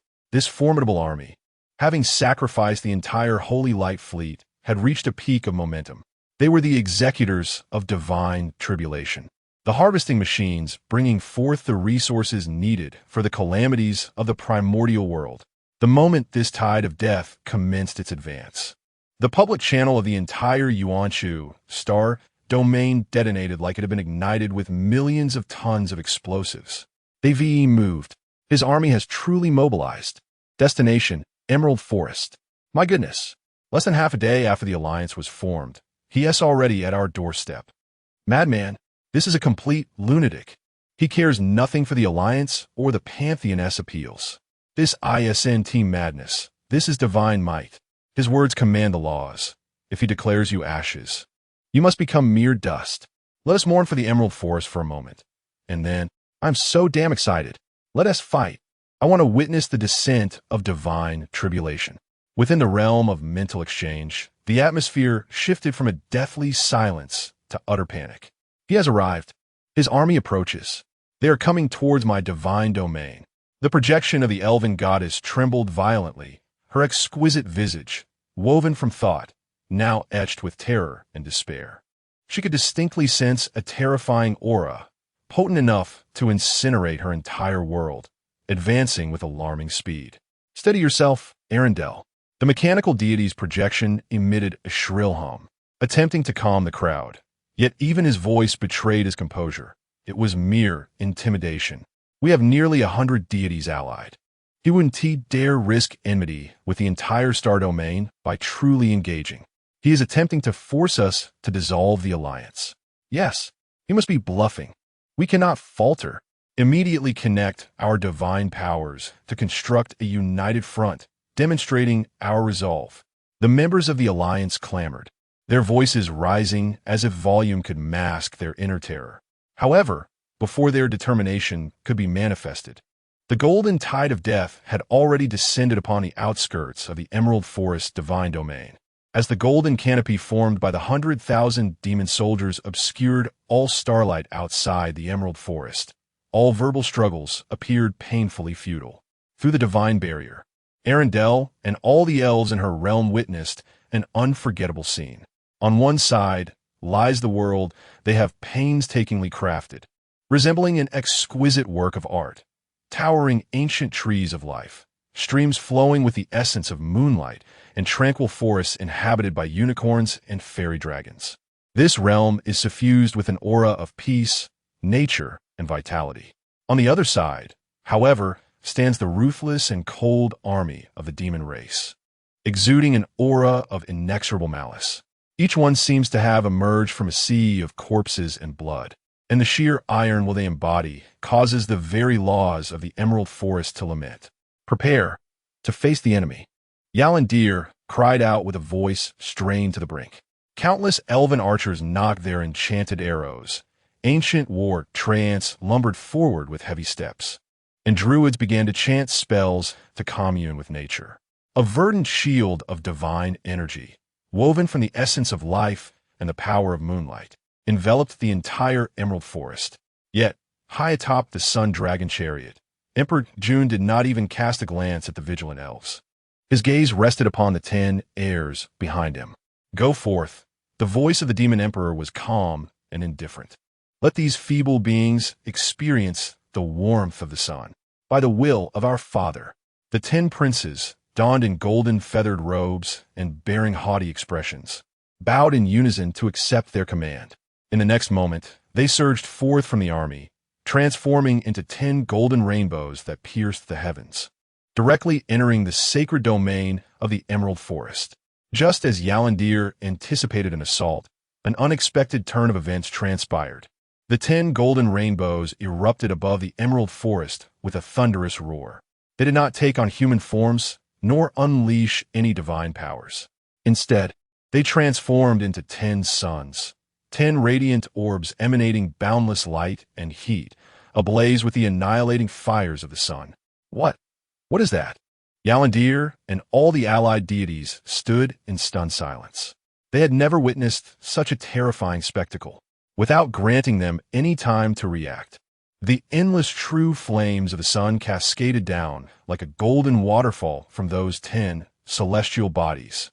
Sizzle, the proud verdant shield of the Emerald Forest, capable of withstanding the full might of a high deity, evaporated instantaneously under the rays of the sun's true fire, as if thin ice met a hot iron, unable to endure even for a second. Next came the forest. Those ancient trees, having grown for millennia and harboring immense life energy, did not even burn. They were vaporized instantly, turning into wisps of green smoke. The flowing streams boiled in an instant, then ran dry. The earth was scorched into a patch of char glass. Countless beautiful elves, unable to utter even a single scream, were reduced to the most primordial particles within that cataclysmic light and heat. This was not a war. This was a natural disaster, a one-sided, unreasonable incineration. And no, Yalandir watched as her world was systematically erased from the fabric of reality, releasing a wail of despair that echoed her utter hopelessness.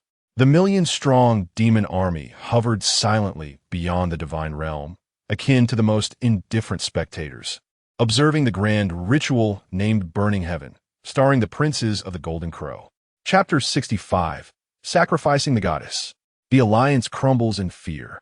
The desperate wails echo as the final elegy of the Emerald Forest's divine realm. Beneath the radiant blaze of 10 suns, all semblance of meaning dissipates. The elves' once proud archery, the indomitable defenses of the ancient trees, and the druids' prayers to commune with nature all appear woefully insignificant. The true fire of the sun embodies the primal force of destruction in the primordial world, incinerating not just matter, but the very fabric of law itself. Yalandel stared helplessly as the lines of life's laws within her divine realm were methodically severed, evaporated, and erased. She felt her connection to the world swiftly unraveling, her divine power cascading like a flood, only to dissolve into nothingness upon contact with the true fire. No! Save me! Someone save me! In the realm of divine thought, Yalandel's projection let out a final, frantic plea for rescue, her form becoming grotesquely distorted and unstable. as if about to be consumed by the searing despair. Yet this time, no one responded. The projection of the mechanical deity flickered with frantic data streams, calculating, desperately computing. But regardless of the precision of its models, the outcome remained singular: death. Flee! Quickly flee! A terrified scream erupted from an unknown projection, and soon after, nearly 100 divine projections within the thought realm scattered and vanished like a flock of startled birds. They forcibly severed their connections. The so-called alliance of star domain deities, confronted with insurmountable and overwhelming violence, disbanded in the most disgraceful and chaotic manner, crumbling into silence without uttering a word of dissolution. They were afraid. They were truly afraid. They feared that they would be next. In the public channel of the origin star domain, after a brief silence born of shock from the overwhelming imagery, an unprecedented frenzy erupted. A miracle. No, this is divine retribution. True divine retribution. I take back my previous statements. This is not war. This is purification. Su Ming's world truly enacts the power of heavenly tribulation. What about the alliance? Why is there no sound? Those were the loudest just moments ago. Why have they vanished? Ha ha ha. They fled. All of them fled. This is hilarious. When disaster strikes, they scatter like rats. This is their so-called justice and order. Did you see? The Emerald Forest is not merely being destroyed. The life energies that were consumed, the essence of the world, transformed into the purest light, absorbed by those 10 suns. I witnessed it. That is not destruction. That is digestion. The primordial world is devouring another realm.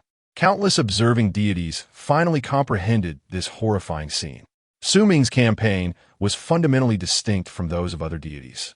While others sought to conquer a world, to enslave its followers and plunder its resources, in the realm of Su Ming, the defeated world, along with its laws, origins, energies, and even the deities themselves, is meticulously packaged and consumed as sustenance, entirely devoured and assimilated for personal gain.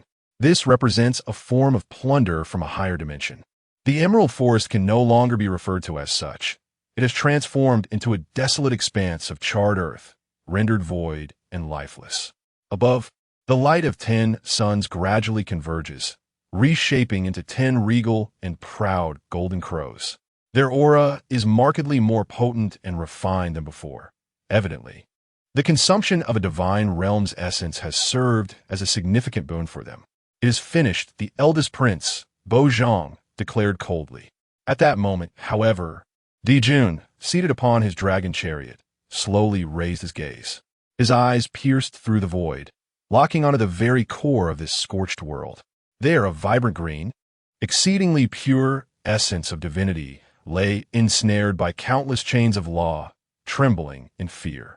It was the last remnant of Yalindale, who had relinquished everything from her divine realm, retracting all her power into her divine essence in a desperate attempt to evade this cataclysm. Not me, Dijun uttered with 2 words. He extended his right hand, fingers splayed, and gently grasped the core of the void. In an instant, a colossal golden hand, forged from boundless demonic energy and the radiance of the sun, materialized, tearing through space to appear above the divine essence, disregarding all barriers of law, and seizing it within his palm. A piercing wail of divine anguish erupted from the golden hand as Yalindale's essence was forcibly extracted from the world's core. The sensation was a torment 1,000,000,000 times worse than having one's soul shattered. The golden hand slowly retracted, presenting the violently struggling emerald essence before Dijun. Gazing upon this crystal that encapsulated the lifetime cultivation of a mid-tier deity, Dijun's expression remained utterly impassive, as though he were regarding an exceedingly mundane trophy. He did not crush it, nor did he consume it. Instead, with a flick of his finger, he sent the thoroughly restrained essence belonging to the elven goddess soaring like a streak of light into the ranks of the demon army behind him. Convey my decree. This is the ash of catastrophe, bestowed upon the demon generals who have distinguished themselves in this battle, to assist in its refinement as a warning to others. The cold proclamation echoed not only within the ears of the demon army, but also resonated through countless live broadcasts, reverberating across the entire primordial star domain. to capture a goddess alive and to treat her as a trophy for his subordinates.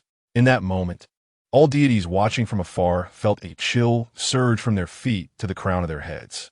Such dominance, such humiliation. Having completed this act, Jun turned his gaze once more to the celestial map before him. The map, once populated by hundreds of luminous points, now displayed a scattering of entities fleeing frantically to the farthest corners of the star domain. Yet, Jun's gaze remained fixed on one particular coordinate glimmering with a metallic sheen. That is the realm of the mechanical deity initiated by the Alliance, the city of all things. Pursuing the demon emperor, he uttered the third and final icy word of the day, methodically accounting for each of the calamity's bearers. Chapter 66, The Great Pursuit in the Star Domain. With a single utterance from Emperor Jun, the doomsday bell tolled for the entire primordial star domain. Contrary to the expectations of many, the torrent of millions of demon soldiers did not surge forth as a unified front towards its next target. Instead, under Emperor Jun's will, it erupted in the cosmos, splitting with a thunderous roar. The golden firmament shattered, dispersing into nearly 100 golden blades of varying sizes. Each blade was led by a demon king or commander, accompanied by thousands, even tens of thousands of elite demons, locking onto a fleeing deity of the Alliance, tearing through space in relentless pursuit. This scene left the souls of all watching deities, through the live broadcast, frozen in terror. He was not planning to defeat them one by one. His intent was to settle the score with them all at once. Madness. Utter madness. This was a grand pursuit at the star domain level. My computational core is overloaded. How dare he, splitting his forces into nearly 100 paths, simultaneously engaging nearly 100 deities in battle? Does he not fear being defeated one by one? Defeated one by one? Just look at those demon soldiers. The leaders are all demon kings, and their aura, each one surpasses even the previous elven goddess. How could they be defeated? I finally understand the elite we regarded in the divine realm may merely be the cannon fodder in the primal world. No, not mere cannon fodder.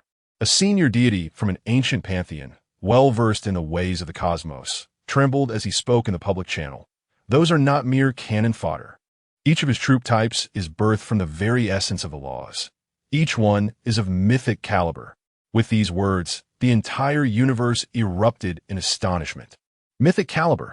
This term represents the pinnacle, the core of any realm, an ultimate unit that requires countless resources and dedication to cultivate. A divine realm capable of birthing a mythic hero is sufficient to dominate a star system. Reno's 12-winged holy light angels are mythic. Yaoundil's ancient tree of life could barely be considered half of one. But Su Ming's primal world, the flesh that withstands starships, the golden crow that incinerates all, the demon commanders that summon clouds and rain, the million-strong demon army all around, it astonishingly comprises entirely of mythic beings. This is a world composed of myth. This is an army made of myth. At this moment, all truly comprehended the meaning of dimensionality reduction strike. They were still engaged in the games of troop counters and divine technique exchanges. Yet Su Ming had abruptly overturned the game board, employing a host of mythic beings beyond the rules to sweep away these players. Panic spread like a plague through every corner of the primordial star domain. No, stay away. A death god renowned for his undead naval tactics watched as his billion-strong skeletal army was rendered to mere fodder before the overwhelming dark waters summoned by the demon commander. Common, instantly corroding them into the most primitive dust. I surrender. I am willing to offer my divine realm. I am willing to become a vassal of the Eastern Pantheon. A dwarf deity gazed upon his pride, a steel fortress constructed of runes, which was mercilessly reduced to scrap metal by a demon lord known as Ing Zhao, who wielded sheer physical power with devastating punches, leading to its utter collapse. Surrender? In response, Ing Zhao's cold gaze met him, followed by another heavy blow capable of shattering the stars. The heavenly tribulation never accepts surrender. It merely discerns who is destined to perish and who shall survive.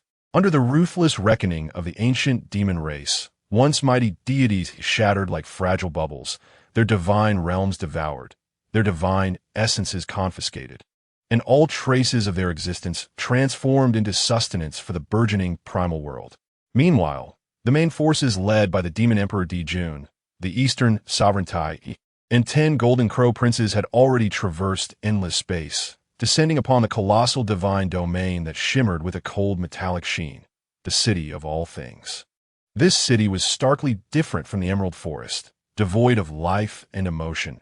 It embodied absolute order and logic. Its vast geometric structures functioned as supercomputing arrays. Above the city, a probability defense barrier, woven from countless data streams, theoretically could deflect all forms of attack.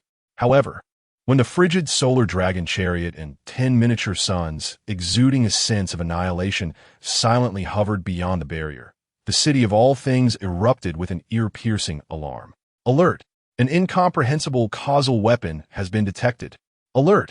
The probability defense barrier is being eroded by unknown laws. The logical chain is collapsing. Alert! The world's rules are being forcibly overwritten. Forcibly overwritten. The mechanical deity's core, a towering central processing tower reaching 10,000 meters, flickered with countless lights in a frenzy, like a drowning soul struggling for breath. He, the initiator of the alliance, renowned for his calculations and logic, now comprehended the despair once felt by Allendale. At that moment, a calm, indifferent voice imbued with supreme authority pierced through all defenses and alarms, resonating directly within his core. The architect of the city of all things, Dijun, sat majestically upon the dragon chariot, his gaze seemingly transcending time and space, landing upon the central processing tower. The alliance was your creation. The proclamation was your draft. Now, I have arrived. Dijun's voice paused, as if granting this mechanical deity a final moment for calculation, before posing a question potent enough to shatter any logical life form. In your calculations, is there a fruit for today? Chapter 67. The End of Logic is the Eastern Emperor's Bell. The piercing question posed by Dijun struck with the weight of ultimate authority, akin to an insurmountable logical virus, instantly overwhelming the mechanical deity's proud central processing unit. Buzz, buzz, buzz. The core tower of the city of all things, a colossal processor soaring 10,000 meters, no longer emitted the rhythmic pulsations of light. Instead, it succumbed to a chaotic, near-collapse flicker. Countless data streams surged through the city's internal circuits like boiling magma, yet failed to locate a single effective output port. Error. Unable to resolve. Paradox of causality. The logical loop has been forcibly broken. Threat level assessment. Annihilation. No. Transcending annihilation. Unquantifiable. Calculating. A harsh, dry, and static-laden mechanical consciousness struggled to emerge from the central processing tower.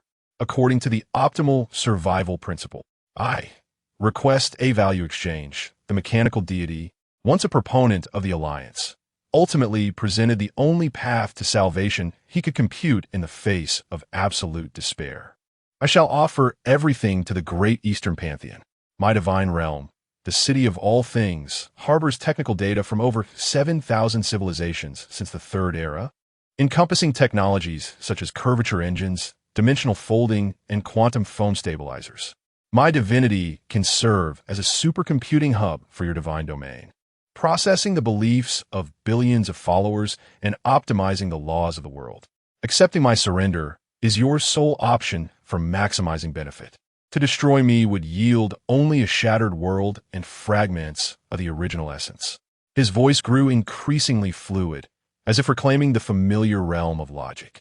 This declaration echoed clearly through the live broadcast, permeating the Yuanshu star domain.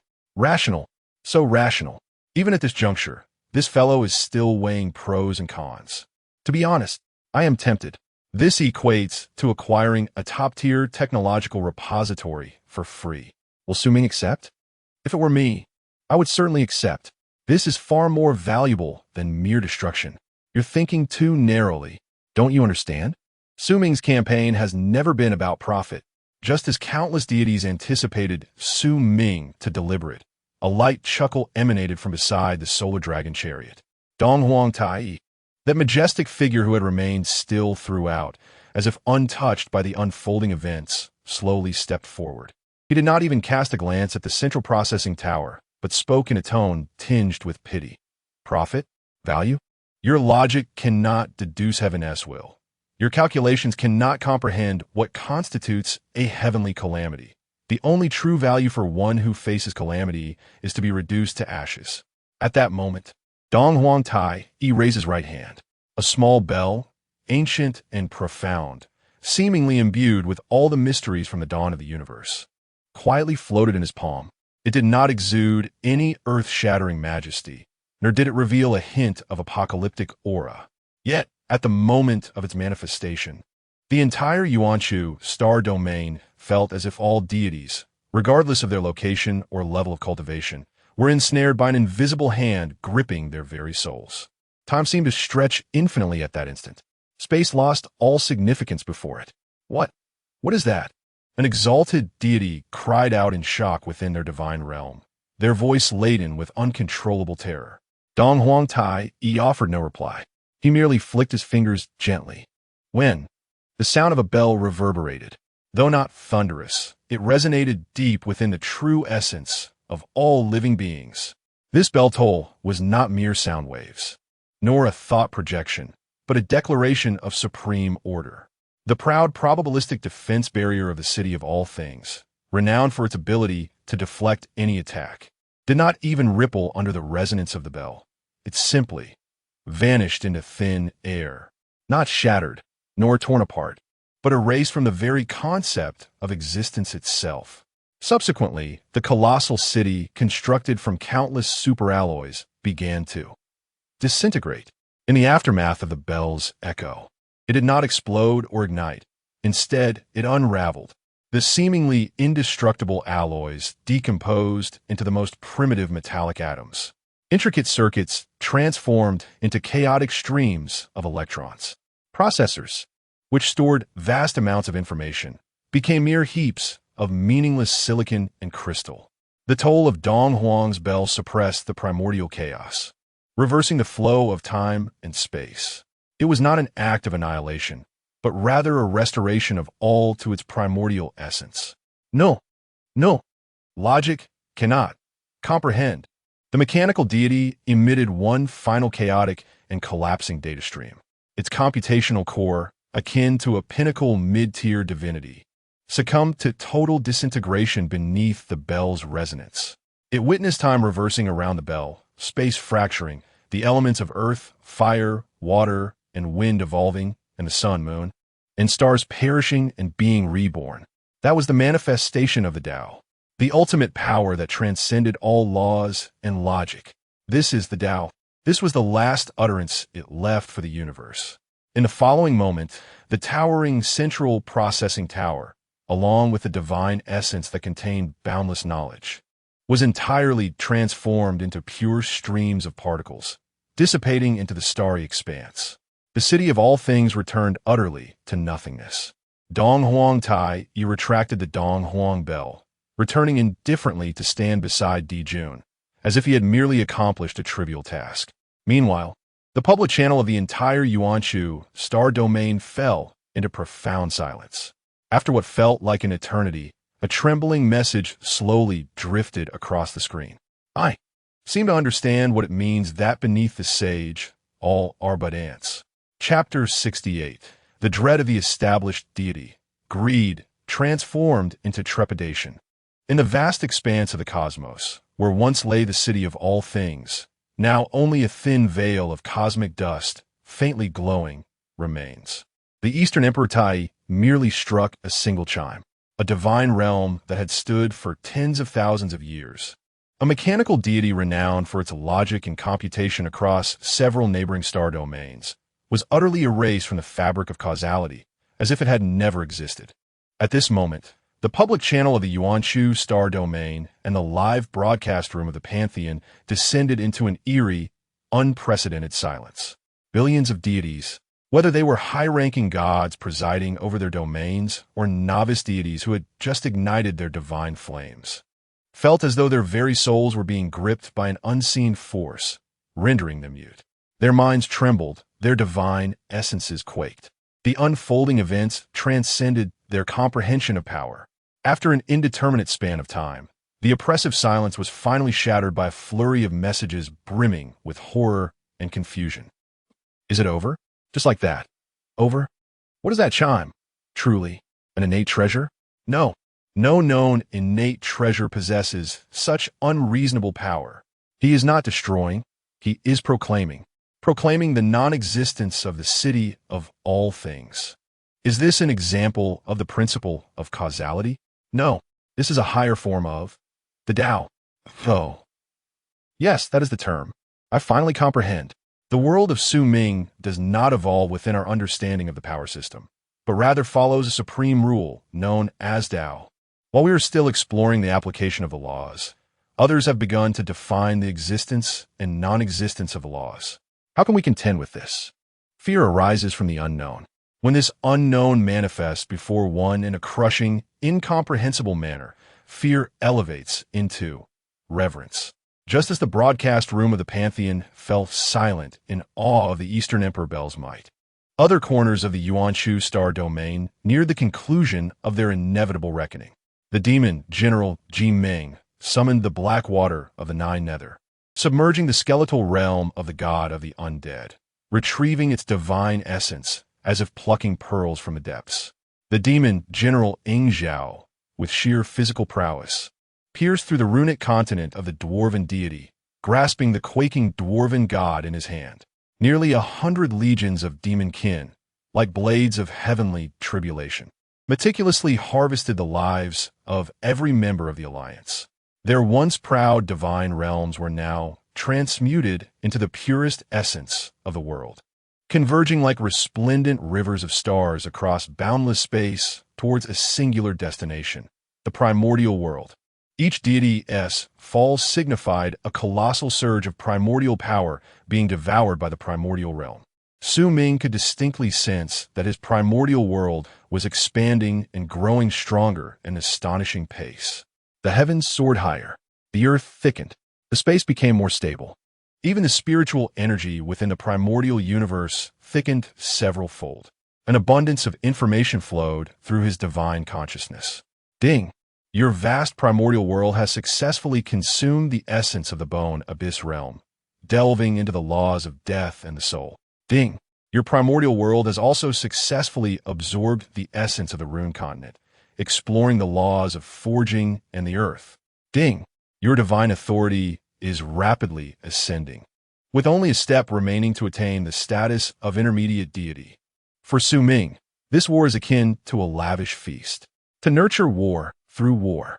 This is the most terrifying method of growth in the primordial world. Meanwhile, in an ancient divine system far removed from the Yuan-Shu star domain, within the Titan Temple, a throne carved from an entire star is occupied by a remarkably colossal figure, a one-eyed king of thunder, whose muscles ripple with power. He suddenly opens his solitary eye. He is none other than the Titan god, king of thunder, Kronos, who was previously obliterated by Pangu's true form's acts of will. At this moment, he gazes intently into a water mirror formed by the laws of space. Fixated on the chaotic bell in the palm of the Eastern Emperor Tai, which slowly fades away, his expression filled with profound dread. He had just been brewing a storm of wrath over the fall of his divine kin. Yet now, all that fury has transformed into a chilling frost. That bell. Kronos' voice is low and hoarse, tinged with a tremor that even he is unaware of. As a genuine supreme deity, he perceives the terrifying nature of the Eastern Emperor's bell more clearly than ordinary gods. It signifies not merely the annihilation of energy, but the conceptual erasure itself. His own Titan divine power, his own thunderous laws, would likely be as fragile as paper before that bell. My king, a similarly powerful upper-tier Titan kneels, respectfully inquiring, "Shall we gather the Titan Legion to avenge our fallen brethren?" Avenge? Kronos slowly shakes his head, his singular eye shimmering with unprecedented gravity. No, the Eastern Divine System is not an enemy we can easily confront at this moment. The one wielding the bell, that demon emperor, likely possesses strength comparable to my own. Furthermore, the demon emperor seated upon the dragon chariot is unfathomably deep, Even more terrifying is that they seem to obey the commands of that newly emerged deity, known as Su Ming, who is yet to reveal himself. Kronos' gaze becomes imbued with immense caution, a newly ascended deity, yet commanding two terrifying beings on par with supreme gods, and wielding a treasure capable of erasing concepts. This transcends mere talent. It poses a threat to civilization itself. Convey my orders. Kronos' voice resonates throughout the temple. Recall all Titan legions from abroad, temporarily abandon the expansion into the new star domain. Elevate the threat level posed by the Eastern divine system to its highest. Until we thoroughly comprehend the essence of their Tao, do not engage in any conflict with them. Greedful eyes may sometimes invite calamity. Having completed all of this, Klosos slowly closed his eyes, yet his consciousness traversed the boundless expanse of the cosmos, carrying a hint of warning and intrigue as it gazed towards the very heart of the Yuanchu star domain. Meanwhile, within the primordial divine realm, Su Ming, who was acutely aware of the rapid evolution of the world, instantly sensed this probing gaze from beyond the star domain, imbued with a myriad of complex emotions. He raised his head, as if locking eyes with the gaze of the Titan deity in the void. Then he smiled, a serene and composed smile, as if to convey, "At last, you have taken notice. Yet it is too late." Chapter 69. The initial clash of a lich, the first encounter beneath Mount Buzhou, as the last deity of the Alliance transformed into a stream of light, ultimately devoured by the primordial world. The entire Yuanchu star domain descended into an eerie state of vacuum. No longer were there provocations, no wars, nor the once exalted deities. The starry sky appeared unprecedentedly pristine. It has concluded. A war that swept across the entire star domain ended in mere hours, in this overwhelming fashion. No, for the primordial world, this cannot be deemed a war. It can only be considered a hunt. Behold the divine realm of the great Su Ming. The amassed primordial light from the past is on the verge of transforming into an ocean. To what extent will his world expand? As the bullet screen suggested, the primordial world is undergoing a monumental transformation. A vast influx of primordial essence from nearly 100 different divine realms surged into this nascent expanse like rivers converging into the sea. These primal forces, some imbued with the aura of death and decay, others containing the laws of machinery and order, and yet others bearing the mysteries of magic and elements. They were forcibly shattered, filtered, and refined by the heavenly laws of the primordial world, transforming into the purest nourishment that permeated every corner of this realm. Booming thunder.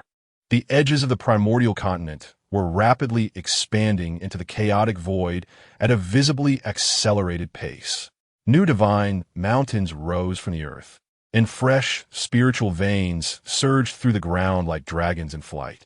In the heavens, the stars multiplied and shone even more brilliantly, while the trajectories of celestial bodies grew increasingly profound and enigmatic. The concentration of innate spiritual energy in the air surged tenfold or more, causing many newly birthed stones, grasses, and trees to faintly awaken intelligence, showing signs of transformation into spirits.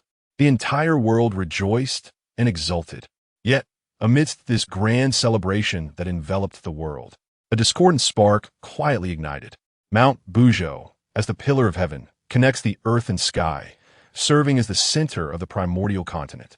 Today, due to the violent wash of primordial essence, an unprecedented, gigantic spiritual vein erupted from the southern foothills of Mount Buzhou. This vein was so immense that it nearly penetrated half the mountain's body, with emanating spiritual energy manifesting as visible rays of seven-colored light, soaring into the sky and dimming half the firmament. More importantly, at the core of this spiritual vein, a peculiar stone resembling a placenta adorned with innate patterns was slowly nurturing itself, exuding an alluring aura that even the great Luo golden immortals would covet. Such an innate spiritual treasure, who would not desire it? It is the essence of the earth's dragon vein, rightfully belonging to my witch clan. A thunderous roar resonated through the heavens. A terrifying figure, towering 10,000 feet, with a human face and the body of a tiger, draped in golden scales, sprouting dual wings, adorned with a serpent in his left ear, and treading upon 2 golden dragons, tore through the fabric of space and descended upon this place. It was none other than one of the 12 ancestral witches.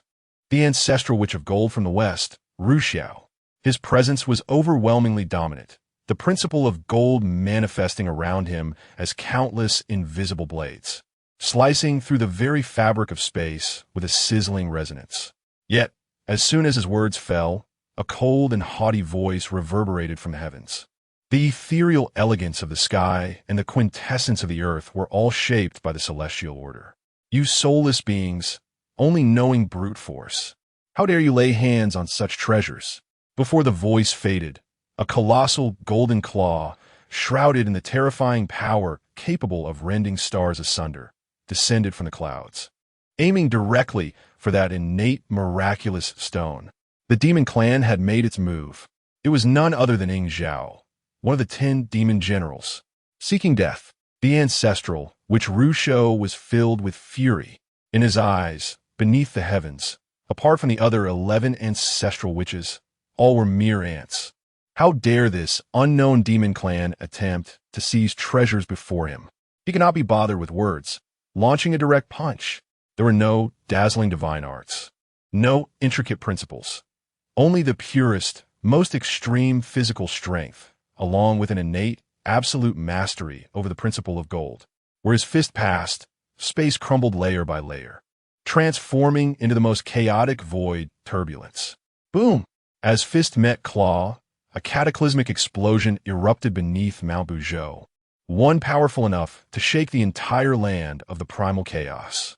An energy storm capable of annihilating 100 ordinary divine realms surged forth with wild ferocity. The earth, within tens of thousands of miles, instantly cracked and sank as countless newly risen divine mountains were flattened by the aftermath.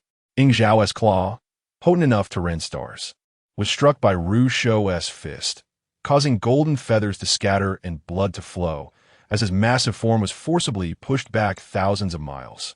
Such formidable physical prowess. A flicker of astonishment crossed Ing Zhao's eyes, but it was soon eclipsed by a torrent of battle intent. Once more, witch, demon, beneath Mount Buzhou, 2 terrifying figures clashed once again. One was the sovereign of the earth, the other the ruler of the skies. Each of their encounters sent tremors through heaven and earth, dimming the sun and moon, within the realm of primal chaos. Su Ming observed all of this with a calm demeanor. His face bore no trace of surprise. The coexistence of witches and demons was a fate inscribed in their very bloodlines. The disappearance of external threats and the surging abundance of world resources would only hasten this progression. Infinitely. The calamity had already begun. Su Ming murmured softly to himself. This battle was merely an insignificant beginning, a grand catastrophe that would engulf the entire primal chaos, dimming the heavens and earth, and causing divine and demonic bloodshed. Its curtain was slowly rising beneath Mount Buzhou. Meanwhile, in the live broadcast room, the countless deities who had just been marveling at the arrival of peace were now completely dumbfounded. Am I seeing this correctly? They're in a civil war? Is this a civil war? This is an all-out clash between god-level powerhouses. The force of that punch and claw is more terrifying than that mechanical deity's self-detonation moments ago. Insanity, sheer insanity. Have the troops under him become this formidable? They're fighting over a single treasure? I finally understand why this world is called primal chaos. For here, there exists no semblance of peace, only an eternal strife and bloodshed. Chapter 70, a civil war drill that stunned the entire star domain. The terrifying clash beneath Mount Buzhou was vividly broadcasted through Su Ming's livestream, laid bare before all the deities of the Yuanchu star domain. Just moments ago, they had been enveloped in the shock of the Eastern Divine System's thunderous sweep, unifying the star domain, and the audience had anticipated a prolonged period of peaceful agricultural development. Yet, to their astonishment, before the smoke of external conflict had dissipated, an even more terrifying and ferocious civil war erupted without any forewarning.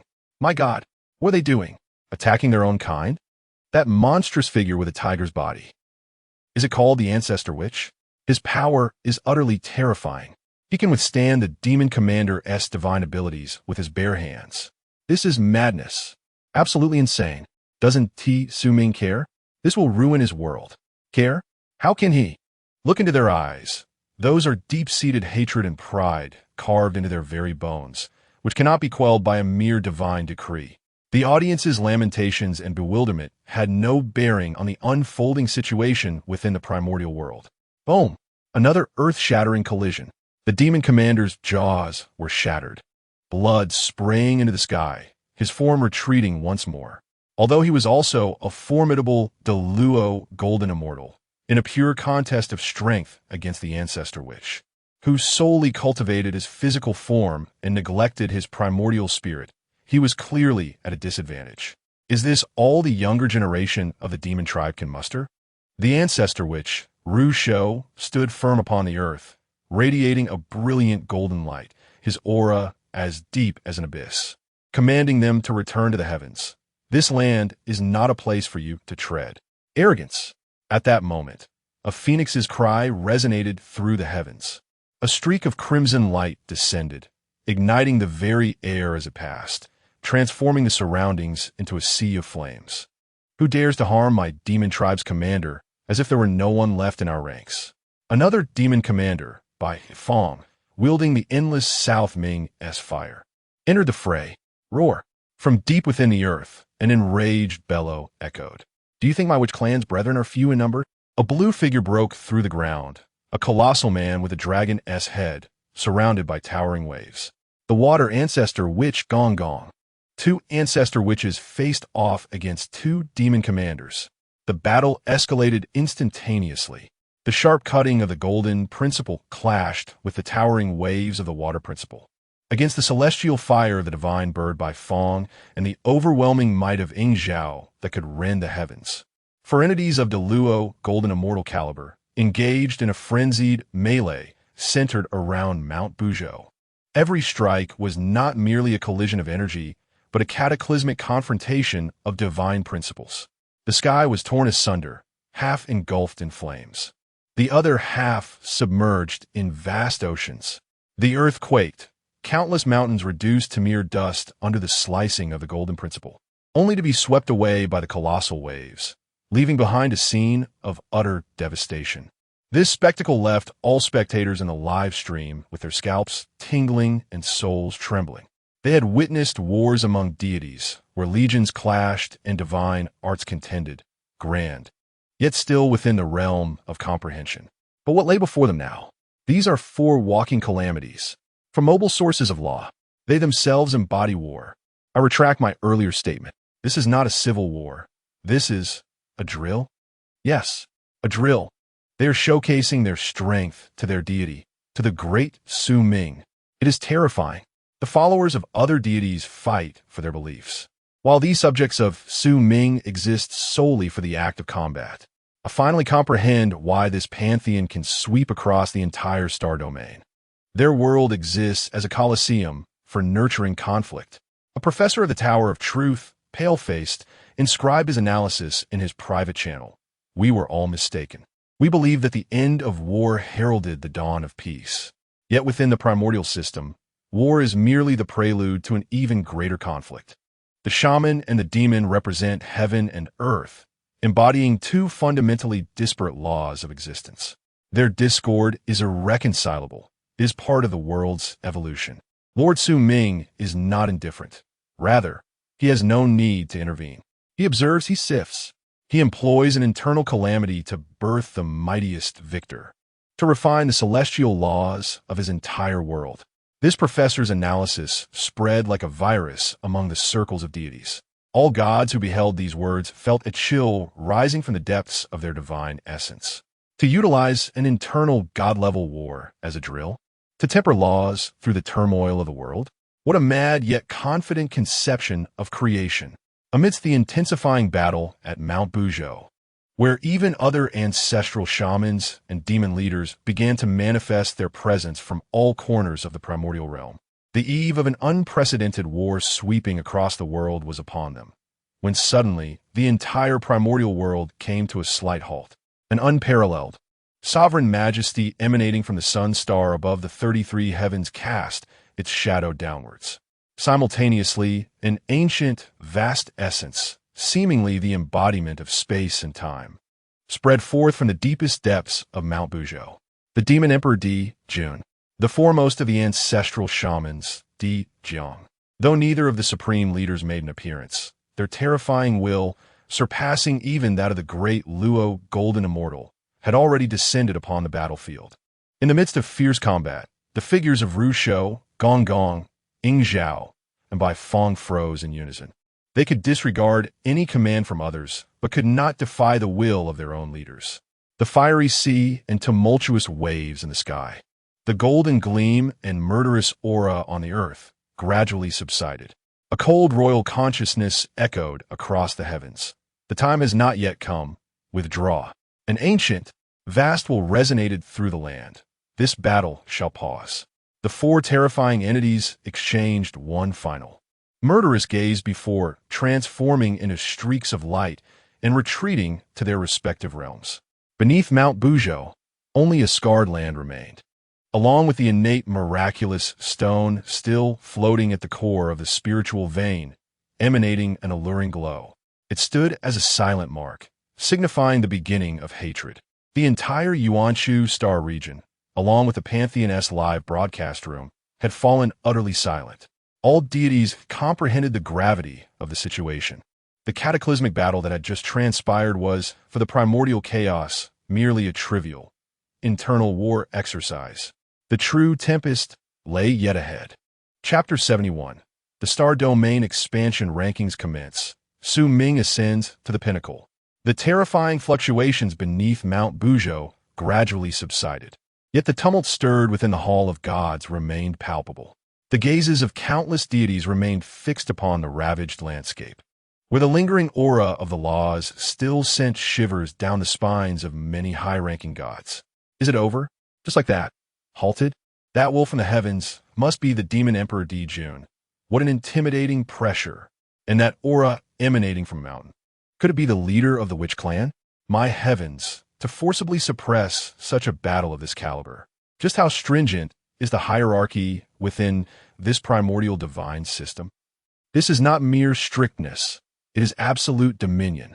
I now comprehend that in Su Ming's realm, rules are not absent, but rather dictated solely by those at the very apex. When they desire conflict, the heavens themselves must tremble. When they do not, even a god-level confrontation must cease in an instant. This drill is a display of muscle to the entire universe. It showcases the terrifying might of the lower-tier forces while simultaneously illustrating the absolute authority of the upper echelons.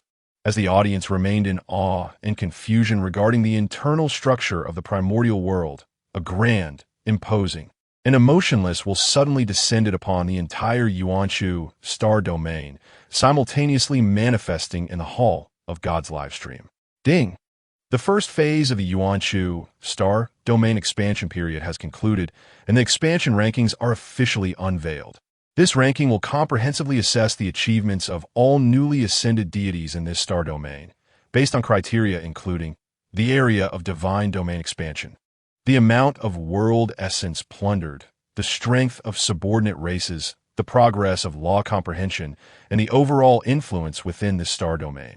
The rankings will be updated every 7 days, with those at the forefront receiving preferential treatment and resource allocation from the Hall of Gods. With the proclamation of this will, a colossal golden ranking board, composed entirely of pure law power, slowly unfurled at the center of the star domain. It spanned the void, visible even across billions of light years, with each character radiating a sacred and undeniable brilliance. The expansion rankings have finally arrived. Look, an official, quantifiable standard to assess the results of this expansion has emerged. I wonder where His Highness Reno will place. He is the son of the God King, commanding the invincible legion of radiant angels. And then there is Augustus. It is said that his undead catastrophe has converted several indigenous divine nations, Countless deities were instantly invigorated, their eyes ablaze as they beheld the golden board. Starting from the 100th position, names and scores began to materialize. 100th place, Griffin. Expansion points, 85,000. 50th place, Cassandra. Expansion points, 210,000. 10th place, Augustus. Expansion points, 250,000. Upon witnessing the scores of the top 10, gasps of astonishment echoed throughout the live stream. Over 1,000,000 points. His Highness Augustus is truly formidable. He has conquered at least 3 indigenous divine nations. Look, Your Highness Reno. Second place, Reno. Exploration points, 3,860,000. Exploration achievements. Conquered 5 lower divine nations. Slain 5 lower deities, commanded a legion of holy light angels rated upper divine level. Approaching 4,000,000 points. Such an accomplishment elicits astonishment from countless onlookers, truly deserving of the title of frontrunner. Many deities even believe this to be the pinnacle of the current exploration rankings. Yet, as all eyes converge upon the supreme and singular position of the leader, an eternal silence engulfs the entire Yuan, primordial star domain, the Pantheon, and the myriad higher divine systems peering in. First place, Su Ming. Exploration points. Data overflow. Unable to quantify. Exploration achievements. Conquered divine nations. 97, including the mid-level divine nation city of all things. Slain deities. 97, including the mid-level deity god of infinite mechanisms. World origin plunder amount. Inestimable maximum combat power assessment of servants, exceeding that of the major gods. Multiple. Overall influence rating. The sole sovereign of this star domain. There are no specific point figures. Only lines of cold and terrifying descriptions. Each word strikes like the heaviest divine hammer, forcefully impacting the very souls of all observers. Data overflow. Combat power assessment surpassing that of major gods, and multiple at that. Overall rating, the sole sovereign. In this moment, Raynor's nearly 4,000,000 points appear utterly laughable. Insignificant in comparison. It is not merely a gap. It is the chasm between heaven and earth. The distinction between fireflies and the bright moon. After a brief silence, the barrage of comments erupts into chaos. I am blinded. My divinity is about to be dazzled by this leaderboard. What on earth does data overflow mean? Is this a slight against our esteemed Su Ming? To the commenter above, this is not disdain. It is the highest praise from the system. For the merits of Lord Su Ming have grown so formidable that even the Pantheon S-rule list cannot quantify them with numbers. While others engage in exploration and competition, Lord Su Ming, he has consumed the entire examination venue. The second place has fainted in his divine nation. No, from second place to the 100th, they're all likely questioning their existence now. Sole souverain. These 4 words carry more weight than any number. The Yuan primordial star domain has become the private estate of Lord Su Ming. Within the Titan Temple, the Thunder King Kronos, who had just issued the highest thread order, gazes at the leaderboard reflected in the water mirror, his robust form trembling slightly. The last vestiges of hope in his singular I dissolve entirely into trepidation and fear. He was aware of Su Ming's strength, yet he had not anticipated that the official quantitative data would surpass his imagination by 100-fold. Meanwhile, within the primal divine domain, Su Ming calmly gazes at the golden leaderboard suspended in the heavens, his expression betraying not a hint of turbulence. These cold numbers and words pale in comparison to the pure power and principles he felt during the earlier clash with the Lich. The pinnacle of achievement is a result that seems inevitable. His gaze has long transcended this honor, casting its sight towards a more distant future. The conflict of the Lich is merely a temporary suppression. The fuse of calamity has already been ignited. Moreover, there are those avaricious gazes lurking beyond the starry expanse. He understands that this ranking, while a badge of glory, also serves as a death warrant. It instills fear in the weak, yet renders the strong unable to find repose. Indeed, Just a heartbeat after the announcement of the ranking, a message imbued with boundless thunder and overwhelming will surged across the vastness of space, precisely penetrating the primordial divine realm. It was a letter, a warning from the Titan Temple. Chapter 72, a warning from the Titan Pantheon. The shockwaves unleashed by the expansion rankings resembled a cosmic tempest, sweeping through every civilization of deities attentive to the primordial star domain. Within mere hours, the name of Su Ming, alongside the overflowing data of the rankings, became the most talked about and contentious topic within the Pantheon network. Incalculable points, surpassing the servants of the supreme gods, the sole ruler of the star domain. Is this remarkable achievement truly attainable by a nascent deity? I still feel as though I am dreaming. We have witnessed the birth of a monstrosity, one destined to upheave the cosmic order. The sovereign of the primordial age, unbelievably powerful. It defies reason. I am immensely eager to see the spectacle when this esteemed Su Ming steps beyond the confines of the modest primordial star domain and collides with the ancient pantheons. Do not be hasty. What is meant to come will inevitably arrive. Do you believe those ancient pantheons will idly observe the rise of such a formidable newcomer? Wait and see. Suppression is imminent. The prophecies within the comments often possess a chilling accuracy. Just as the aftershocks of the expansion rankings began to settle, the very fabric of space at the edge of the primordial star domain suddenly distorted violently. A colossal dark golden thunderbolt, resembling an ancient war spear, rent through the layers of spatial barriers with an undeniable, brazen force, hurtling straight towards the central domain of the primordial realm. Wherever this thunderbolt passed, stars recoiled, and cosmic laws dissipated. The oppressive aura it emanated was far beyond that of the lower or mid-tier gods. It bore the ancient and savage weight of countless ages and innumerable divine battles. It was the power of a supreme god. No, this essence, it belongs to the Titan Pantheon. It is the Titan Lord who wields thunder. They have taken action. They have truly targeted a newcomer. The live stream erupted in chaos. Countless deities were left aghast. If the previous conflict with the Star Domain Alliance was merely a skirmish among fledgling deities, now, true titans were stepping into the fray.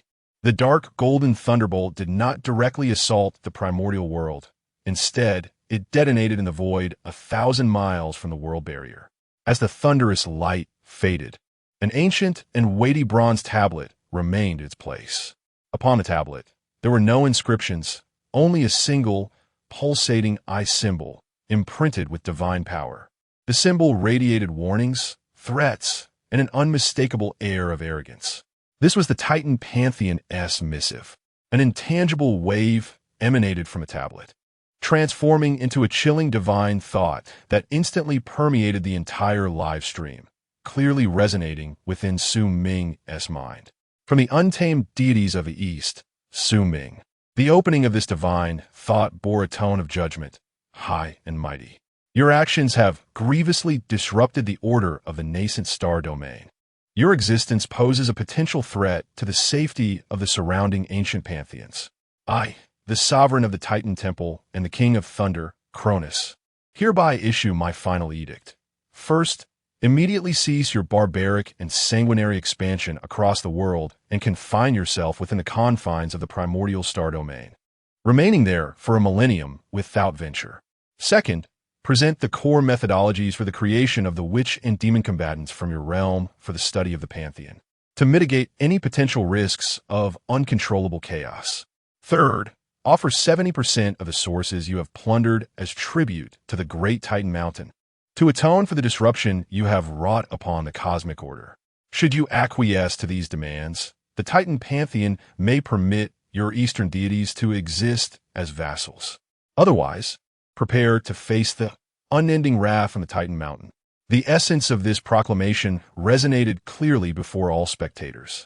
A profound silence enveloped the entire Pantheon, as everyone was struck dumb by the Titan Pantheon's arrogance and avarice. This is no longer a warning. It is blatant extortion and humiliation. What audacity! Unable to compete, they resort to pressuring an entire Pantheon? They demand the core creation methods and 70% of the sources? How is this any different from outright theft? Alas, this is the stark reality. In the eyes of those ancient pantheons, newcomers are merely lambs awaiting slaughter. It seems Su Ming has truly found himself in dire straits this time. Indeed, this is the Titan Pantheon, an ancient faction with a legacy spanning over 100 million years. It is said that their godly kings are more than one. No matter how formidable Su Ming may be, he is but a solitary individual. The hearts of the spectators sank. Faced with such a colossal entity, they could scarcely conceive of any possibility for Su Ming to turn the tide. Patience and concession appeared to be the only viable options. However, within the primordial domain, Su Ming's expression remained unwavering and unchanged. He merely gazed quietly at the bronze tablet suspended in the void, his eyes tranquil as an unfathomable ancient pool. Order? Threat? Such notions are laughable. In the lexicon of the primordial realm, there has never existed a concept of order. Heaven and earth are indifferent, treating all beings as mere fodder. The sages are unfeeling, regarding the populace as mere pawns. From chaos to the creation of the world, from dragons and phoenixes to wraiths, the entire chronicle of primordial evolution is an epic inscribed through bloodshed and calamity. Titans? A mere assemblage of primitive beings who wield brute force as their only weapon. How does their pride in thunder compare to the tribulations of heaven? How do their so-called godly kings measure against the sages? A subtle, imperceptible smile curved the corners of Su Ming's lips. It was neither anger nor gravity, but rather a detached understanding of the essence of the matter. When an ant attempts to threaten a slumbering dragon, the dragon remains unfazed. Chapter 73. Su Ming's response, War. The warning from the Titan Pantheon loomed like a colossal mountain, weighing heavily upon the hearts of all observers within the Pantheon. The solitary eye pulsating on the bronze tablet seemed to reflect the icy gaze of Cronus, the king of thunder, imbued with an undeniable majesty. The atmosphere in the live-stream room reached an unbearable tension. All held their breath, awaiting Su Ming's reply. What choice would the esteemed Su Ming make? These three conditions are exceedingly harsh. It is as if they aim to consume him entirely. What other option remains? Naturally, he must endure. After all, they are the Titan Pantheon, a truly ancient divine lineage with unfathomable depth. It is said that their chief deities number over a dozen, and the divine kings are not merely one. Indeed, a wise man does not court immediate disaster.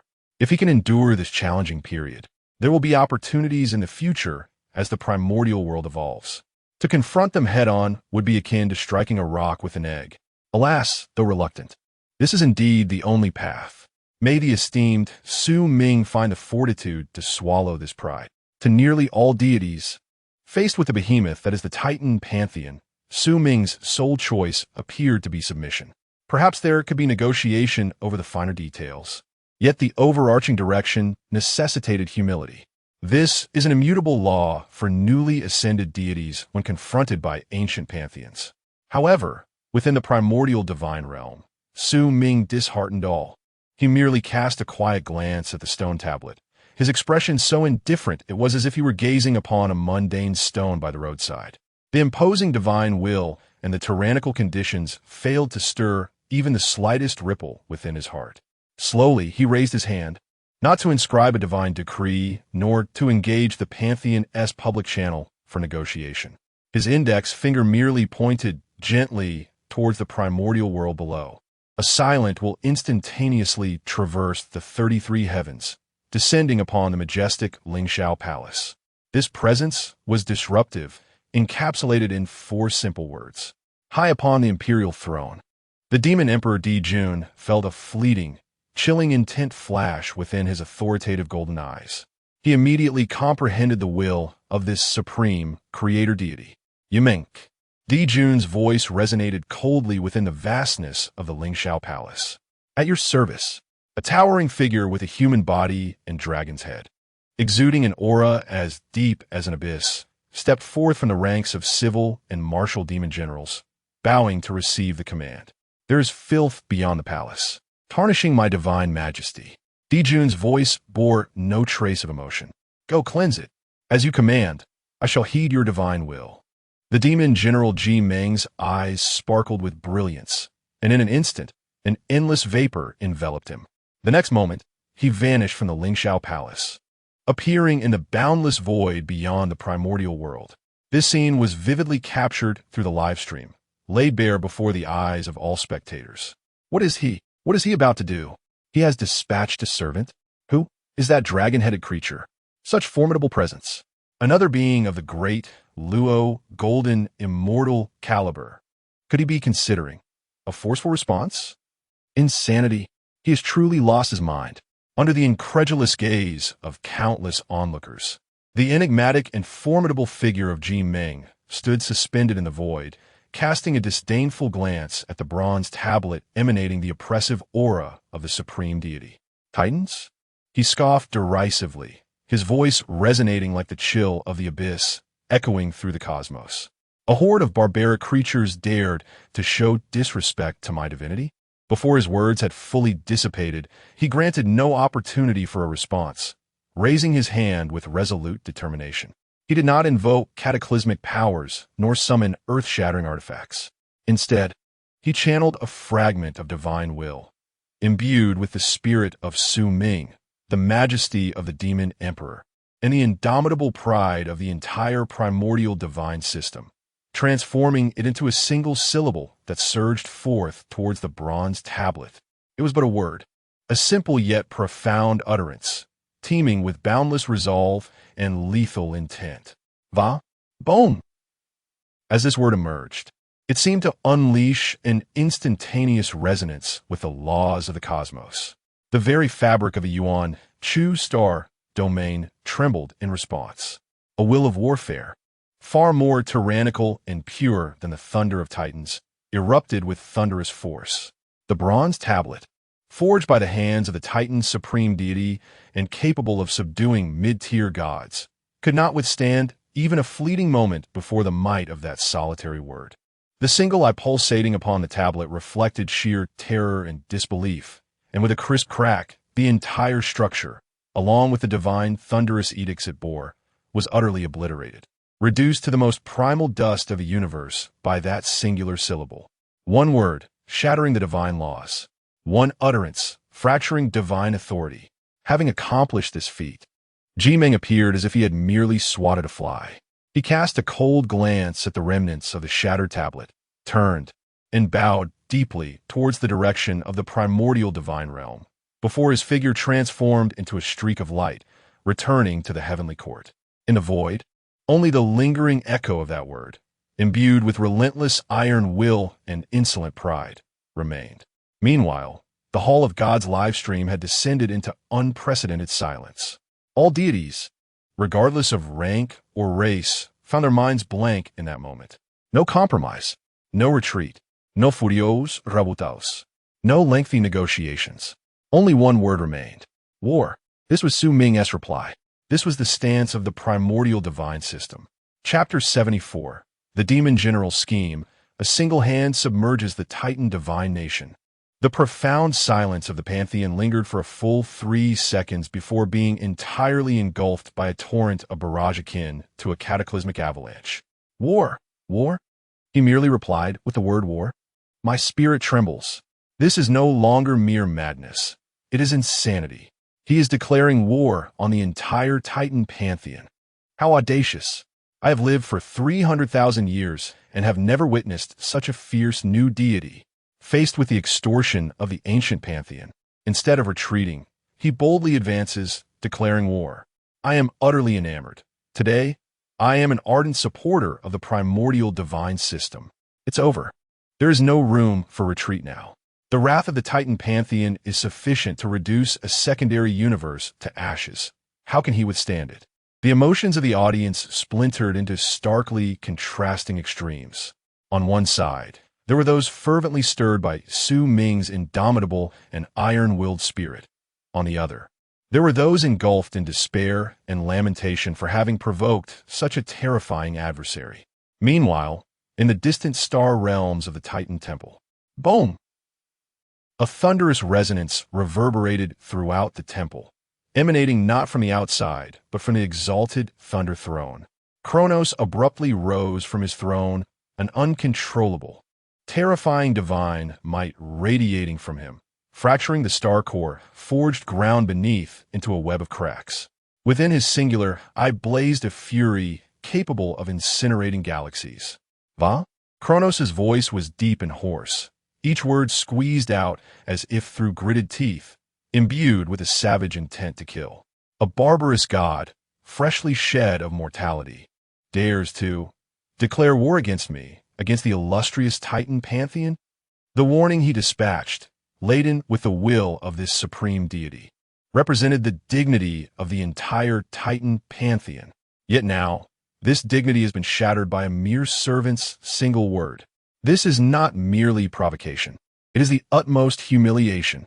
Convey my divine edict. Kronos' roar echoed through the temple, summoning all giant legions, awakening the slumbering Cyclopes.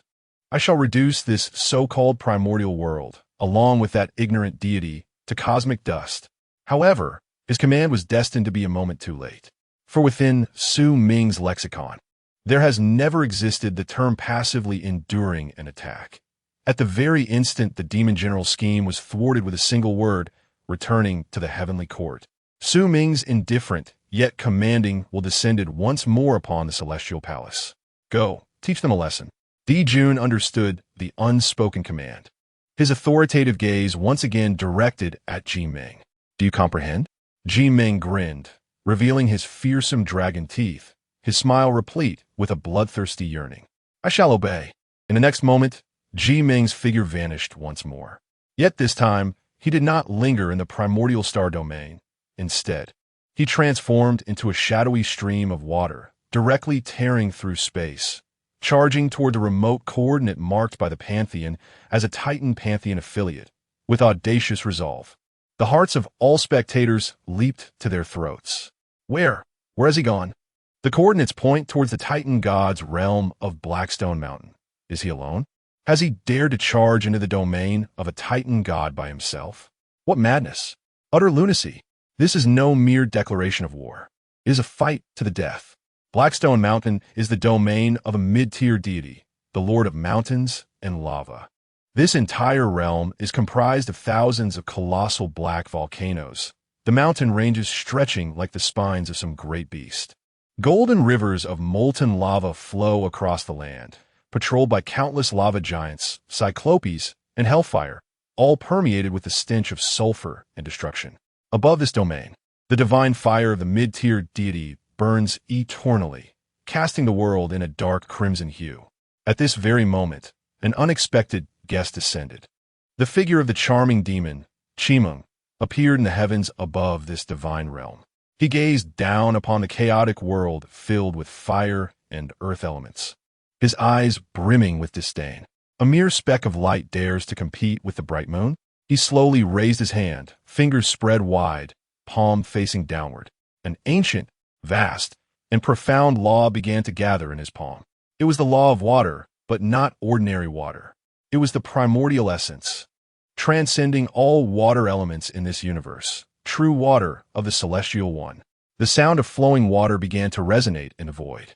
At first, it was but a trickle, yet in an instant, it transformed into a towering wave. An unfathomably broad black river appeared out of thin air above the Blackstone Mountain realm, obscuring the radiance of the Titan deity's divine fire. The river hung suspended. This was not ordinary water. Each drop was as heavy as a star, embodying the terrifying principles capable of extinguishing all flames, corroding all matter, and freezing divine souls. The lava giants below sensed the threat to their very existence and roared in fury, hurling their molten hammers and massive boulders towards Chiming in the sky. However, as these assaults neared the river, they were instantly crushed into dust by the overwhelming water pressure. In the name of water, I wield the power of divine retribution. Chiming's voice resonated as if a celestial king was pronouncing judgment from the heavens. Fall! Boom! Endless true water of the Celestial One cascaded down like the Milky Way from the nine heavens, striking the entire Blackstone Mountain realm with an unstoppable force. The harsh sound echoed through the skies, The golden rivers of molten lava, upon contact with the true water, extinguished instantly like charcoal doused with water, transforming into black rock. The formidable lava giants had no time to scream before being engulfed by the black river, their divinity corroded, their bodies crushed by the water pressure. Towering volcanoes crumbled like sandcastles under the onslaught of this celestial river. The entire world was being submerged by this sudden deluge. Who dares to act so recklessly in my domain? An enraged roar erupted from the core of the main volcano in the divine realm. The Lord of Mountains and the Master of Lava, that formidable titan of the intermediate gods, has finally been stirred. Yet it is too late. Jiming gazes impassively upon the world below, consumed by the deluge. His voice resonates through the broadcast of the Pantheon, reaching every corner of the universe. Those who dare trespass into my primordial divine realm shall face inevitable retribution, no matter the distance. Chapter 75. Those who offend the divine domain of the primordial wilderness shall be punished, regardless of distance. The cold, indifferent voice of Ji Ming echoed like a thunderous judgment that transcended time and space, resonating not only above the Blackstone Mountain divination, but also reaching the ears of every viewer in the Pantheon live broadcast. Those who offend the divine domain of the primordial wilderness shall be punished, regardless of distance. In that moment, all the deities truly comprehended the weight of this declaration. It was not an empty threat, but rather a bloody proclamation already in execution. Roar! At the instant Ji Ming's words fell, the main volcano at the core of the Blackstone Mountain divination erupted violently. A terrifying giant, towering 10,000 feet high and composed of pitch-black basalt and flowing golden lava, emerged from the depths of the volcano. He was the sovereign of this realm, the mid-tier deity of the Titan pantheon, Magnus, the Lord of Mountains and Lava. Upon his divine form burned an unquenchable divine fire. Each breath exhaled a scalding sulphurous scent, and his eyes resembled two concentrated suns of molten lava, brimming with savagery and fury. He beheld his divine nation submerged by torrents, witnessed his countless subjects turned into charred remnants sinking to the depths, and saw the world laws he had nurtured for hundreds of thousands of years being corroded and disintegrated by that dark celestial river. Damnable insect! You dare to destroy my world! Magnus roared, shaking the very stars. His will, forged from the laws of his divine nation, locked onto Ji Ming above the firmament. I shall extract your soul and burn it in my divine fire for 10,000 years. With a fierce motion, he raised his arm, causing the myriad mountains below to resonate. A towering active volcano, thousands of feet high, was uprooted by his supreme divine power, transforming into a crimson spear. Its tip spewing forth destructive lava, hurled fiercely towards Ji Ming. This strike was potent enough to effortlessly pierce a life-bearing planet and annihilate a lesser civilization. However, in the face of this cataclysmic attack, the expression of the charming demon, Ji Ming, remained utterly unfazed. He merely shook his head in disdain, a glimmer of firefly light. Without any extraneous gestures, he merely focused his thoughts. From the black, celestial river suspended in the sky, a stream of water separated and transformed into an equally colossal black hand, meeting the incoming volcanic spear. Sizzle! No earth-shattering explosion occurred. Instead, a nauseating sound of corrosion filled the air. The volcanic spear, infused with the wrath of a mid-tier Titan deity, was extinguished the moment it touched the black hand.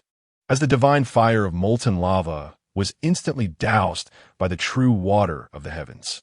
The sturdy rocky mass was swiftly eroded by the principles contained within the water flow, disintegrating mid-air into a fine powder that rained down. What? The lava-formed eyes of Magnus displayed shock and disbelief for the first time. His full power strike had been so effortlessly neutralized by the opponent. What on earth was that black water? I have said, even a grain of light dares to contend with the brilliance of the bright moon. Ji Ming's voice remained as icy as ever, gazing at the astonished Magnus as one would look upon livestock awaiting slaughter. The laws upon which you rely, in my view, are riddled with flaws.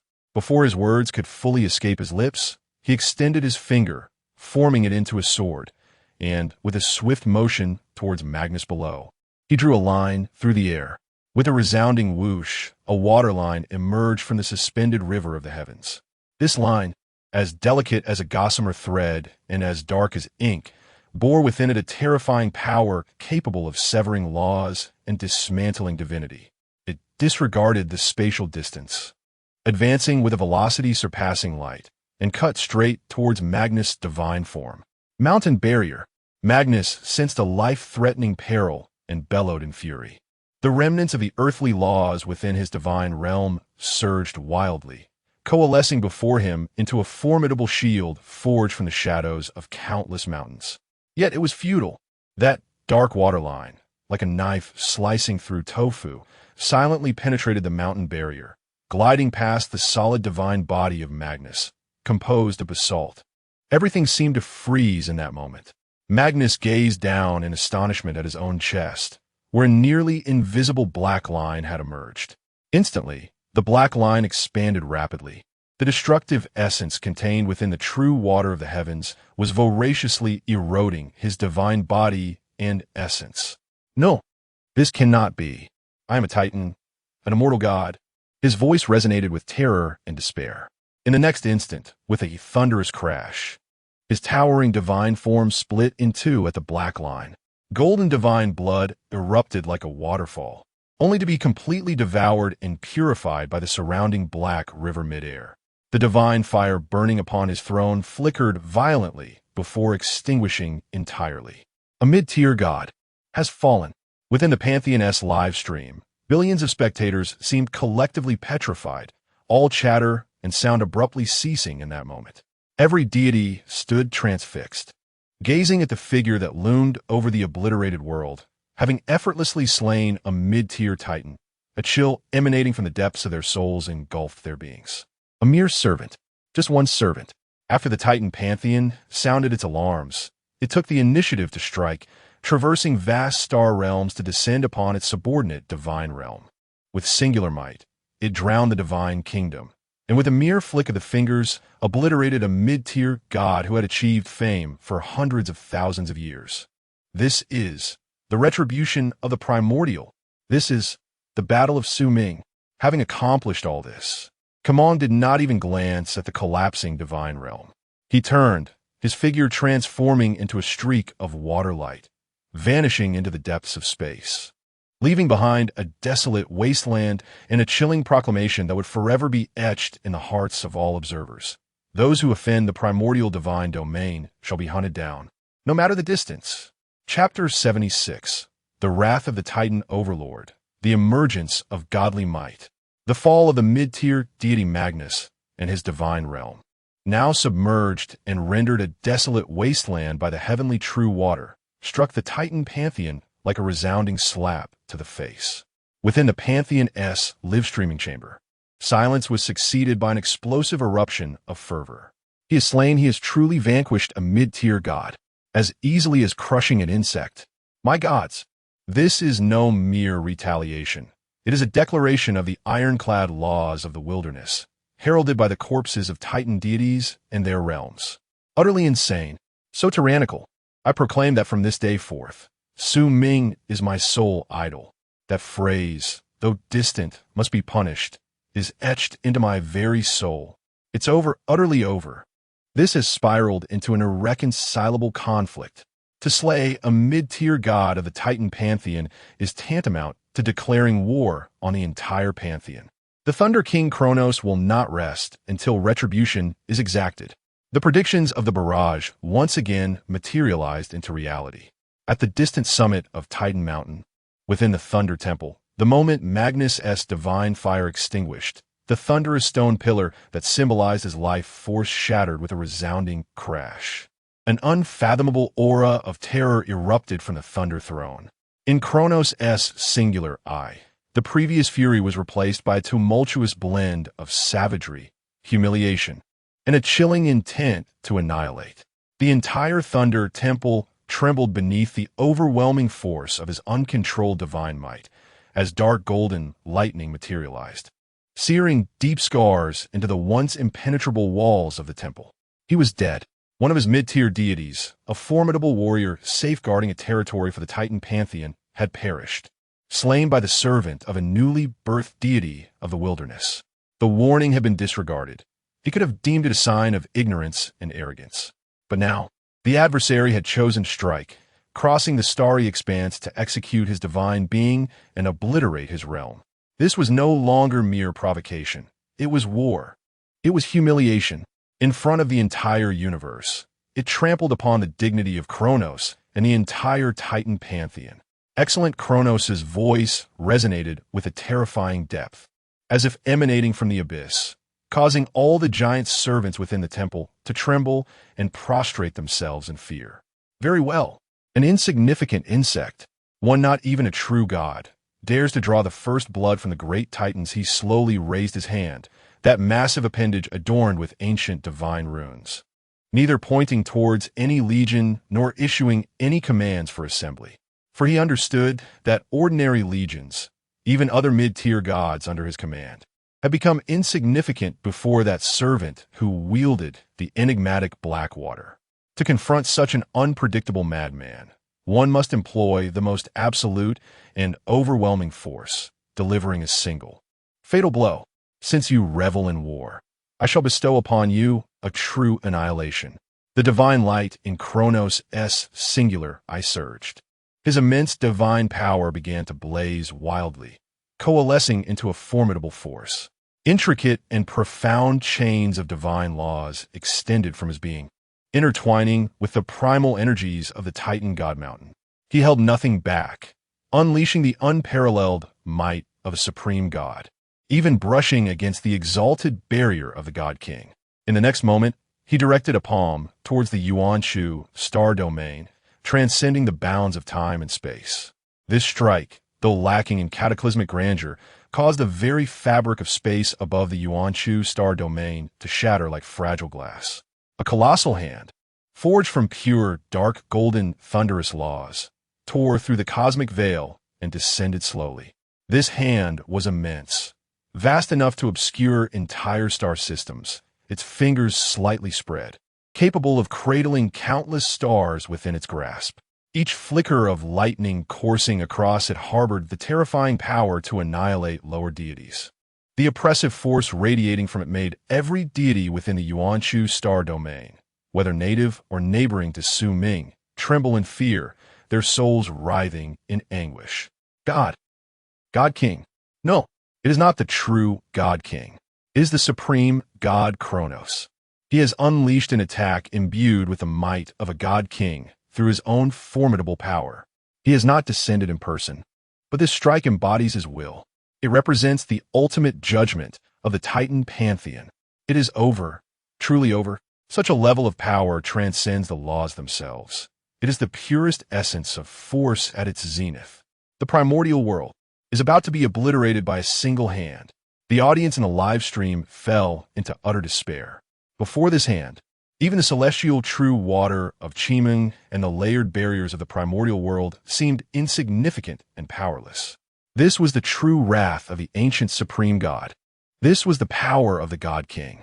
The thunderous hand, shrouding the heavens, did not pause for an instant, crushing everything in its path, asteroids and turbulent space alike, as it descended toward the solitary, proud primordial world suspended at the heart of the star domain, bearing the weight of an ultimate judgment. Chapter 77. The Crisis of the 12 Ancestor Witches. An unconquerable foe. The oppressive might of the Divine King descends like countless cosmic mountains, crashing down with a resounding force. The laws of the Yuan-Shu star domain wail in despair. The very fabric of space weeps, and everything loses its inherent significance in the presence of the slowly descending colossal hand of thunder, leaving only the singular fate of being crushed and obliterated. It is over. Unstoppable and unnecessary to resist. This battle transcends all dimensions. In the face of absolute power, any strategy or struggle appears utterly ludicrous. Alas, such an extraordinarily gifted new deity is destined to meet his end in this manner. The audience in the pantheon, regardless of the sentiments they held towards Su Ming before, are now engulfed in profound helplessness. They have witnessed the might of Ji Ming, the iron-blooded dominance of the primordial divine system. Yet, it is precisely because of this that when they behold the thunderous hand, a true embodiment of the ancient divine system's wrath, they can fully grasp the suffocating despair it brings. However, within the eye of the storm in the primordial divine realm, an eerie calm prevails. Above the heavenly court, Emperor Jun and Dong Huang Tai stand side by side, gazing up at the heavens, their golden eyes devoid of fear, filled only with a chilling combat spirit. In the depths of the Blood Sea, the ancestor of the underworld gently caresses the Yuan Slayer, wielding the dual swords of Ubi, a bloodthirsty smile gracing his lips. Atop Kunlun Mountain, the three pure ones each close their eyes, as if everything external bears no relevance to them. Beneath the 33 heavens on the ancient, primal land of the primordial, within the venerable and savage Pangu temple that seems to have existed since time immemorial, Su Ming S will descend like a silent thunderbolt. Which clan to battle? Simple, direct, devoid of any emotion. This is not an order, but a statement. For the Witch clan, combat is their destiny and glory. Roar.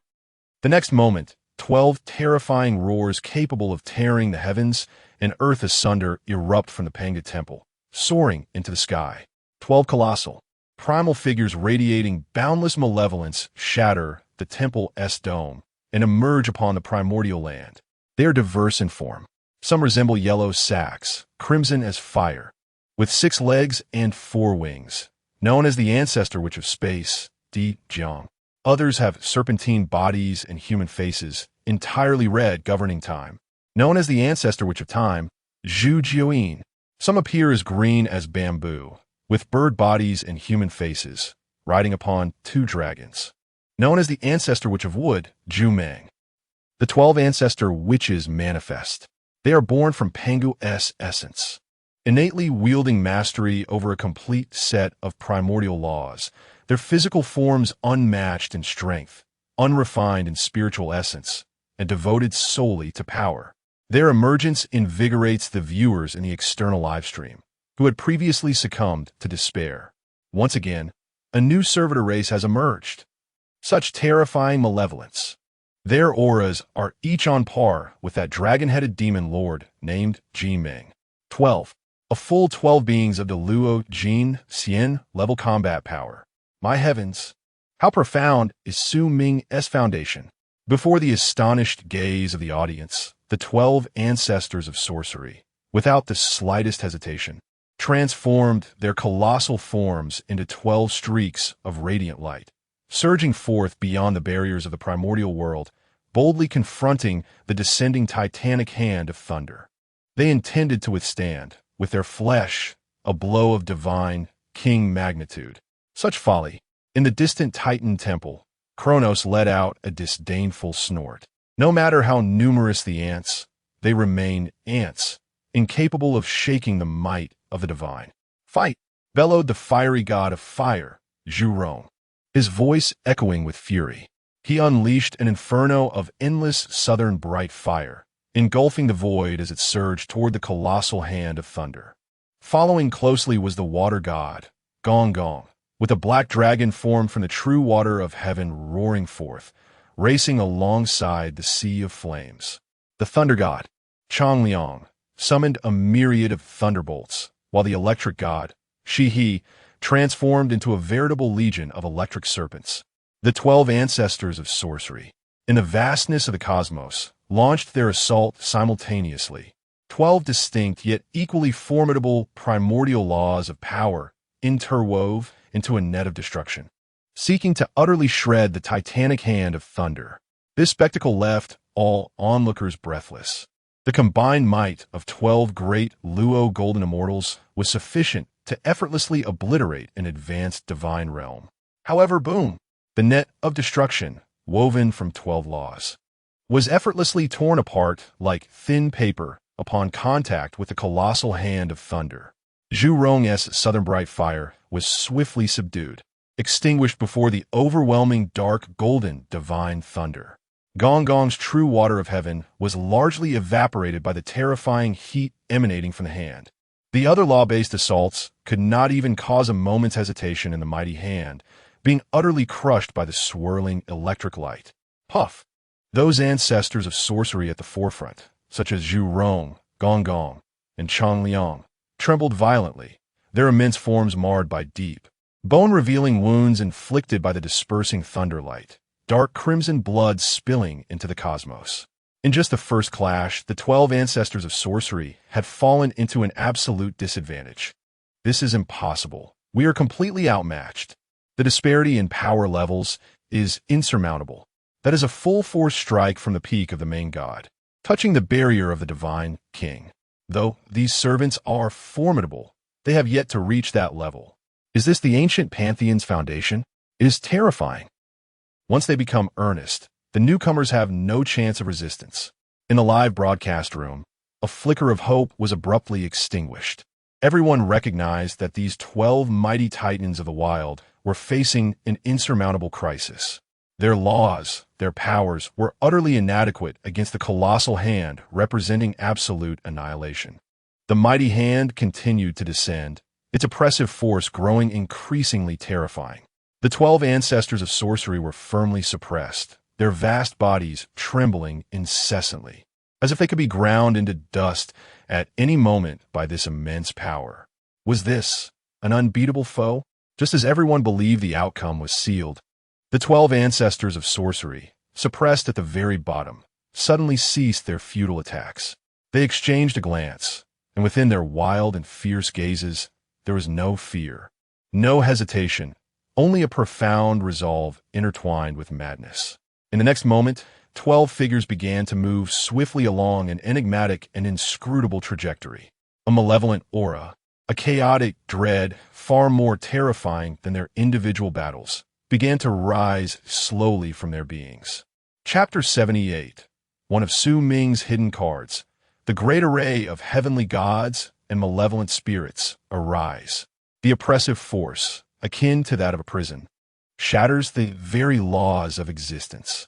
The colossal hand of Kronos, imbued with the might of a divine sovereign, looms ominously over the heads of the myriad beings of the primal world. The 12 ancestral witches, with their towering physiques, appear as insignificant as mere specks of dust beneath this titanic hand. The divine radiance that once enveloped their forms has dimmed to a mere whisper, their formidable bodies marred by horrific scars inflicted by the searing lightning. The outcome is inescapable. This consensus resonates throughout the audience in the Pantheon's live broadcast. It is over. Even the 12 great Luo golden immortals cannot bridge this insurmountable chasm of power. Alas, Su Ming is still too young, despite his profound foundation.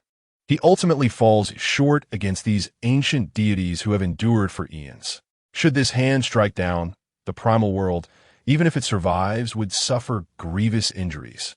Its foundations utterly shattered. What a pity, what a lamentable fate. However, just as all believed these 12 war gods of the primal realm were destined to be crushed into cosmic dust, an unwavering and frenzied aura suddenly surged to its zenith. Roar, roar, roar. The 12 ancestral witches simultaneously unleashed their roars to the heavens.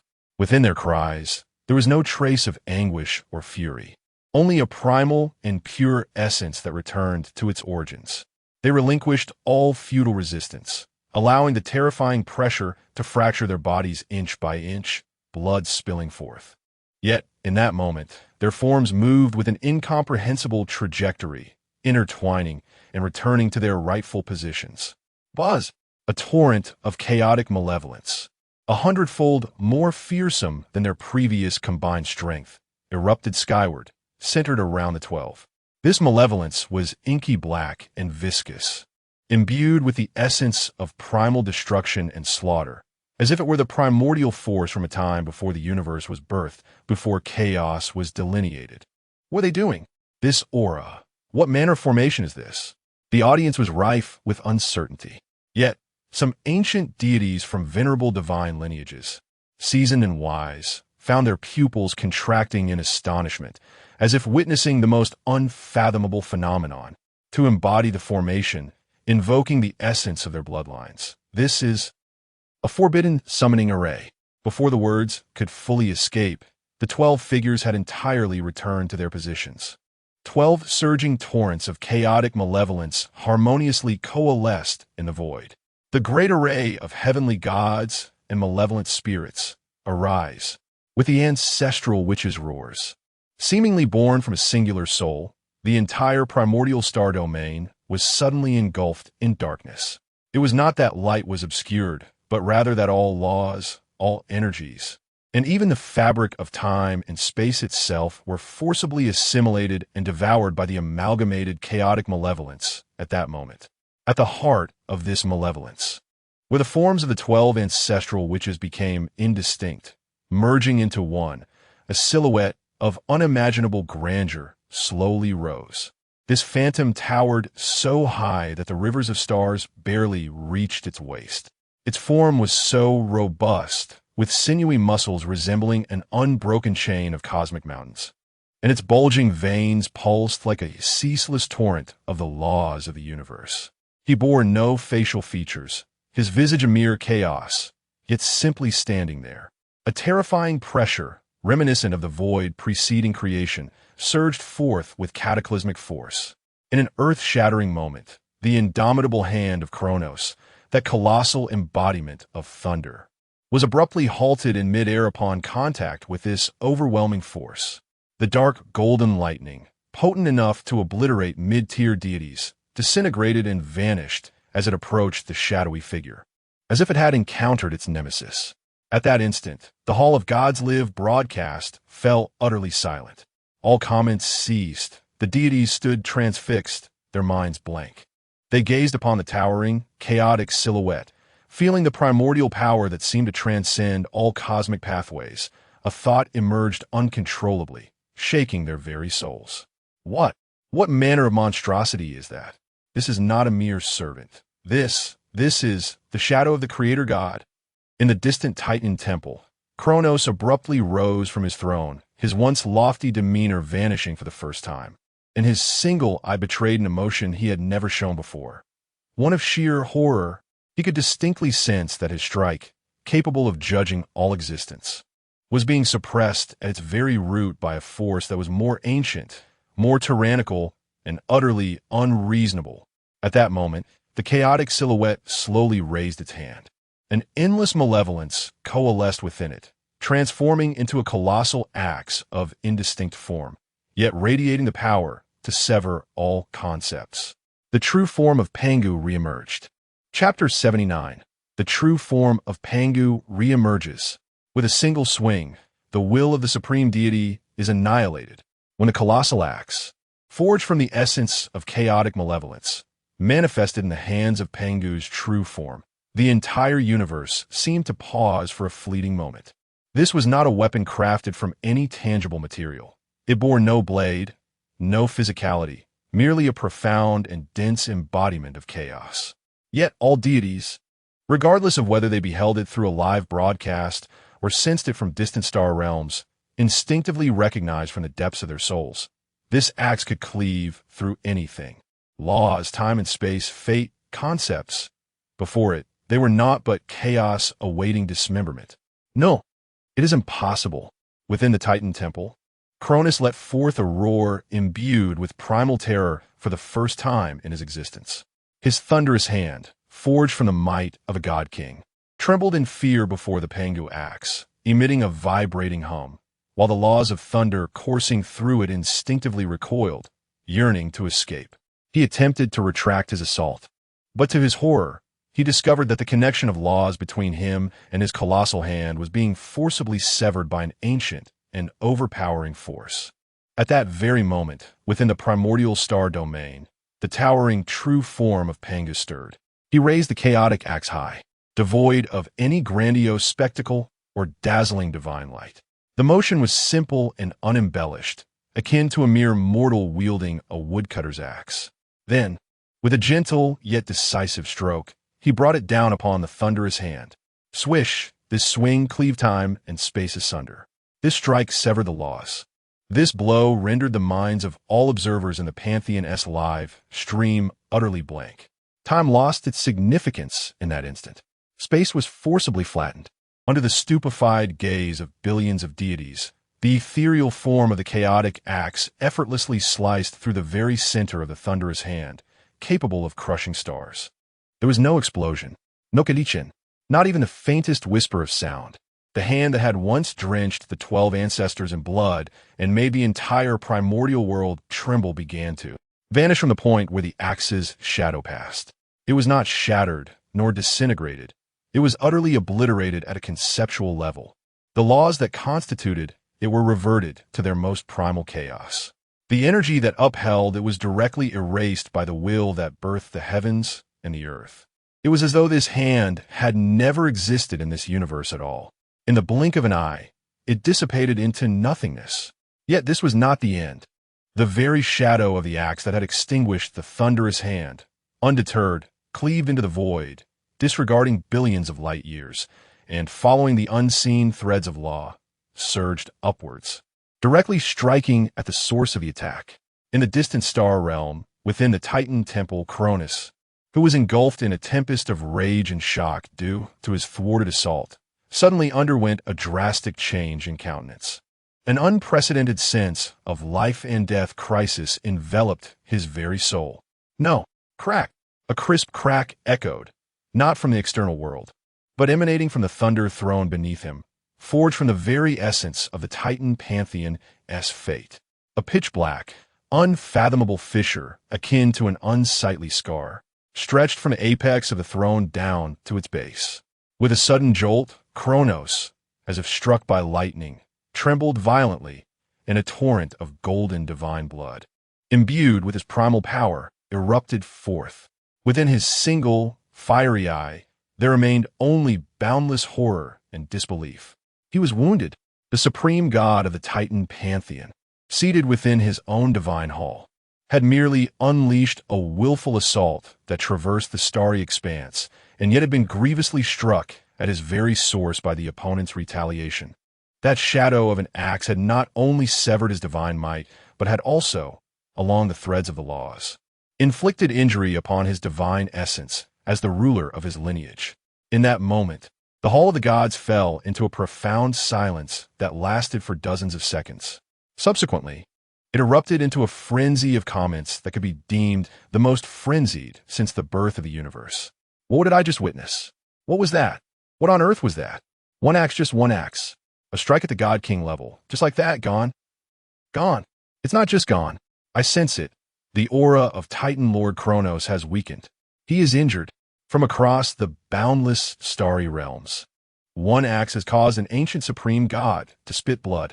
This is no longer a dimensional suppression. This is a creation deity assaulting a child. That man who opened the heavens and created the earth has returned. I declare from this day forth, Pangu shall be my sole faith. Insanity. This world has completely gone mad. A new deity, relying on a formation of 12 servants, has grievously wounded an ancient supreme god. If this spreads, the entire cosmic order will be overturned. Amidst the shock that reverberated throughout the universe, above the primordial star domain, the towering figure of Pangu, having delivered that awe-inspiring strike, began to fade as boundless chaotic malevolence receded like a tide. Ultimately, with a flash of brilliance, Pangu's ethereal form vanished, transforming once more into the figures of the 12 ancestor witches.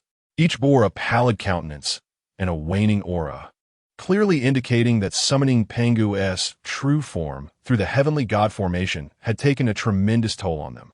Yet, on each of their faces lingered a profound sense of exhilaration and pride. Standing amidst the starry expanse, they gazed toward the direction of the Titan temple, their combat spirit not waning, but rather intensifying. Through a momentous reversal, they proclaimed the might of the primordial world to the entire universe. They also delivered to the lofty Titan Lord a missive, the most arrogant and blood-soaked declaration of war from the primordial realm. Chapter 80. The Silence of the Universe. The primordial man has returned. Silence. An absolute stillness akin to the cosmic heat death, when the shadow of the axe that cleaved through time and space vanished, and the roar of the Titan god Kronos, imbued with boundless terror, abruptly ceased. The Pantheon-S live stream, a realm perpetually teeming with innumerable deities, was plunged into an unprecedented minute of silence, devoid of any commentary. The consciousness of all gods lingered upon the earth-shattering scene they had just witnessed. The chaotic giant, the unadorned colossal axe. With a mere swing, it obliterated the supremacy of the divine king and reversed the essence of the chief deity. A creation strike. On the screen, the figures of the 12 ancestors re-emerged. Though their vitality waned, they stood resolutely like 12 pillars piercing through the heavens, showcasing their triumph to the cosmos with an unyielding demeanor. This silent tableau struck each deity who had ever doubted, mocked, or belittled the primordial with the force of a resounding slap. At long last, after a prolonged silence, the first comet appeared on the screen, trembling and nearly spiraling into chaos. It has returned. This comment, lacking context, ignited a spark that detonated a nuclear arsenal. Instantly, the live stream was inundated with an unprecedented torrent of comments. He has returned. The man who opened the heavens has come back. I knew it. I knew it. Pangu. Pangu. I was wrong, utterly wrong. I once thought the 12 ancestors were merely struggling in vain. It turns out, the fool was me. This is not a battle. This is a judgment, a legal decree from a higher civilization upon a lower one. My mother asked me why I was kneeling to watch the live stream. I told her, I witnessed the resurgence of myth. With one axe, he made the Titan god bleed. What does that signify? Upstairs, it's beyond mere bleeding. Did you not sense it? The collective fortune of the Titan pantheon plummeted drastically in that fleeting moment. That axe struck at Kronos' divinity, the very visage and foundation of the entire Titan pantheon. Terrifying.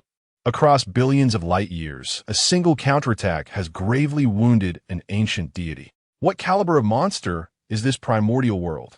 Do you remember the Pangu created by Su Ming during the assessment? At that time, we thought it was merely CGI, an illusion.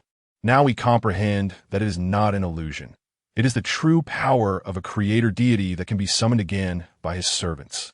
Panic, shock, fervor, and reverence. A myriad of emotions intertwined, plunging the entire pantheon into a frenzied state. Countless newly ascended deities, in this moment, revered the name Pangu as divine, regarding the primordial world as the ultimate myth, insurmountable and eternal. Meanwhile, the powerful beings from ancient pantheons fell into a deeper silence, fraught with trepidation. Atop Mount Olympus, the god-king Zeus gripped his spear of thunder, veins bulging, his gaze laden with gravity. In the Hall of Valor in Asgard, the one-eyed, all-father Odin stood beside the tumultuous well of wisdom, which, despite its fervent churn, could not decipher the origins of the shadow of the axe. In the celestial realm of heaven, the archangel Michael retracted his smile, his gaze penetrating the endless fabric of time and space, directing his scrutiny towards the primordial star domain, revealing for the first time an equal and contemplative regard. They all comprehended that which Kronos could not fathom. It was not merely a contest of power. Rather, it was a crushing of personages. It epitomized the concept of creation itself, exerting absolute dominance over the dominion of thunder. A decree was sent forth, and after a protracted silence, Zeus upon Mount Olympus slowly spoke, his voice laden with gravity, elevating the threat level of the primal divine system to its zenith. Until the true nature of this entity was fully grasped, no deity was permitted to act against it recklessly. Similar edicts resonated simultaneously from the core sanctuaries of various ancient pantheons.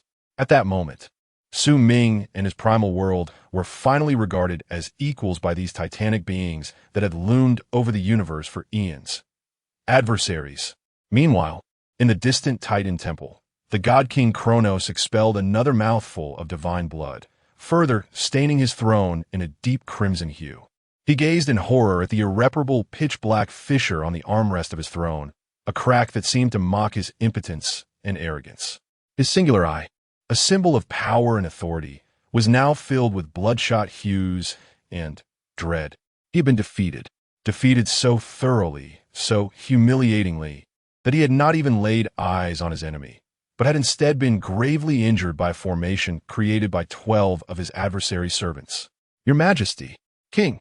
The Titan deities below were already in disarray, witnessing the waning presence of Kronos upon his throne, observing the fissure that epitomized the disgrace of their pantheon. As faith and pride began to crumble, silence. Kronos emitted a feeble roar, forcibly suppressing his injuries. Summon all Titan legions. Prepare for total war. His voice was rife with defiance and madness. Yet before he could finish, an ancient one-eyed giant trembled as he stood forth, whispering, "My king, our vassal realm, Blackstone Mountain, has completely lost contact.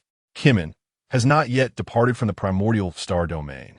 Those words rendered Kronos cold all over. Indeed, he had forgotten. The enemy's vanguard still remained on the battlefield, while his own forces had been severely crippled in a single strike. How could this war continue? Once total war commenced, if the primal divine system were summoned, that terrifying giant shadow, the Titan pantheon would likely face a true twilight. In the primal divine domain, above the heavenly court, Su Ming calmly observed the storm sweeping across the universe in a live broadcast. Feeling the wary gazes from various divine systems, he slowly raised his hand, and the 12 ancestors transformed into streaks of light, returning to the vast primal land to recuperate deep within the Panga Hall. Having completed this, he turned his attention towards the direction of the Demon Clan's South Heavenly Court. The great heavenly divine array was merely the pinnacle of the Witch Clan's might. On the other side, the demon race, capable of standing shoulder to shoulder with them, is poised to unveil their ultimate vision, one that could shake the very foundations of the universe. This strike serves as a warning to the Titans. A cold smile graces Su Ming's lips. The next time, the entire universe shall witness the true essence of the celestial sphere and the might of the Heavenly Emperor. Chapter 81. The Ultimate Vision of the Demon Emperor, the Zhou-Tian Star Array. The mighty axe of Pangu did not merely sever the essence and pride of the Titan Lord. It inscribed an indelible mark, named the Primordial, upon the hearts of all deities throughout the cosmos. The Yuanshu star domain has temporarily regained its tranquility. Yet, all the deities watching the live broadcast are acutely aware that this is merely the suffocating calm before the impending storm. The Titan pantheon, having suffered such a significant loss, would undoubtedly not acquiesce easily. Likewise, the primordial pantheon, exhibiting its dominance and might, would not relent without a fight. A cataclysmic war among the pantheons, which may even extend to broader realms, seems imminent. The Witch Clan has retreated. It appears that summoning Pangu's true form exacts a considerable toll. Indeed, such world-shattering power cannot come without a price. The primordial world is currently in a brief period of weakness. Will the Titan pantheon seize this opportunity to counterattack? Although Kronos has been severely wounded, a dying camel is still larger than a horse, and the strength of the Titan clan remains formidable. It is difficult to say. The psychological shadow cast by that axe may be more profound than the actual damage inflicted. Who can guarantee that the primordial does not possess a second or even a third hidden trump card? The discussions in the barrage are fervent, with countless deities speculating about the next developments in the battlefield. Most believe that after incurring substantial losses and delivering a staggering blow, the primordial pantheon would choose to recuperate and solidify its gains.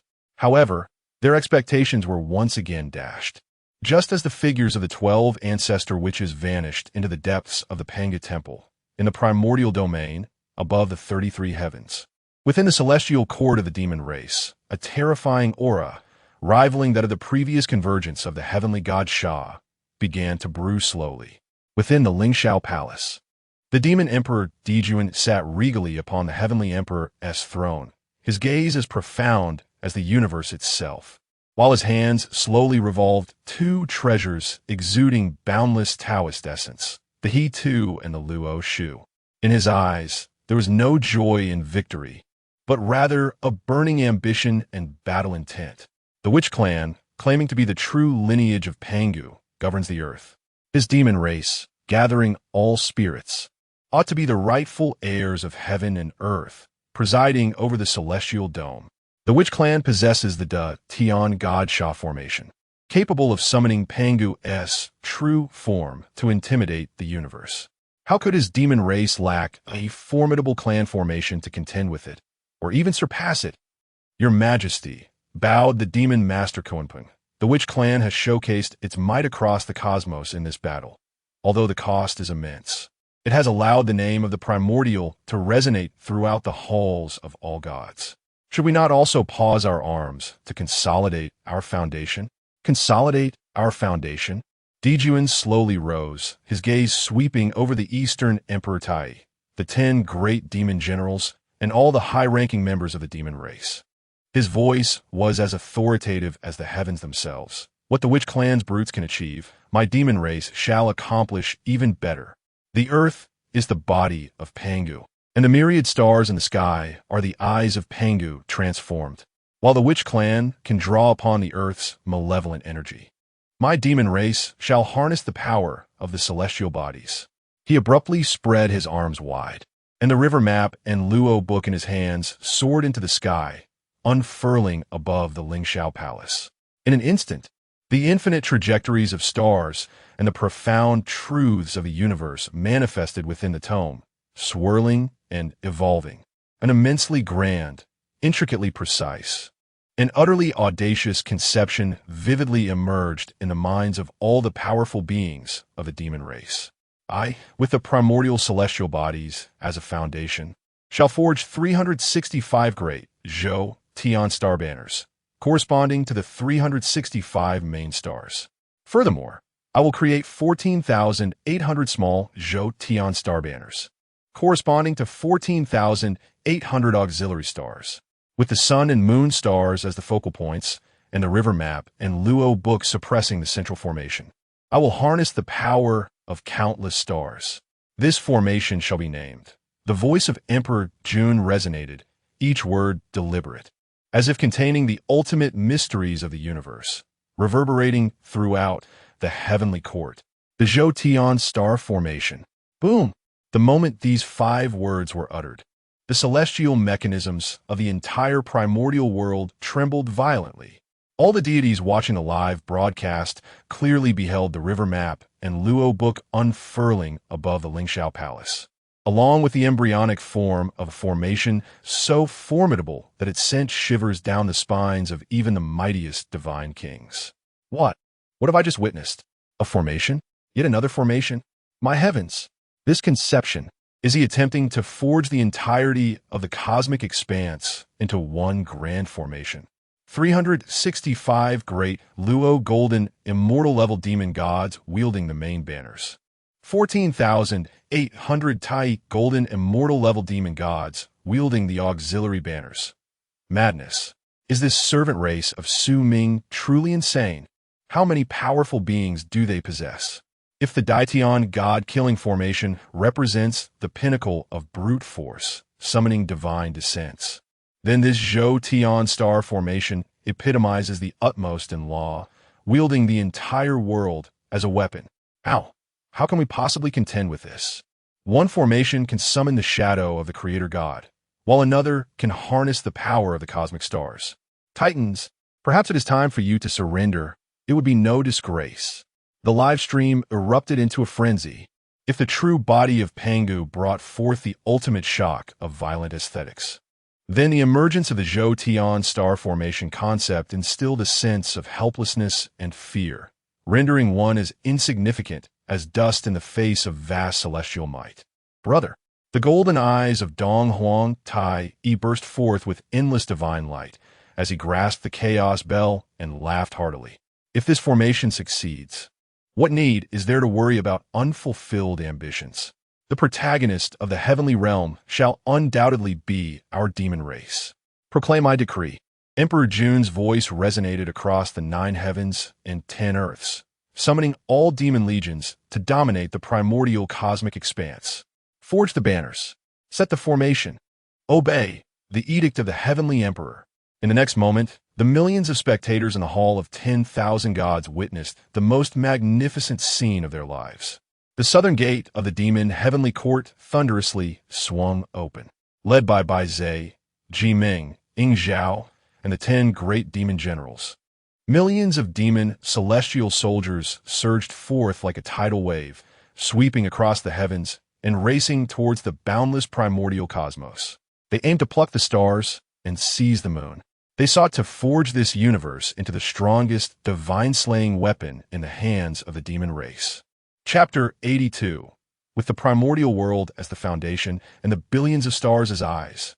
If the emergence of the great array of heavenly deities was a demonstration of the utmost power showcased in the mythos of the primordial era, then at this moment, as the vast army of the demon race surged into the boundless expanse of the primordial cosmos like a torrential river breaking its dam, all onlookers were granted their first glimpse of the vastness of the laws enshrined within that mythos. It was a magnificent tableau beyond the imagination of any deity. Take the demon commander Ing Zhao, for instance. He led 1,000,000 heavenly soldiers to confront a colossal star, ablaze with violet divine flames. This star was of such magnitude that it could contain hundreds of ordinary material planes, and its ferocious energy storms could effortlessly shred the corporeal forms of lower-tier deities. To other divine factions, this was a place of despair, a forbidden zone. Yet to Ing Zhao, it was merely 1/365th of the array's foundation. Arise! Ing Zhao manifested his true form as a demon god, with a visage of a human and the body of a horse, towering in the void.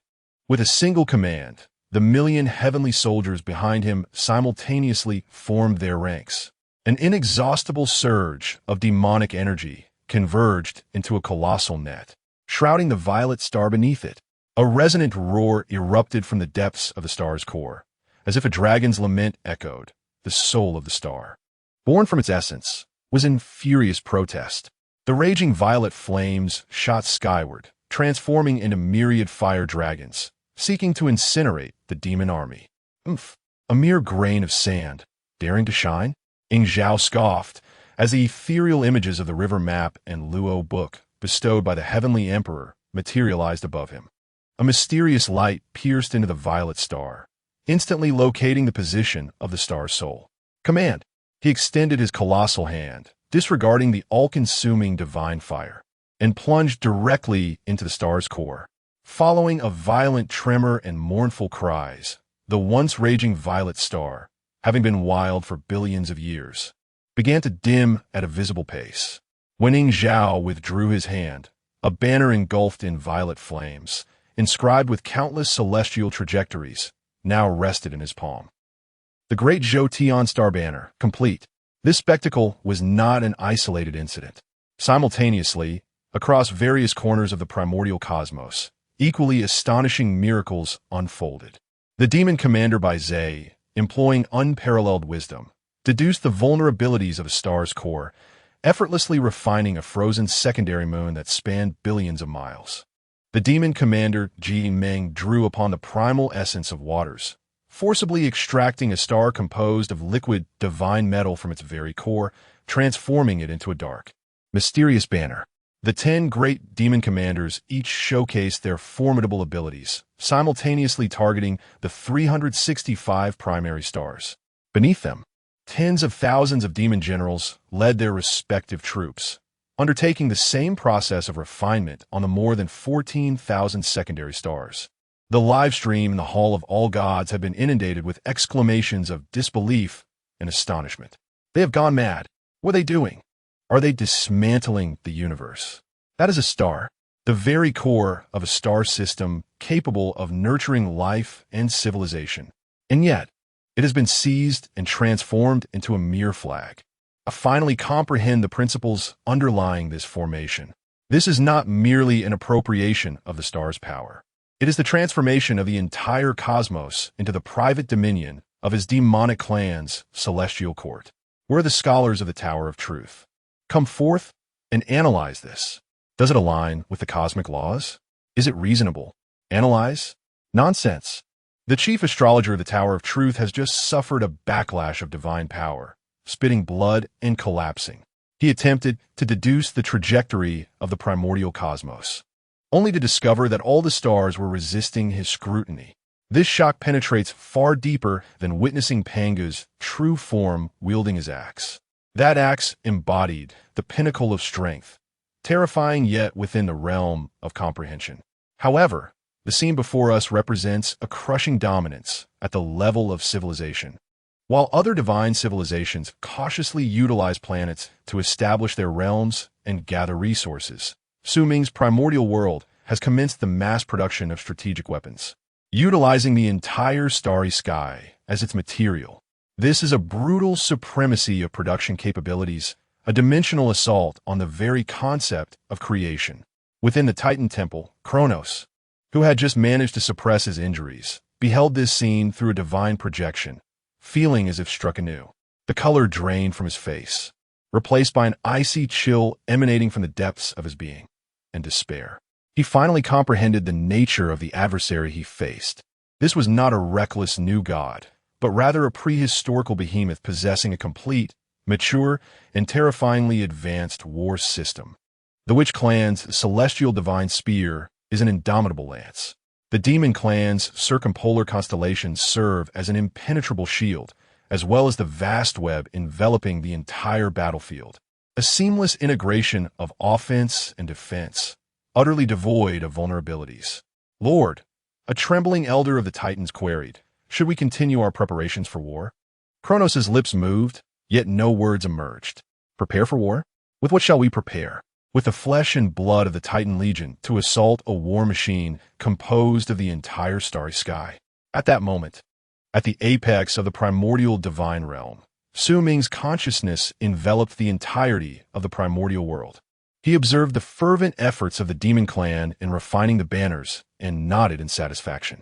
In the next instant, with a mere thought, the vast reservoir of primordial power obtained during the assessment surged forth like a golden waterfall, precisely infusing into the river diagram and Book of Luo above the celestial court. Buzz! Empowered by this force, the river diagram and Book of Luo radiated brilliantly, their deduction speed multiplying 1,000-fold. Countless profound, celestial truths transformed into golden runes, imprinting upon each banner being refined.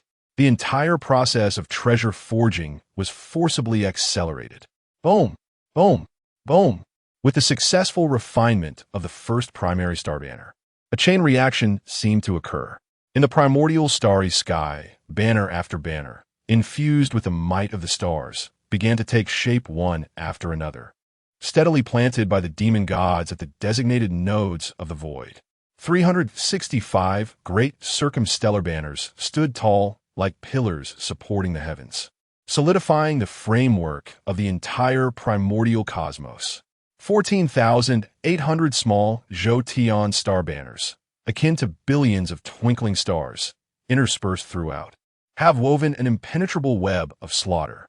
In this moment, the very essence of the primordial starry expanse has undergone a profound transformation. It is no longer that frigid, desolate universe bound by ancient physical laws. It has come to life. Each star seems to have opened its eyes, and these eyes coldly gaze upon all entities within and beyond the Yuan-Shu star domain that harbor treacherous intentions towards the Hongya divine system. With the primal cosmos as its foundation and billions of stars as its watchful eyes, the formation of the Zhou-Tian star array has begun to take shape. Chapter 83. The dual arrays emerge, causing the entire Yuan-Shu star domain to tremble, as the final small Zhou-Tian star banner returned to its rightful place, and the vast expanse of the primordial starry sky was completely refined into an immeasurable war machine. An indescribable sense of order descended upon the realm. Within the Yuan-Shu star domain, all deities, regardless of their location, felt an inexplicable pressure weighing upon them. It was as if a pair of invisible colossal eyes opened at the apex of the cosmos, coldly observing this vast territory. Each galaxy, every divine kingdom, every celestial body lay exposed under the gaze of these eyes, utterly without concealment.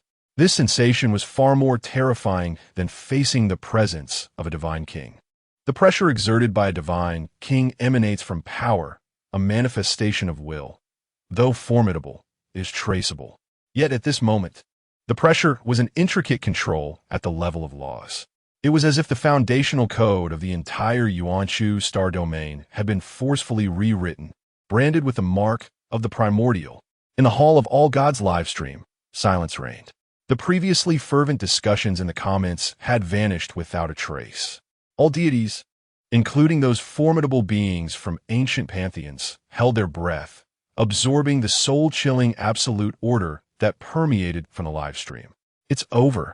After an indeterminate period, a despairing comment drifted by. The Yuanchu star domain has become Su's. This comment seemed to shatter some forbidden taboo, instantly igniting long-suppressed emotions. This is not war. This is colonization. A colonization at the level of laws. The primordial pantheon has transformed the entire starry sky into its eyes and weapons. Will we have any secrets left here? Are you still considering secrets? I'm only concerned with how to survive. Don't you feel it? As the embryonic form of the Zhou-Tian star array takes shape, our ability to manipulate the world's essence has slowed down. It feels as if the entire star domain's energy is prioritizing that terrifying array. How dare he? How dare he do this? This is tantamount to making enemies of all deities in the star domain. Enemies? My friend, do you not see the situation clearly? When you possess the power to simultaneously oppose all, it is no longer a matter of enmity. It is setting the rules. Fear began to spread. A shadow known as the Primordial loomed over the hearts of every deity in the Yuanchu star domain. They belatedly realized that while they were entangled in conflicts over a resource planet or a vein of primordial or Su Ming's primordial world had quietly overturned the entire table. In the Titan temple, the divine king Kronos sat dazed upon his throne, his single eye fixated on the projection of the primordial starry sky. No longer was there anger in his gaze, but rather pure, unmasked terror. As the chief deity, he could perceive the suppression at the level of laws more acutely than ordinary deities. He even harbored an absurd illusion that with a mere thought from the opponent, the space where his temple resided would be expelled by the entire starry sky, banished into the endless void's chaotic currents. Your Majesty, give the order. An ancient one-eyed giant elder spoke hoarsely, let us concede. Concede? Kronos abruptly raised his head, a flicker of frenzied struggle in his eyes. I of the Titan lineage, was born for battle and shall never surrender. But what do we possess to fight with? The elder questioned in anguish. Shall we use our heads to strike against the iron wall formed by countless stars? My king, we have already been defeated. From the moment you were severed from your essence by that axe, our fate was sealed. Now, we are merely choosing between preserving our last bloodline or being utterly erased from existence. Kronos' chest heaved violently, divine blood spilling once more from the corner of his mouth. He understood that the elders spoke the truth. Dignity, in the face of the survival of their race, held no value whatsoever. However, Su Ming, or rather the primordial world, seemed disinclined to grant them ample time for contemplation. Just as the Titan temple fell into a hushed dispute, a cataclysmic transformation occurred once again within the realm of primordial deities. From the earth, 12 streams of wild, overbearing malevolence, potent enough to rend the heavens, surged upward. Although they had not coalesced into the true form of Pangu, these 12 auras resonated ominously with the celestial array of stars above. Boom! The entire Yuan-Chu star domain trembled violently. If the celestial array represented the order of the heavens, embodying the net of legal judgment, then the 12 ancestral shamans' divine malevolence symbolized the power of the earth, representing the annihilating hammer of violence. The heavenly net and the earthly web moved in unison. At that moment, all deities comprehended Su Ming's intentions. He was demonstrating. He was proclaiming to the entire universe that he wielded the power of both judgment and destruction. The shaman governs the earth, while the demons govern the heavens. Spear and shield, might and law, harmoniously united in his grasp. With both arrays unleashed, he need not engage them fully. Merely allowing their simultaneous existence was sufficient to shatter the backbone of a supreme divine lineage. On Mount Olympus, Zeus muttered to himself, his gaze filled with unprecedented trepidation. At that moment, a voice, authoritative and grand, devoid of any emotion, resonated from the celestial palace of the demon clan, echoing through every corner of the Yuan-Chu star domain through the resonance of the celestial array. It was the voice of the demon emperor, Dijun, yet all knew it represented Su Ming's will. Titan divine lineage, heed the decree. You who have offended the heavenly authority, your sins are unforgivable. However, the way of heaven possesses a benevolence for life. Today, I offer you two paths. The first, submit. Surrender the core essence of your divine lineage. Bind all God-level combatants to their divine personas, and enter my primordial heavenly court to await orders. The Titan domain shall become a pasture for my demon clan, enslaved for eternity. The second, annihilation. The time to choose is 10 breaths. As the words fell, the entire star domain fell into silence. The starlight of the celestial array suddenly became sharp, millions of rays of starlight, akin to myriad divine swords, simultaneously locked onto the coordinates of the Titan temple.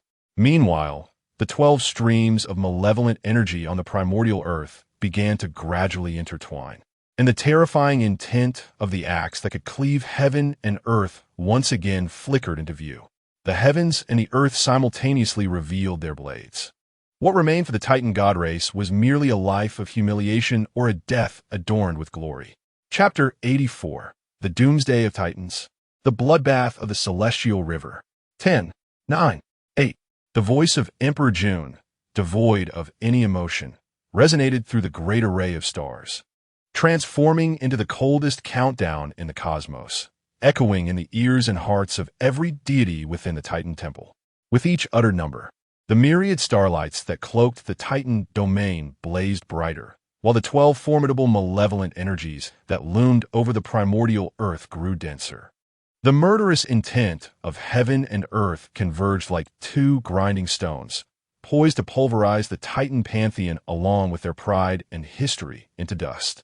Inside the Titan temple, an oppressive silence prevailed. All members of the Titan race, including the towering Cyclopes, bowed their proud heads, trembling uncontrollably. Their gazes converged upon the throne, fixated on the man who, with one hand covering his hollow eye socket, appeared on the verge of collapse, yet still clung to the majesty of the King of Gods. Kronos, King, an elder, exerting all his strength, managed to extract this dry syllable from his throat. Should they choose to live in humiliation or die with dignity? This choice had never belonged in the lexicon of the Titan race. Yet now, it stood as their sole option. 5, 4. The countdown continued.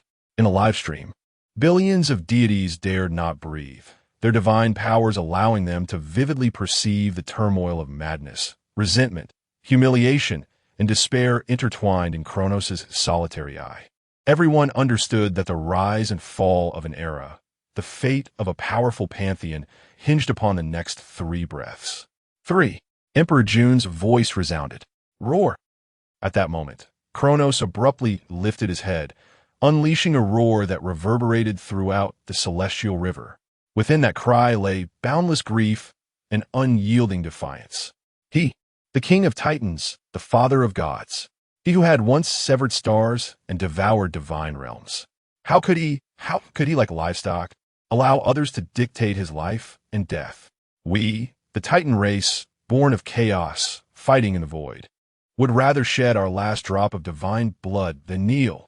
Kronos' solitary eye transformed into a fiery crimson, igniting the dwindling essence within him, summoning the final strength of the Titan realm, as if preparing for a last strike. He will resist. He has chosen death, the dignity of a god king. Better to die than to submit. Such is the Titan. What a pity. Though an enemy, he is worthy of respect. Countless deities were moved by the bullet screen. However, their sentiments appeared utterly feeble in the face of the overwhelming power of the primordial pantheon. 2. Emperor June's voice showed no sign of pause in response to Kronos' roar. To him, the final defiance of a god king was but the feeble cry of an ant. Boom! No unnecessary actions were required. In the celestial tapestry of the cosmos, a mere flicker of light from an inconspicuous auxiliary star shimmered momentarily. In an instant, a beam of starlight, surpassing lightning by countless magnitudes, tore through the void, arriving with unprecedented swiftness. With a soft pop, the divine power that Kronos had only just gathered dissipated as if punctured by a needle, vanishing into thin air. He staggered as if struck by lightning. expelling another mouthful of divine blood. His aura diminished to its nadir. Beside him, a Titan god, also roaring in defiance, was unable to utter a cry before being completely evaporated under that starlight, reduced to the most primordial particles, leaving not even a trace behind. The god bloodied the starry river. Cold numbers fell like the final hammer of judgment. We submit. A heart-wrenching scream erupted from the lips of the ancient Titan elder.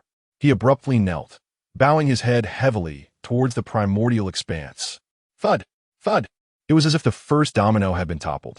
Within the temple, all members of the Titan pantheon, whether willing or not, fell to their knees in a wave of paralyzing dread.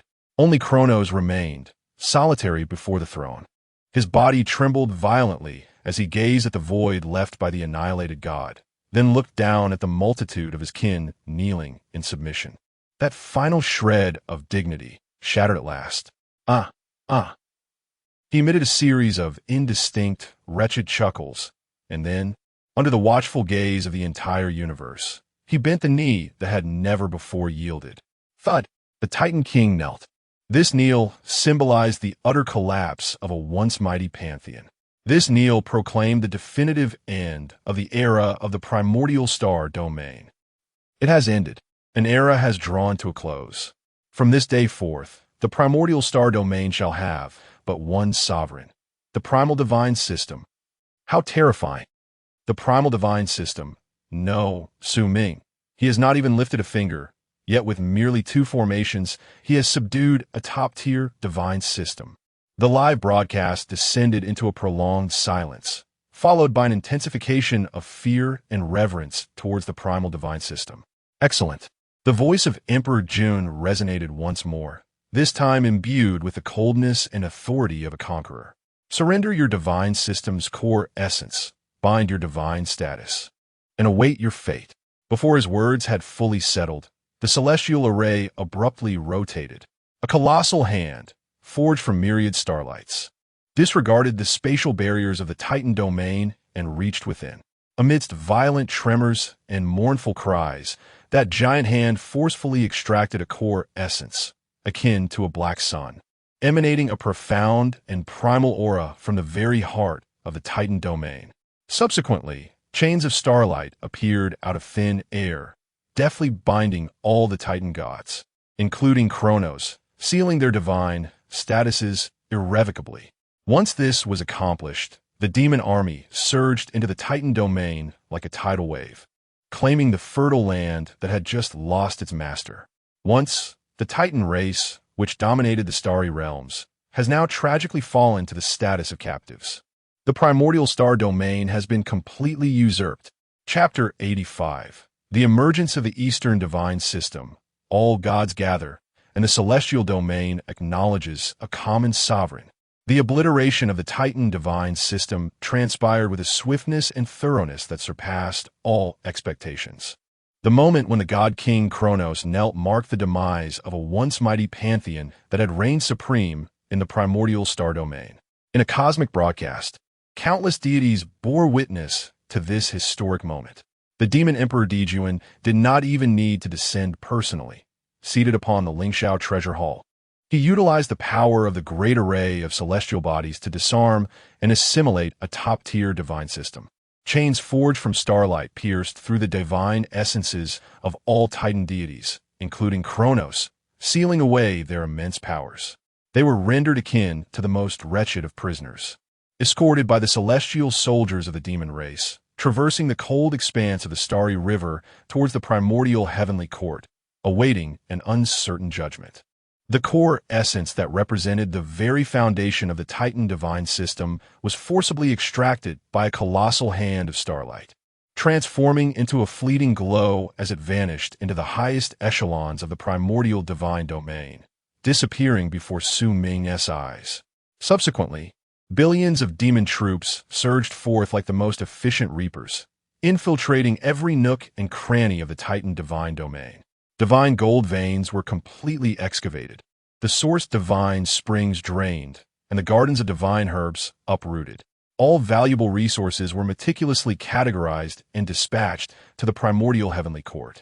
This was a unilateral and exceptionally efficient plunder, a harvest deemed rightful by the victors over the vanquished. This scene shattered the hearts of all surviving deities in the primordial star domain. Fear became the most effective passport. Just yesterday, they may have been in alliance, deliberating on how to partition the rich bounty of the primordial divine system. Today, their sole thought was how to avoid becoming the next morsel to be devoured. Thus, an unprecedented spectacle unfolded in the primordial star domain, formerly embroiled in fierce battles over resource claims. The various divine systems now exhibited an unprecedented unity as they dispatched high-ranking envoy teams towards the primordial divine domain. The first to arrive was the fleet of the Blackwing Dragon God, which had previously clashed with the Witch Tribe. The Blackwing Dragon King, having sheathed all wings and draconic majesty, humbly halted at the periphery of the primordial divine domain, offering the entirety of his divine nation's accumulated dragon blood crystals over 3 millennia, seeking merely an audience with the heavenly court of the demon race. Following closely was the envoy from the Arcane Technology Alliance, who presented the blueprints of their most advanced curvature engine technology along with a fleet composed entirely of annihilation vessels, professing their willingness to contribute to the expansion of the heavenly court territory. Subsequently, the Elven Divine System offered branches from the Tree of Life. The Dwarven Divine System presented their finest artifacts, and the Orc Divine System proffered their most valiant gladiator slaves. Each treasure, capable of igniting a divine war in the outside world, was now treated like refuse heaped outside the southern gate of the primordial heavenly court, all in exchange for the status of a compliant subject under the new sovereign. This is what is referred to as the gathering of all gods. Although the pantheon of deities was not present, the entire primordial star domain bore witness to the attendance of every divine civilization, save for the recently vanquished Titans. In response to these envoys, the celestial court offered but a single word: wait. Emperor June did not receive any envoy. He awaited the arrival of all, anticipating the moment when fear would reach its zenith. At last, as over 100 divine representatives gathered outside the southern heavenly gate, the atmosphere of trepidation thickened to a palpable intensity. It was then that Emperor June's authoritative voice resonated from the Lingxiao Treasure Palace, echoing throughout the primordial star domain via the celestial star formation. By the mandate of heaven, I proclaim, henceforth, the primordial star domain shall be renamed the Eastern Emperor Divine Domain. Within this divine domain, all divine nations and civilizations shall become subjects of my celestial court, required to pay tribute regularly and heed my commands. Private duels are strictly forbidden. Any disputes must be reported to the celestial court for adjudication. Those who disobey shall have their divine flames extinguished and their realms annihilated. This is the celestial decree, unchanging through the ages. Thus it is proclaimed. There is no room for negotiation, no prospect for discussion, only the most direct and tyrannical declaration. This announcement heralded the birth of a new order within the primordial star domain. It signified the establishment of a vast Eastern divine system, centered around the primal world and governed by the celestial court as the supreme authority. The entire star domain would henceforth honor a new name, Primal Chaos. Upon hearing this decree, the envoys of the divine systems were initially taken aback, quickly followed by a profound sense of relief and elation. Their greatest fear was not subjugation, but rather retribution and annihilation. Now, although the primal chaos divine system was indeed tyrannical, it provided clear rules. As long as they adhered to these guidelines, their survival was assured. We shall faithfully obey the will of the celestial emperor. We are willing to serve the celestial court unto death. The resounding chorus of submission echoed through the starry expanse. The live broadcast from the Pantheon had long been engulfed by this grand and sweeping historical progression. A new era has commenced. The Eastern divine system was born today, right before our eyes. Such tyranny, the Eastern Emperor Divine Domain. This directly alters the name of the entire star domain. The ambition of Su Ming transcends mere dominance. He seeks to establish a mythological system that truly belongs to him. Did you see the expressions of those divine envoys? From fear to ecstasy, This is the order brought forth by absolute power. When laws are dictated by the strongest, the weak find solace. From this day forth, the primordial star domain, no, the Eastern Emperor divine domain, shall resonate with but one voice, the voice of primal chaos. And at the pinnacle of the primal chaos divine domain, within the palace of Zixiao, Su Ming observed all of this with serene composure. Before him floated the core essence, stripped from the Titan divine system, a black sun radiating boundless weight, primal vigor, and the laws of power. This, indeed, was the greatest trophy of his conquest. The dominance of the starry realms, with myriad deities paying homage, is merely an inevitable outcome of the evolution of the primordial world. Yet, Su Ming's gaze has long transcended these superficial matters. He understands that the conflict among the Lich and Witch races is merely suppressed for the time being by external wars. With the Titan foes' disappearance and the demon clans' celestial might reaching its zenith, the fated ultimate calamity is drawing near. This source, perhaps it can deepen the foundations of the primordial world even further. Su Ming murmured to himself, his eyes shimmering with the light of profound calculations. His goal is not to avert the impending catastrophe, but rather to discern how to extract the utmost benefit from this apocalyptic upheaval, propelling the entire primordial realm to unprecedented heights once more. Chapter 86. Plundering the Origin of the Titans. Su Ming ascends to the pinnacle of mid-tier deities. The grand assembly of deities in the Eastern Emperor's divine realm and the nascent establishment of celestial order presents an epic spectacle to the billions of spectators in the outside world. Yet, for Su Ming within the Zixiao Palace, this is merely the overture. His gaze remains steadfastly fixed upon the core of origin, a black sun, severed from the depths of the Titan divine realm by the great array of the constellations. This enigmatic orb hovers silently before him, exuding an inexhaustible weight, a primal and pure embodiment of the laws of power. It encapsulates the entirety of a top-tier divine lineage's immeasurable accumulation over eons. Ordinary deities, upon acquiring such a treasure, would likely be overwhelmed with elation, meticulously extracting the power of origin to gradually elevate their divine standing, a process that could span tens of thousands of years, or even longer. However, Su Ming is the creator god. His choice is never one of mere desperate extraction, but rather devouring. He intends to wholly assimilate this core of origin into the primordial chaos, transforming it into the sustenance of his world. The Titan divine clan, born of the earth and venerating strength, shares a fundamental affinity with the Witch clan in terms of their inherent properties. A glimmer of insight sparkles in Su Ming's eyes as a grand scheme takes shape within his mind. Thus, let your origin fortify the foundation of my primordial land and enrich the roots of my Pango world. As his voice resonates, Su Ming's will manifests. The core of origin, embodying all that the Titan divine lineage represents, vanishes from the Zixiao Palace in an instant, only to reappear above the 9 heavens of the primordial world. Boom! Upon the emergence of this black sun, infused with foreign laws, the entire primordial world trembles violently. The laws of the heavenly Tao reverberate with a thunderous roar, as if rebuffing this unwelcome intruder. The land of primordial chaos splits, rivers reverse their courses, and countless beings gaze skyward in terror, fearing it to be an omen of annihilation. Even the sun and moon, suspended in the celestial vault, momentarily dim their brilliance. What on earth is Su Ming planning? Did he just cast the Titan's core into his own world? Is he out of his mind? The laws of different divine systems are in conflict. This is akin to injecting poison into one's own veins. Is he intent on collapsing his own world? No. Look, he is not merely casting it in. He is refining it. In the live broadcast, all viewers hold their breath. Su Ming's divine consciousness transforms into an invisible hand spanning the heavens, seizing the restless black core with a fierce grip. Command, the furnace of heaven and earth. All laws converge as one, refine.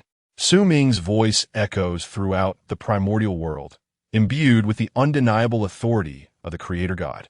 In an instant, The laws of heaven and earth within the primordial realm coalesce into an immense, invisible furnace. The elements of earth, wind, water, and fire surge forth, becoming the divine flames that forge all things. The powers of the sun, moon, and stars descend, transforming into colossal hammers that purify impurities. Buzz! The core of the Titan trembled violently, its essence marked by the will of deities such as Kronos, alongside alien laws that clashed with the primal realm. In the crucible of this world, they were gradually stripped away, purified, and crushed into the most exquisite primordial energy. Meanwhile, the laws of weightiness, power, and solidity that resonated with the ancient earth were perfectly preserved. Go! Su Ming's consciousness stirred once more. The refined primordial core, akin to a black meteor, descended from the heavens with boundless might, plunging straight toward the heart of the primordial land. Mount Buzhou. A resounding roar erupted. Mount Buzhou, formed from the spine of Pangu, stood as the foremost divine mountain of the primordial era. It seemed to sense this profound and harmonious force, emitting a deep, resonant sound akin to a dragon's roar. In the next moment, the entire primordial earth split open, revealing an unfathomable abyss, as if it had opened its colossal mouth to welcome this divine sustenance from the heavens. The black essence instantly sank deep into the earth. In an instant, cataclysmic changes unfolded. Boom, boom, boom. The tectonic plates of the primordial world began to expand violently. The land grew denser and more expansive at a visible pace, as once barren terrain surged forth with rich, innate spiritual energy. Mountains of divinity rose from the ground, piercing the clouds. Rivers became more tumultuous and unfathomably deep. At this moment, the very foundation of the primordial world was unprecedentedly solidified. The world's capacity for support increased manifold. The greatest beneficiaries were undoubtedly the Wu clan, who validated their path through strength. Roar! Within the Pango Hall, the 12 ancestors of the Wu simultaneously howled at the sky, sensing an endless stream of pure power surging from the earth beneath their feet. Their physiques greedily absorbed this force, as their bones crackled and popped, their forms soaring higher, their essence growing ever more savage and domineering. Their strength experienced a fundamental leap. Simultaneously, Su Ming, as the creator deity, reaped his greatest reward. The explosive rise of the world's essence transformed into a torrential flow of energy, nourishing him. Buzz! Divine light radiated from Su Ming, with divine flames blazing fiercely. The threshold that represented the mid-tier deity was fragile as gossamer in the face of this overwhelming power. Almost without pause, his divinity and status were propelled to an entirely new height. Mid-tier deity phase. Late mid-tier deity. Pinnacle of the mid-tier deity. It was only when he was on the cusp of ascending to the upper-tier deity that this momentum gradually subsided. Su Ming slowly opened his eyes, feeling the surging divine power within him, akin to a vast ocean, an increasingly intimate connection with the entire Eastern Emperor divine domain. A satisfied smile gracing his lips. Merely consuming a Titan deity lineage had enabled him to leap 3 levels in strength. Such is the allure of the divine war. What did I just witness? A world-class feast of gluttony? He has bestowed the essence of a divine system upon his own realm. My heavens, is it truly possible to engage in such audacity? How ruthless, how formidable. From this day forth, let us no longer refer to him as the god Su, but rather as Su the Skinner. He has consumed everything, flesh and bone alike, leaving nothing behind. He has ascended, rising 3 tiers in a single leap to the pinnacle of a mid-tier deity. Has there ever been a speed of advancement like this in the annals of the Pantheon? Have you all noticed how the primordial world has become even more terrifying? Especially those of the Witch Clan. I feel as though they could now obliterate 2 of their former selves with a single punch. The live stream's comment section has been utterly ignited by Su Ming's astonishing maneuver. Su Ming, undeterred by the clamor of the outside world, directed his gaze through the void towards the ancestral witches whose auras surged with power, and then glanced up at the heavenly court. where the unified star domains have greatly enhanced the fortunes and strength of the demon sovereign, Dejuan. He understood that the equilibrium between earth and sky had been irrevocably shattered. The fated calamity loomed ever closer. Chapter 87. The catalyst for the battle against the Lich. He shoots the sun. The foundation of the Honghuang world has become unprecedentedly profound due to the devouring of the Titan's essence. The most palpable change is the explosive growth of the Witch Clan's power on the earth. Each member of the Witch Clan feels a tighter connection to the ground beneath their feet, as if boundless strength is surging into their limbs and bones. The surge of power has birthed ambition. Within the Panga Hall, the aura of the 12 ancestor witches has grown increasingly profound and domineering. As they gaze upon the ever-expanding land, their pride, stemming from the bloodline of Pangu, swells accordingly. The Demon Clan governs the skies, while the Witch Clan rules the earth. It is high time this arrangement was reconsidered. Zhu Rong, with his notoriously fiery temper, is engulfed in flames that distort the very fabric of space. This world was forged by our father, so why should it be shared with those lesser beings? Indeed, the water god Gongong concurred, asserting that with their newfound strength, the Demon Clan's celestial court is no longer worthy of standing alongside them. How dare that young Emperor Jun call himself the heavenly sovereign? The conflicts that have been suppressed by external wars now resurface, exacerbated by the imbalance of power, sharper than ever before. The Witch Clan is no longer content merely to be the sovereigns of the earth. They have set their sights on the celestial palace high above the 9 heavens. Meanwhile, in the 33 heavens within the Demon Clan's celestial court, Emperor Jun sits upon his throne, brow furrowed. As the master of the constellation array, he perceives the shifts in the fate of the Honghuang world with the utmost acuity. He can distinctly sense that the fortune belonging to the Witch Clan is rising like a wildfire, nearly rivaling that of his own demon tribe, and even hinting at the potential to surpass it. The balance has been shattered. Elder brother, those barbaric witches are becoming increasingly audacious. Recently, there have been numerous incidents of our Demon Clan's celestial patrols being unjustly slain by them. Dong Huang Tai Yi, cradling the chaos bell, his eyes brimming with murderous intent, declared, "We can wait no longer. If we allow them to grow unchecked, what will become of our celestial court's authority?" Emperor Jun is not unaware. He understands that an ultimate confrontation, which will determine the future sovereign of the Honghuang, is now inevitable. What he lacks is a compelling reason, one that would justify the onset of a full-scale war at any cost. A catalyst that even the heavens could not rebuke. This catalyst would soon ignite in an unforeseen manner. Emperor Jun has 10 sons, born from the essence of the sun, 10 three-legged golden crows. They have been noble since birth, regarded as natural rulers, and have been cherished greatly. However, their prolonged ease and privilege have fostered their arrogant and willful nature. One day, the 10 golden crow princes, weary of the monotonous training in the Soup Valley, secretly conspired to leave the heavenly court without Emperor Jun and Tai Yi's knowledge. They had heard of the vast and boundless land of Honghuang, teeming with life, far more intriguing than the desolate celestial court. Let us, brothers, join forces and venture into that expansive land, allowing those humble beings to witness the unparalleled might of us, the sons of the sun god.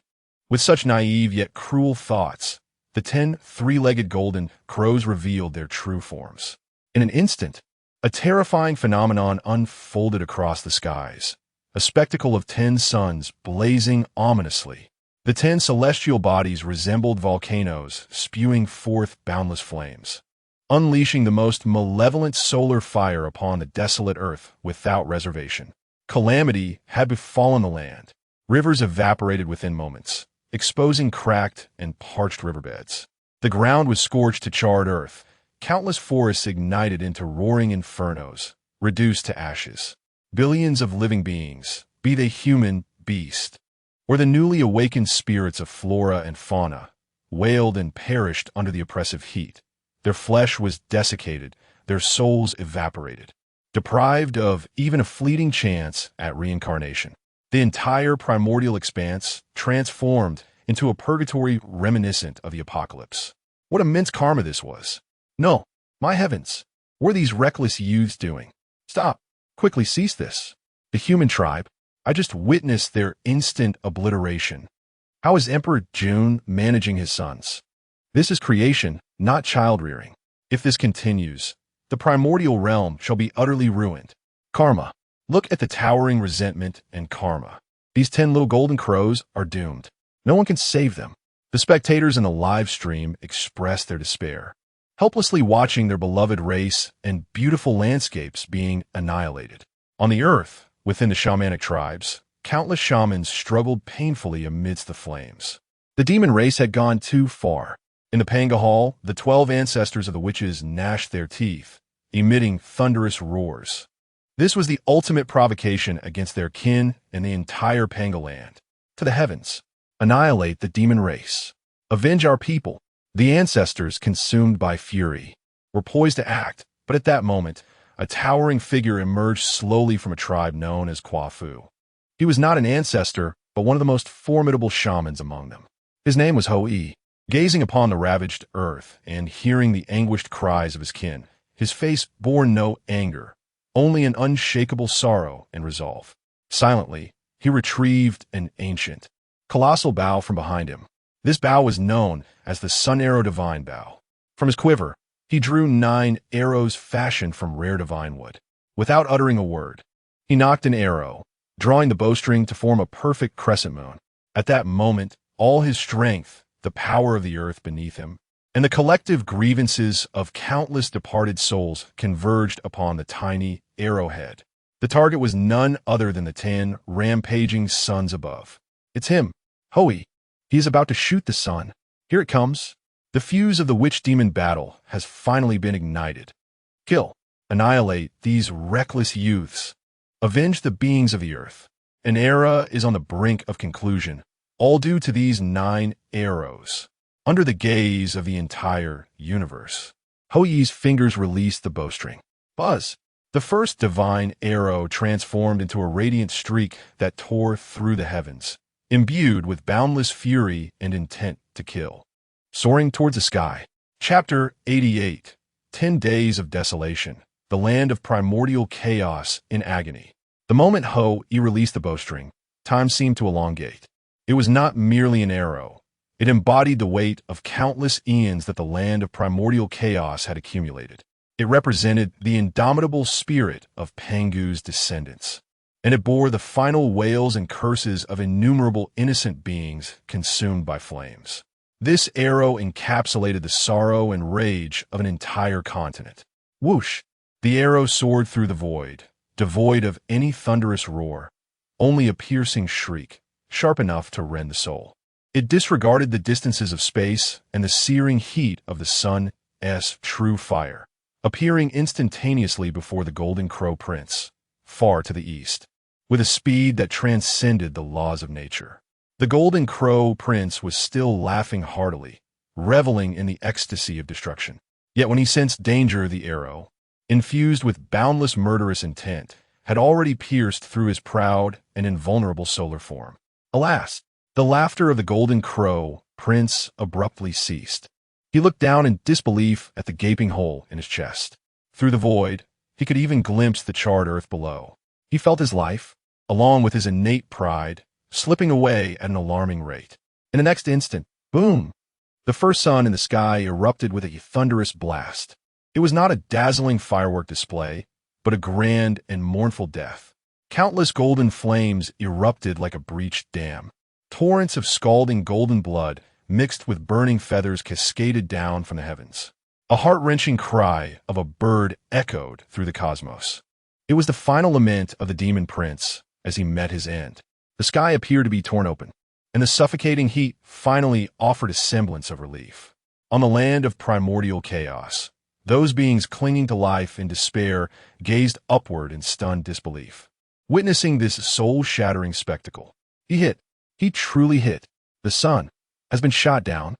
My heavens, that is the son of the heavenly emperor. Just like that, he has slain him. This Hoi, is he a divine being? What sweet revenge. So many of us burned alive. They deserve it. Annihilate them all. Leave none alive.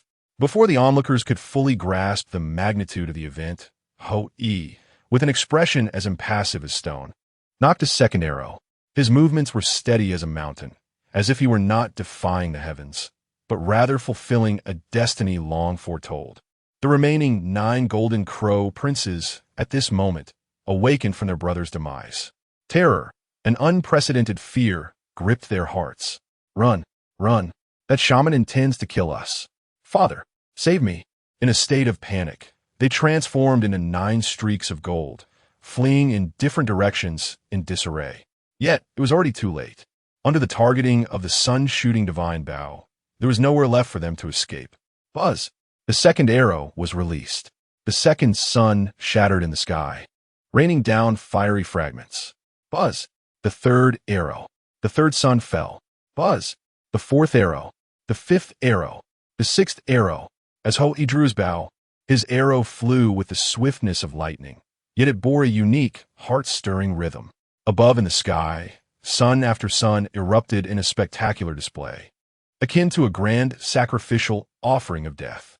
Golden blood stained the heavens, while the mournful cries of the demon princes echoed, ultimately succumbing to silence. Upon the earth, countless beings transformed from a state of stupor to ecstatic cheers. They knelt, paying their most devout homage to the towering figure who shot down the suns, fervently chanting Ho-Yi's name. In the 33 heavens, within the magnificent palace of Lingxiao, Emperor Jun, who had been deliberating with the demon leaders on how to respond to the Wu tribe's provocations, felt a sudden pang in his heart, an indescribable agony surging within him. He abruptly rose, his gaze fixed upon the 10 golden lamps representing the souls of his 10 sons. Just moments ago, one of them had extinguished. No Emperor Jun's eyes filled with blood, and before he could comprehend the reality, one by one, the golden lamps flickered out at a pace that shattered his very soul. 1, 2, 5, 9. In mere moments, only one lamp remained, swaying in the wind, its glow feeble, as if it could extinguish at any instant. A howl, unlike any human sound, filled with infinite pain and madness, erupted from the mouth of the heavenly emperor. My sons! The imperial robe of Emperor Jun tore apart, and he was no longer the dignified and calm celestial sovereign, but a heartbroken father, helplessly witnessing the slaughter of his sons. An overwhelming intent to kill, intermingled with the true fire of the sun, erupted from his being, setting the entire Lingxiao palace ablaze like crystal.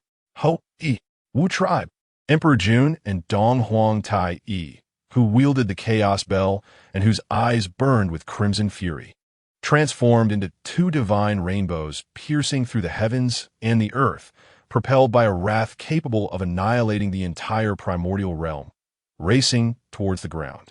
A tragedy born from the mischief of the sons of the heavenly emperor and concluded by the grief and fury of the great Wu had irrevocably escalated into an unending sea of blood between the 2 mightiest races of the primordial world. Chapter 89. The Lament of the Great Shaman. As Quafu pursued the sun, his strength waned, leading to his demise. The scorching heat that had engulfed the world began to recede with the fall of the 9th sun, yet the final orb continued to emit a despairing warmth. Ho-Yi's countenance was as solemn as still water, his blood-red eyes fixed intently upon the last flickering ray of golden light fleeing across the sky. He slowly raised his arm, muscles taut, drawing back the divine bow of sun shooting once more. This was the final arrow. Once released, it would bring a definitive end to this calamity. However, it also signified that the realm would be devoid of the great sun, plunging into eternal darkness and cold. Across the primordial expanse, countless beings held their breath, yearning for the arrow to be loosed while simultaneously fearing the unknown repercussions. In that pivotal moment, when all eyes were upon him, a more resonant and profound roar erupted from a distant shaman tribe behind Ho-E. A giant, towering several times higher than Ho-E, took strides that spanned mountains and rivers, chasing after the last sun in the sky. His name was Quafu, a great shaman renowned for his endurance and strength. Gazing upon the scorched earth and the desiccated corpses of his kin, he felt not the extreme malice of Ho-E, but rather an elemental, stubborn thought rising within him. The flames must not continue to burn, nor be allowed to extinguish entirely. He sought to seize it, to bring the source of this catastrophe firmly under his control. Quafu, Hou-Yi's pupils constricted, his bowstring faltering. He perceived the resolve in Kwafu's eyes, an unwavering conviction, the purest obsession of the shaman lineage. Once determined, it would persist until death. What is this? Another great shaman? Is he pursuing the sun? My heavens, this is utterly mad. To chase the sun on foot? How is that even conceivable? Is this what it means to be a shaman? One uses a bow and arrow, while the other pursues with sheer legs. Such a direct and violent approach to resolve matters. In the incredulous gaze of the universe's spectators, a legendary chase commenced. Kwafu thundered across the earth. With each step, mountains trembled and the ground roared. His speed reached the utmost limits, his figure casting a long shadow against the vast primordial landscape. The last golden sunbird, terrified beyond measure, burned its essence in a frantic escape towards the western horizon. One man and one bird, one soaring above, the other in pursuit below. This chase spanned countless miles across the mountains and rivers. The sun's true fire seared Kwafu's skin, making him feel as though his very blood were boiling. An unparalleled thirst raged within him like flames in his throat. Upon reaching the banks of the Yellow River, he bent down, akin to a great whale drinking, and consumed the tumultuous waters in one mighty gulp. He then dashed to the banks of the Wei River, bending once more to drink until its depths were revealed.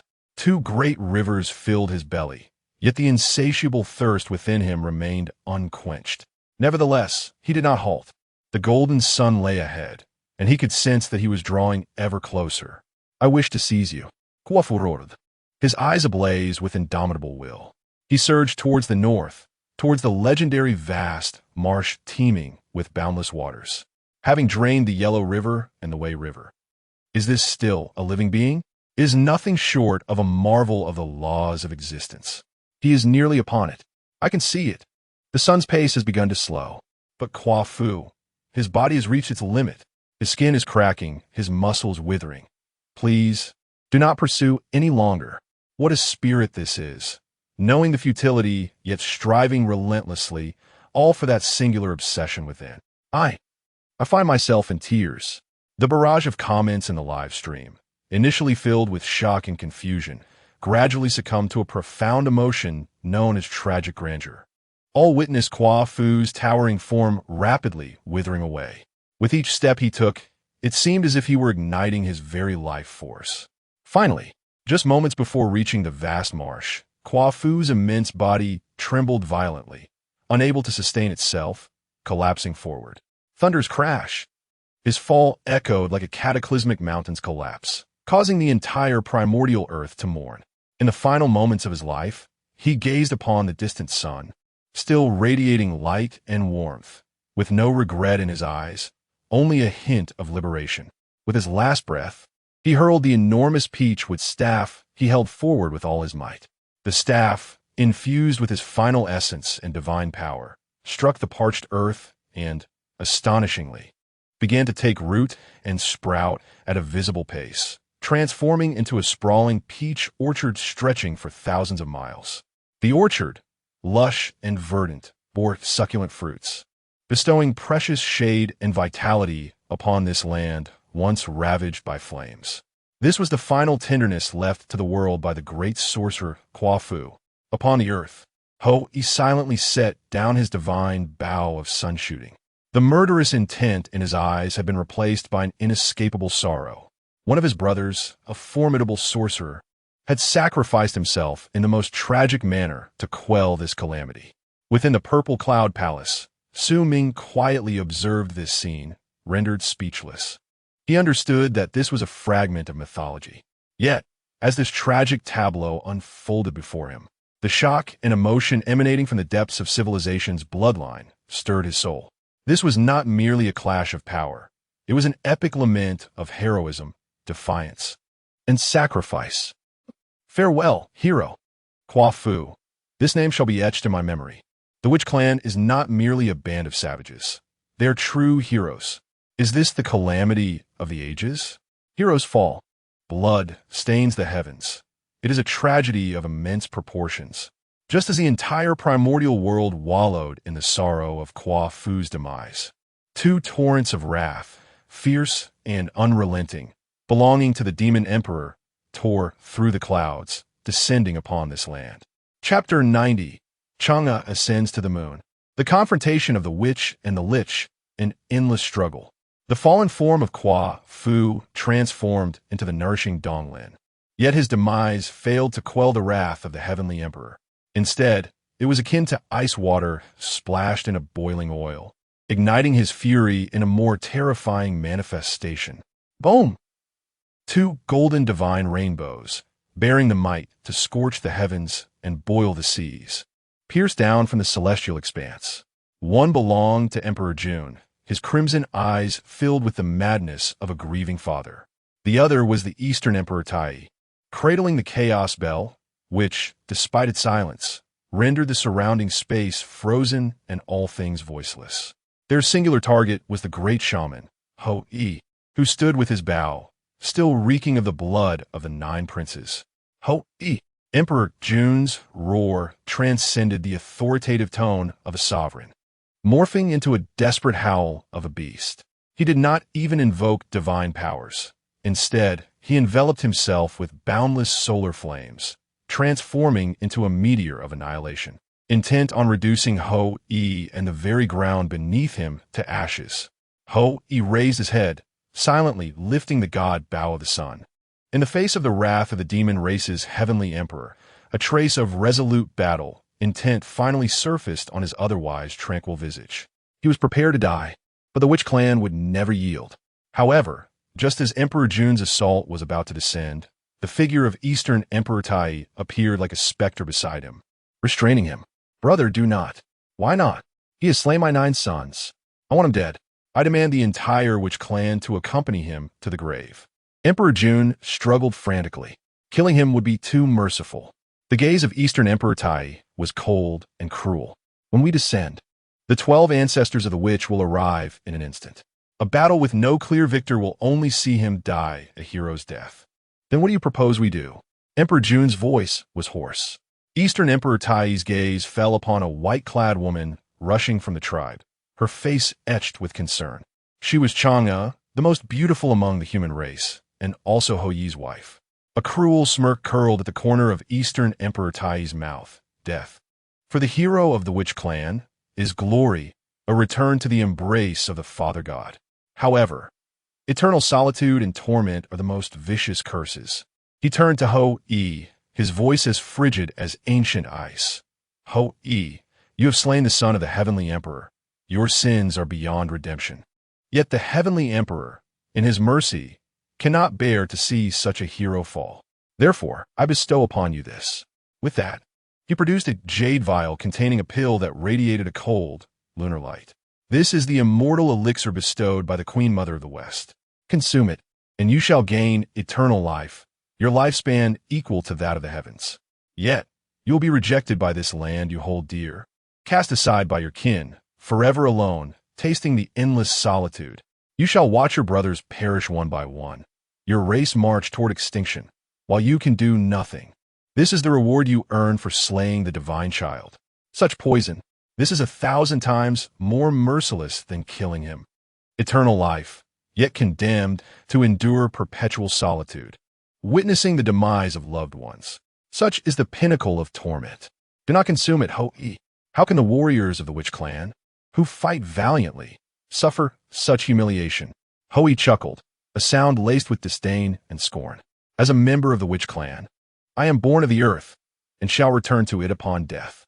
Standing tall, what fear do I have of death? Such vile substance, keep it for yourselves." With that, he drew his divine bow, preparing to unleash his final arrow towards Dijun. "No!" A sorrowful cry resonated. At that moment, as all eyes fixed upon Ho-I and the 2 demon emperors, Chang'e, who had been standing behind him, sprang into action. Like a flash of white lightning, she darted towards the elixir of immortality in Dong Huang Tai's hand. In the astonished gaze of Dong Huang Tai, she seized the jade vial and unhesitatingly swallowed the pill. She could not bear to watch her heroic husband endure such a malicious curse. If this curse was inescapable, then let her bear it. Chang'e, Ho-I let out a roar of sheer terror and despair. Reaching out, as if to grasp something, only to clutch at emptiness. As the pill settled within her, an intensely cool power enveloped Chang'e in an instant. Her body grew lighter and more translucent, as if all weight was relinquished. Slowly, uncontrollably, she began to drift skyward. The earth repelled her, the primordial wilderness expelled her. With tear-filled eyes, she gazed down at the man extending his hand towards her, his face etched with despair, murmuring, "Ho-e, live on." Her form ascended higher, surpassing the clouds and the gale of the 9 heavens, ultimately transforming into a solitary silhouette on the eternally cold moon, forever imprisoned within the serene palace of Guanghan. Ho-e stared blankly at the radiant moon, the sun arrow divine bow clattering to the ground. His heart had perished. Dijun and Dong Huang Tai Yi were equally stunned. They had not anticipated such an outcome, but in the next moment, a torrent of rage consumed them anew. Ho-e may have survived, yet his wife, a mere human woman, had turned their scheme into a monumental jest. Kill! At this critical juncture, a formidable presence descended, shattering the void. You dare! 12 towering figures of the ancient deities tore through the air, arriving at the scene. Zhu Rong, Gong Gong, Dijiang. The 12 ancestral witches had finally arrived. They shielded the dazed Ho-e behind them, glaring at the 2 demon emperors in the sky. Upon the earth stood the 12 mightiest monarchs of the witch clan, while above, the 2 supreme sovereigns of the demon race loomed. The agony of losing a child, the bitterness of a stolen wife, the enmity of their races. All grievances converged at this moment. Zhu Rong's tempestuous voice transformed into an oath that reverberated throughout the primordial world. From this day forth, the witch clan and your demon race shall be in a state of unending conflict. Chapter 91. The eruption of the final cataclysm. The Lich's fateful battle. The voice of Zhu Rong resonated like the simultaneous eruption of countless volcanoes, etching those 4 words into the very fabric of the primordial world's laws. Undying and unyielding. This was not merely a vow. It was the battle cry, the last spark igniting the powder keg of an entire era.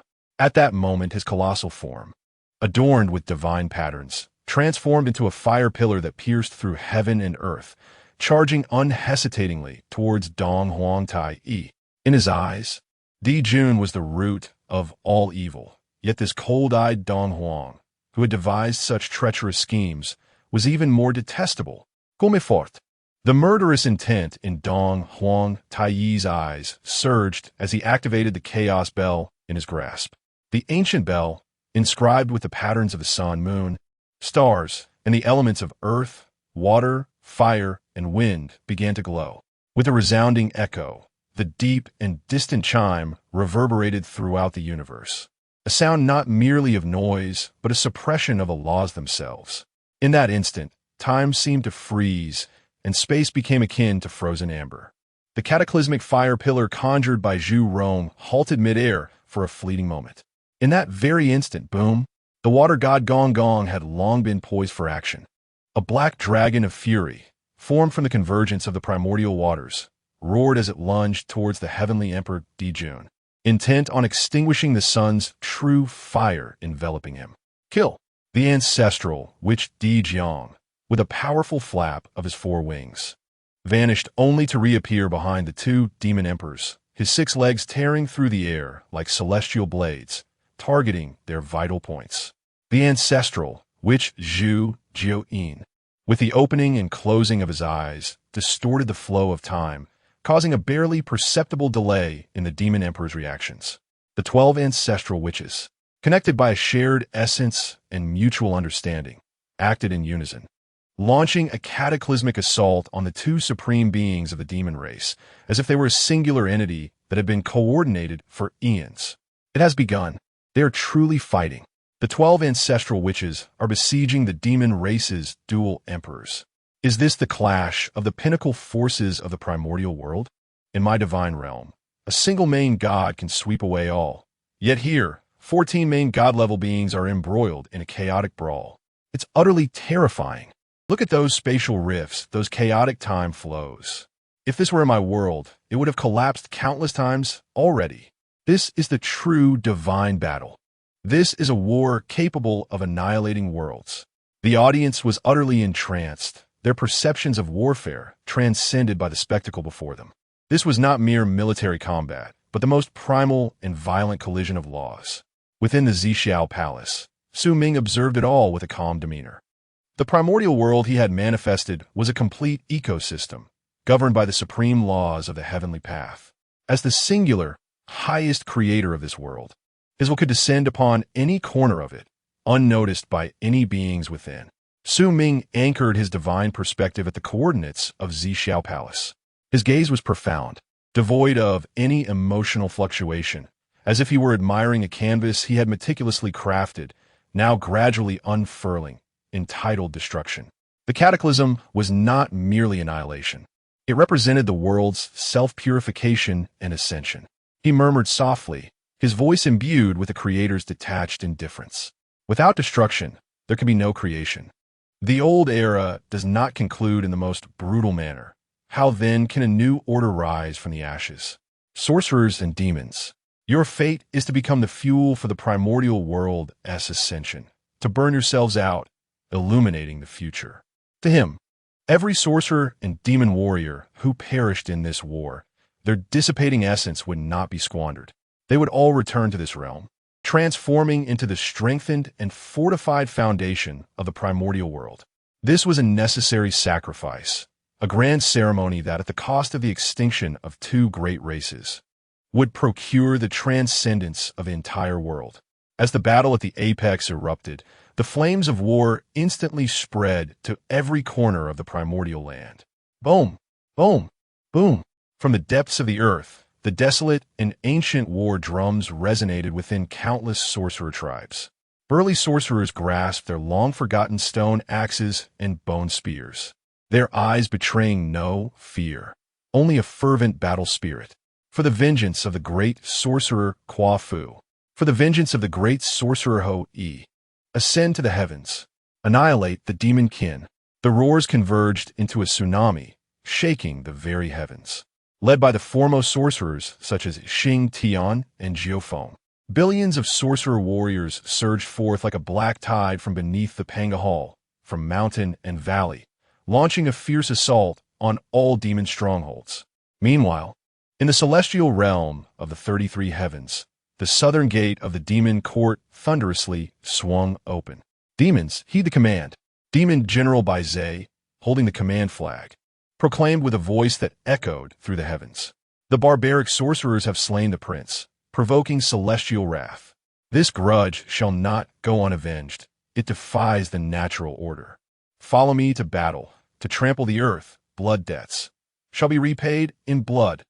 Blood debts shall be repaid in blood. Hundreds of millions of celestial soldiers, under the leadership of the 10 great demon generals, including Kuanpeng, Jimong, and Ingzhao, rode the demon clouds aboard war chariots, descending like a golden river from the heavens to meet the black torrent surging from the earth.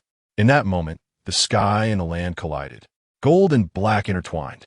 The sounds of battle cries, clashing weapons, explosive spells, and the laments of the dying merged into a grand and tragic war symphony. The sky rained blood. The earth was stained crimson. A splendid era, at this moment, officially commenced its bloody final battle.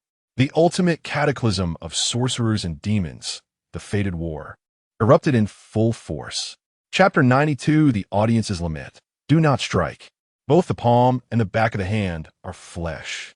War, once ignited, transforms into a merciless grinder of blood and flesh. When the countless warriors of the two clans collide, the entire primordial world seems to groan in agony.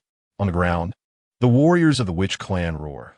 They possess no understanding of intricate formations and disdain the use of ornate supernatural powers. Their mightiest weapon is their own flesh, comparable to divine gold.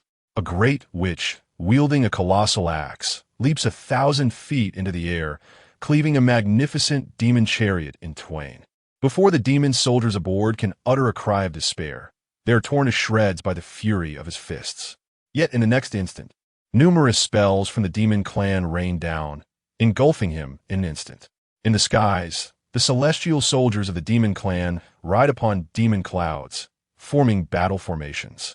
They chant ancient incantations, summoning the powers of the sun, moon, and stars, transforming them into spears of light and torrents of fire, ruthlessly cleansing the earth.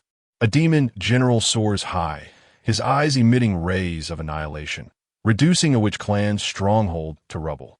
But before he can savor the sweet taste of victory, a shadow erupts from the ground. Another warrior of the witch clan, expending his final strength to leap high, plunging his claws into the demon general's heart, ensuring their mutual demise. Every minute, every second, thousands of lives wither away. Blood converges into streams, staining mountains and saturating the earth. Mangled limbs and shattered artifacts lie strewn about, like refuse, across what was once a vibrant primordial realm. This is no longer a duel between heroes. It has devolved into a primal and savage war of attrition between races. Stop. Please stop. I can't bear to watch. Oh my heavens. I once cheered for their strength, but now my heart aches. That great witch. I remember him. In a previous evolution, he saved a lost little beast. Now he is dead. That demon general as well. The starry sky he protected was the most beautiful in all the primordial realm. And now he is gone. How did it come to this? They were all created by the broadcaster, so powerful and so vibrant. Why must they turn on each other?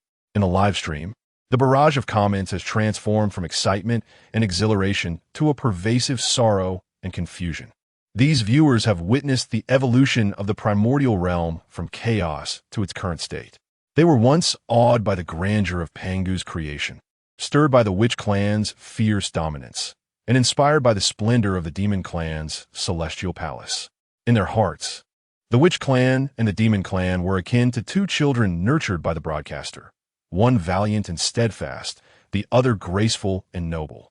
Though there were occasional frictions, both were indispensable parts of this world. Yet now, these two children are engaged in a relentless and bloody struggle, regardless of who falls. It represents a profound loss for the audience. Broadcaster, I implore you, let them cease. If this continues, both races will face extinction. Indeed, I once chose sides, but now I wish for them all to survive. This is the true embodiment of the phrase, both the palm and the back of the hand are flesh. As the audience mourns and implores, they experience for the first time the brutal reality encapsulated in the term calamity. This is not a glorious war. Rather, it is the prelude to annihilation. Yet, their cries of despair are destined to remain unheard by the Creator seated in the purple celestial palace. Even if their lamentations were to reach him, Su Ming would remain utterly indifferent. His gaze pierced through the bloody battlefield, revealing a deeper truth. He observed that with the fall of each lich warrior, their formidable life essence transformed into the purest energy, gradually being absorbed by the very fabric of this realm. The mountains grew more resilient, the space became increasingly stable, and the laws crystallized with clarity. The entire primordial world resembled a ravenous beast, devouring all the nutrients produced by this war, undergoing an unprecedented metamorphosis and elevation. The sacrifices of the lich and demon clans nourished the foundation of this world, paving the way for a forthcoming, even more glorious era of humanity. Yet, it was still insufficient. Su Ming's gaze remained as tranquil as a deep well, his voice devoid of any emotion. The mere demise of warriors was insufficient to propel the calamity to its zenith. This fated battle required the fall of sovereigns, the blood of the supreme as the ultimate offering. His gaze gradually turned towards the supreme battlefield, shrouded in an endless storm of laws, belonging to the dual emperors of the 12 ancestors and the demon race.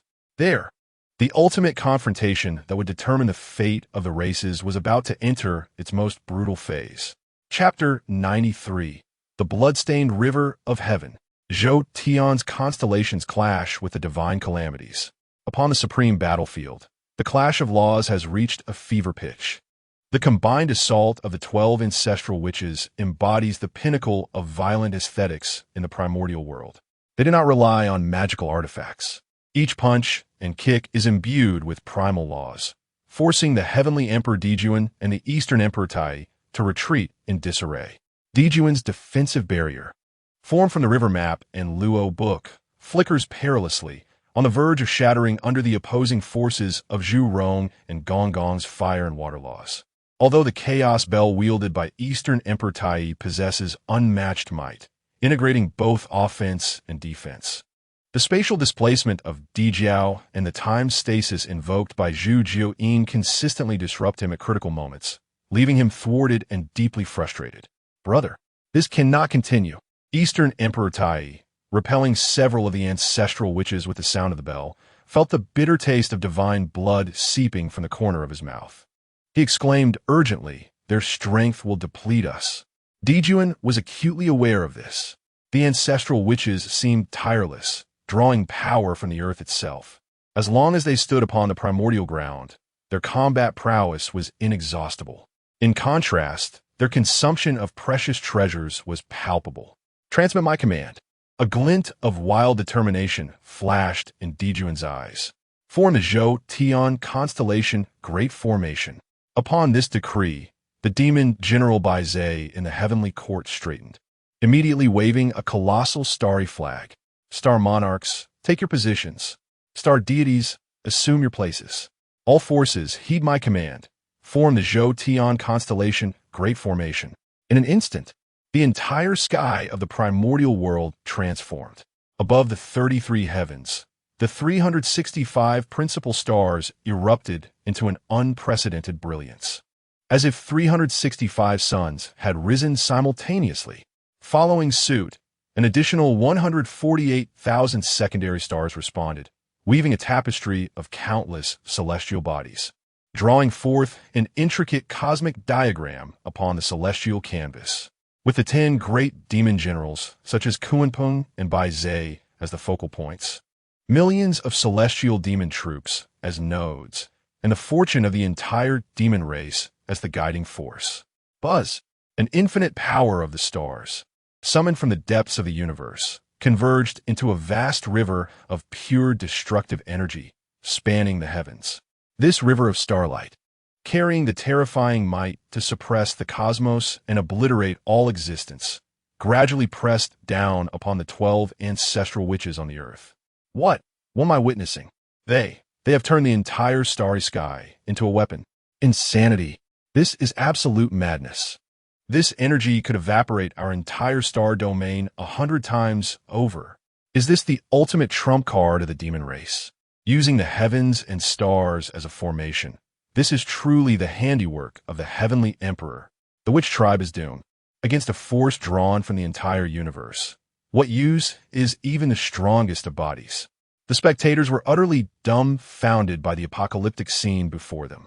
The oppressive aura emanating from the Starlight River even permeated through the live broadcast, inducing waves of suffocation among them. Yet, in the face of this world-destroying assault, the 12 ancestral witches displayed not fear, but a bloodthirsty fervor. At last, are you truly prepared to showcase your genuine prowess? You wretched creatures. The god of fire, Zhurong, laughed heartily. Come forth. Allow you to witness the authentic power bestowed upon us by our progenitor, Pangu. The water god, Gong Gong, boomed like thunder. The 12 ancestor witches exchanged glances, simultaneously unleashing a roar that resonated from the depths of their very bloodlines. The grand celestial formation, arise. They grounded themselves upon the earth, aligning according to profound and arcane positions, their hands weaving ancient, sorrowful seals. In an instant, the entire primordial land trembled violently. A surge of inky black malevolent energy erupted from the depths of the 9 underworlds, from the very veins of the earth, and from the countless corpses of fallen warriors of the witch clan, soaring skyward. This malevolence was the residual chaotic essence left by Pangu during the creation of the world, a conglomerate of all negative forces, imbued with the essence of rage, destruction, and finality. 12 towering pillars of black light, centered around the 12 ancestor witches, ascended skyward, piercing the clouds. Behind them, each coalesced into a billowing black banner, upon which deities and demons howled, fierce and unmatched. Unite. With a command from Emperor Jiang, the 12 black pillars instantly converged, and the endless malevolence coalesced in the center of the battlefield into a vague yet towering and terrifying spectral image of a demon god. This apparition wielded a colossal axe, and merely by standing there, the pressure it exuded shattered the space around it, as if to reenact the scene of creation itself. The grand celestial formation, utilizing the 12 ancestor witches as the core and the Earth's turbid essence as energy, it summoned the true essence of Pangu's shadow. What? What is that? That giant is Pangu. Heavens, the one who created the world has returned. Madness, utter madness. One draws upon the celestial constellations, while the other summons the visage of the Creator. This is destined to obliterate the world. Under the horrified gaze of the cosmic audience, the celestial order, represented by the grand celestial array, transformed into a river of starlight, met head-on with the Earth's power embodied in the grand celestial formation, materializing the spectral image of Pangu. At last, they collided. Boom! There was no earth-shattering explosion, only an overwhelming void.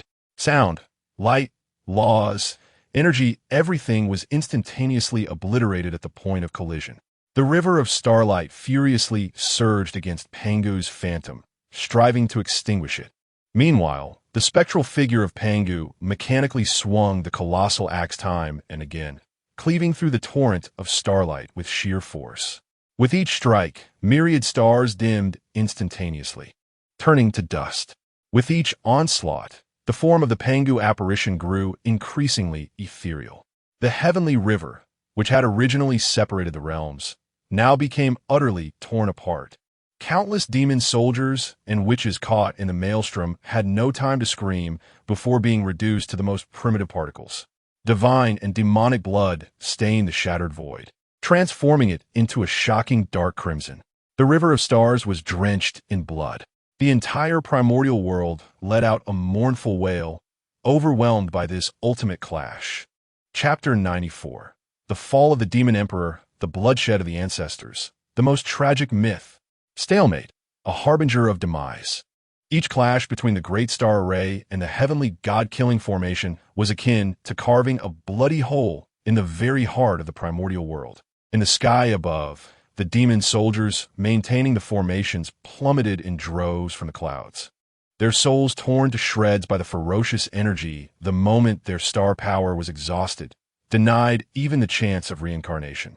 On the ground, the faces of the 12 ancestors grew increasingly pale. The heavenly god-killing formation siphoned the essence of the earth and the bloodline's malevolence, placing an immense burden upon them as well. Both sides had been forced to the precipice of oblivion. The first to falter would face eternal damnation. With a sudden cough, the demon commander Kuanpung, the core of the formation, violently expelled a stream of golden divine blood. It was not due to a lack of strength, but rather because too many demon soldiers had fallen, resulting in a fracture in the star power operation within his designated area. This fracture resembled the initial crack in a grand dam, triggering an immediate chain reaction. The resplendent river of stars, formed by the Great Star Array, dimmed abruptly. A sense of dread washed over both Emperor Jun and Dongwang Tai. Ha ha ha! The feathered creatures, your time is over. Below, the ancestors sensed this shift and felt invigorated, urging the phantom of Pangu to unleash an even more ferocious assault. The Pangu axe swung down once more, and this time, it cleaved a massive gash in the starry river. They are doomed. The demon race is destined to fail. We cannot hold on. The casualties among the demon soldiers are too severe. The formation can no longer maintain its integrity.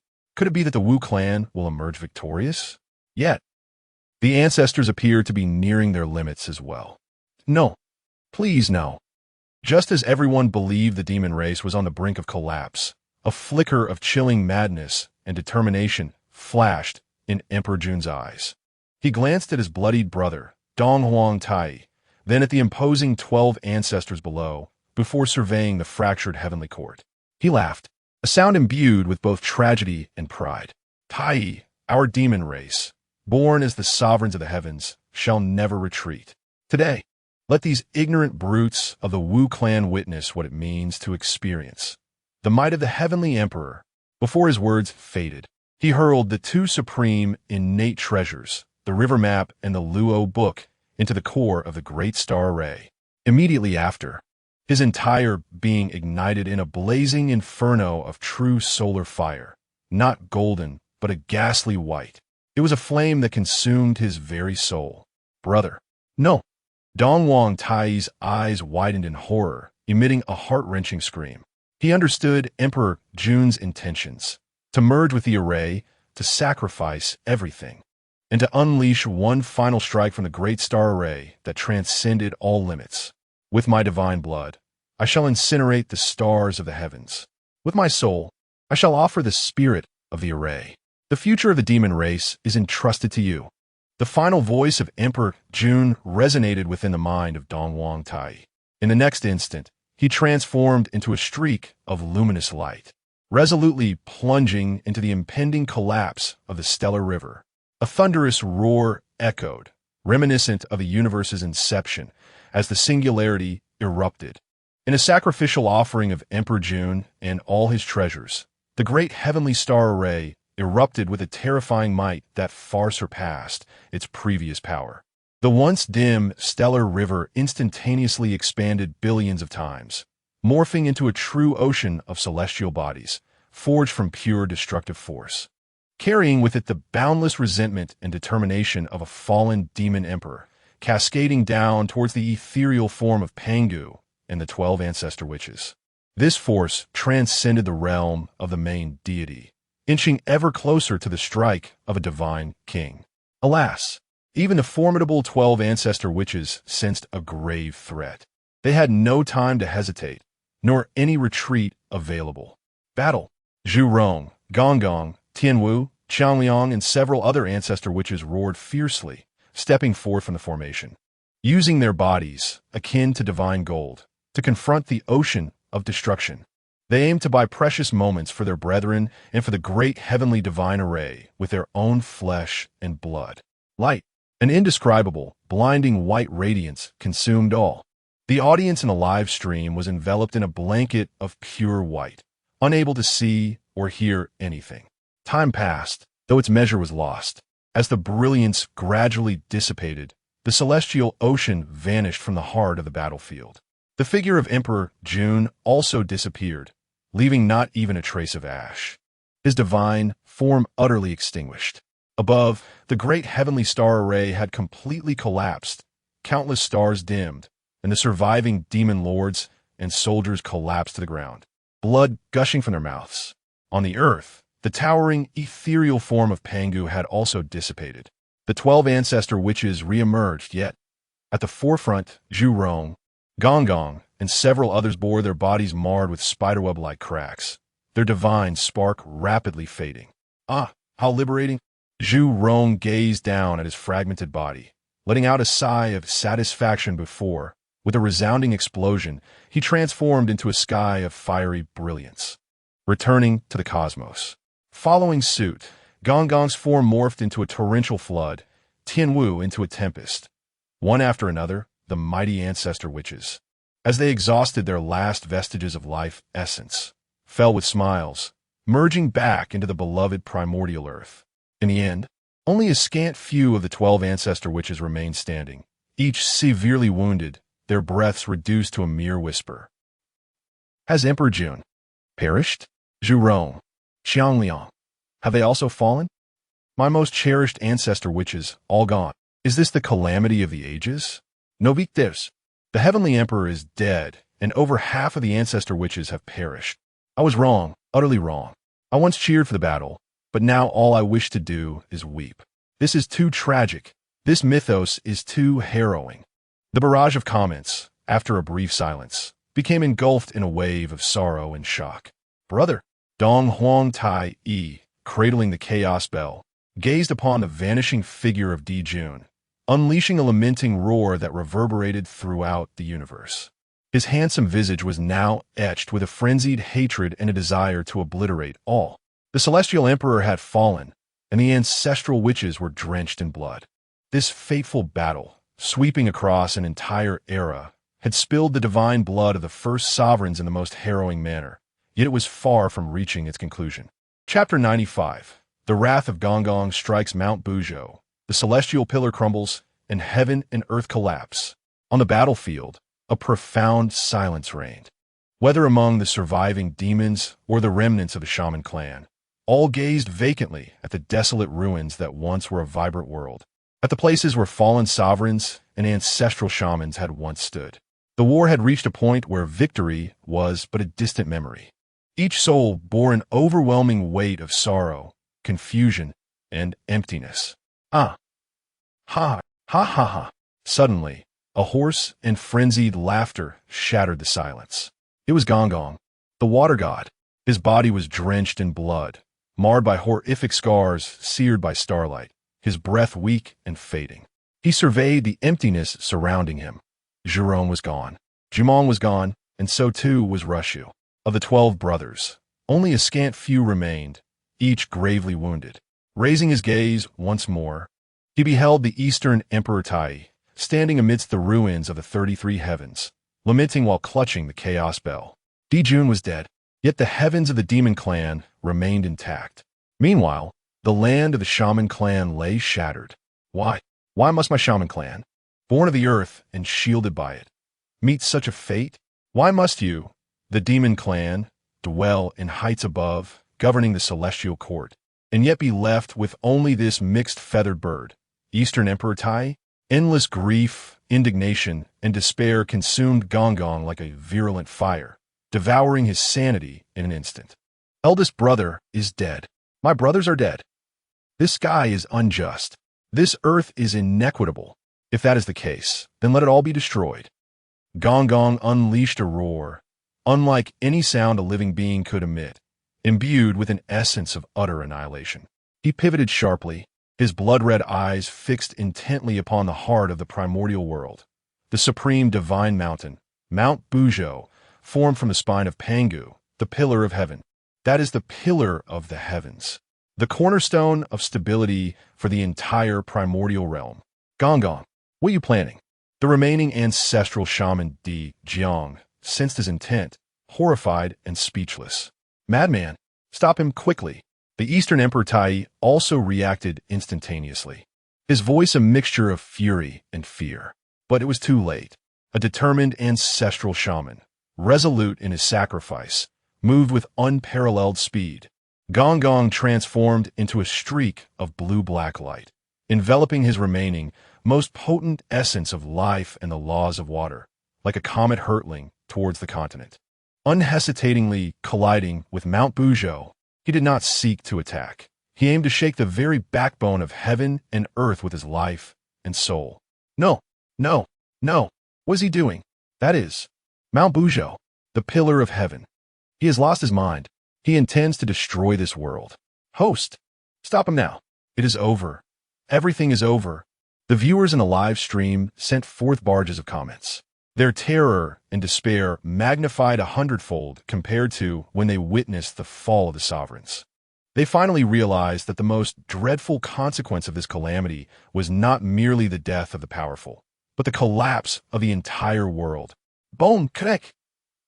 A resounding crash echoed, accompanied by a piercing fracture that sent shivers through the very essence of the primordial beings. The sacred pillar of the heavens, Mount Buzhou, which had supported the universe since time immemorial, was violently shattered in its midst by Gong Gong, who sacrificed his life for this cataclysmic act. The heavens, it seemed, were collapsing, not entirely, but rather tilting precariously. The once stable celestial vault began to lean towards the northwest, while the earth in the southeast succumbed to a dreadful descent.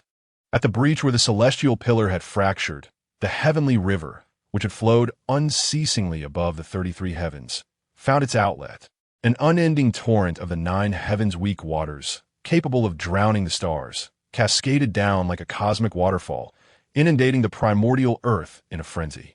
Simultaneously, the ground crumbled. The crust split apart, and the cataclysmic fire, long hidden within the earth's core, erupted from numerous insatiable fissures. In that moment, a deluge overwhelming the world and flames consuming cities heralded the arrival of disaster. Countless beings, unable to flee, be they humans or other frail races, appeared diminutive and helpless before this apocalyptic scene of collapsing skies and sinking lands. The ancient world, still reeling from the scars of war, now faced utter annihilation. Within the Zixiao Palace, Su Ming observed this unfolding chaos with a tranquil demeanor. Witnessing Gonggong reduced to ashes, the catastrophic fracture of Mount Buzhou, and the flood and fire devouring the land, his expression remained devoid of turmoil, as if he were a masterful chess player, watching the board unfold precisely as he had envisioned. Without destruction, there can be no construction, he uttered softly. The era of the witches and demons commenced in the most resplendent manner, and must conclude with equal finality. The old order, along with its foundation, Mount Buzhou, would be obliterated, making way for the birth of a new order. His gaze pierced through the unending chaos of water and fire towards the direction of the Nuo Palace, where a compassionate female sage felt the anguished cries of all beings, shedding tears of empathy. The devastation of this calamity had reached its zenith. It was now time for the chapter of creation to begin. The sage's efforts to mend the heavens would yield immeasurable merit. An era belonging to humanity was poised to rise, gracefully emerging from the ashes of ruin. Chapter 96. The Saint Enhua, Mending Heaven with Stone, Recreating the Universe. The apocalypse has arrived. This is not a mere metaphor, but a stark and brutal reality. The heavens have collapsed in the northwest, and the earth has sunk in the southeast. Without the support of Mount Buzhou, the pillar of the heavens, the entire sky of the primordial world is visibly tilting at an alarming rate. Above the firmament, the immense chasm, opened by the relentless assault of Gonggong, has become the source of death. An endless cascade of the 9 heavens' weak waters, carrying terrifying laws capable of dissolving the bones of immortals, transforms into a cataclysmic waterfall spanning the heavens and earth, pouring down fervently upon the land. Simultaneously, the earth's fractures intensify. The landmass in the southeast, under the immense gravitational pull of the tilting sky, continues to sink and collapse, ultimately giving rise to a boundless ocean. Deep within the Earth's core, the primordial fire, hidden for eons, erupts from the unfathomable chasms, turning mountains to scorched earth and boiling rivers dry. Floods and flames, the two most primal of natural disasters, mercilessly cleanse this world that has just endured a brutal conflict. Help! Flee! The waters are coming. It's the earth fire, my homeland. Countless beings cry out in despair and flee. In this moment, whether proud demons, formidable witches, or fragile humans, all appear so small and helpless. The surviving demon lord, Bai Zhe, employs all of his powers, yet can only conjure a small patch of demon clouds to shelter the few remaining demon soldiers of the heavenly court, desperately evading the wrath of water and fire. The last remaining ancestor witch, Di Jiang, exerts his final strength to tear apart the fabric of space, attempting to relocate some of his kin, yet the shattered laws of heaven and earth render his abilities sluggish and perilous, with each teleportation accompanied by immense risk. The human race, the most numerous yet weakest, faces imminent annihilation. Lacking formidable powers and sturdy bodies, they can only cry out in despair, being consumed in swathes by the calamity. It's over. This time it's truly over. This is not war. This is the end of the world. Broadcaster, your world is collapsing. I thought the war between witches and liches was the conclusion, yet. Is this truly the great calamity? To obliterate everything? The humans. I see the humans. They are so pitiful, having just been born, and now to be extinguished? Broadcaster, think of something. If this continues, nothing will remain in this world but water and fire. The audience in the live stream is engulfed in profound helplessness and fear. They watch helplessly as the world they have followed for so long, along with vibrant lives, marches towards irreversible destruction. The torment of witnessing all beauty being torn asunder is far more agonizing than watching the brutal war unfold. Just as despair blankets all beings, a sigh, imbued with compassion and mercy, seems to transcend time and space, resonating within the hearts of every living creature. This sigh carries a peculiar soothing power, momentarily calming the raging waters and pausing the surging earth fire. All living beings involuntarily lifted their heads to gaze at the heavens. Before them appeared a sacred figure, gracing the ruins of the 33 heavens. Clad in simple imperial attire, her beauty was unparalleled, yet devoid of any allure. Instead, she radiated endless compassion and divinity.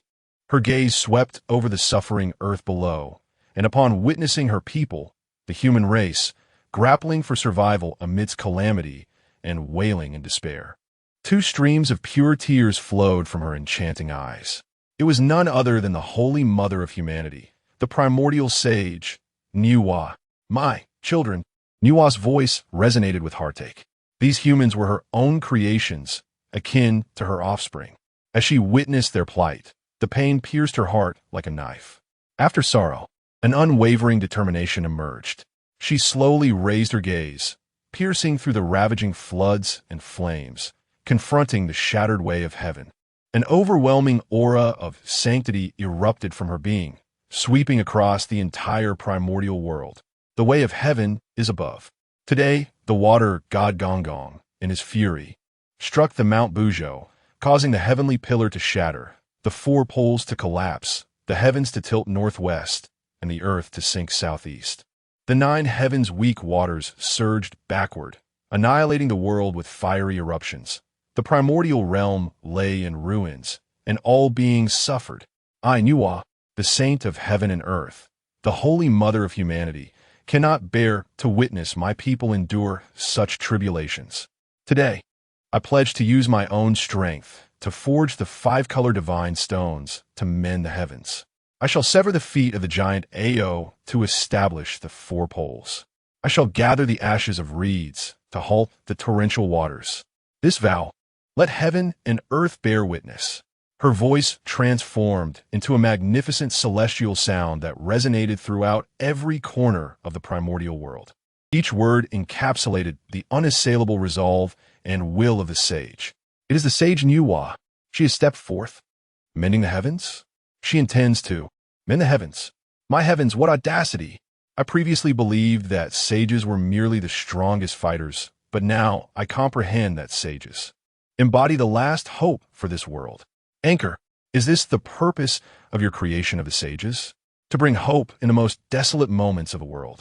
The entire universe was profoundly shaken by Nuwa's grand vow. Subsequently, they bore witness to the true capabilities of a sage.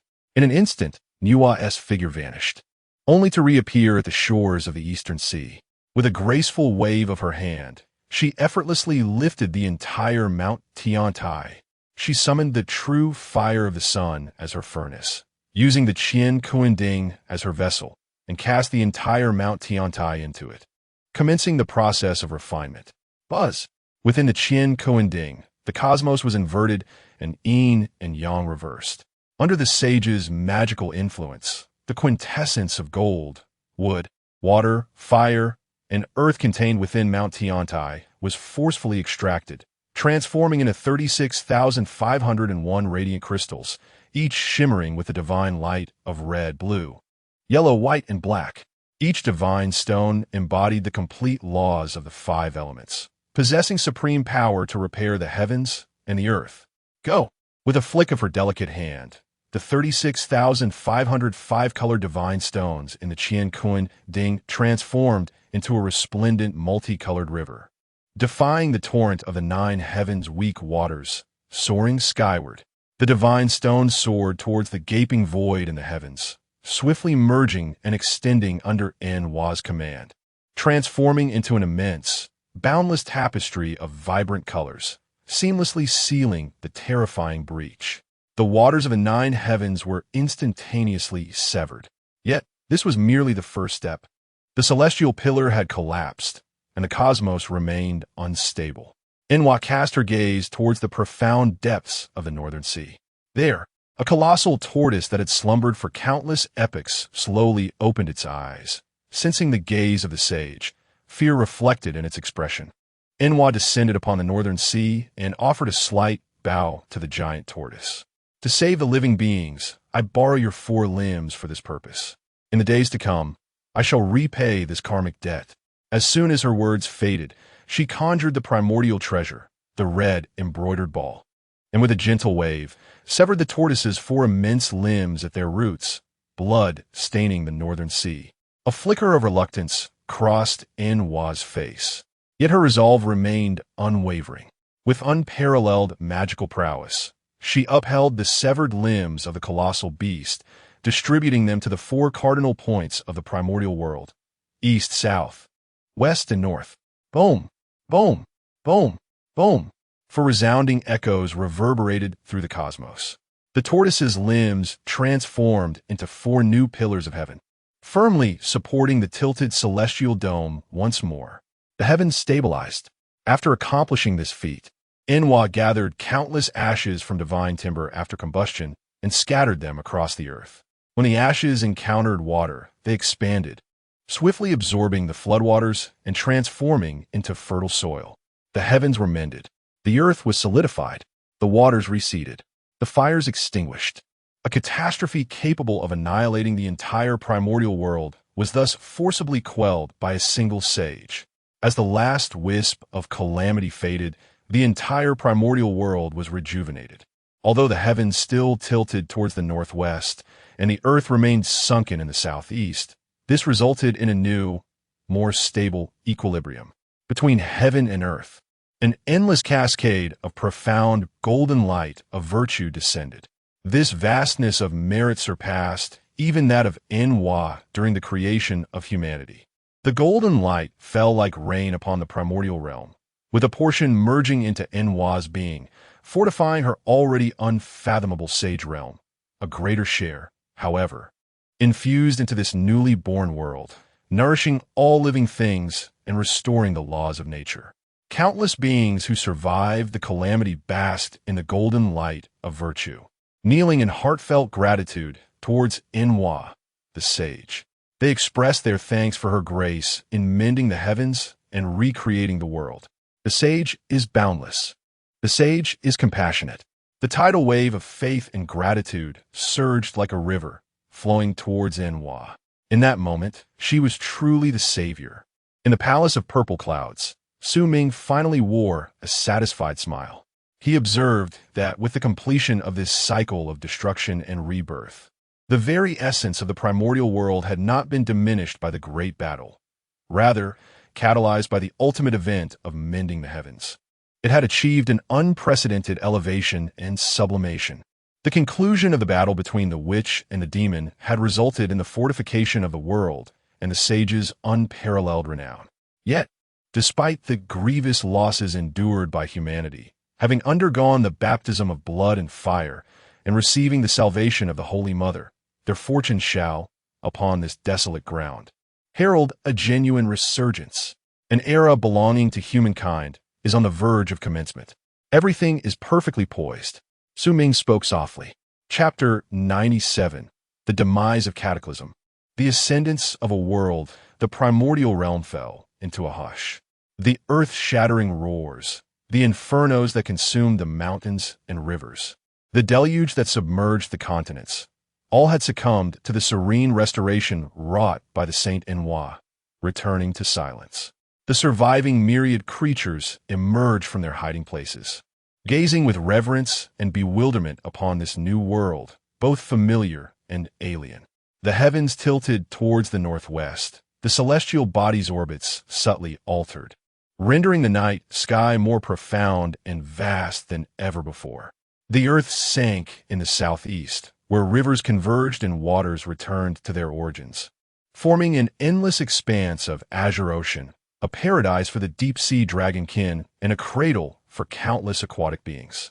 The ruins of Mount Bujo still exuded a desolate, ancient aura, resembling a colossal tombstone, entombing an era known as the Witch and the Spirit.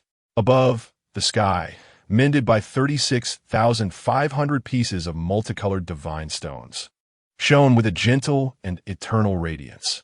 It no longer bore the scars of the world. Rather, it resembled an extraordinarily resplendent metal, proclaiming to all beings the conclusion of this calamity and the supreme power of the saint in recreating the cosmos.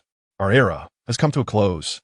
Upon the ruins of the celestial court, the Eastern Emperor Tai caressed the cold chaos bell, his eyes, once filled with madness and sorrow, gradually replaced by a profound solitude.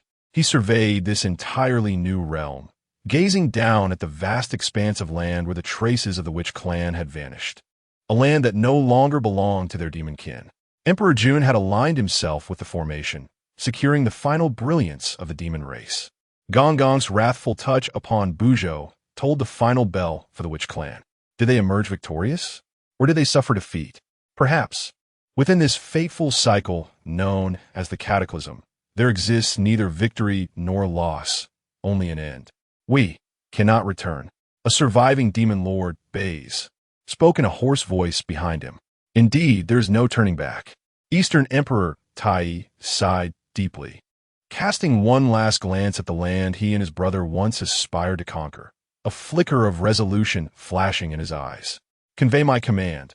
All surviving demon kin, retreat with me to the 9 heavens and stars. Within the boundless cataclysm, tread not upon the primordial earth again. His voice resonated through the heavens, laden with boundless desolation. Then he summoned the chaos bell, its chime resonant and filled with a tragic essence, gathering all surviving demon kin, transforming them into a golden stream of light, soaring towards the more profound and distant cosmos.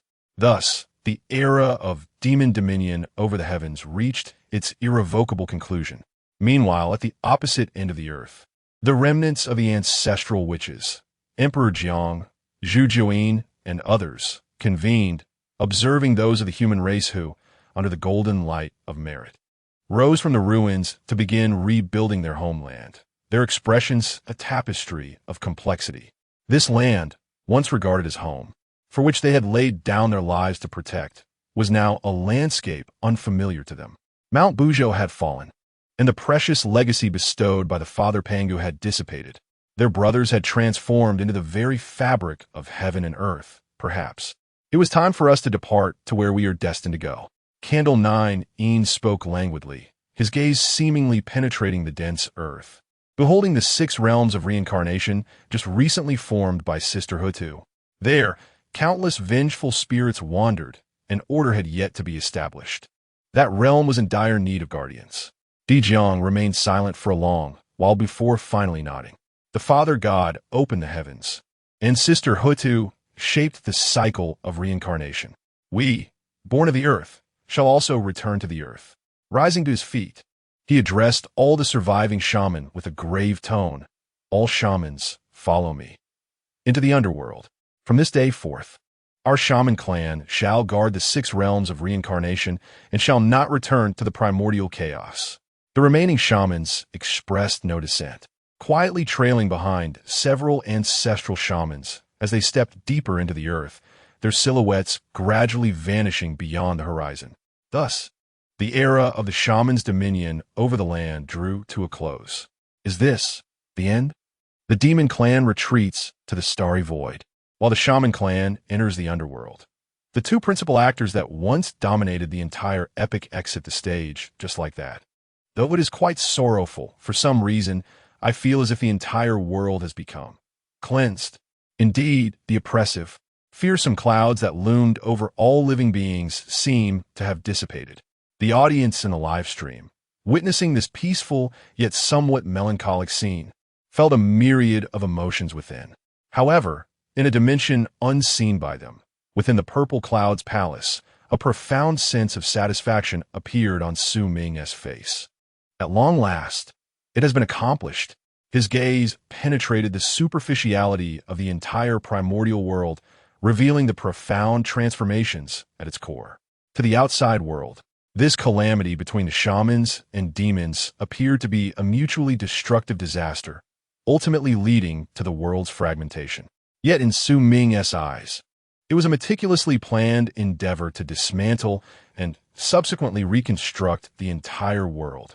The former primordial world, seemingly powerful, had in truth reached a dead end. The strength of the shaman and demon clans was overwhelmingly formidable. Their opposition served as an eternal shackle, confining the potential for the world's development. As long as they existed, no other races would have the opportunity to rise, and the essence of the world would be incessantly eroded by their ceaseless internal strife.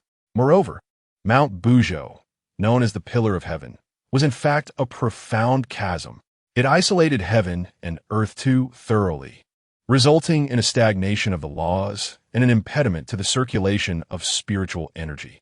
Thus, it was imperative to shatter it. A calamitous upheaval was necessary to sweep away these two dominant races along with the old order they represented into the annals of history. The most resolute means must be employed to break the seemingly sacred pillar of heaven and dismantle the established world order. Then, a new order would rise.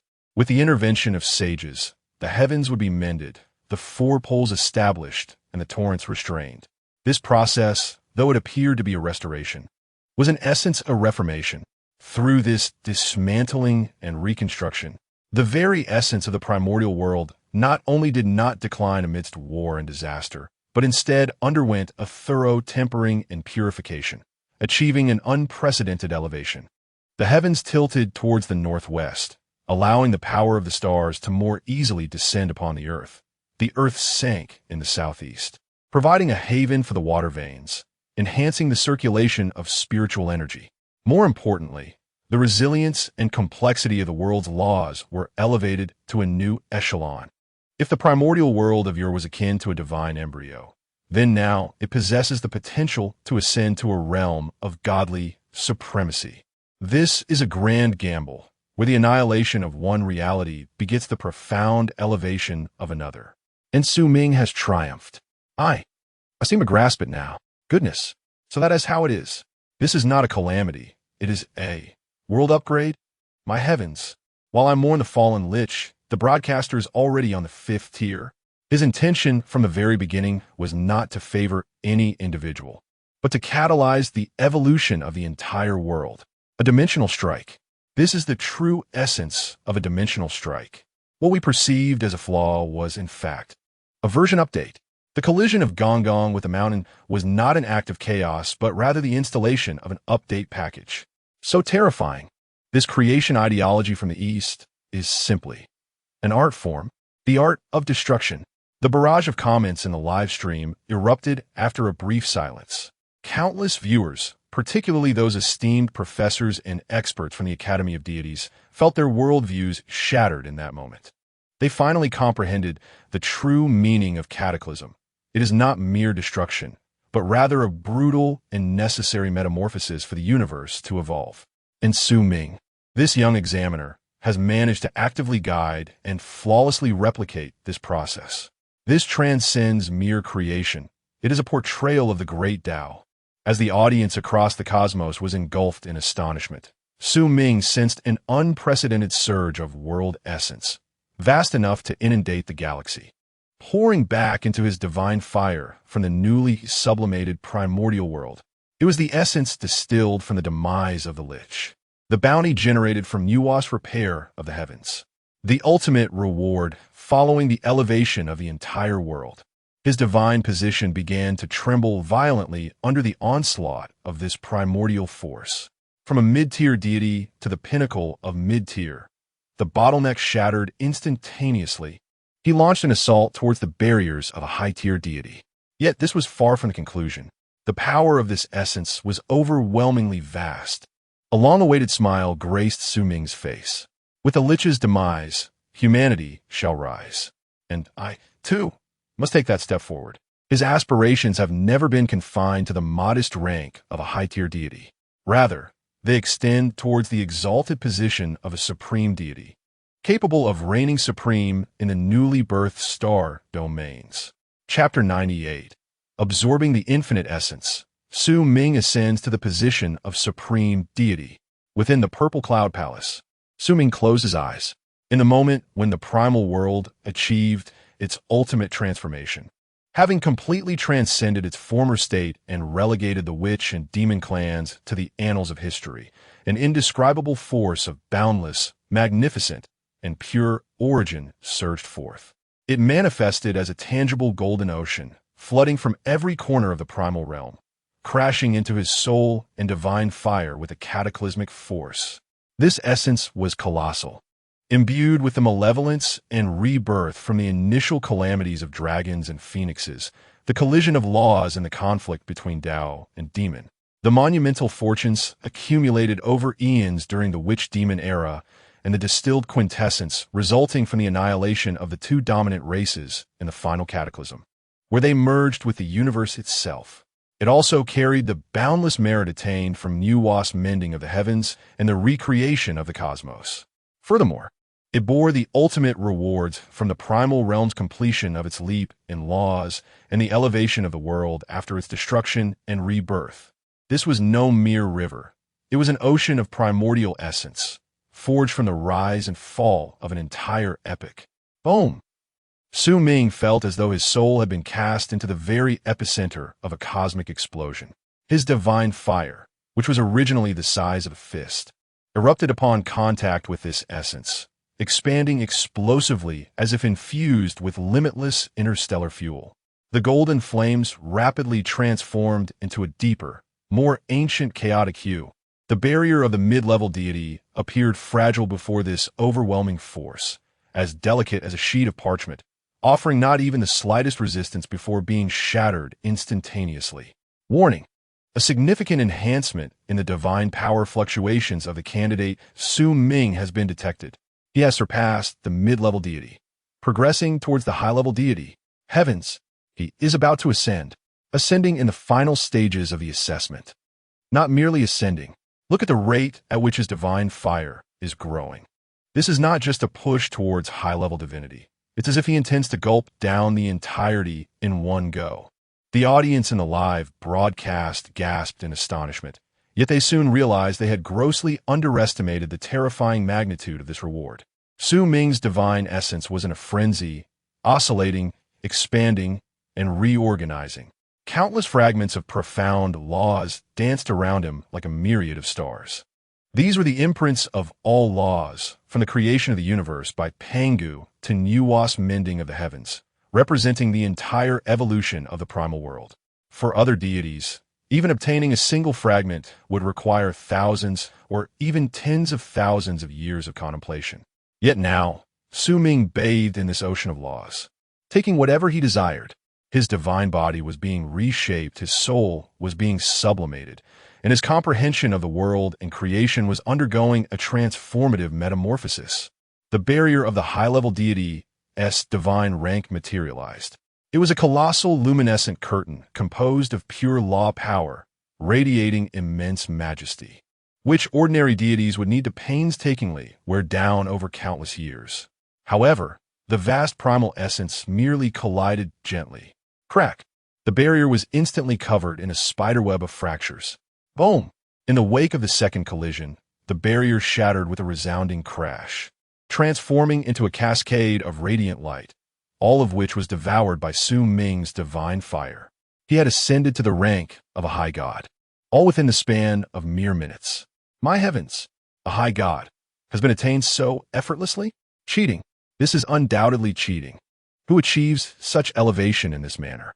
Our Academy's top graduate took a full 8 centuries to ascend from a mid-god to a high god. This primal source of power shows no signs of abating. Could he possibly? Impossible. Absolutely impossible.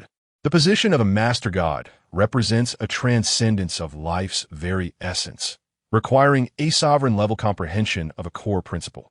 Mere accumulation of energy cannot suffice.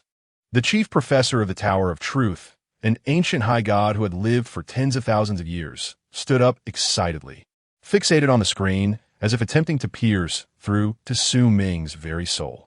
As he articulated, the ascension to Master God is no longer determined by the quantity of energy. It is an ultimate divine trial, a profound inquiry into the self, and the establishment of one's path to divinity. Why do you ascend to godhood? What is the core principle governing the world you dominate?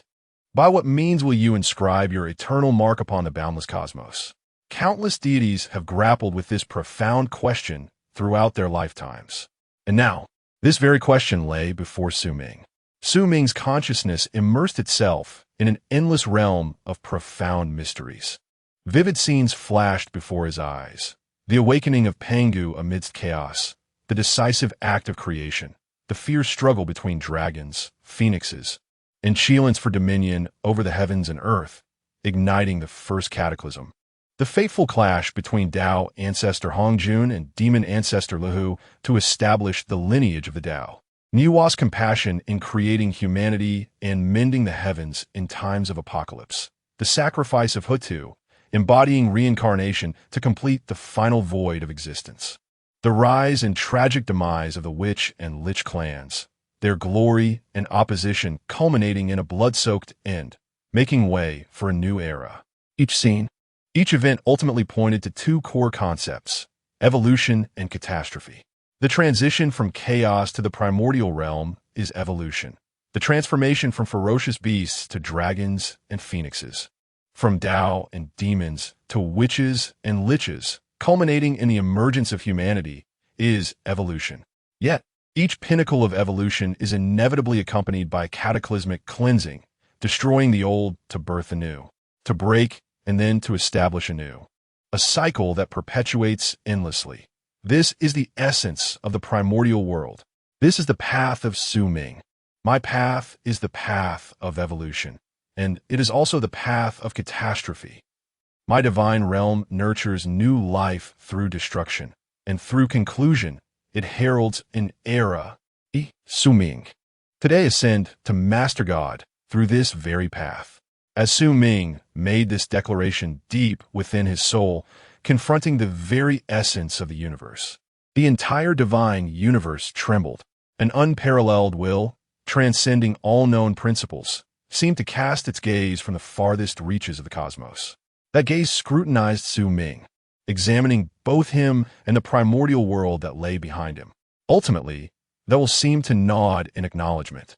Thunderous roars erupted outside the assessment space where Su Ming resided. The once tranquil void of the reality universe was suddenly engulfed by tumultuous winds and chaotic laws. An inexhaustible surge of cosmic energy coalesced into an immense whirlpool, at the very center of which lay the screen of Su Ming's live broadcast. A golden divine decree unfurled from the void, inscribed in the most ancient cosmic script, bearing a line of text that struck terror into the hearts of all deities who beheld it.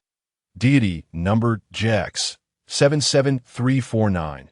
Su Ming, through the path of evolutionary cataclysm, has condensed the unique divine status, ascending to the rank of High God, with the title, Primal Chaos.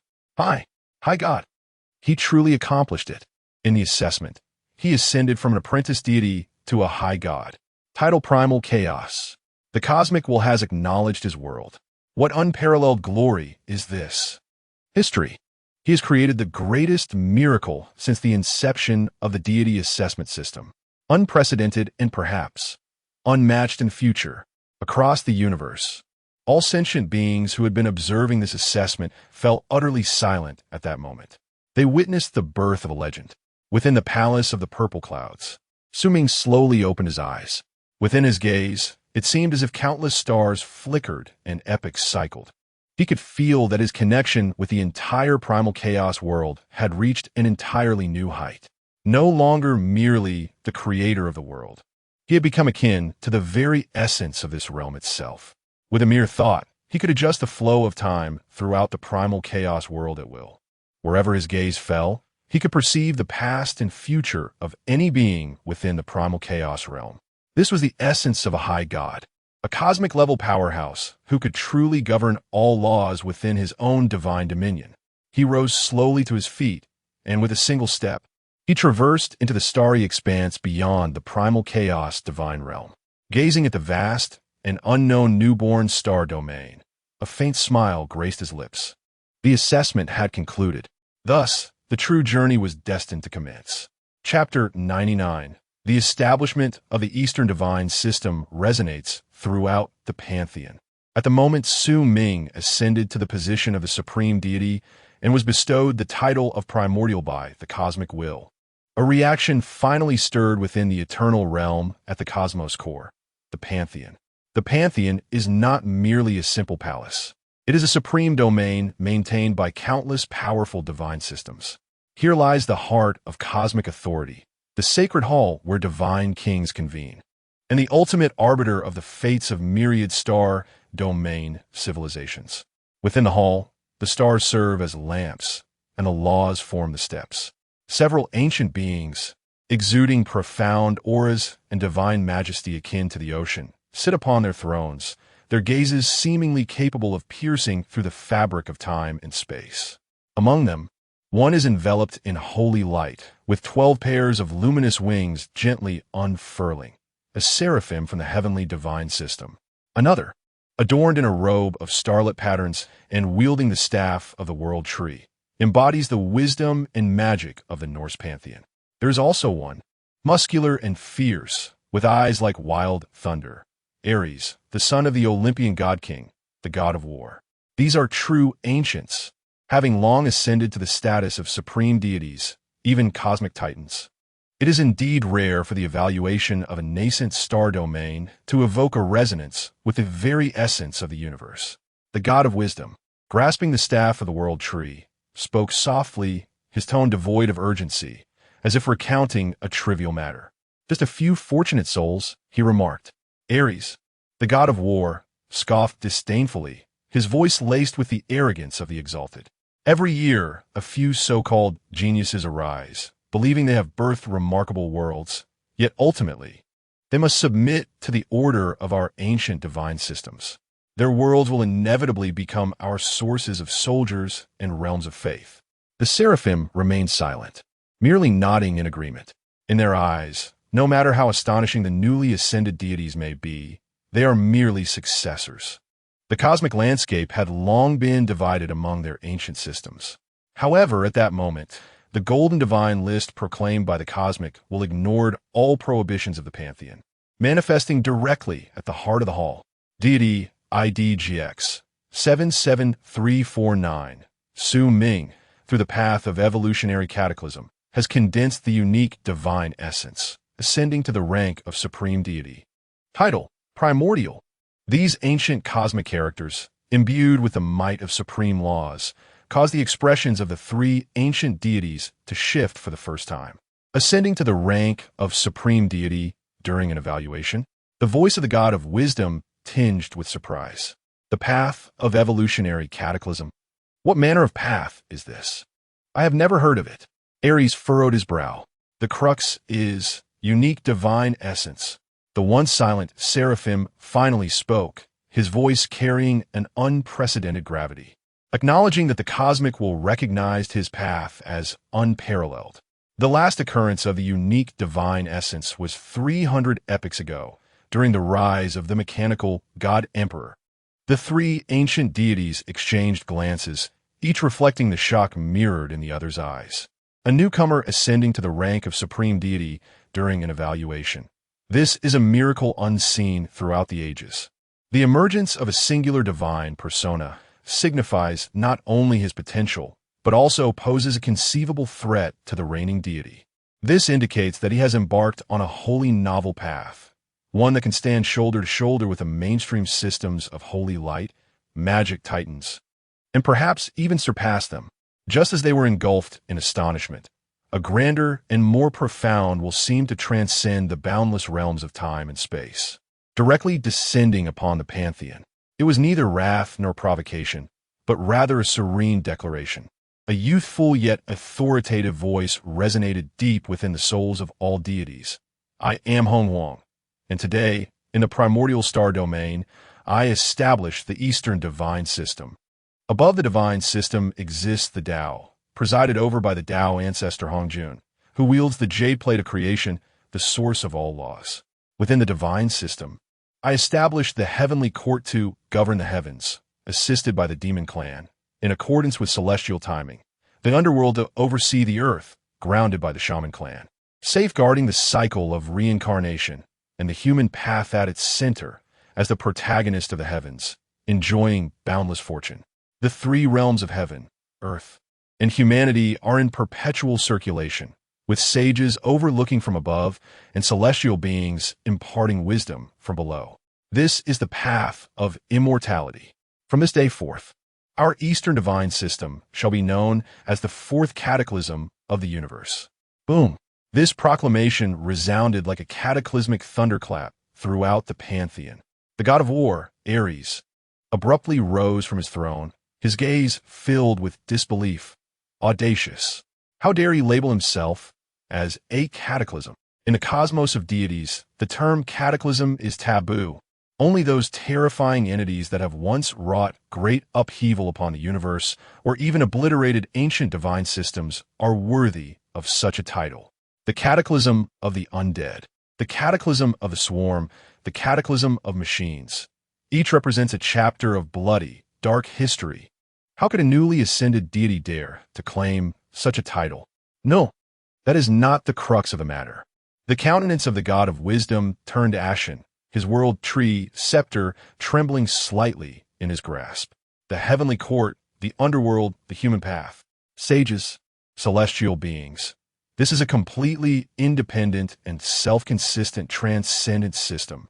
He is not merely creating a world. He is establishing a civilization. The expression of the archangel shifted as well. He murmured to himself, a system that does not rely on faith, but emphasizes fortune, merit, and enlightenment. This is shaking the very foundations of our existence as deities. Their power stems from belief. The more followers they have, the more devout the faith, the stronger they become. Yet this so-called Eastern divine system, at its core, positions humanity as the protagonist, focusing on fortune, on the teachings of immortality, rendering faith seemingly unimportant within its framework. This represents a fundamental ideological assault on their belief-driven existence. The pantheon was thrown into utter turmoil. Countless ancient wills in seclusion were awakened, and divine thoughts traversed the starry rivers, converging here. Eastern divine system, Lor Hong Wang, fourth cataclysm? These unfamiliar terms echoed like an incantation in the hearts of all-powerful deities, instilling unprecedented shock and a hint of deep-seated fear. They realized that the tapestry of the universe was destined to be irrevocably rewritten from this day forth. A specter known as the East, a colossal entity named the Primal Chaos, had quietly risen and proclaimed its arrival to the cosmos in a manner beyond their comprehension. Within the primordial star domain, Su Ming gradually withdrew his will. The declaration he had just made had consumed nearly 30% of his primordial power since ascending to the status of a supreme deity. Yet was undoubtedly worthwhile. He sought not only to establish authority, but also to lay down a doctrine. He aimed to sow a seed called primal chaos within the minds of all the venerable divine systems. He could sense that his name and his divine lineage had reverberated through the highest echelons of the universe. Countless gazes, greedy, inquisitive, wary, and filled with malice, were directed toward him from every corner of the cosmos. To this, Su Ming